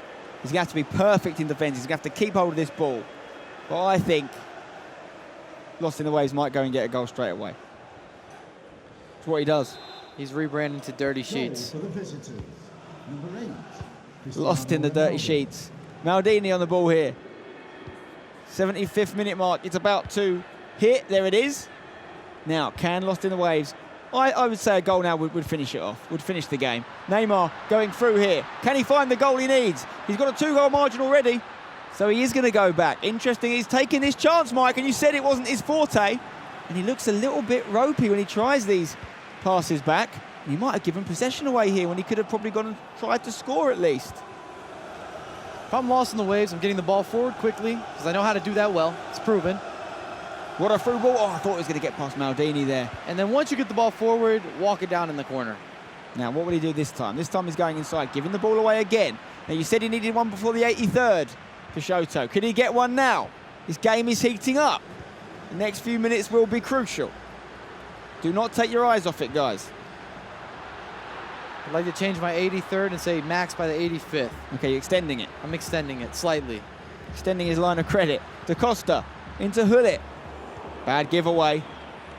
And Peixoto's got it back now. Has to be a goal here. Needs to be now. Messi's touch was a little bit heavy there. Showed too much of the ball to Sandro and it's ended up costing him. Messi used a lot as a super sub in this tournament. Not so super on that occasion. And here's the other Messi, that's an offside. So, Peixoto's going to get the ball back. Your 85-minute mark has passed. I think he's out of time. Let's see. If he can get a goal now, there's still time. There's always time until there's not. Militao. Flicked on. Good defending, you have to say. Good header won by Lost in the Waves there. That might be all she wrote for Peixoto's tournament here in Berlin. He's had to send it back. Giving possession straight back to Lost in the Waves. He's got a throw in here and should really shut this game down now. He needs to go to at least the final of this tournament in order to secure himself a place. We think maybe semi-finals, depends what else happens. He potentially could have a game up against Shells next. Can Peixoto get a goal here? He needs it. Messi turns, right foot. He gets it. There is 1 minute left. And Peixoto puts his hands to his face. Does he believe he can do it? Bearing in mind that Lost in the Waves will have possession from kickoff. Does he really believe he can get that ball back and get a goal in the time he needs? The answer is no. All Lost in the Waves have to do here, make one pass, go backwards, send it to the goalkeeper, clear it. And that is what he should do. A 4-1 victory against Lost in the Waves here is not going to be enough to save Peixoto, whose tournament is done, and Lost in the Waves keeps on rolling. And when you win the second leg 4-1, it hurts your heart a little bit. Peixoto has to think to himself, if I just went out and played open in the first leg, I would have been good to go. If you remember, or if you recall, the first leg he went with that heavy possession tactic where he was swinging it side to side, and then as Lost in the Waves was countering, it became goal on goal on goal, forced a couple errors in the back or in the defensive portion of the pitch. Easy counterattacks, scored those goals, and now Peixoto has to chase. And it's too little, too late, but it's kind of like the ultimate tease. Like if he just went out and played, he would have won the game. The question is, after what we saw, mainly from the first leg from Lost in the Waves, because the second one wasn't so impressive, does he strike you as someone that could go deep into this tournament, maybe win it? Or do you think he's going to come undone eventually? I don't think it's possible for him to win this tournament, but that sounds terrible. I don't want to be that guy. I don't want to put that energy on him just because I don't think he can keep games close enough over 2 legs versus certain oppositions. Yeah. If he goes up against the likes of a Nicolas, who's so good at controlling and combating guys that are trying to bring that pressure, and he finds those release points, and he's going to be able to convert those opportunities. Who knows what would have happened if that game was a couple minutes longer. It did go, though, to Lost in the Waves. Let's remind ourselves what happened in that second leg by taking a look at the best moments and the key moments. Starting off with Peixoto getting forward here. And Neymar finding Hullet. What a strike that was. When I look at Lost in the Waves, you could start looking at the Mo Albas and the FIFA Oostens of the world and how difficult it has been for those guys who are arguably, and most would actually say better than Lost in the Waves, at least from results this year. But they've struggled so much with winning tournaments and closing out games over the course of a tournament because they're so offensive heavy. Yeah, and that was another key goal there for Peixoto, getting it back. At this point, we thought, hang on, he could do this, but a crucial goal in this tie was probably the most crucial, actually, this one. That was the goal right before half-time. Clever turn, beats the keeper, greened it into an empty net, as you pointed out. An added helper, a reminder. And that would have really hurt Peixoto mentally after he got those 2 goals back. But he kept attacking, and he got a couple more. That one at the near post, also green time, beats the keeper. Gave him a sliver of hope. Lost in the Waves, not happy about that one, clearly. And then this one in the 91st minute, it just needed to be a minute or 2 earlier, and he might have had time. It was a good right-footed finish from Messi. You don't always see that from him, but it wasn't enough ultimately. And yeah, it was a good second leg from Peixoto, and that's actually his celebration. Scoring the goal, reacting with his face in his hands because he knew he didn't have time. And I want to revert back to your question, do you think Lost in the Waves can win an event? I think the reason that he'd struggled to win an event is because I don't think he has that plan B, C, D, and so forth. If you need him to play a wide formation, if you need him to slow down a game, can he do it? It's going to be all 4-1-2-1-2 or some narrow variation. He's going to push, push, push, push. Yeah, well, I mean, it remains to be seen how far Lost in the Waves will go. We know he goes through to the quarterfinals tomorrow. Looking forward to seeing what he can do. He'll play the winner of the next game, which is Shells versus Lev Vinken. But he remains the highest scoring player in the tournament. And let's go over to the couch to see what they made of that game. Thank you, Spencer and Mike. I love that Mike was backtracking a little bit. I said this about Waves, but no, I don't want to say this about Waves. But that's why I love Mike Lavelle. I'm here with Brandon Smith, Alan Avi, Rachel, of course. What did you guys make of that? Yeah, fantastic game, and one thing that we know about Lost in the Waves, he scores a lot of goals, and it's great to see that he's still keeping that run going as he goes, further into the tournament. He's into Championship Sunday now. He seemed very confident. He scored 1 goal, and he was over there like, I'm the man. I got those goals in my locker, you know. If my maths are correct, I'm plussing 6 to 53. I think it's 59 goals now that he has. He did concede another 5. I think that takes up to conceded about 49 goals as well. So he's scoring a load and he's conceding a load. What I thought was interesting about Mike's point, and I thought he made some very good points, was that Waves doesn't have a plan B or a plan C or plan D, but plan A is working so well. And if he went to something different, would he really be playing true to himself? And I ask you, Alan, because you've been in these competitions before, most notably in the E-Champions League. When you get away from what got you there, doesn't that kind of take away from why you enjoy playing? Yes, but sometimes you're probably going to run into a wall, a competitor who has different types of plans that maybe doesn't fit your plan. So that's why it's super important to have several plans in your locker, different formations. If this formation is not working, use this other formation. If this player's not working, a super sub. So I really do agree with what Mike said. I believe it's very important. I think a great example of that as well was we saw it in Swiss yesterday. Lost in the Waves, he came up against Christian Spiteri, who is in the knockout stages. If you don't give Lost in the Waves the ball, he can't score, can he? And that's exactly what Christian Spiteri did yesterday. Showed him no respect, didn't let him attack, and he went and won that game. So it's if whoever wins this next matchup can just not show Lost in the Waves any respect. Yeah, it's going to be interesting to see how this one plays out. Well, before we look forward, we're going to take a look back because Mike and Kyle had another scarf moment. Once again, we are at the Cube, but this time we are joined by Rasta Arta. You have qualified for the FIFA E World Cup, and you are now part of Team PS4. This is your moment. Wear that jacket, put it on right there. Unbelievable throughout the season. Here is your scarf as well. Lots of gifts for you. Show everyone right there. Team PS4, you can put that on. There we go. Now, Rasta Arta, this has been a very long season, but you have qualified for that FIFA E World Cup. How does that feel? I'm really happy because it was so many hours spent on FIFA. Hard work since the beginning of the game. So I'm really happy to be one of the 16 players on the PlayStation. And we've seen you and Tuga as teammates for E-Nations. Is there a bit of a rivalry as well on the back end when you're not supporting each other? I don't think so. Me and Tuga are doing a lot for Portugal, for my country, alongside of Govi and Bruno Rato. So I'm very happy to be one of the players with Tuga. There you are, amazing. Thank you for coming to chat to us here at the Cube. You have qualified for that FIFA E World Cup. Unbelievable and well done. Back to you guys at the couch.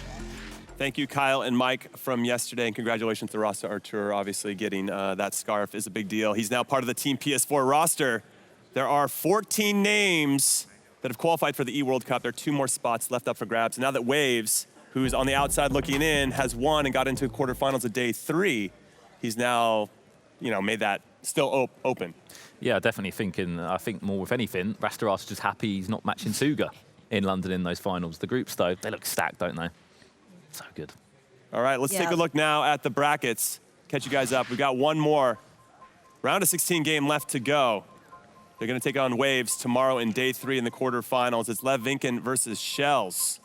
That's going to be a very good one. Shells is on the outside looking in. Lev Vinken already has his scarf. He's already booked and ready to go, but he seems to be quite relaxed in this tournament. Well, Shells also defeated Rasta Arta, who we just saw there, so he's knocking out some of the big names. Can he knock out another one in Lev? And I know you know a bit about how they kind of play off the big tournaments, don't you, as well? Yes, I was talking to Lev and other players around, and it's quite interesting because these two warm up together a lot. They warmed up for more than like 10 games, and when you play against somebody that much, they know the ins, the outs of your gameplay, and sometimes it turns into who has the luck of the draw in the match. So this matchup is going to be a very interesting one, honestly. Who's your warm-up guy? Anyone in particular you always just play beforehand just to get yourself ready? Jox, and I have to get it to him in the E-Champions League. Definitely, maybe next time, once you get a lead, okay? Once you get a lead, Brandon, okay? Jox and Anne. Yeah, go on, tell the story, Brandon. What happened yesterday? This is for everybody. Upstairs.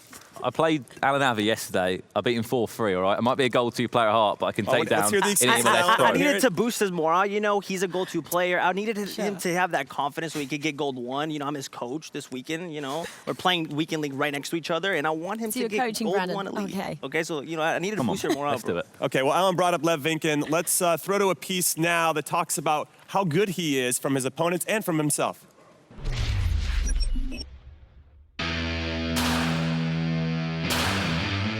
I'm Makers Levinken from Amsterdam, and I'm 7 on the world ranking. Mikos Levinken. Levinken. Levinken. Lev Vinken! Here comes Lev Vinken now. Could he score the first goal? Yes, he has. One of my best friends in the scene, I'd say. One of the funniest guys in the scene as well. What a guy. I'll say this right now. When we play our pickup games, he's someone that I don't want to play football in real life against. Yeah, he's a cool guy, but he's also really confident. When you talk to him, he always say, I'm the best. And he has like Gucci, Prada, looks good and wants to be best. So it's funny, I love him. Lev is very good mentally. He never loses his head. He doesn't play too tactically, but he knows all the mechanics of FIFA, knows how to play. Area's free, but it doesn't matter because Lev Vinken has found a way through the defences here. This is somebody which I've tipped time and time again to go on and do great things. For me, if you win a tournament, being the best on the playoffs it's such a big achievement, so it's more than only prize money. Gets the run of play, ball in, there it is! Lev Vinken! Congratulations, Lev Vinken. There's a reason he's a top 10 in the world. He's really good. I think he's one of the best players. He can win this tournament and also the World Cup. One day he could be a World Cup champion. I love the clips where we see Lev Vinken beasting people out on the field. And what I've learned along the way is that you get to learn a lot about somebody's character when you see them play. And Lev Vinken doesn't take any crap from anybody at any point. He has total confidence in himself, and I think we see the same types of things when he's got the sticks in his hands. Yeah, I think Footwiz Tom said it. He took the words out of my mouth. You know, what a guy. He really is. You know, for competitive FIFA and esports, you want those characters, don't you? Those guys that they just show you something different. And we saw it on the pitch, the pickup game the other day. Lev Vinken. Yeah, going in for tackles, breaking people's legs. You know, such a character, honestly. I don't know if you went that far, but I get where you're going. Breaking people's legs. Yeah. But how daunting is he to play in the competitive game? Oh, yeah, he's a very good competitor. He's very consistent. He's been qualifying to a lot of events. There's a reason why he's in the top 10. He takes everything very serious. He's always focused. He has a plan A, plan B. His gameplay is very unique, and I feel like he translates, just what he uses over there on the pitch when we were playing soccer into, the actual game. All right. Well, now let's talk about his opponent, Shells, okay, who seems like a, quiet giant in some ways, right? But very talented player, and this is what Footwiz Tom said about him. I don't want to have to face Shells. We've practiced against each other a lot. He's probably the best defender on PS4 in terms of player switching and goals conceded. He's definitely one to avoid at the tournament. This is high praise, Brandon. Yeah, it is indeed. And we know the job that Shells has got to do. He's one of those players that aren't inside the top 16. He needs an unbelievable tournament, and the first step he can do is get himself into Championship Sunday. The problem is, last game of the day. You've had to wait a long time. You've had to see people enjoying their games, people going out the competition, and then it's how you deal with that. If you were a player, would you want to play last or first? When we asked the player that and that's the thing, De Soto, I was talking to some other players, and they were saying De Soto, if he was warmed up more, if he didn't have to wait as long, he could have probably played better. Honestly, it just varies by player. I like to personally have, a warm-up game, because if I don't have that warm-up game, I'm not going to be confident. I'm not going to be playing that risky ball, that shot that I should be taking. I saw that against you when we played. Bro, I try to boost your morale. Alan, what would you have been doing then? If you had to wait this long, what would you been doing all throughout today? If it was me, I would go outside, breathe some fresh air. I would make sure to go warm up, go into some skill games, try to get my green time finishing right, go and dribble a little bit, just get ready for the game. All right, everyone. So the finish line for day 2 is almost upon us. But we have one more round of 16 matchup left to go. And it is Shells versus Lev Vinken. So we'll see you right after this.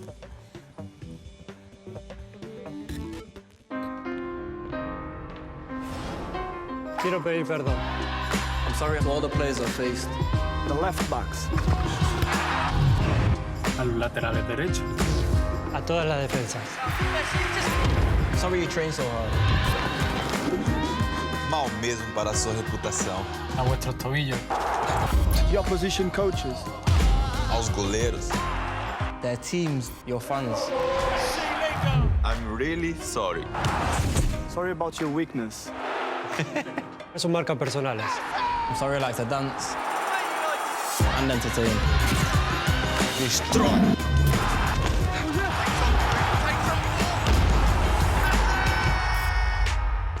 Mas acima de tudo, I'm sorry. Perdón. I'm sorry. I'm not sorry. No sos vos, son ellos.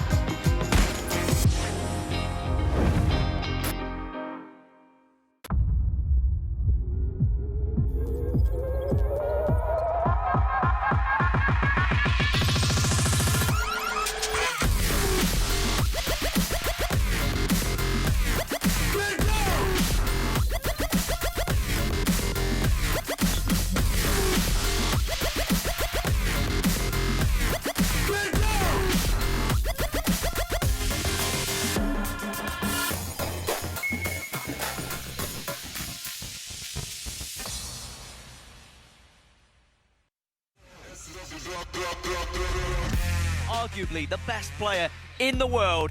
And Dasari took him down. Strike from Ronaldo! Might concede another one here because Ronaldo's at the back post. And it's 3 now for Dasari. Oh, maybe there's one for Maestro here. There is somewhat of a smile underneath that face. The reigning world champion and maybe, just maybe, the best to ever play the game. The Saudi Prince, it's Rogue MS Dasari.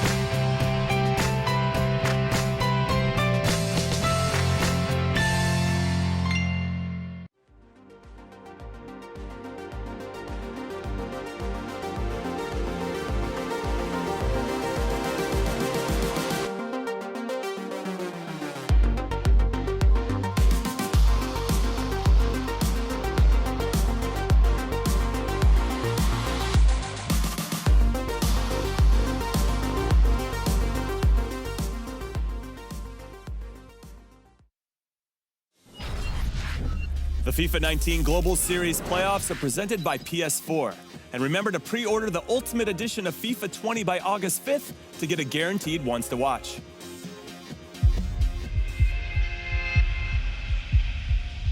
This season, millions of hopeful challengers competed in the FIFA 19 Global Series.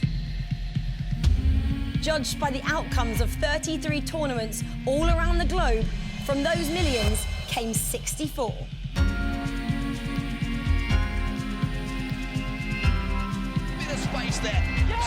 Now, the drama shifts to Berlin, Germany for the FIFA 19 Global Series Playoffs, where all the remaining competitors clash for the chance to become one of only 16 to advance to the FIFA E World Cup.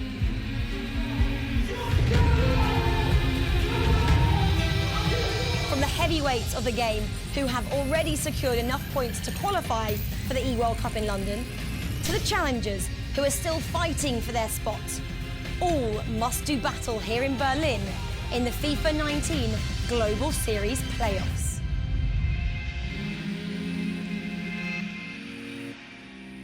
Welcome back once again to Berlin for round 7, is it? We're not even Swiss anymore. We're in day 2. Catch you up, Brandon. So much FIFA today. In our last round of 16 matchup, you can see it. We've moved all the way from left to right of the bracket and down to the right bottom corner now, where there's one matchup waiting. These two have been waiting a few hours to play it. It's Lev Vinken up against Shells.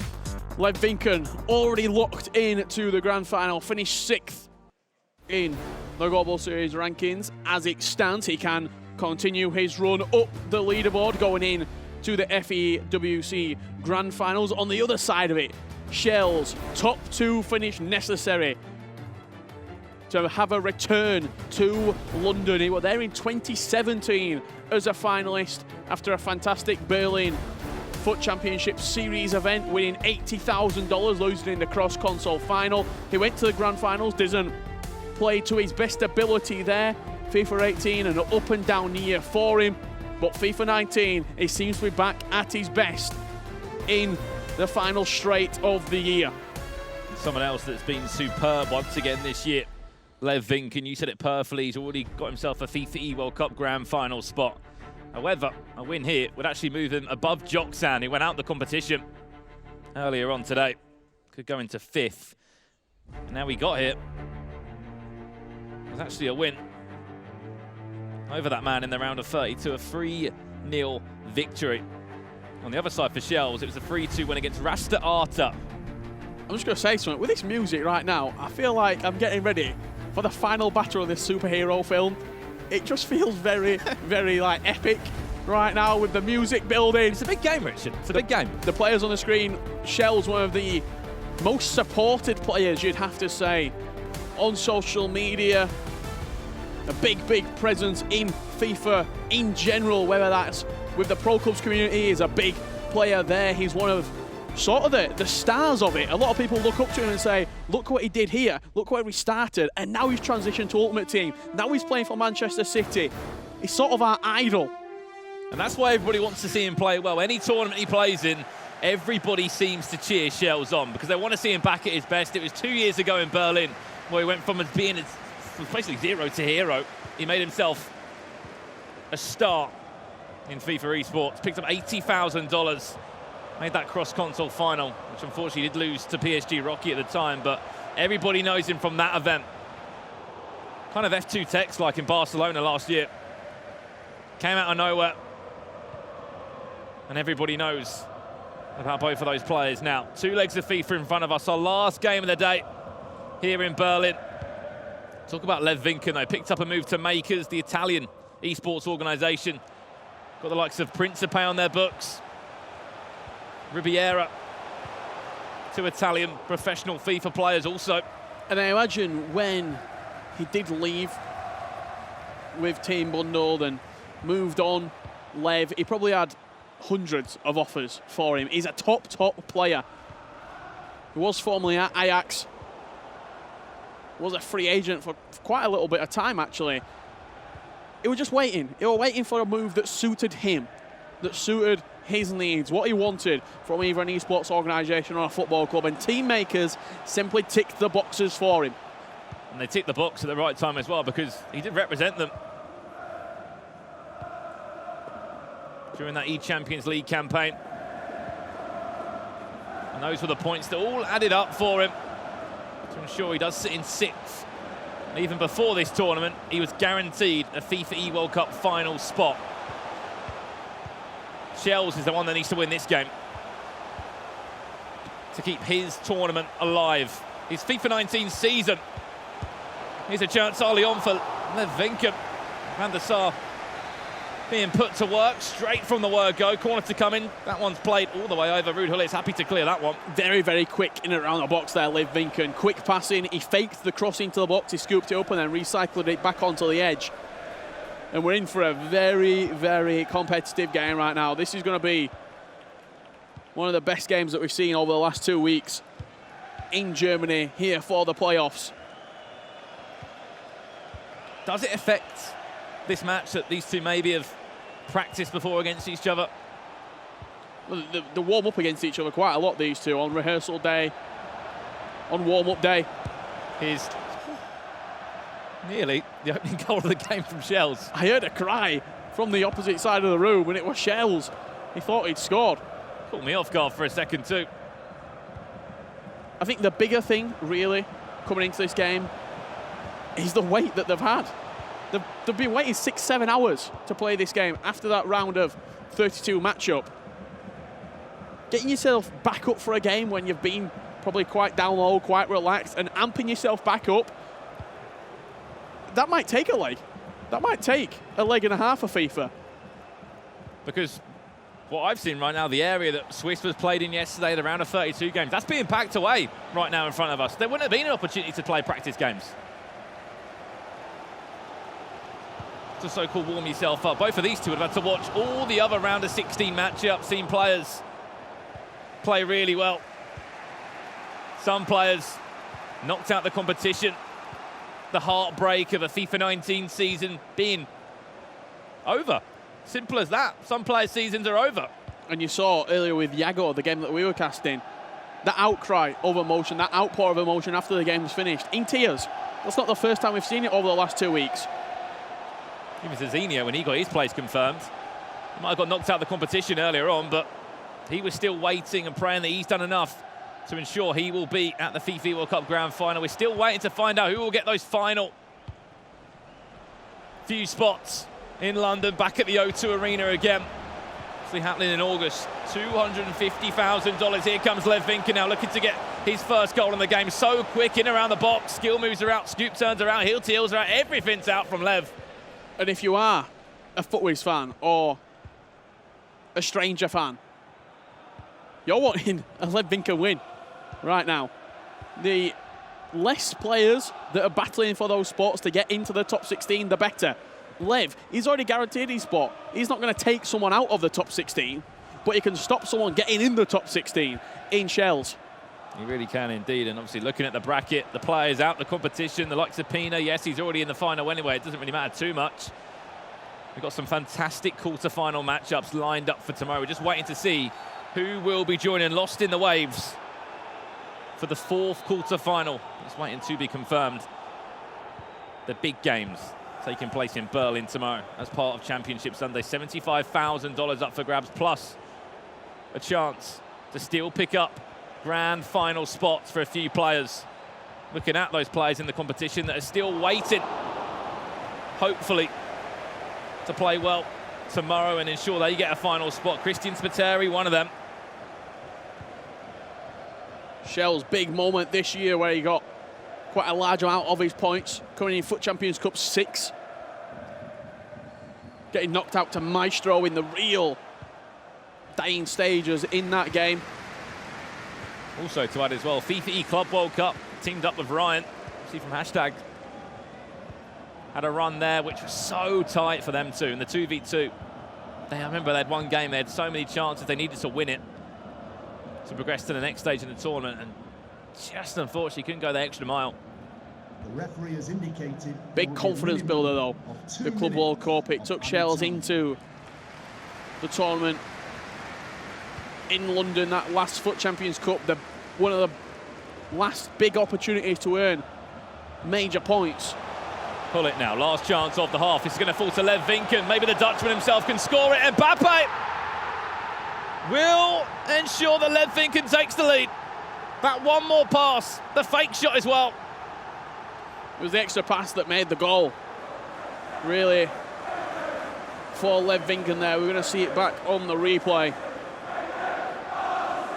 Literally on the stroke of half-time. Ruud Gullit just knocked it in too. Kylian Mbappe there. Doesn't matter if it's on his left or his right. Mbappe will be dangerous as he smashed it into the top left corner, and that is going to take us into half-time. Slight advantage to Lev Vinken, but apart from that, nothing to write home about. At half-time, 2 shots for each player, 1 on target for Shells, 2 on target for Lev Vinken. Both players with 95% passing accuracy after the first 45 minutes, and a slight possession edge to Lev Vinken, 54% to 46. It was a goal literally seconds before the referee blew his whistle for the half-time interval. Lev Vinken, though, you heard a lot of the guys talk about him, about the, he's his character, this funny character. We always talk about it, we always go back to it, but 2 years ago, this was when he started playing FIFA. He was on loan at Sparta Rotterdam, played in the Eredivisie when he was a lot more younger. Made a name for himself, really. He did what any player should. Make a name for yourself in your own country, then you go international. We've seen players like Dami do it. Made a name for himself in Poland, went big. Look at Webb Nasri, huge name in Japan, now on the international scale. And now look at this man on your screen, Lev Vinken. Some of the best Dutch players. Danny Hakkeberg, Koen van Aalden, we saw him in the past. One of the veterans in the scene. Now Lev Vinken. Making an argument for the best Dutch player, Lev Vinken, right now. He wasn't in the FIFA Nations team. He was so disappointed at that. Next year, if that tournament does run again, I'm sure he'll 100% want to be in that team, representing his country. He's looking for a second now. Ruud Gullit, could he be the man to score it? The Dutchman himself. Just coquettering his way around the defence.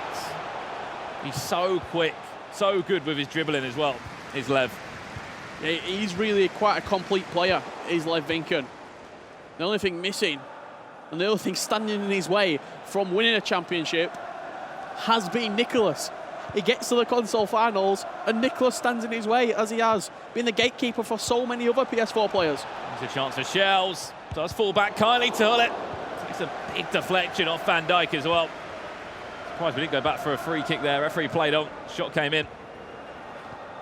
Lucky enough for Shells. For Lev Vinken, I should say. There was someone in the way to block the shot. Such a tight game this is so far. Really contested. We saw the passing accuracy stats at half-time, 95%. Not too many passes being played wrong. Here's Shell's chance to try and get himself back in this game. Can he get round Van Dijk? Yes, he can. Shot comes in from R9, but just snatched. Slightly snatched. Took the words out of my mouth. Snatched the shot. Timed it yellow. And what an opportunity it was. Ronaldo got around the right-hand side of the fullback of Lev Vinkum. Unfortunately, though, couldn't get the finish that he wanted to ensure he would be back in this game. $10,000 this game is worth. You win this, you're into Sunday, the final 8. And simply for Shells, this is a must-win game to keep any hope of making the FEWC Grand Final in London alive. Vieira back to pull it now, a drag back, still driving forward. Great strike. And nearly an awful mistake from Shells. A little bit risky there.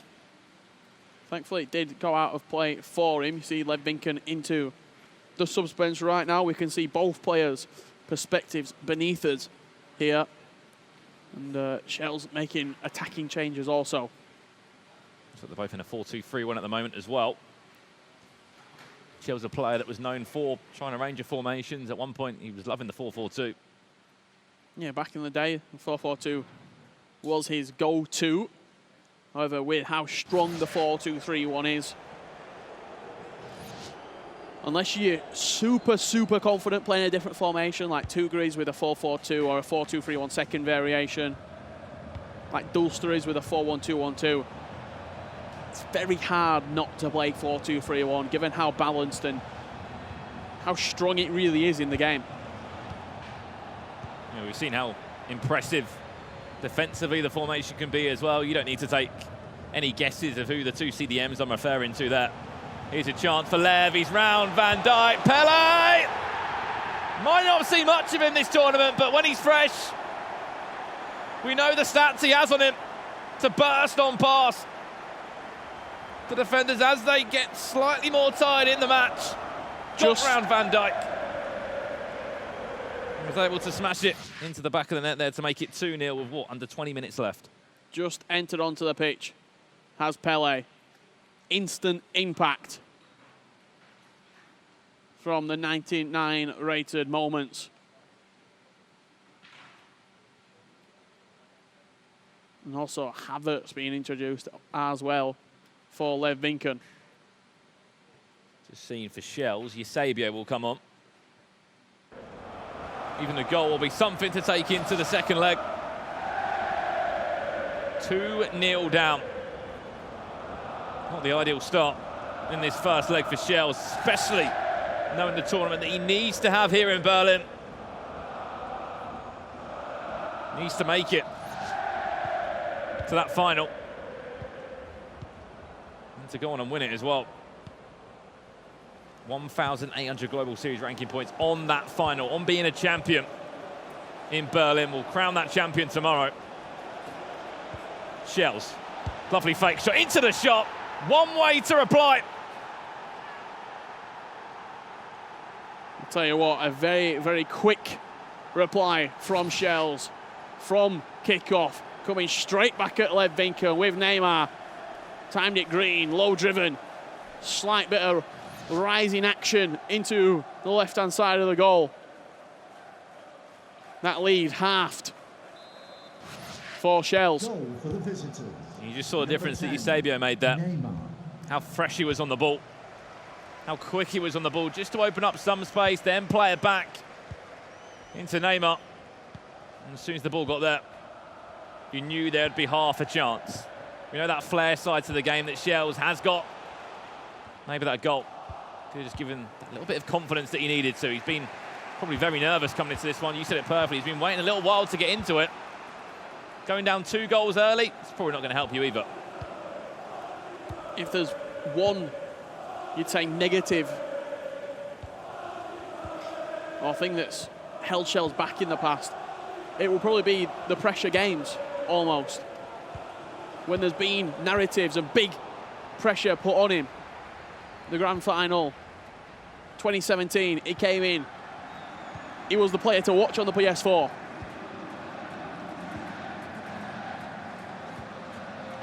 Also, Barcelona last season, he came in, what, 7 back-to-back 40-0s? He was the player to watch on the PS4. He just sets himself such high standards that when he sometimes doesn't meet them, you expect finals, console finals, and he showed that at FUT Champions Cup 6, that he does have the game. I'm sure Manchester City backing him, choosing to pick him up this year. Gave him a huge confidence boost. One of the biggest football clubs in competitive FIFA.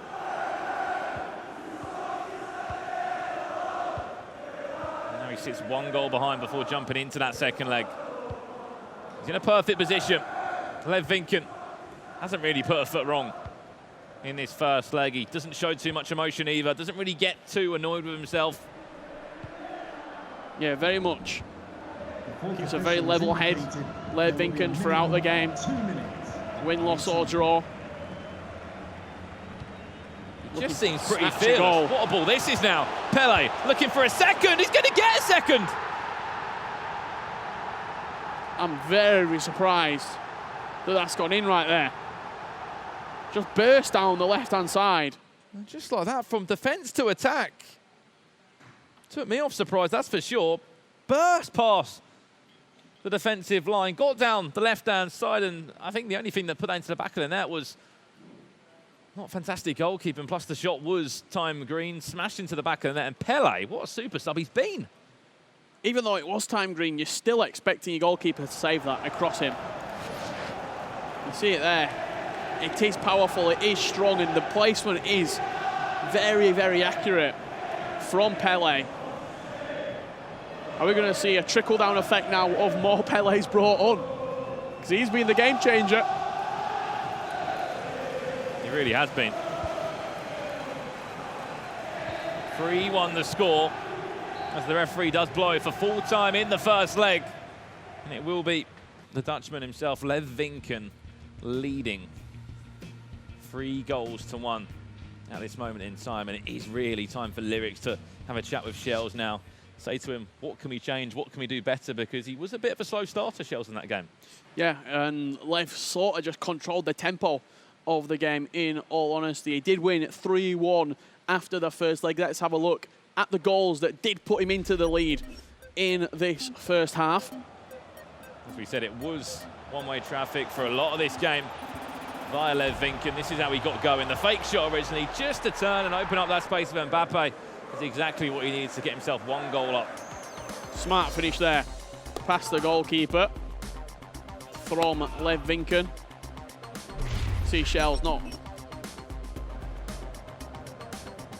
that happy, going down 1-0, and then Lev Vinken doubled his lead shortly afterwards. Timed green from Pele, and he was a difference maker in the end. The pace that Pele can provide you off of the bench. We're just getting a fist bump montage. I'm going to say, maybe they're just showing off the successful fist bump between the two. That was the goal that Shells did get back. He needed something. Lyrics was nearly left hanging there as well. Luckily, Shells ball did connect with that one. And this was the goal.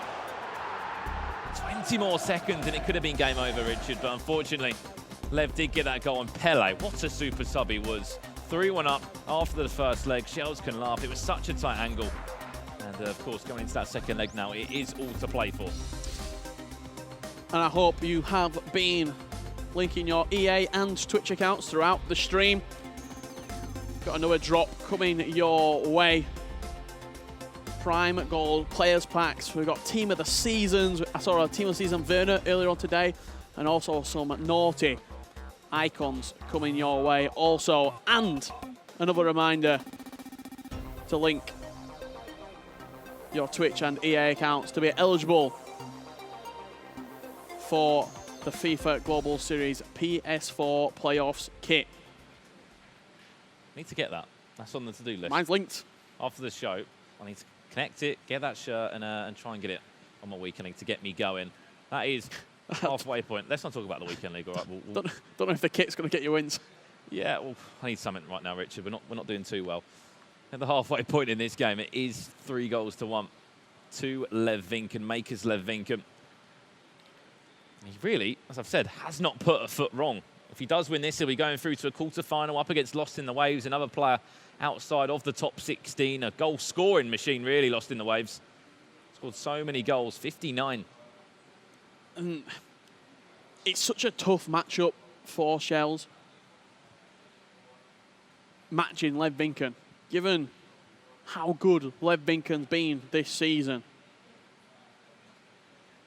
I find it very, very interesting how the bracket's been played out, with the fact that for players to get into the top 16, to make a mark on the tournament, the players that they're having to beat, all top 16 already seeded players for the grand final.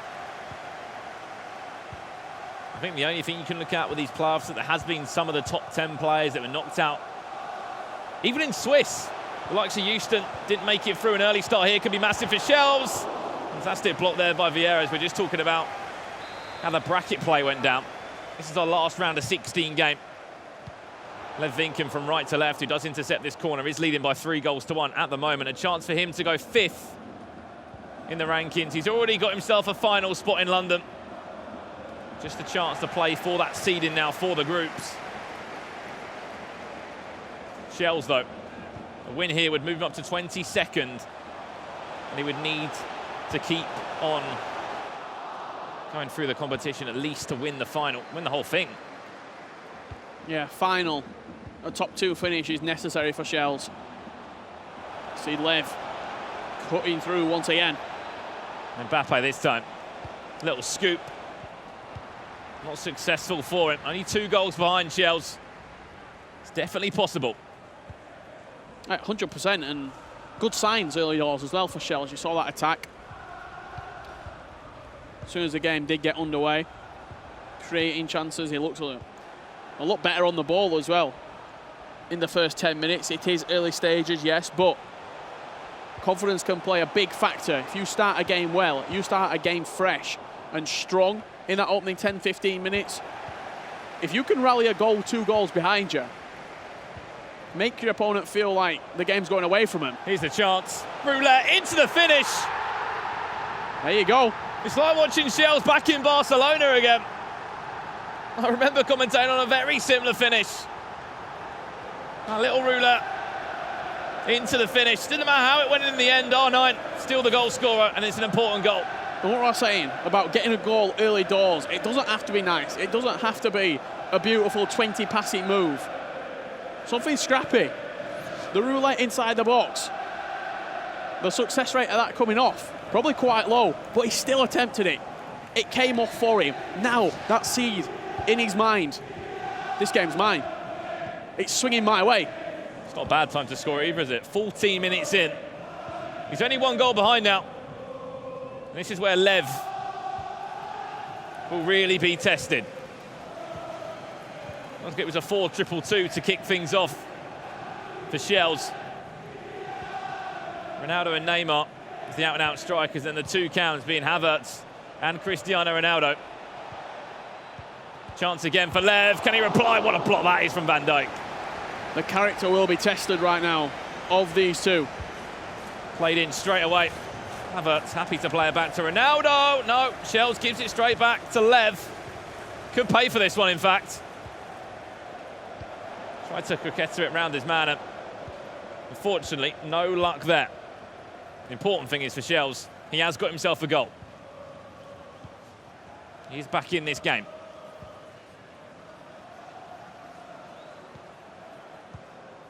I feel like it's a very, very tense match we're watching right now. Shells can get himself another goal. Neymar's making that run. He's picked him out on the right-hand side.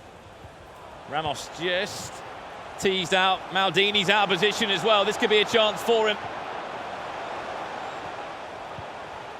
to find that gap, to find that hole. R9, it hits him. Havertz back to R9 again. Timed it green, straight into the hands of David De Gea. Yeah, I thought for a second when that bounced off of Havertz, it was just going to keep on bouncing his way. There's a lot of room behind that back four, it seems like, for Lev to potentially exploit.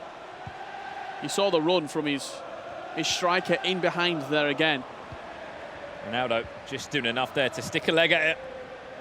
to turn possession back over. Definitely a confidence player is Shells. That goal being the confidence booster that he needed. A win here jumps him up 190 more Global Series ranking points. Not just 75. Double that and 40 more on top. Really will help to start to move these rankings around. And then tomorrow it will mean that we've got a game of 2 players outside the top 16. If battling Shells can turn this around. But Lev, we know how good he is in an attacking sense, how quick he is, how good he is at dribbling. With the likes of R9, with the likes of CR7, Neymar. Speaking of Neymar, here he is for Shells. Paqueta nearly into trouble. Drag back, scoop turn. Paqueta inside, that's the Shells we know and love. Great goal from Shells. Really tight, close control inside the box. Look at Keto with the drag back and the scoop turn combo. Simple pass across the 6-yard line. I told you, confidence is massive. He's always had that flair aspect to his game. When he can start chaining those skill moves together, get those combinations happening, he is a player you do not want to be up against. A little bit of a no-look finish as well from Vieira. Vieira's done a few things these last 2 weekends. A lot of shoulders.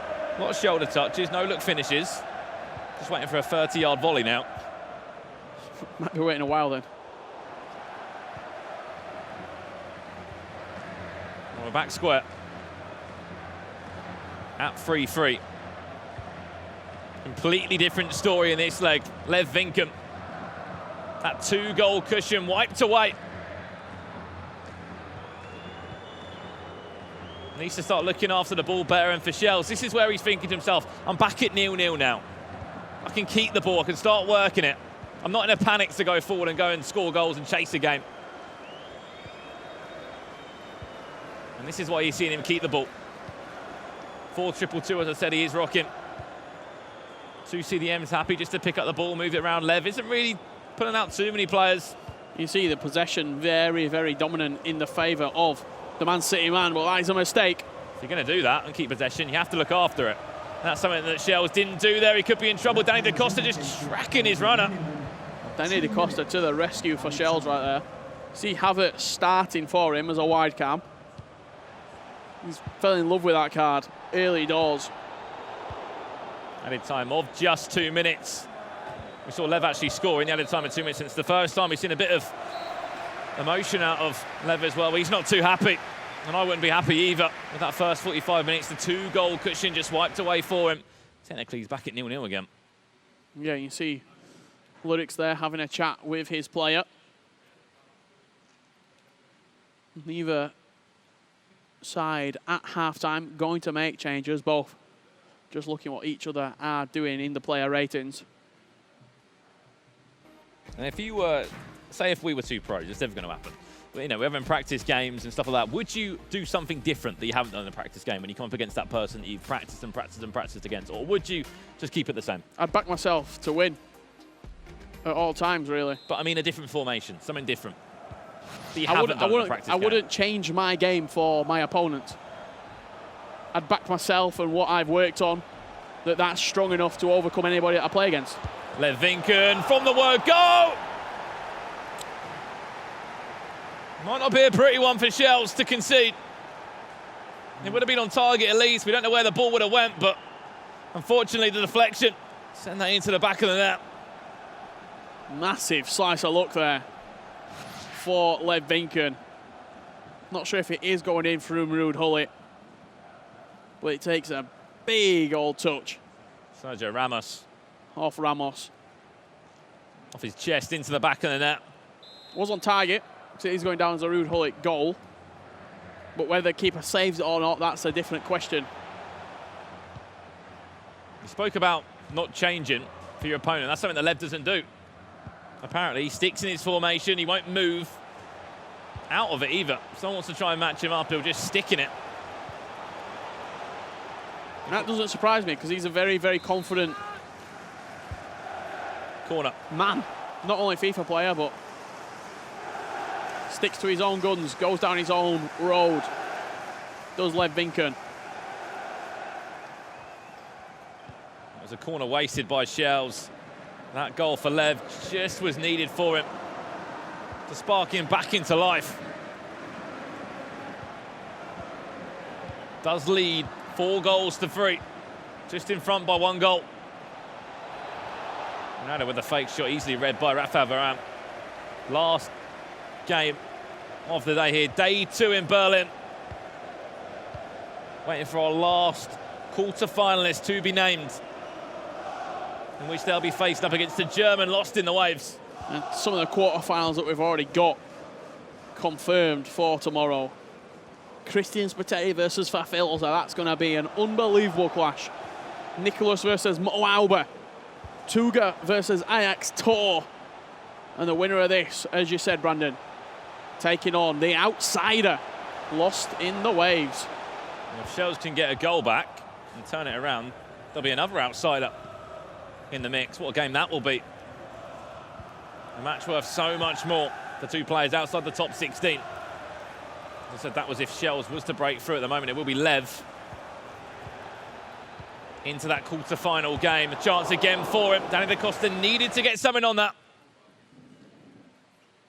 He definitely did, out for a corner, and then into some substitutions now. Gareth Bale is going to be coming on. Yeah, Bale introduced that. Coming on as an out-and-out left-back by the looks of it. Giving that attacking flair going forward. Much more attacking threats than a centre-back push to left-back, Gareth Bale. Also, Mbappe introduced, another attacking player. Wow. That literally caught me off guard. It's like the camera didn't want to follow that shot. Kylian Mbappe potentially scoring a winner for Lev Vinken with just under 30 minutes left. It was time yellow. I had no idea where that shot was going, off the post and in.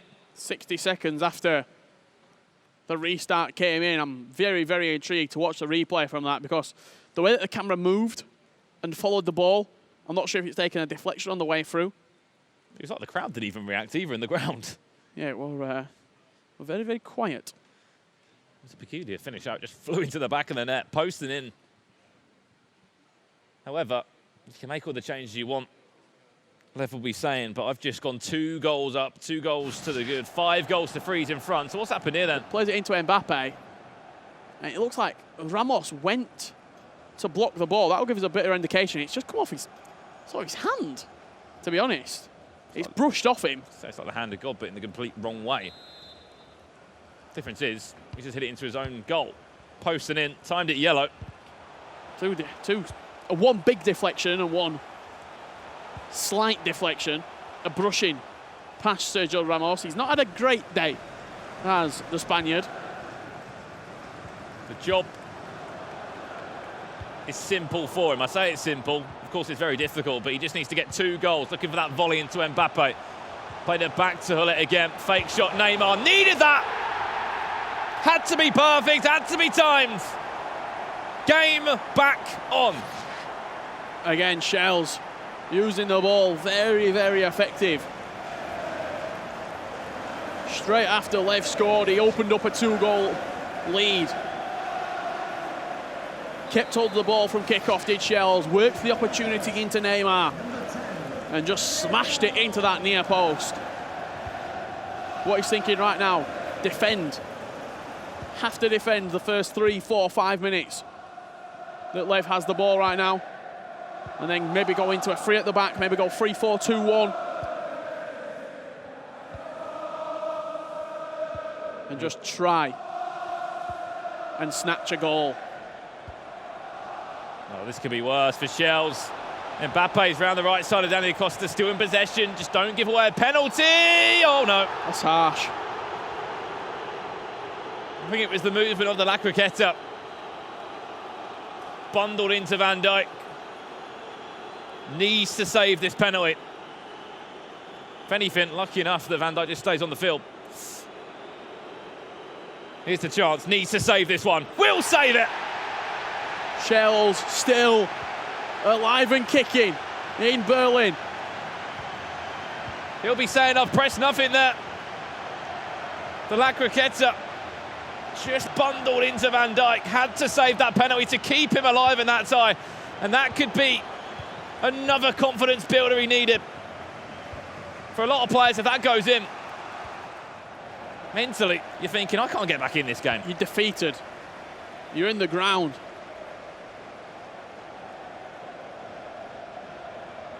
Oh, unbelievable from Ronaldo there, just teasing two defenders. Shells does finally get the ball back. Just over 10 minutes to hang on to this for Lev Vinker. Look at that run that Neymar's going to be making as well. Cristiano Ronaldo, a horrible touch there. Went for a ball roll then. No idea, just had a bit of a heavy touch. What an ugly touch that was. From Ronaldo out with a skill move. You don't want Van Dijk in a running race with Cristiano Ronaldo as much as he's going to catch up with him. Done well there, Varane's out of position. There's a chance for Shells. Needs to get numbers forward. Time's running out for him. A goal would send him to extra time. 5-4. He trails. He's always one for a big game, Shells. A big match moment. A last-minute clutch. Could this be the opportunity that he needs? Mbappe on the right-hand side. Lays it back into Neymar. Is he going to cross it into the box or just play it short? Happy just to work it in. Back to goal. Ronaldo! Oh, it's beautiful from Shells! I said it perfectly. He loves a big match moment. And who else to give it to than Cristiano Ronaldo? Dragged back into the finish, posted in. This game might be going to extra time as well. He works the ball into the box so patiently. And Lev, just a tiny bit overzealous in his defending. You're going to see the replay back there. I think he expected the one more pass. And he went there very manually with his centre half. It's the only thing I can fault Lev on. Moved into the gap. Shells said, I'll take that space, thank you very much. In off the post. You can just see him taking a drink there. He's literally shaking, Shells. That's twice now, Richard, he's come back. Twice he's come back when he's been 2 goals behind. Needs to ensure that if there's going to be another goal, it's him that gets it to build upon it. Lev Vinken, 10 minutes away from winning. Penalty missed as well. You see number 4 there. He came out, he expected the one more pass. And Shells just took the space that he offered him. Smashed it in. Can you just imagine if that one came off the post and didn't go in? Shells would have been asking questions.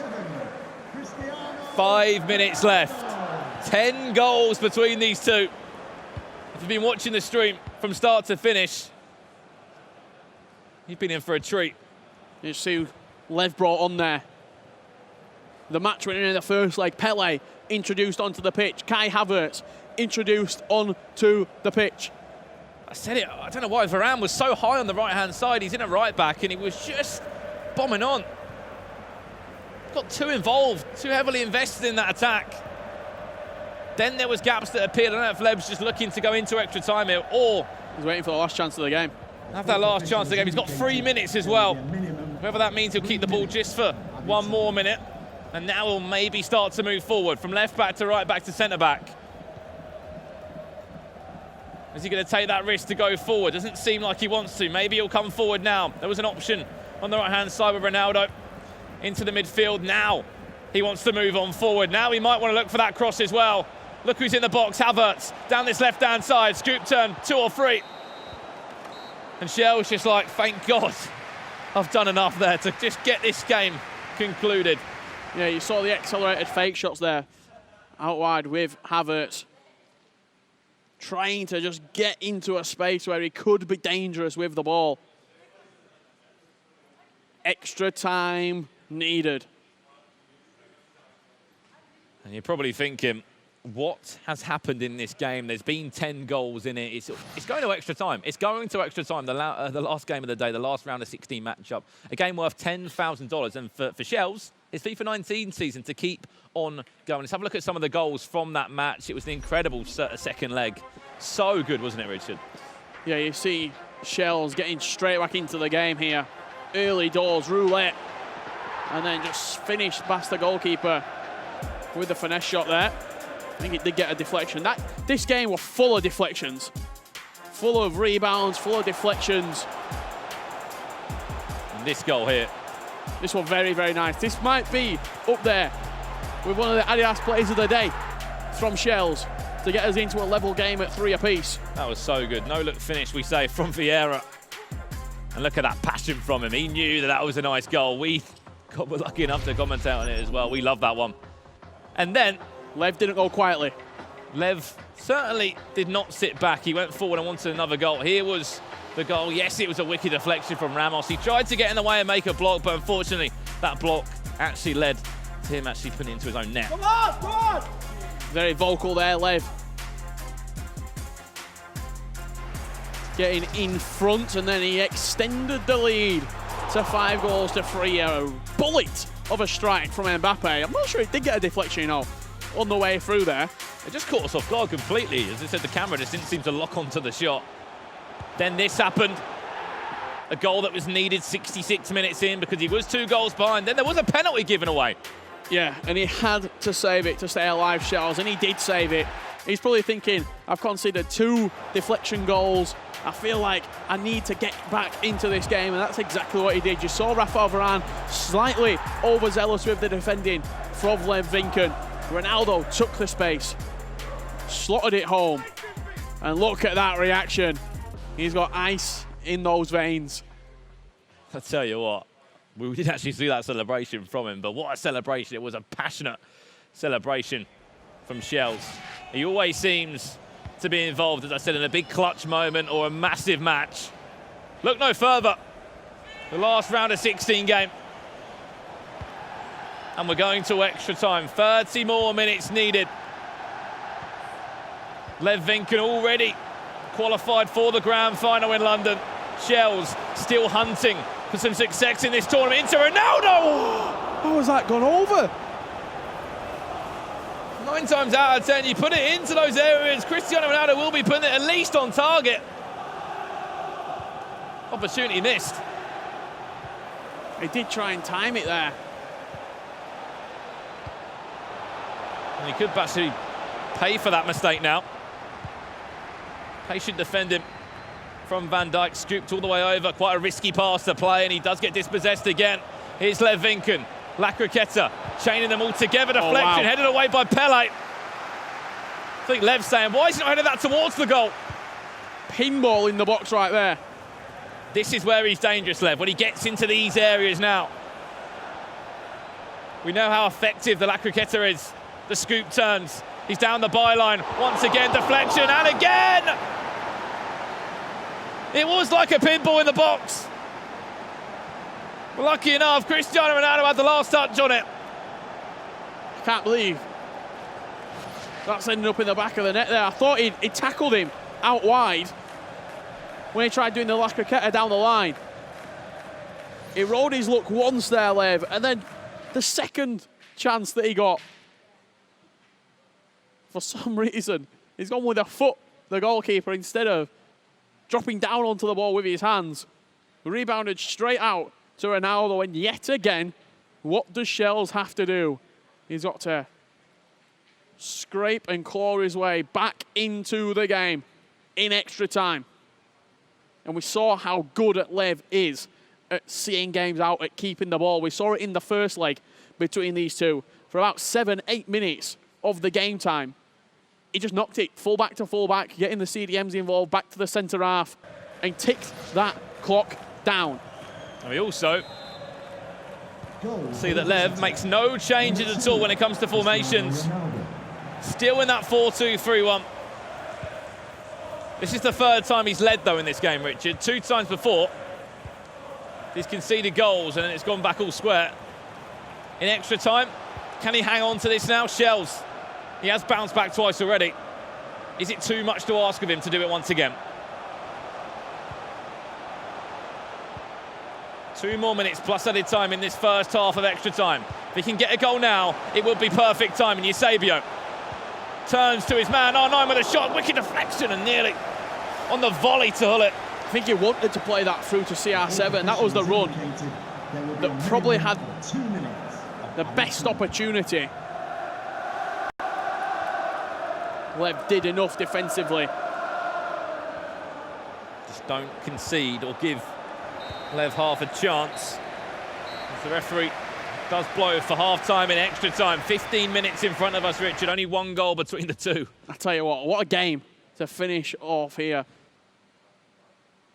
Saturday at the playoffs. Tomorrow we're into Super Sunday, into Championship Sunday, where one player will be walking away with 1,800 Global Series ranking points and $75,000. And we will also be finalising the Team PS4 roster, the 16 players going to the O2.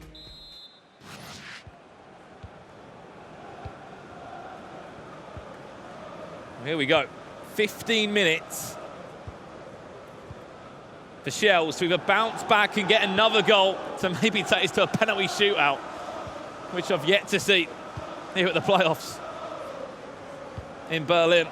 Oh no, he had to commit numbers forward. I think that's Bale in a left back, offering that attacking option, as well as a bit of height in at fullback for him. I expect to see this from Lev, though, to just see out the game, be a bit more mature in the way he's playing. It's twice. He's already thrown away a lead. That's a 2-goal lead each time as well. 10 minutes left. Shells is going to have to commit more players forward. He's going to have to go out for this game. He's won the ball back. He might get one chance or two if he's lucky. Neymar now. Into Eusebio. Here's Mbappe on that finesse. And got a deflection out for a corner. Played short again. When he looked to just try and scoop it up, he does. Goes all the way over, punched away by David De Gea. Punched back into danger. No one's forward for Lev. Look at the pressing. Press. The Shells has to press well. He has pressed well. Here's a chance. Neymar into Ronaldo. Timed it green. A little bit of goalkeeper movement. I think the pass were just too telegraphed. Didn't give Ronaldo a good enough angle, in my opinion, to work with. It's one of those situations where you kind of have too much time. That was the chance. You're probably thinking Lev will be home and dry now. Especially if he can score this attack, he will win the ball back now. Cannot panic. This is it. He's done it before, Shells. This is your time to try and clutch up once again. Lev Vinken, can you hold on? Seconds left. $10,000. Seconds away from you. Added time of 2 minutes. Surely that is the tackle that will win him this round of 16 game. It's had everything so far. It's gone long. Van der Sar boots it. I think he might have booted out for a throw-in. It's one in the air. Vieira, surely it's done. Yes, it is. Lev Vinken, congratulations. You will be the last player to be qualified for the quarterfinals tomorrow. What a series between two great players right there. Lev Vinken and Shells. Of course, two fantastic friends in the competitive FIFA scene. You can see the respect shown between the two. It was an end-to-end game of FIFA, and Shells kept us going right to the end there. Lev will move on to the quarterfinals to finalise the final 8. He'll be taking on Lost in the Waves. But I tell you what a game that was right there. Unfortunately, Shells' season does come to an end at the hands of Lev Vinken. But let's have a look how Lev did win the game in extra time. Yeah, let's have a look at those highlights from the 30 minutes of extra time.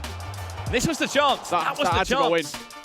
You saw Shells celebrating. Yeah, Lyric celebrating. Shells thought it got in. That's how often those chances will always find the back of the net. Here was that chance. It was pinballing around the box 1 or 2 times. Cricketta down the byline, cut back inside. In the end, a routine finish, and then it was the big roar from Lev Vinken in the end. That was not the last chance of the game. This is it. Neymar squares it to Ronaldo. He timed it green, he finessed it. And De Gea. I think that the issue there was he kind of played the ball slightly backwards. I know Ronaldo made that movement as well, but if you played it kind of just in front of him, he had an option to maybe finesse it a little bit better. That's one of those as well where you know the pass is going to come as the defending player, but you can't do anything about it. You just know it's going to happen, and you've got to rely on your goalkeeper. Lev's goalkeeper clutched up for him, and he is in the final 8. He is indeed, and that will do us here from the commentary booth of day 2 of the competition in Berlin. So without further ado, we're going to throw it over to Kyle and Alan, who are joined by a very special guest. Thank you, Richard and Brandon. Yes, here at the Cube, we have Lev. Me and Alan are excited to ask him a few questions. First up, Lev, how are you feeling? I saw you hugging Shells at the end there. A little bit bittersweet because obviously all of you pros get on and you know each other. How are you feeling right now? Yeah, of course, I'm really happy that I'm to the last 8. I mean, it's really good on the playoffs. But Shells is a really good friend of mine, and yeah, he had to go far to the final for the World Cup. So yeah, I feel really bad for him because I wish he had a World Cup place as well. I bet you're buzzing after that game against Shells, bro. That was an insane game to watch. But I want to talk about obstacles. Throughout the FIFA 19 year, what has been an obstacle of yours in this tournament maybe that you look to prepare to overcome heading into the FIFA World Cup? I just got asked, what does that mean? An obstacle, like a trial, like a trouble, a weakness. A challenge. A challenge, yeah. It's hard to say. I mean, there's so many good players, and yeah, I think I did well. So, yeah, it's just hard for me to say, to be fair. You've said there are so many good players and people talk so much about the GOATs and the greatest of all time. Where do you place yourself in that list? Do you think you could be one of the greatest FIFA players of all time? Nah, I think I'm far from that. I always think I'm not that good because I don't think I have something special. So I don't see myself as one of the GOATs now. Well, I've tipped you to do some amazing things, all right, Lev, so we need to stay positive moving forward. I have got one more question just for Alan. Now, we've talked so much when we've been interviewing about the height difference. How are you feeling right now, stood next to me and Lev? Man, because look at this monitor. Oh, my God. I'm over here with some NBA height stars. difference. Anyway, I won't make you answer that question. Back to you guys on the couch. All right, thank you, Kyle and Alan, and congratulations to Lev on the big win. What I find interesting is though he feels bad for Shells in this situation, it doesn't come down to just this. Shells had all season to get points, and so I think that needs to be taken into account. Of course, it often feels that way, doesn't it? It's the final hurdle, and you're like, oh, if I just got here, I would have done this. But Shells took a while to really feature in any tournaments at the start of the year, and that's what really cost him. He had a really good showing in the E-Club World Cup as well. He was unlucky not to go further in that after a fantastic first day. That was a 2v2 kind of team tournament as well, so you've got to look at all these different factors. And it's easier, I'm not saying it's not sincere, I think it's very sincere, but it's easier for Lev to feel bad for Shells when he doesn't need the placements himself. He's already qualified, and he'd be much more ecstatic right now if he'd just clinched qualification for the World Cup. So listen, it's a dog-eat-dog world, it's a 1v1 format. There's lots of great friendships here, but when you play FIFA, they go out the window. And we've seen multiple storylines and narratives similar to Shells, who wasn't good enough throughout the year, and you could say the same with August, who had a great start to the year, didn't finish well, or Marcuso, his partner in crime, who started the year poorly and then started finishing or playing a lot better towards the end, but it was just too little too late. And you've got guys like Lev Vinken that are at the majority of tournaments, always getting out of the Swiss stage, and that's why they've guaranteed their slot. And you got to give them a lot of credit as well. Remember, Lev Vinken struggled during the Swiss stage. He barely got out. He was in a pretty ugly position, and he was able to get himself out of the Swiss stage and had to take down Jackson, who's undefeated, beat him, and then beating Shells, who's definitely in form right now. Credit to him. Obviously, I kind of feel really bad for Shells, but then I kind of like turn it on the other side and go, actually, if it was Marco and the stranger, Jimmy and I were like watching the screens going, oh gosh, please, Lev Vinken go through, because it obviously keeps the door open for those guys who want to obviously qualify and are in the qualification places at the moment, not still in this tournament, but are still hoping that other performances go in their favor so they can qualify. Yeah, it's definitely setting up for an exciting day 3, but before we do anything else, we have to get to our favorite part of the show. It's the Adidas Plays of the Day. We know you guys love it. We're gonna start with number 5 here. It's Wolves Fafilza using Messi in the round of 16 against Iago. This is a good matchup between the Brazilian and the Argentine. It was all Brazil in this one. Classy goal, classy goal. Yeah, lots of great passes there in short succession in tiny space, finding a way. Something that Filza did quite a few times, actually. Next up is Christian Spiteri, obviously unbeaten still in the tournament. And this one's with Havertz. Good little strike there up against Maestro. He's scoring a good goal against a very good opponent. And now we're going back to the Fulfilza game. And this might be my favorite goal of the top 5, where you get a little bit of a combination play. You've got the quick passing, the intricacy. We talked about it on the breakdown board. It's beautiful. Showcase it, young man. Yeah, nice tidy finish there. And then number 2 here is Mo Alba versus Roma Dami in the round of 16 here. Obviously, Mo Alba doing great things. He is facing Nicholas up next, but nicely done there. Just slotted it in. 1, 2, 3 passes. And did a nice goal to face him second. And then the number 1 Adidas play of the day is going to the man who unfortunately just lost. This is somewhat of a consolation prize for him. It's Shells with Patrick Vieira here in the round of 16 against Levinkin. Nice build-up. Good fancy footwork, as I like to say, in the box. Good composure and a nice tidy finish. So that is the Adidas plays of the day. And look at him. He's pretty shy. Shells, when you see him kind of get out of his bubble, I like it. I like that, Shells. I want to see more ice in his veins, Shells. You know it's a good goal when your coach looks like he smelled something terrible. That's the reaction of a good goal. It's like, ooh. No. Oh. They should add that needs to be in FIFA 20. That should be there. It's like, if Spence ever does that, I know I did something special. Oh. Something special, right? Yeah, no, great goals. And one thing that was consistent across all those goals is the great build-up, you know. It's sometimes the finish itself isn't like this remarkable top corner long ranger. It's the build-up that gets into it and the intricate passing against players that are the best in the world. It's hard to do. All right, now let's take a look at the leaderboard and see what's what after a long day of games, a very exciting day of games. Nicolas still on top, still involved. Everybody that's highlighted is still competing in this tournament. And you get a good look at everybody. Christian Spiteri and Lost in the Waves are the only 2 now that can get into 15th and 16th. And I think they both have to win the tournament to make that happen. Maybe Spiteri can get into the final, but the Stranger and Marco are holding on for dear life. Yeah, I think the Stranger's got a decent chance now. At the start of the day, I didn't think he'd do it. But now I feel like, you know, he needs probably Lost in the Waves and Christian Spiteri both to go quite deep. Now, they are on opposite sides of the bracket, which is, you know, working in both their favour in the sense that there's a chance they could both still get in if they met in the final, for example. Stranger is a little bit more relaxed, though. Well, it's kind of wild, too. On the right side of the screen, we had 12 players out of the 17th to 32nd placements that were still in the tournament. There's now only 2 that exist or that are remaining. Yeah, and that worked out well for Marco and Stranger. Thank you very much. But yeah, here you take a look at the matchups for tomorrow. Spiteri versus Fulfilza. That's going to be very good. Spiteri has not lost once at all here in Berlin. Nicolas versus Mo Alba. That's going to be very good. Nicolas has got his number, beaten him 4 out of 5 times this season already. It's an all Portuguese, well, at least speaking the Portuguese language. Tuga versus Ajax Tor, the Brazilian versus the Portuguese player. And then Waves is taking on Levinkin. That's going to be very good. You got to keep your eye on Spiteri and Waves. They have to get to the final to get into it. Yeah, I think so. The one I'm really looking out for is Spiteri versus Fulfilza, because obviously Spiteri sitting in 20th, he could knock out one of the 2 that we just spoke about, Stranger or Marco, even though Marco was my 1. You kind of don't want anyone to lose positions, but obviously it makes it more interesting if one of these 2 do take the 2 remaining spots. All right, now let's take a look at the prize money and the points. What's at stake here? The points were also on that graphic that you guys saw, but Spiteri and Waves have to do some business. They have to get all 1,800 points to get into one of those last 2 spots for the E-World Cup. But that big money there, $75,000. And what I love is the final is a $40,000 game. That is no joke. And it could theoretically be between Christian Spiteri and Lost in the Waves. It's possible. The bracket works in that way, which would be terrible for the 2 boys holding on, but great for the entertainment and great to show the mobility that's available at the playoffs.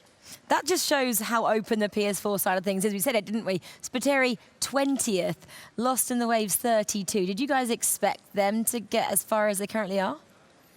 I'm not Lost in the Waves necessarily. I think we've seen less of him than Christian Spiteri. But then, yeah, there's so many players on the cusp that we all said, oh, you know, whether it was Tom, for example, Dami, all players that could make it in and potentially qualify for FEWC. And obviously, as the day progresses, the narrative focuses on 1 or 2 players. But we've lost, like, you know, easily maybe 8 or 10 players that we felt could do it. They could all do it theoretically. They're all great players. I'm glad you brought up FUTWIZ Tom, because we're going to talk about our players to watch that we started the whole day with. And he was my pick, and he lost in the first round of the round of 32 today in day 2. He lost 4-3 to Feldman.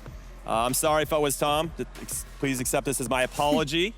because I think I gave you the commentator's curse, as we like to say. Ouch. And your pick was? Christian Spiteri. Oh, my. You know what? Firm handshake for you. That's 2 days in a row. You had Shells in day one. Yep. Did the business, and now Christian Spiteri. Listen, I clearly know loads about FIFA, so thank you. But yes, he advances to the quarterfinal. He plays tomorrow. We'll talk about him a little bit more later. How about you, Mike? I had Gravison, who unfortunately lost in the first round as well. Yeah, he lost in the round of 32 to Webb Nasri in penalties. That's heartbreaking. It hurt my heart as well. I know. I felt bad for him. Now I got to hear about all this great FIFA material from Spencer. Listen, I had terrible predictions in Hamburg. I'll hold my hands up on that one. I'm just getting back to par. That's all I'm doing. So you're holding your hands up there, and you're now holding them down? They're somewhere in the middle. It's so difficult to predict, especially in this side of things. So Hamburg maybe was a little bit easier, but my guy went out as well. And that was? Peugeot. Peugeot. Well, I kind of had a few, didn't I? I kind of dabbled. I had a... At least he got out of the round of 32. Better than Mike and I. Yeah, see, round of 16. Yeah, he did as well. And he was unfortunate. I think if you guys called that game and he just had a few more minutes, he might have gotten through there. Second leg, he was solid. First leg, he just allowed Lost in the Waves to come at him too much. Yeah. And Lost in the Waves has this really unique play style, which is going to make his game, maybe more than one game, tomorrow really interesting. Well, do you know who else has a unique play style? It's our Kyle Walker.